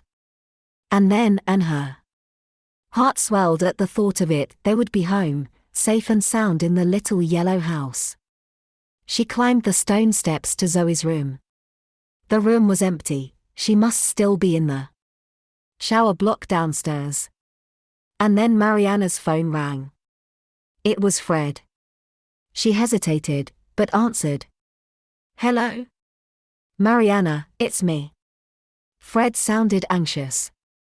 I need to talk to you. It's important. Now isn't a good time. I think we said everything last night. This isn't about last night. Listen to me, carefully. I mean it. I had a premonition about you. Fred, I don't have time. I know you don't believe it, but it's true. You're in serious danger. Right now, this second. Wherever you are, get the hell out of there. Go. Run. Mariana hung up, feeling exasperated and very angry. She had enough to worry about without Fred's nonsense. She had already been feeling anxious, now she felt much worse. What was keeping Zoe? As Mariana waited, she paced the room restlessly. Her eyes drifted around, touching upon Zoe's belongings, a baby picture in a silver frame, a photo of Zoe as a bridesmaid at Mariana's wedding, various lucky charms and trinkets, stones and crystals collected on holidays abroad. Other childhood mementos Zoe had been carrying around since she was a little girl, such as old battered zebra, perched precariously on her pillow. Mariana felt incredibly moved by this jumble of junk. She had a sudden memory of Zoe as a small child, kneeling against the bed, hands clasped in prayer. God bless Mariana, God bless Sebastian, God bless grandfather, God bless Zebra, and so on, including people whose names she didn't even know, like the unhappy woman at the bus stop, or the man in the bookshop with the cold. Mariana would watch this childish ritual fondly, but not for one moment did she ever believe in what Zoe was doing. Mariana didn't believe in a God who could be reached so easily, or whose merciless heart would be swayed by the prayers of a little girl. But now, suddenly, she felt her knees giving way, buckling, as if pushed from behind by some unseen force. She sank to the floor, clasping her hands together, and bowed her head in prayer. But Mariana didn't pray to God, or Jesus, or even to Sebastian. She prayed to a handful of dirty, weather-beaten stone columns on a hill, against a brilliant, birdless sky. She prayed to the goddess. "Forgive me," she whispered. "Whatever it is I did, whatever it is I have done to offend you. You took Sebastian. That's enough. I beg you, don't take Zoe. Please, I won't let you." She stopped, suddenly self-conscious, embarrassed at the words coming out of her mouth. She felt more than a little crazy, like a demented child bargaining with the universe. And yet, on some very deep level, Mariana was aware that, at long last, she had reached the moment where all of this had been leading, her much delayed but inevitable confrontation, her reckoning with the maiden. Mariana slowly pulled herself to her feet. And Zebra toppled off the pillow, fell off the bed, and landed on the floor. Mariana picked up the toy and repositioned it on the pillow. As she did so, she noticed that the seam across Zebra's belly had come loose, 3 stitches were missing. And something was poking out from inside the stuffing. Mariana hesitated, then, without quite knowing what she was doing, she pulled it out. She looked at it. It was some paper, folded and refolded, concealed in the body of the stuffed toy. Mariana stared at it. She felt disloyal, but also compelled to know what it was. She had to know. She carefully unfolded it and it opened out into several pages of notepaper. It looked like a typed letter of some kind. Mariana sat down on the bed. And she began to read. 5. And then, one day, my mother left. I don't remember the exact moment she went, or the final goodbye, but there must have been one. I don't remember my father there either, he must have been in the fields when she made her escape. She never did send for me, you know, in the end. I never saw her again, in fact. That night she left, I went upstairs to my room, and sat at my little desk. I wrote for hours in my journal. When I finished, I didn't read what I had written. And I never wrote in that journal again. I put it in a box and hid it away with other things I wanted to forget. But today, I took it out for the first time, and read it, all of it. Well, almost all. You see, there are 2 pages missing. 2 pages torn out. They were destroyed because they were dangerous. Why? Because they told a different story. That's okay, I guess. Every story can stand a little revision. I wish I could revise the next few years at the farm, revise them, or forget them. The pain, the fear, the humiliation every day, I was more determined to escape. One day, I'll get away. I'll be free. I'll be safe. I'll be happy. I'll be loved. I'd repeat this to myself, again and again, under the covers at night.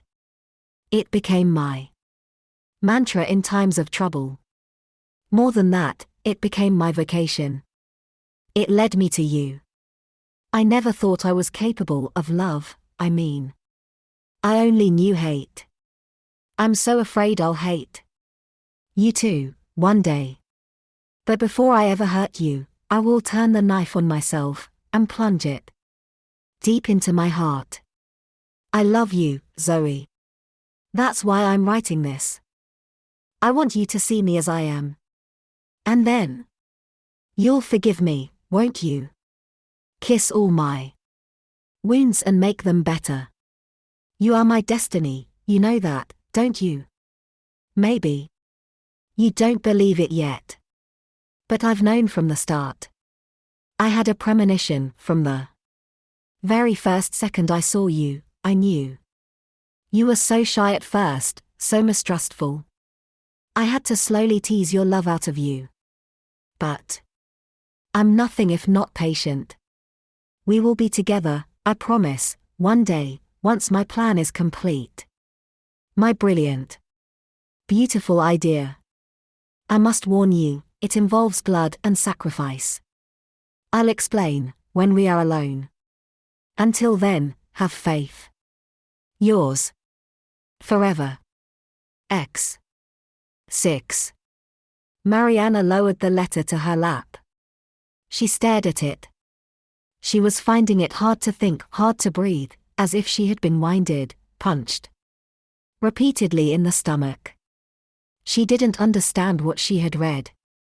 What did it mean, this monstrous document? It didn't make sense. She didn't believe it was real, she wouldn't believe it.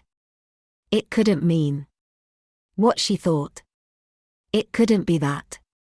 And yet, that was the only conclusion to draw, no matter how unacceptable or nonsensical or terrifying. Edward Fosca had written it, this hellish love letter, and he had written it to Zoe. Mariana shook her head. No, not Zoe, her Zoe. She didn't believe it, she didn't believe Zoe could possibly be involved with that monster. Then she suddenly remembered that strange look on Zoe's face, staring at Fosca across the courtyard. A look Mariana had taken for fear. What if it was something more complicated? What if, from the very start, Mariana had been seeing everything from the wrong angle? Looking at it from the wrong way up? What if? Footsteps coming up the stairs. Mariana froze. She didn't know what to do, she must say something, do something. But not now, not like this, she had to think first. She grabbed the letter and stuffed it in her pocket, just as Zoe appeared at the door. Sorry, Mariana. I was as quick as I could. Zoe gave her a smile as she entered the room. Her cheeks were flushed, and her hair was wet. She was in a dressing gown and clutching a couple of towels. Let me just get dressed. 1 second. Mariana didn't say anything. Zoe put on some clothes, and that quick flash of nakedness, that young, smooth skin reminded Mariana for a second of the beautiful baby girl she had loved. That beautiful, innocent child. Where had she gone? What happened? Tears came into her eyes, but not sentimental tears, tears of anguish, of physical pain, as if someone had slapped her face. She turned away so Zoe wouldn't see, and hastily wiped her eyes. I'm ready, said Zoe. Shall we go? Go? Mariana looked at her blankly. Where? To the Folly, of course. To look for the knife. What? Oh. Zoe looked at her with surprise. Are you all right? Mariana slowly nodded. All hopes of escape, all thoughts of fleeing to London with Zoe, had faded from her mind. There was nowhere to go, nowhere to run. Not anymore. Okay, she said. And like a sleepwalker, Mariana followed Zoe down the stairs and across the courtyard. It had stopped raining, the sky was leaden, and oppressive charcoal clouds swarmed above their heads, twisting and turning in the breeze. Zoe glanced at her. We should go by the river. It's the easiest way. Mariana didn't say anything, just gave a brief nod. "I can punt," Zoe said. "I'm not as good as Sebastian was, but I'm not bad." Mariana nodded and followed her to the river. Outside the boathouse, 7 punts were creaking in the water, chained to the bank. Zoe took one of the poles resting against the boathouse wall. She waited for Mariana to climb into a punt, then loosened the heavy chain securing it to the bank. Mariana sat on the low wooden seat. It was damp from the rain, but she barely noticed that. "This won't take long," Zoe said as she pushed them away from the bank with the pole. Then she raised the pole high in the air, plunged it into the water, and began their journey. They weren't alone. Mariana knew that right from the start. She could sense they were being followed. She resisted the temptation to look over her shoulder. But when she finally did turn her head, just as she expected, she briefly glimpsed the figure of a man in the distance, vanishing behind a tree. But Mariana decided she must be imagining things, because it wasn't who she was expecting to see. It wasn't Edward Fosca. It was Fred. 7. As Zoe had predicted, they made fast progress. They soon left the colleges behind, and were surrounded by open fields on either side of the river, a natural landscape that had survived unchanged for centuries. On the grassland, there were some black cows grazing. There was a smell of dampness and moldering oak, wet mud. And Mariana could smell smoke from a bonfire somewhere, a musty smell of damp leaves burning.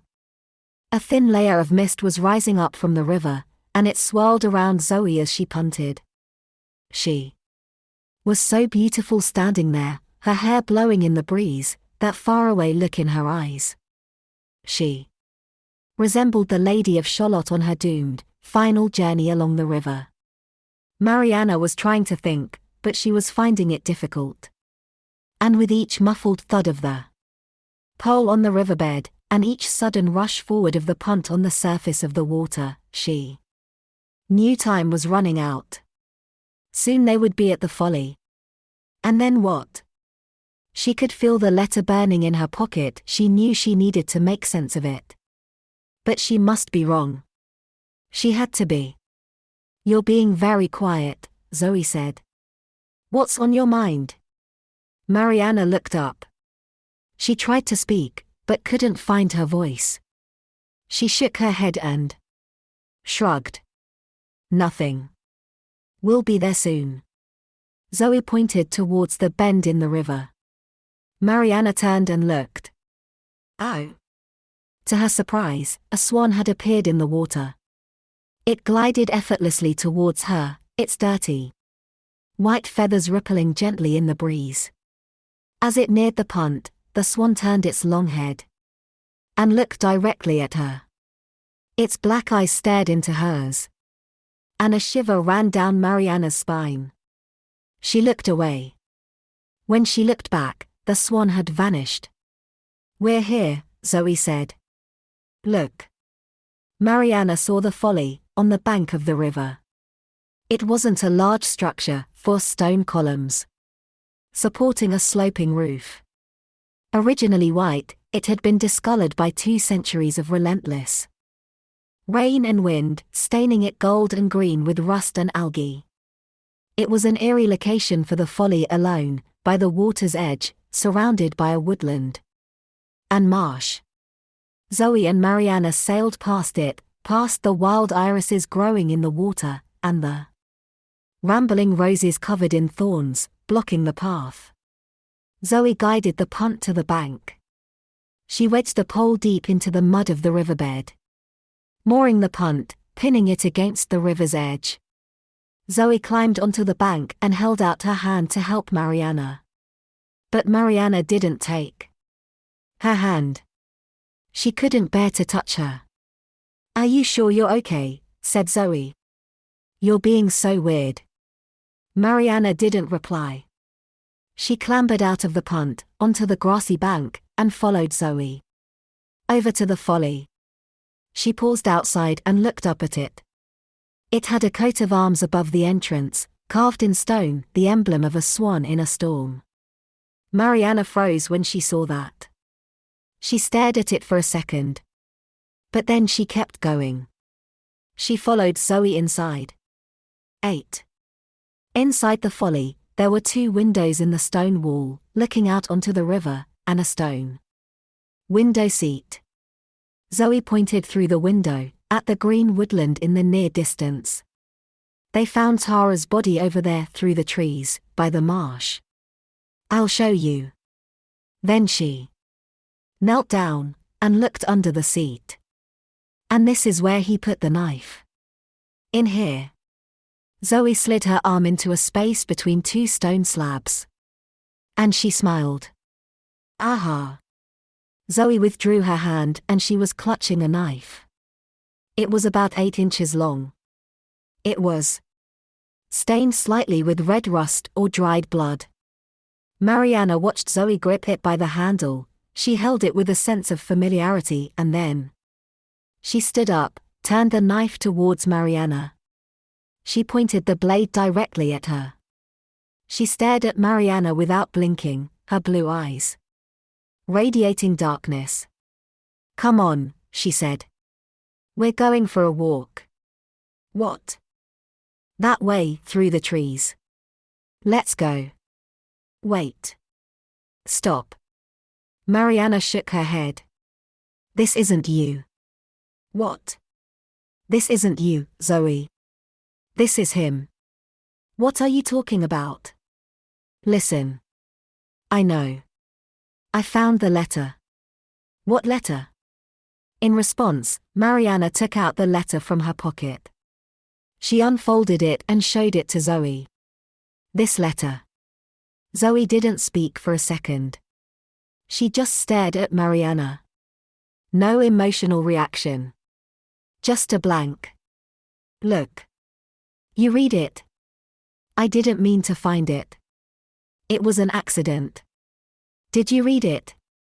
Mariana nodded and whispered, yes. There was a flash of fury in Zoe's eyes. You had no right. Mariana stared at her. Zoe. I don't understand.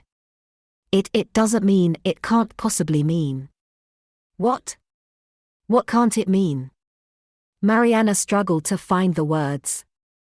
That you had something to do with these murders. That you and he are somehow involved. He loved me. We loved each other.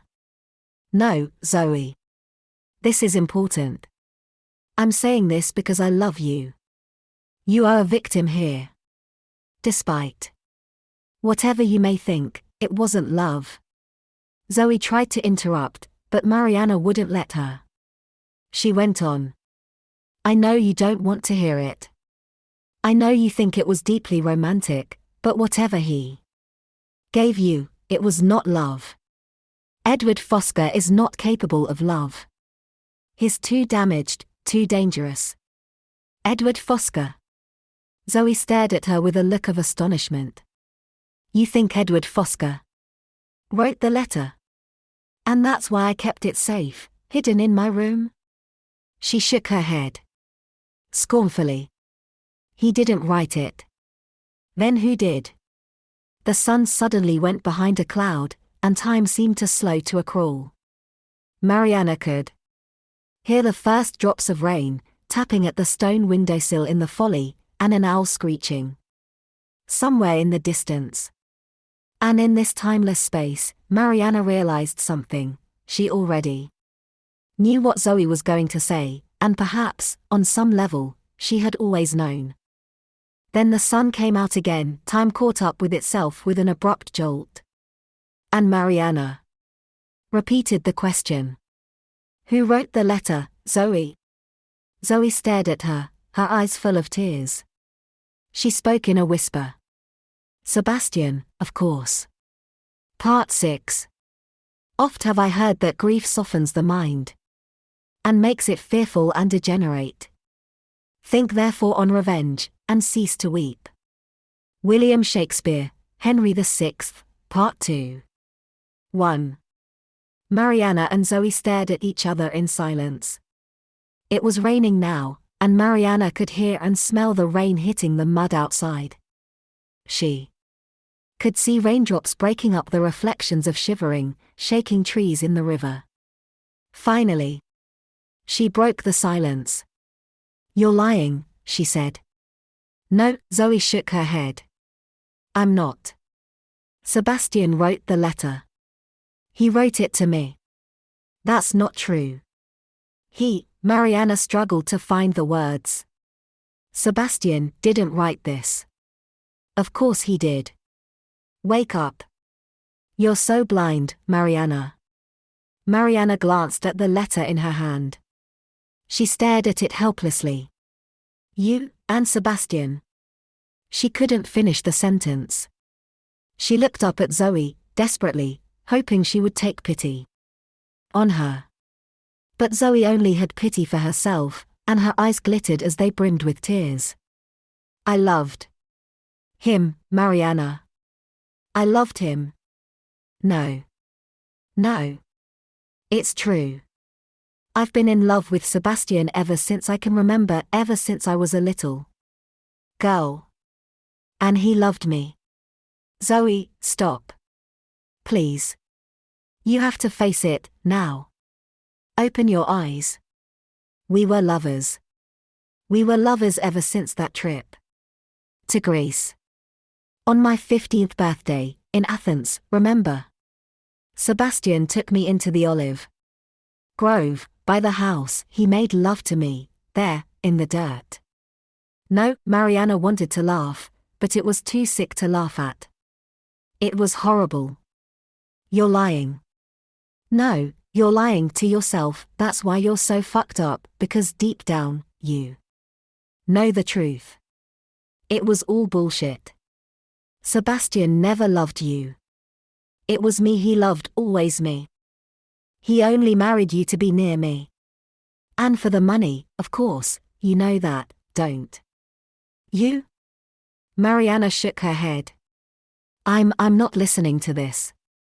She turned and walked out of the folly. She kept walking. Then she started to run. Too. Mariana, Zoe called after her. Where are you going? You can't run away. Not anymore. Mariana ignored her and kept going. Zoe followed her. The dark clouds thundered above, and suddenly, there was a massive streak of lightning.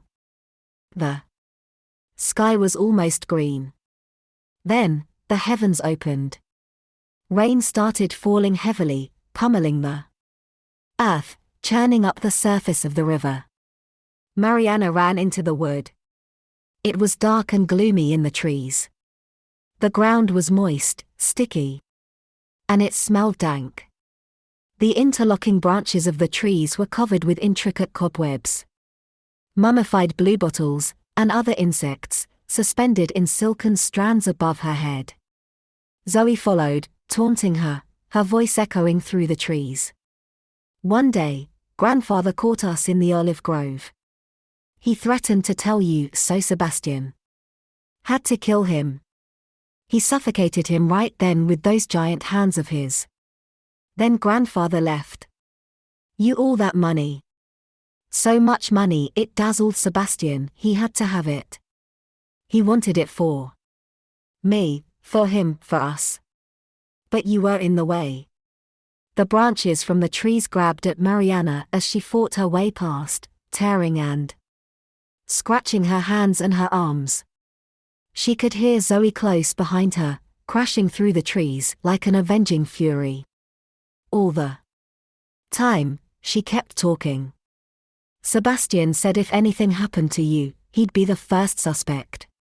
We need a distraction. He said, like in a magic trick. Remember the tricks he used to do for me when I was little? We need to make everyone look at the wrong thing and in the wrong place. I told him about Professor Fosca and the Maidens, and that's when he got the idea. It grew in his mind like a beautiful flower. He said he had such a poetic way of talking, remember? He worked out Every detail. And it was beautiful. It was perfect. But then, you took him away and he never came back. Sebastian didn't want to go to Naxos. You made him. It's your fault he's dead. No, Mariana whispered. That's not fair. Yes, it is, Zoe hissed. You killed him. And you killed me too. Suddenly, the trees thinned out in front of them and they found themselves in a clearing. The marsh spread out before them. It was a large pool of limpid green water, overgrown with weeds and brambles. There was a fallen tree, split open and slowly rotting, covered in yellow-green moss and surrounded by spotted toadstools. And there was a strange smell of decay, a stench of something foul and rotten. Was it the stagnant water? Or was it death? Zoe stared at Mariana, breathless, holding the knife. Her eyes were red and full of tears. When he died, it was like I'd been stabbed in the guts. I didn't know what to do with all my anger, all my pain. Then, one day, I understood. I saw. I had to carry out Sebastian's plan. For him, just like he wanted. It was the last thing I'd be able to do for him.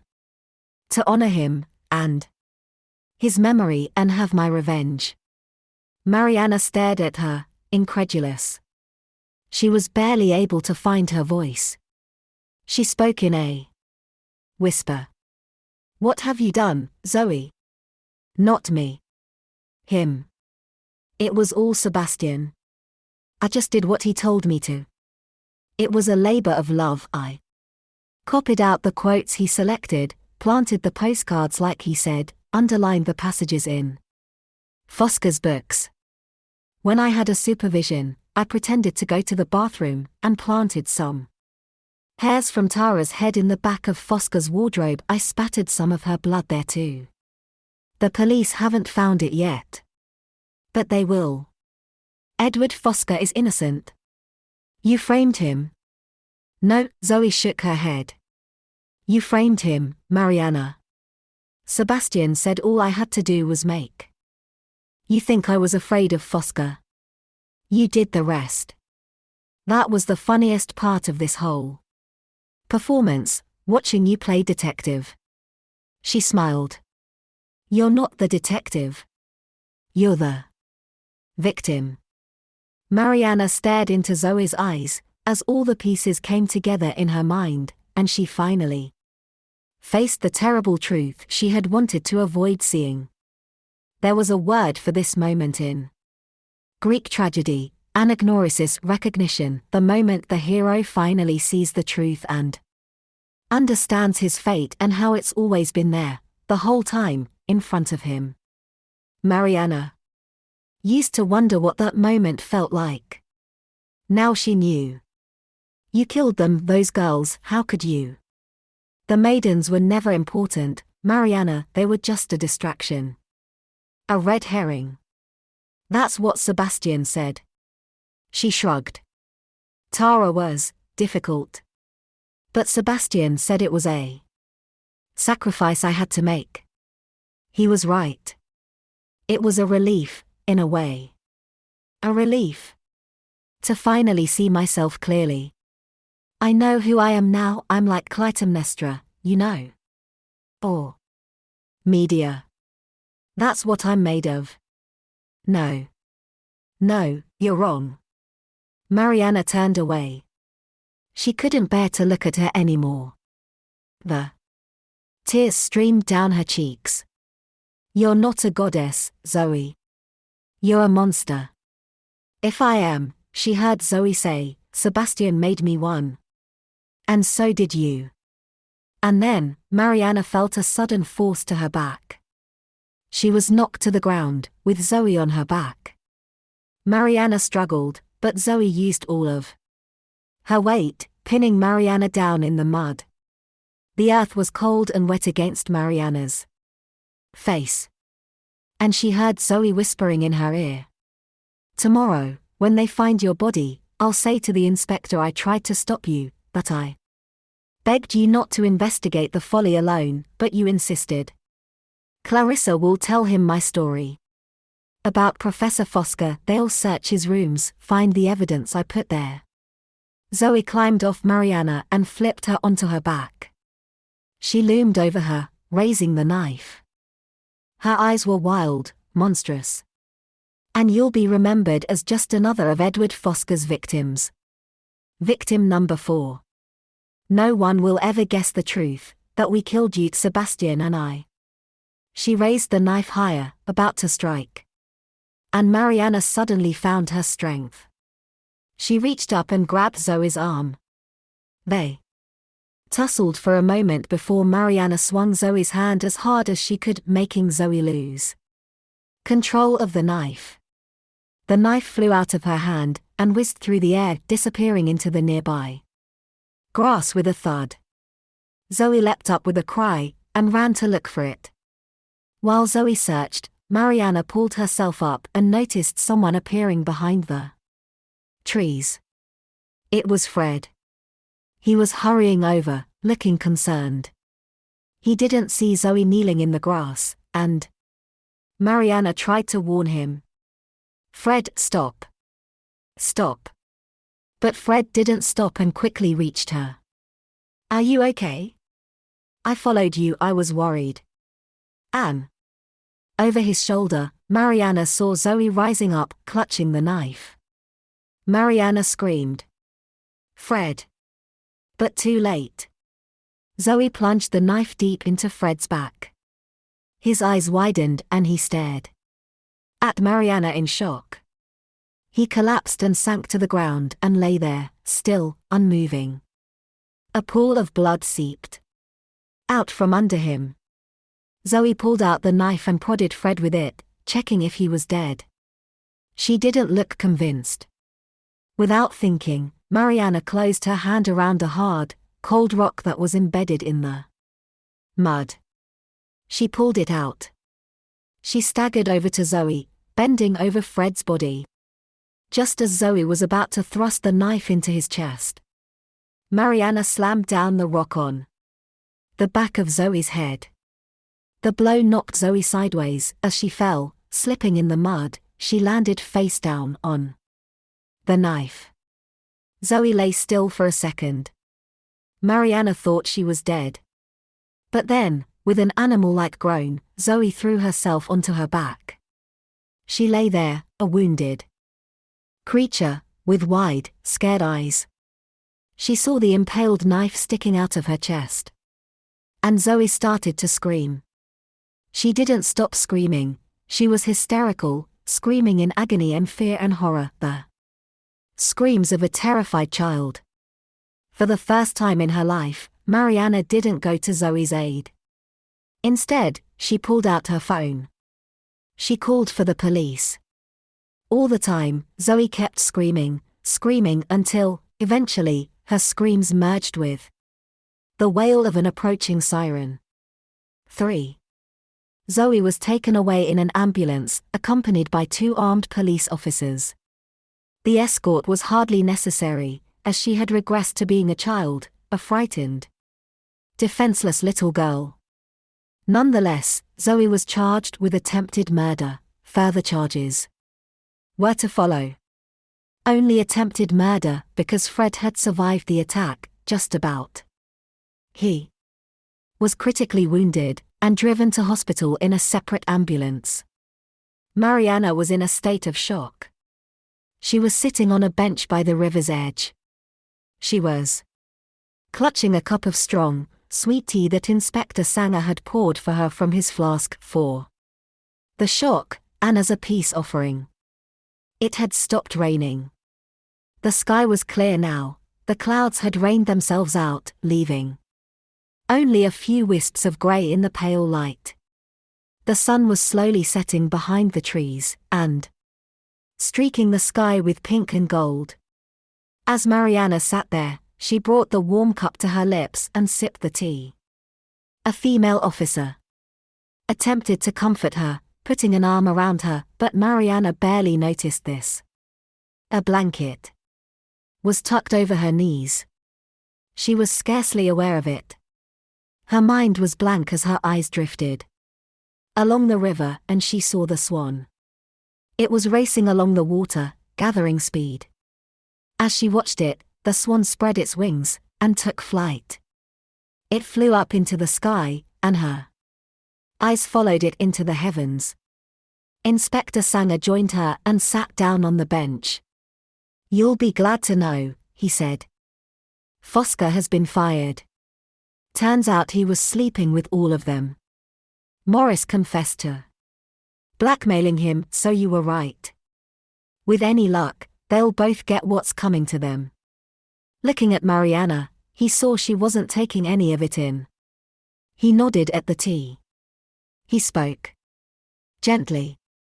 "How are you? Feeling any better?" Mariana glanced at him. She gave a slight shake of the head. She didn't feel better, if anything. She felt worse. And yet something was different. What was it? She felt alert, somehow, perhaps awake was a better word. Everything seemed clearer, as if a fog had lifted, colors were sharper, the edges of things more defined. The world no longer felt muted and grey and far away, behind a veil.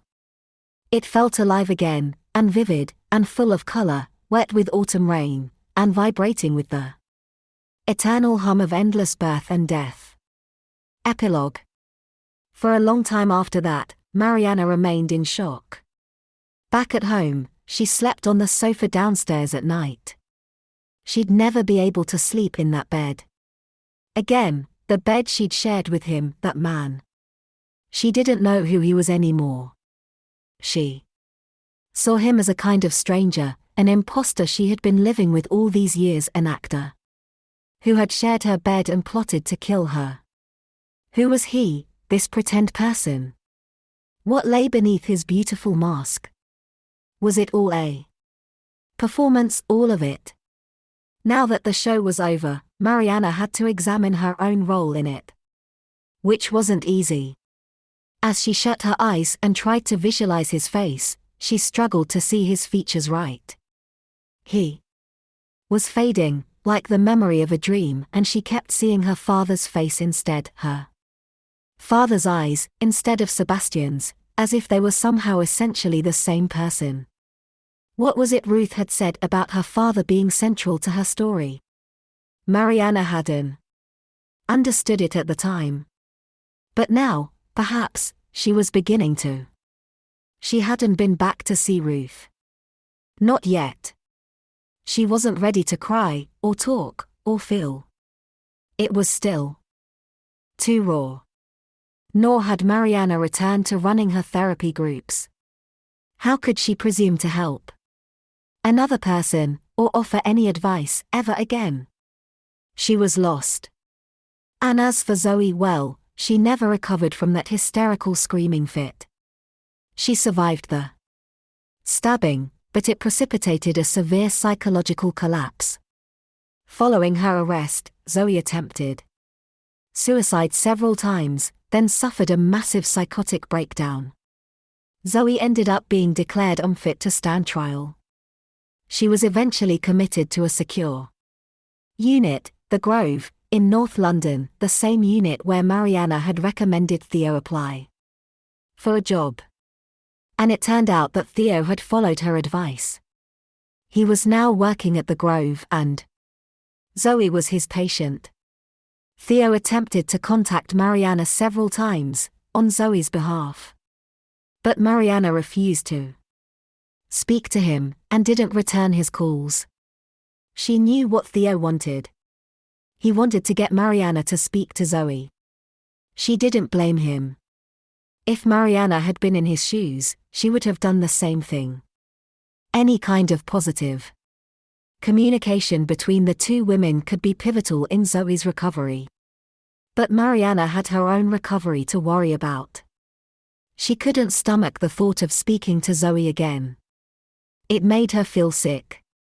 She simply couldn't bear it. It wasn't a question of forgiveness. That wasn't something Mariana could decide on, anyway. Ruth always said that forgiveness could not be coerced, it was experienced spontaneously, as an act of grace, appearing only when a person was ready. And Mariana was not ready. She wasn't sure she ever would be. She felt such anger, such hurt. If she ever saw Zoe again, she didn't know what she might say or do. She certainly wouldn't be responsible for her actions. Better keep away, and leave Zoe to her fate. Mariana visited Fred a few times, though, while he was in hospital. She felt a responsibility to Fred, and a gratitude. He had saved her life, after all, she'd never forget that. He was weak at first, unable to talk, but had a smile on his face the whole time Mariana was there. They sat together in friendly silence, and Mariana thought how odd it was, how comfortable and familiar she felt with him, this man she barely knew. It was too soon to say if anything might ever happen between them. But she no longer dismissed it quite so out of hand. She was feeling very differently about everything, these days. It were as if every single thing Mariana had ever known, or believed in, or trusted, had fallen away, leaving just an empty, vacant space. She existed in this limbo of emptiness, which lasted for weeks, then months. Until, one day, she received a letter from Theo. In his letter, Theo asked Mariana once again to reconsider her refusal to visit Zoe. He wrote insightfully about Zoe, with great empathy, before turning his attention to Mariana. I can't help but feel it might benefit you as much as her, and provide you with some kind of closure. I know it won't be pleasant, but I think it might help. I can't begin to imagine what you've been through. Zoe is beginning to open up more, and I'm deeply disturbed by the secret world she shared with your late husband. I'm hearing things that are truly frightening. And I must say, Mariana, I think you're extremely lucky to be alive. Theo finished by saying this. I know it's not easy. But all I ask is that you consider, on some level, that she is a victim too. That phrase made Mariana very angry. She tore up the letter, and threw it in the bin. But that night, as she lay in bed and shut her eyes, a face appeared in her mind. Not the face of Sebastian, or her father's face, but the face of a little girl. A small, frightened girl of 6. Zoe's face. What happened to her? What had been done to that child? What did she endure right under Mariana's nose, in the shadows, in the wings, just behind the scenes? Mariana had failed Zoe. She had failed to protect her, she had failed even to see, and she must take responsibility for that. How had she been so blind? She needed to know. She had to understand. She had to confront it. She had to face it. Or she would go mad. Which is why, one snowy February morning, Mariana ended up making her way to North London, to Edgware Hospital and to the Grove. Theo was waiting for her in the reception. He greeted her warmly. I never thought I'd see you here, he said. Funny, the way things turn out. Yes, I suppose it is. Theo led her through security and along the dilapidated corridors of the unit. As they walked, he warned Mariana that Zoe would be distinctly different from when she last saw her. Zoe's extremely unwell, Mariana. You'll find her quite changed. I think you should prepare yourself. I see. I'm so glad you came. It will really help. She speaks of you often, you know. She frequently requests to see you. Mariana didn't reply. Theo gave her a sidelong look. Look, I know this can't be easy, he said. I don't expect you to feel in any way benign towards her. I don't, Mariana thought. Theo seemed to read her mind. He nodded. I understand. I know she tried to hurt you. She tried to kill me, Theo. I don't think it's quite that simple, Mariana. Theo hesitated. He tried to kill you. She was merely his proxy. His puppet. She was entirely controlled by him. But that was only part of her. You know, in another part of her mind, she still loves you and needs you. Mariana was feeling increasingly apprehensive. Coming here had been a mistake. She wasn't ready to see Zoe, wasn't ready for how it would make her feel and what she might say, or do. As they reached his office, Theo nodded at another door at the end of the corridor. Zoe's in the recreation room, through there. She doesn't tend to socialize with the others, but we always make her join them during free periods. He glanced at his watch and frowned. I'm so sorry, but would you mind waiting a couple of minutes? There's another patient I must see in my office for a moment. Then I'll facilitate a meeting between you and Zoe. Before Mariana could reply, Theo gestured at the long wooden bench against the wall outside his office. Won't you sit down? Mariana nodded. Thanks. Theo opened his office door. And through the open doorway, Mariana glimpsed a beautiful, red-haired woman sitting, waiting, staring through the barred window, at the grey sky outside. The woman turned and looked warily at Theo as he entered the room and shut the door behind him. Mariana glanced at the bench. But she didn't sit down. Instead, she kept going. She walked up to the door at the end of the corridor. She stopped outside it. She hesitated. Then she reached out, turned the handle, and went inside. Acknowledgements. I wrote the majority of this book during the coronavirus pandemic of 2020. I was so grateful to have something to focus on during those long months, living on my own in lockdown in London. And I was grateful to be able to escape from my flat to this world in my head, partly real, partly imagined, an exercise in nostalgia, an attempt to revisit my youth and a place that I love.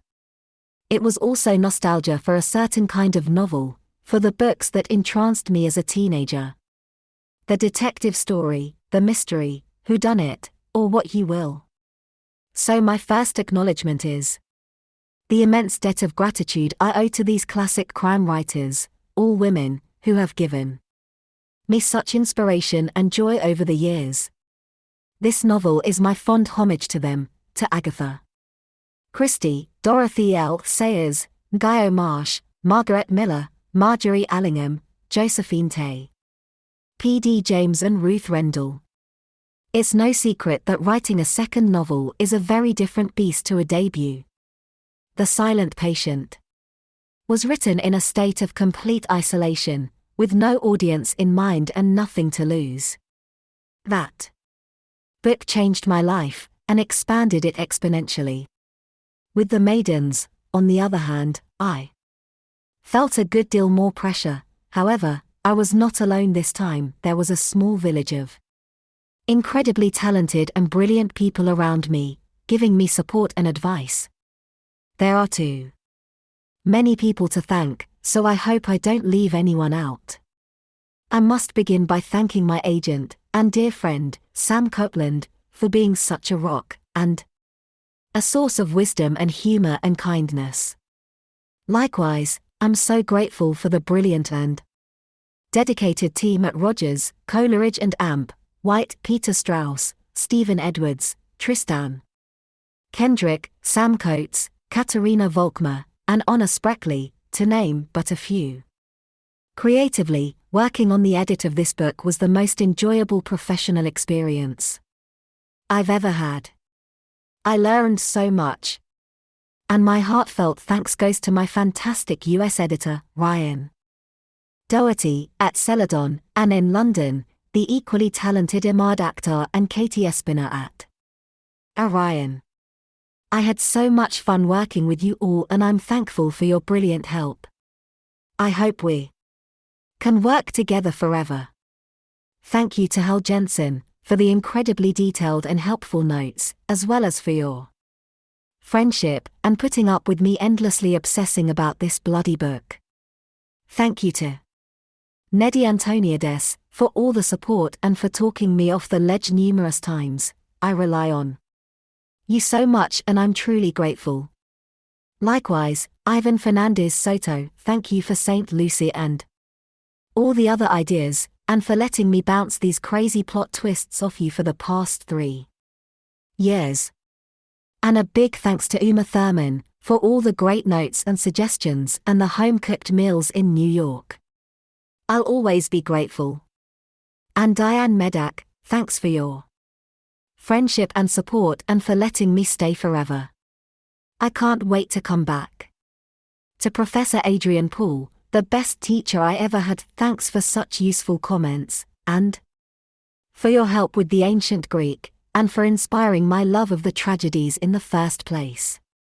Also thank you to Trinity College, Cambridge, for welcoming me back so warmly and providing the inspiration for St. Christopher's College. Thank you to all my wonderful friends at Celadon. I can't imagine my life without you. Jamie, Rob and Deb Futter, I'm eternally grateful to you and thank you for all your help. Rachel, Cho and Christine Michaelides, you're both so brilliant, and so much of the success of the last book was down to you. Thank you. Also to Cecily Van Buren Friedman, your comments really improved the book and I'm very grateful. Also at Celadon, thank you to Antumi, Jennifer Jackson, Jamie Novan, Annabelle Hindenlang, Clay Smith, Randy Kramer, Heather Orlando Jerebeck, Rebecca Ritchie, and Lauren Dooley. And thanks to Will Stale for such a fantastic cover, and Jeremy Pink for getting everything done in such record time. Also a big thank you to the Macmillan sales team, you guys are absolutely the best. At Orion and Hachette, I would like to thank David Shelley for all the support. I felt so encouraged and championed by you, I am so grateful. Also thank you to Sarah Benton, Maura Wilding, Lindsay Sutherland, Jen Wilson, Esther Waters, Victoria Laws, thanks for your fantastic work. And thank you, Emma Mitchell and FMCM, for the publicity. A special thank you also to Maria Fass in Madrid, for your insightful and useful notes and also your encouragement. Thanks Christine Michaelides for the help with the descriptions. 90% of it didn't make it into the book, but I learned something at least. Thanks Emily Holt for your helpful notes. And for being so encouraging. Also Vicky Holt and my father, George Michaelides, for your support. And a big thank you to the fabulous Katie Haynes. Once again, working with you is such a delight. I can't wait until we can go to the theatre again. Thank you to Tiffany Gasuk for making me so welcome in Paris while I was writing there. And for giving me such great encouragement. Also thank you to Tony Parsons for the pep talks and the support. I'm really grateful. Thank you also to Anita Bauman, Emily Koch, and Hannah Beckerman for the encouragement and helpful advice. And Katie Marsh, kind friend, for your constant encouragement. Also thanks to the National Portrait Gallery for showing me the picture of young Tennyson. And to Cam Sanger, for your surname. Last but not least, thank you to David Fraser for always making me smile. Author biography. Alex Michaelides was born and raised in Cyprus. He has an MA in English Literature from Trinity College, Cambridge University, and an MA in Screenwriting from the American Film Institute in Los Angeles. The Silent Patient was his first novel. It spent over a year on the New York Times bestseller list and sold in a record-breaking 50 countries. Alex lives in London.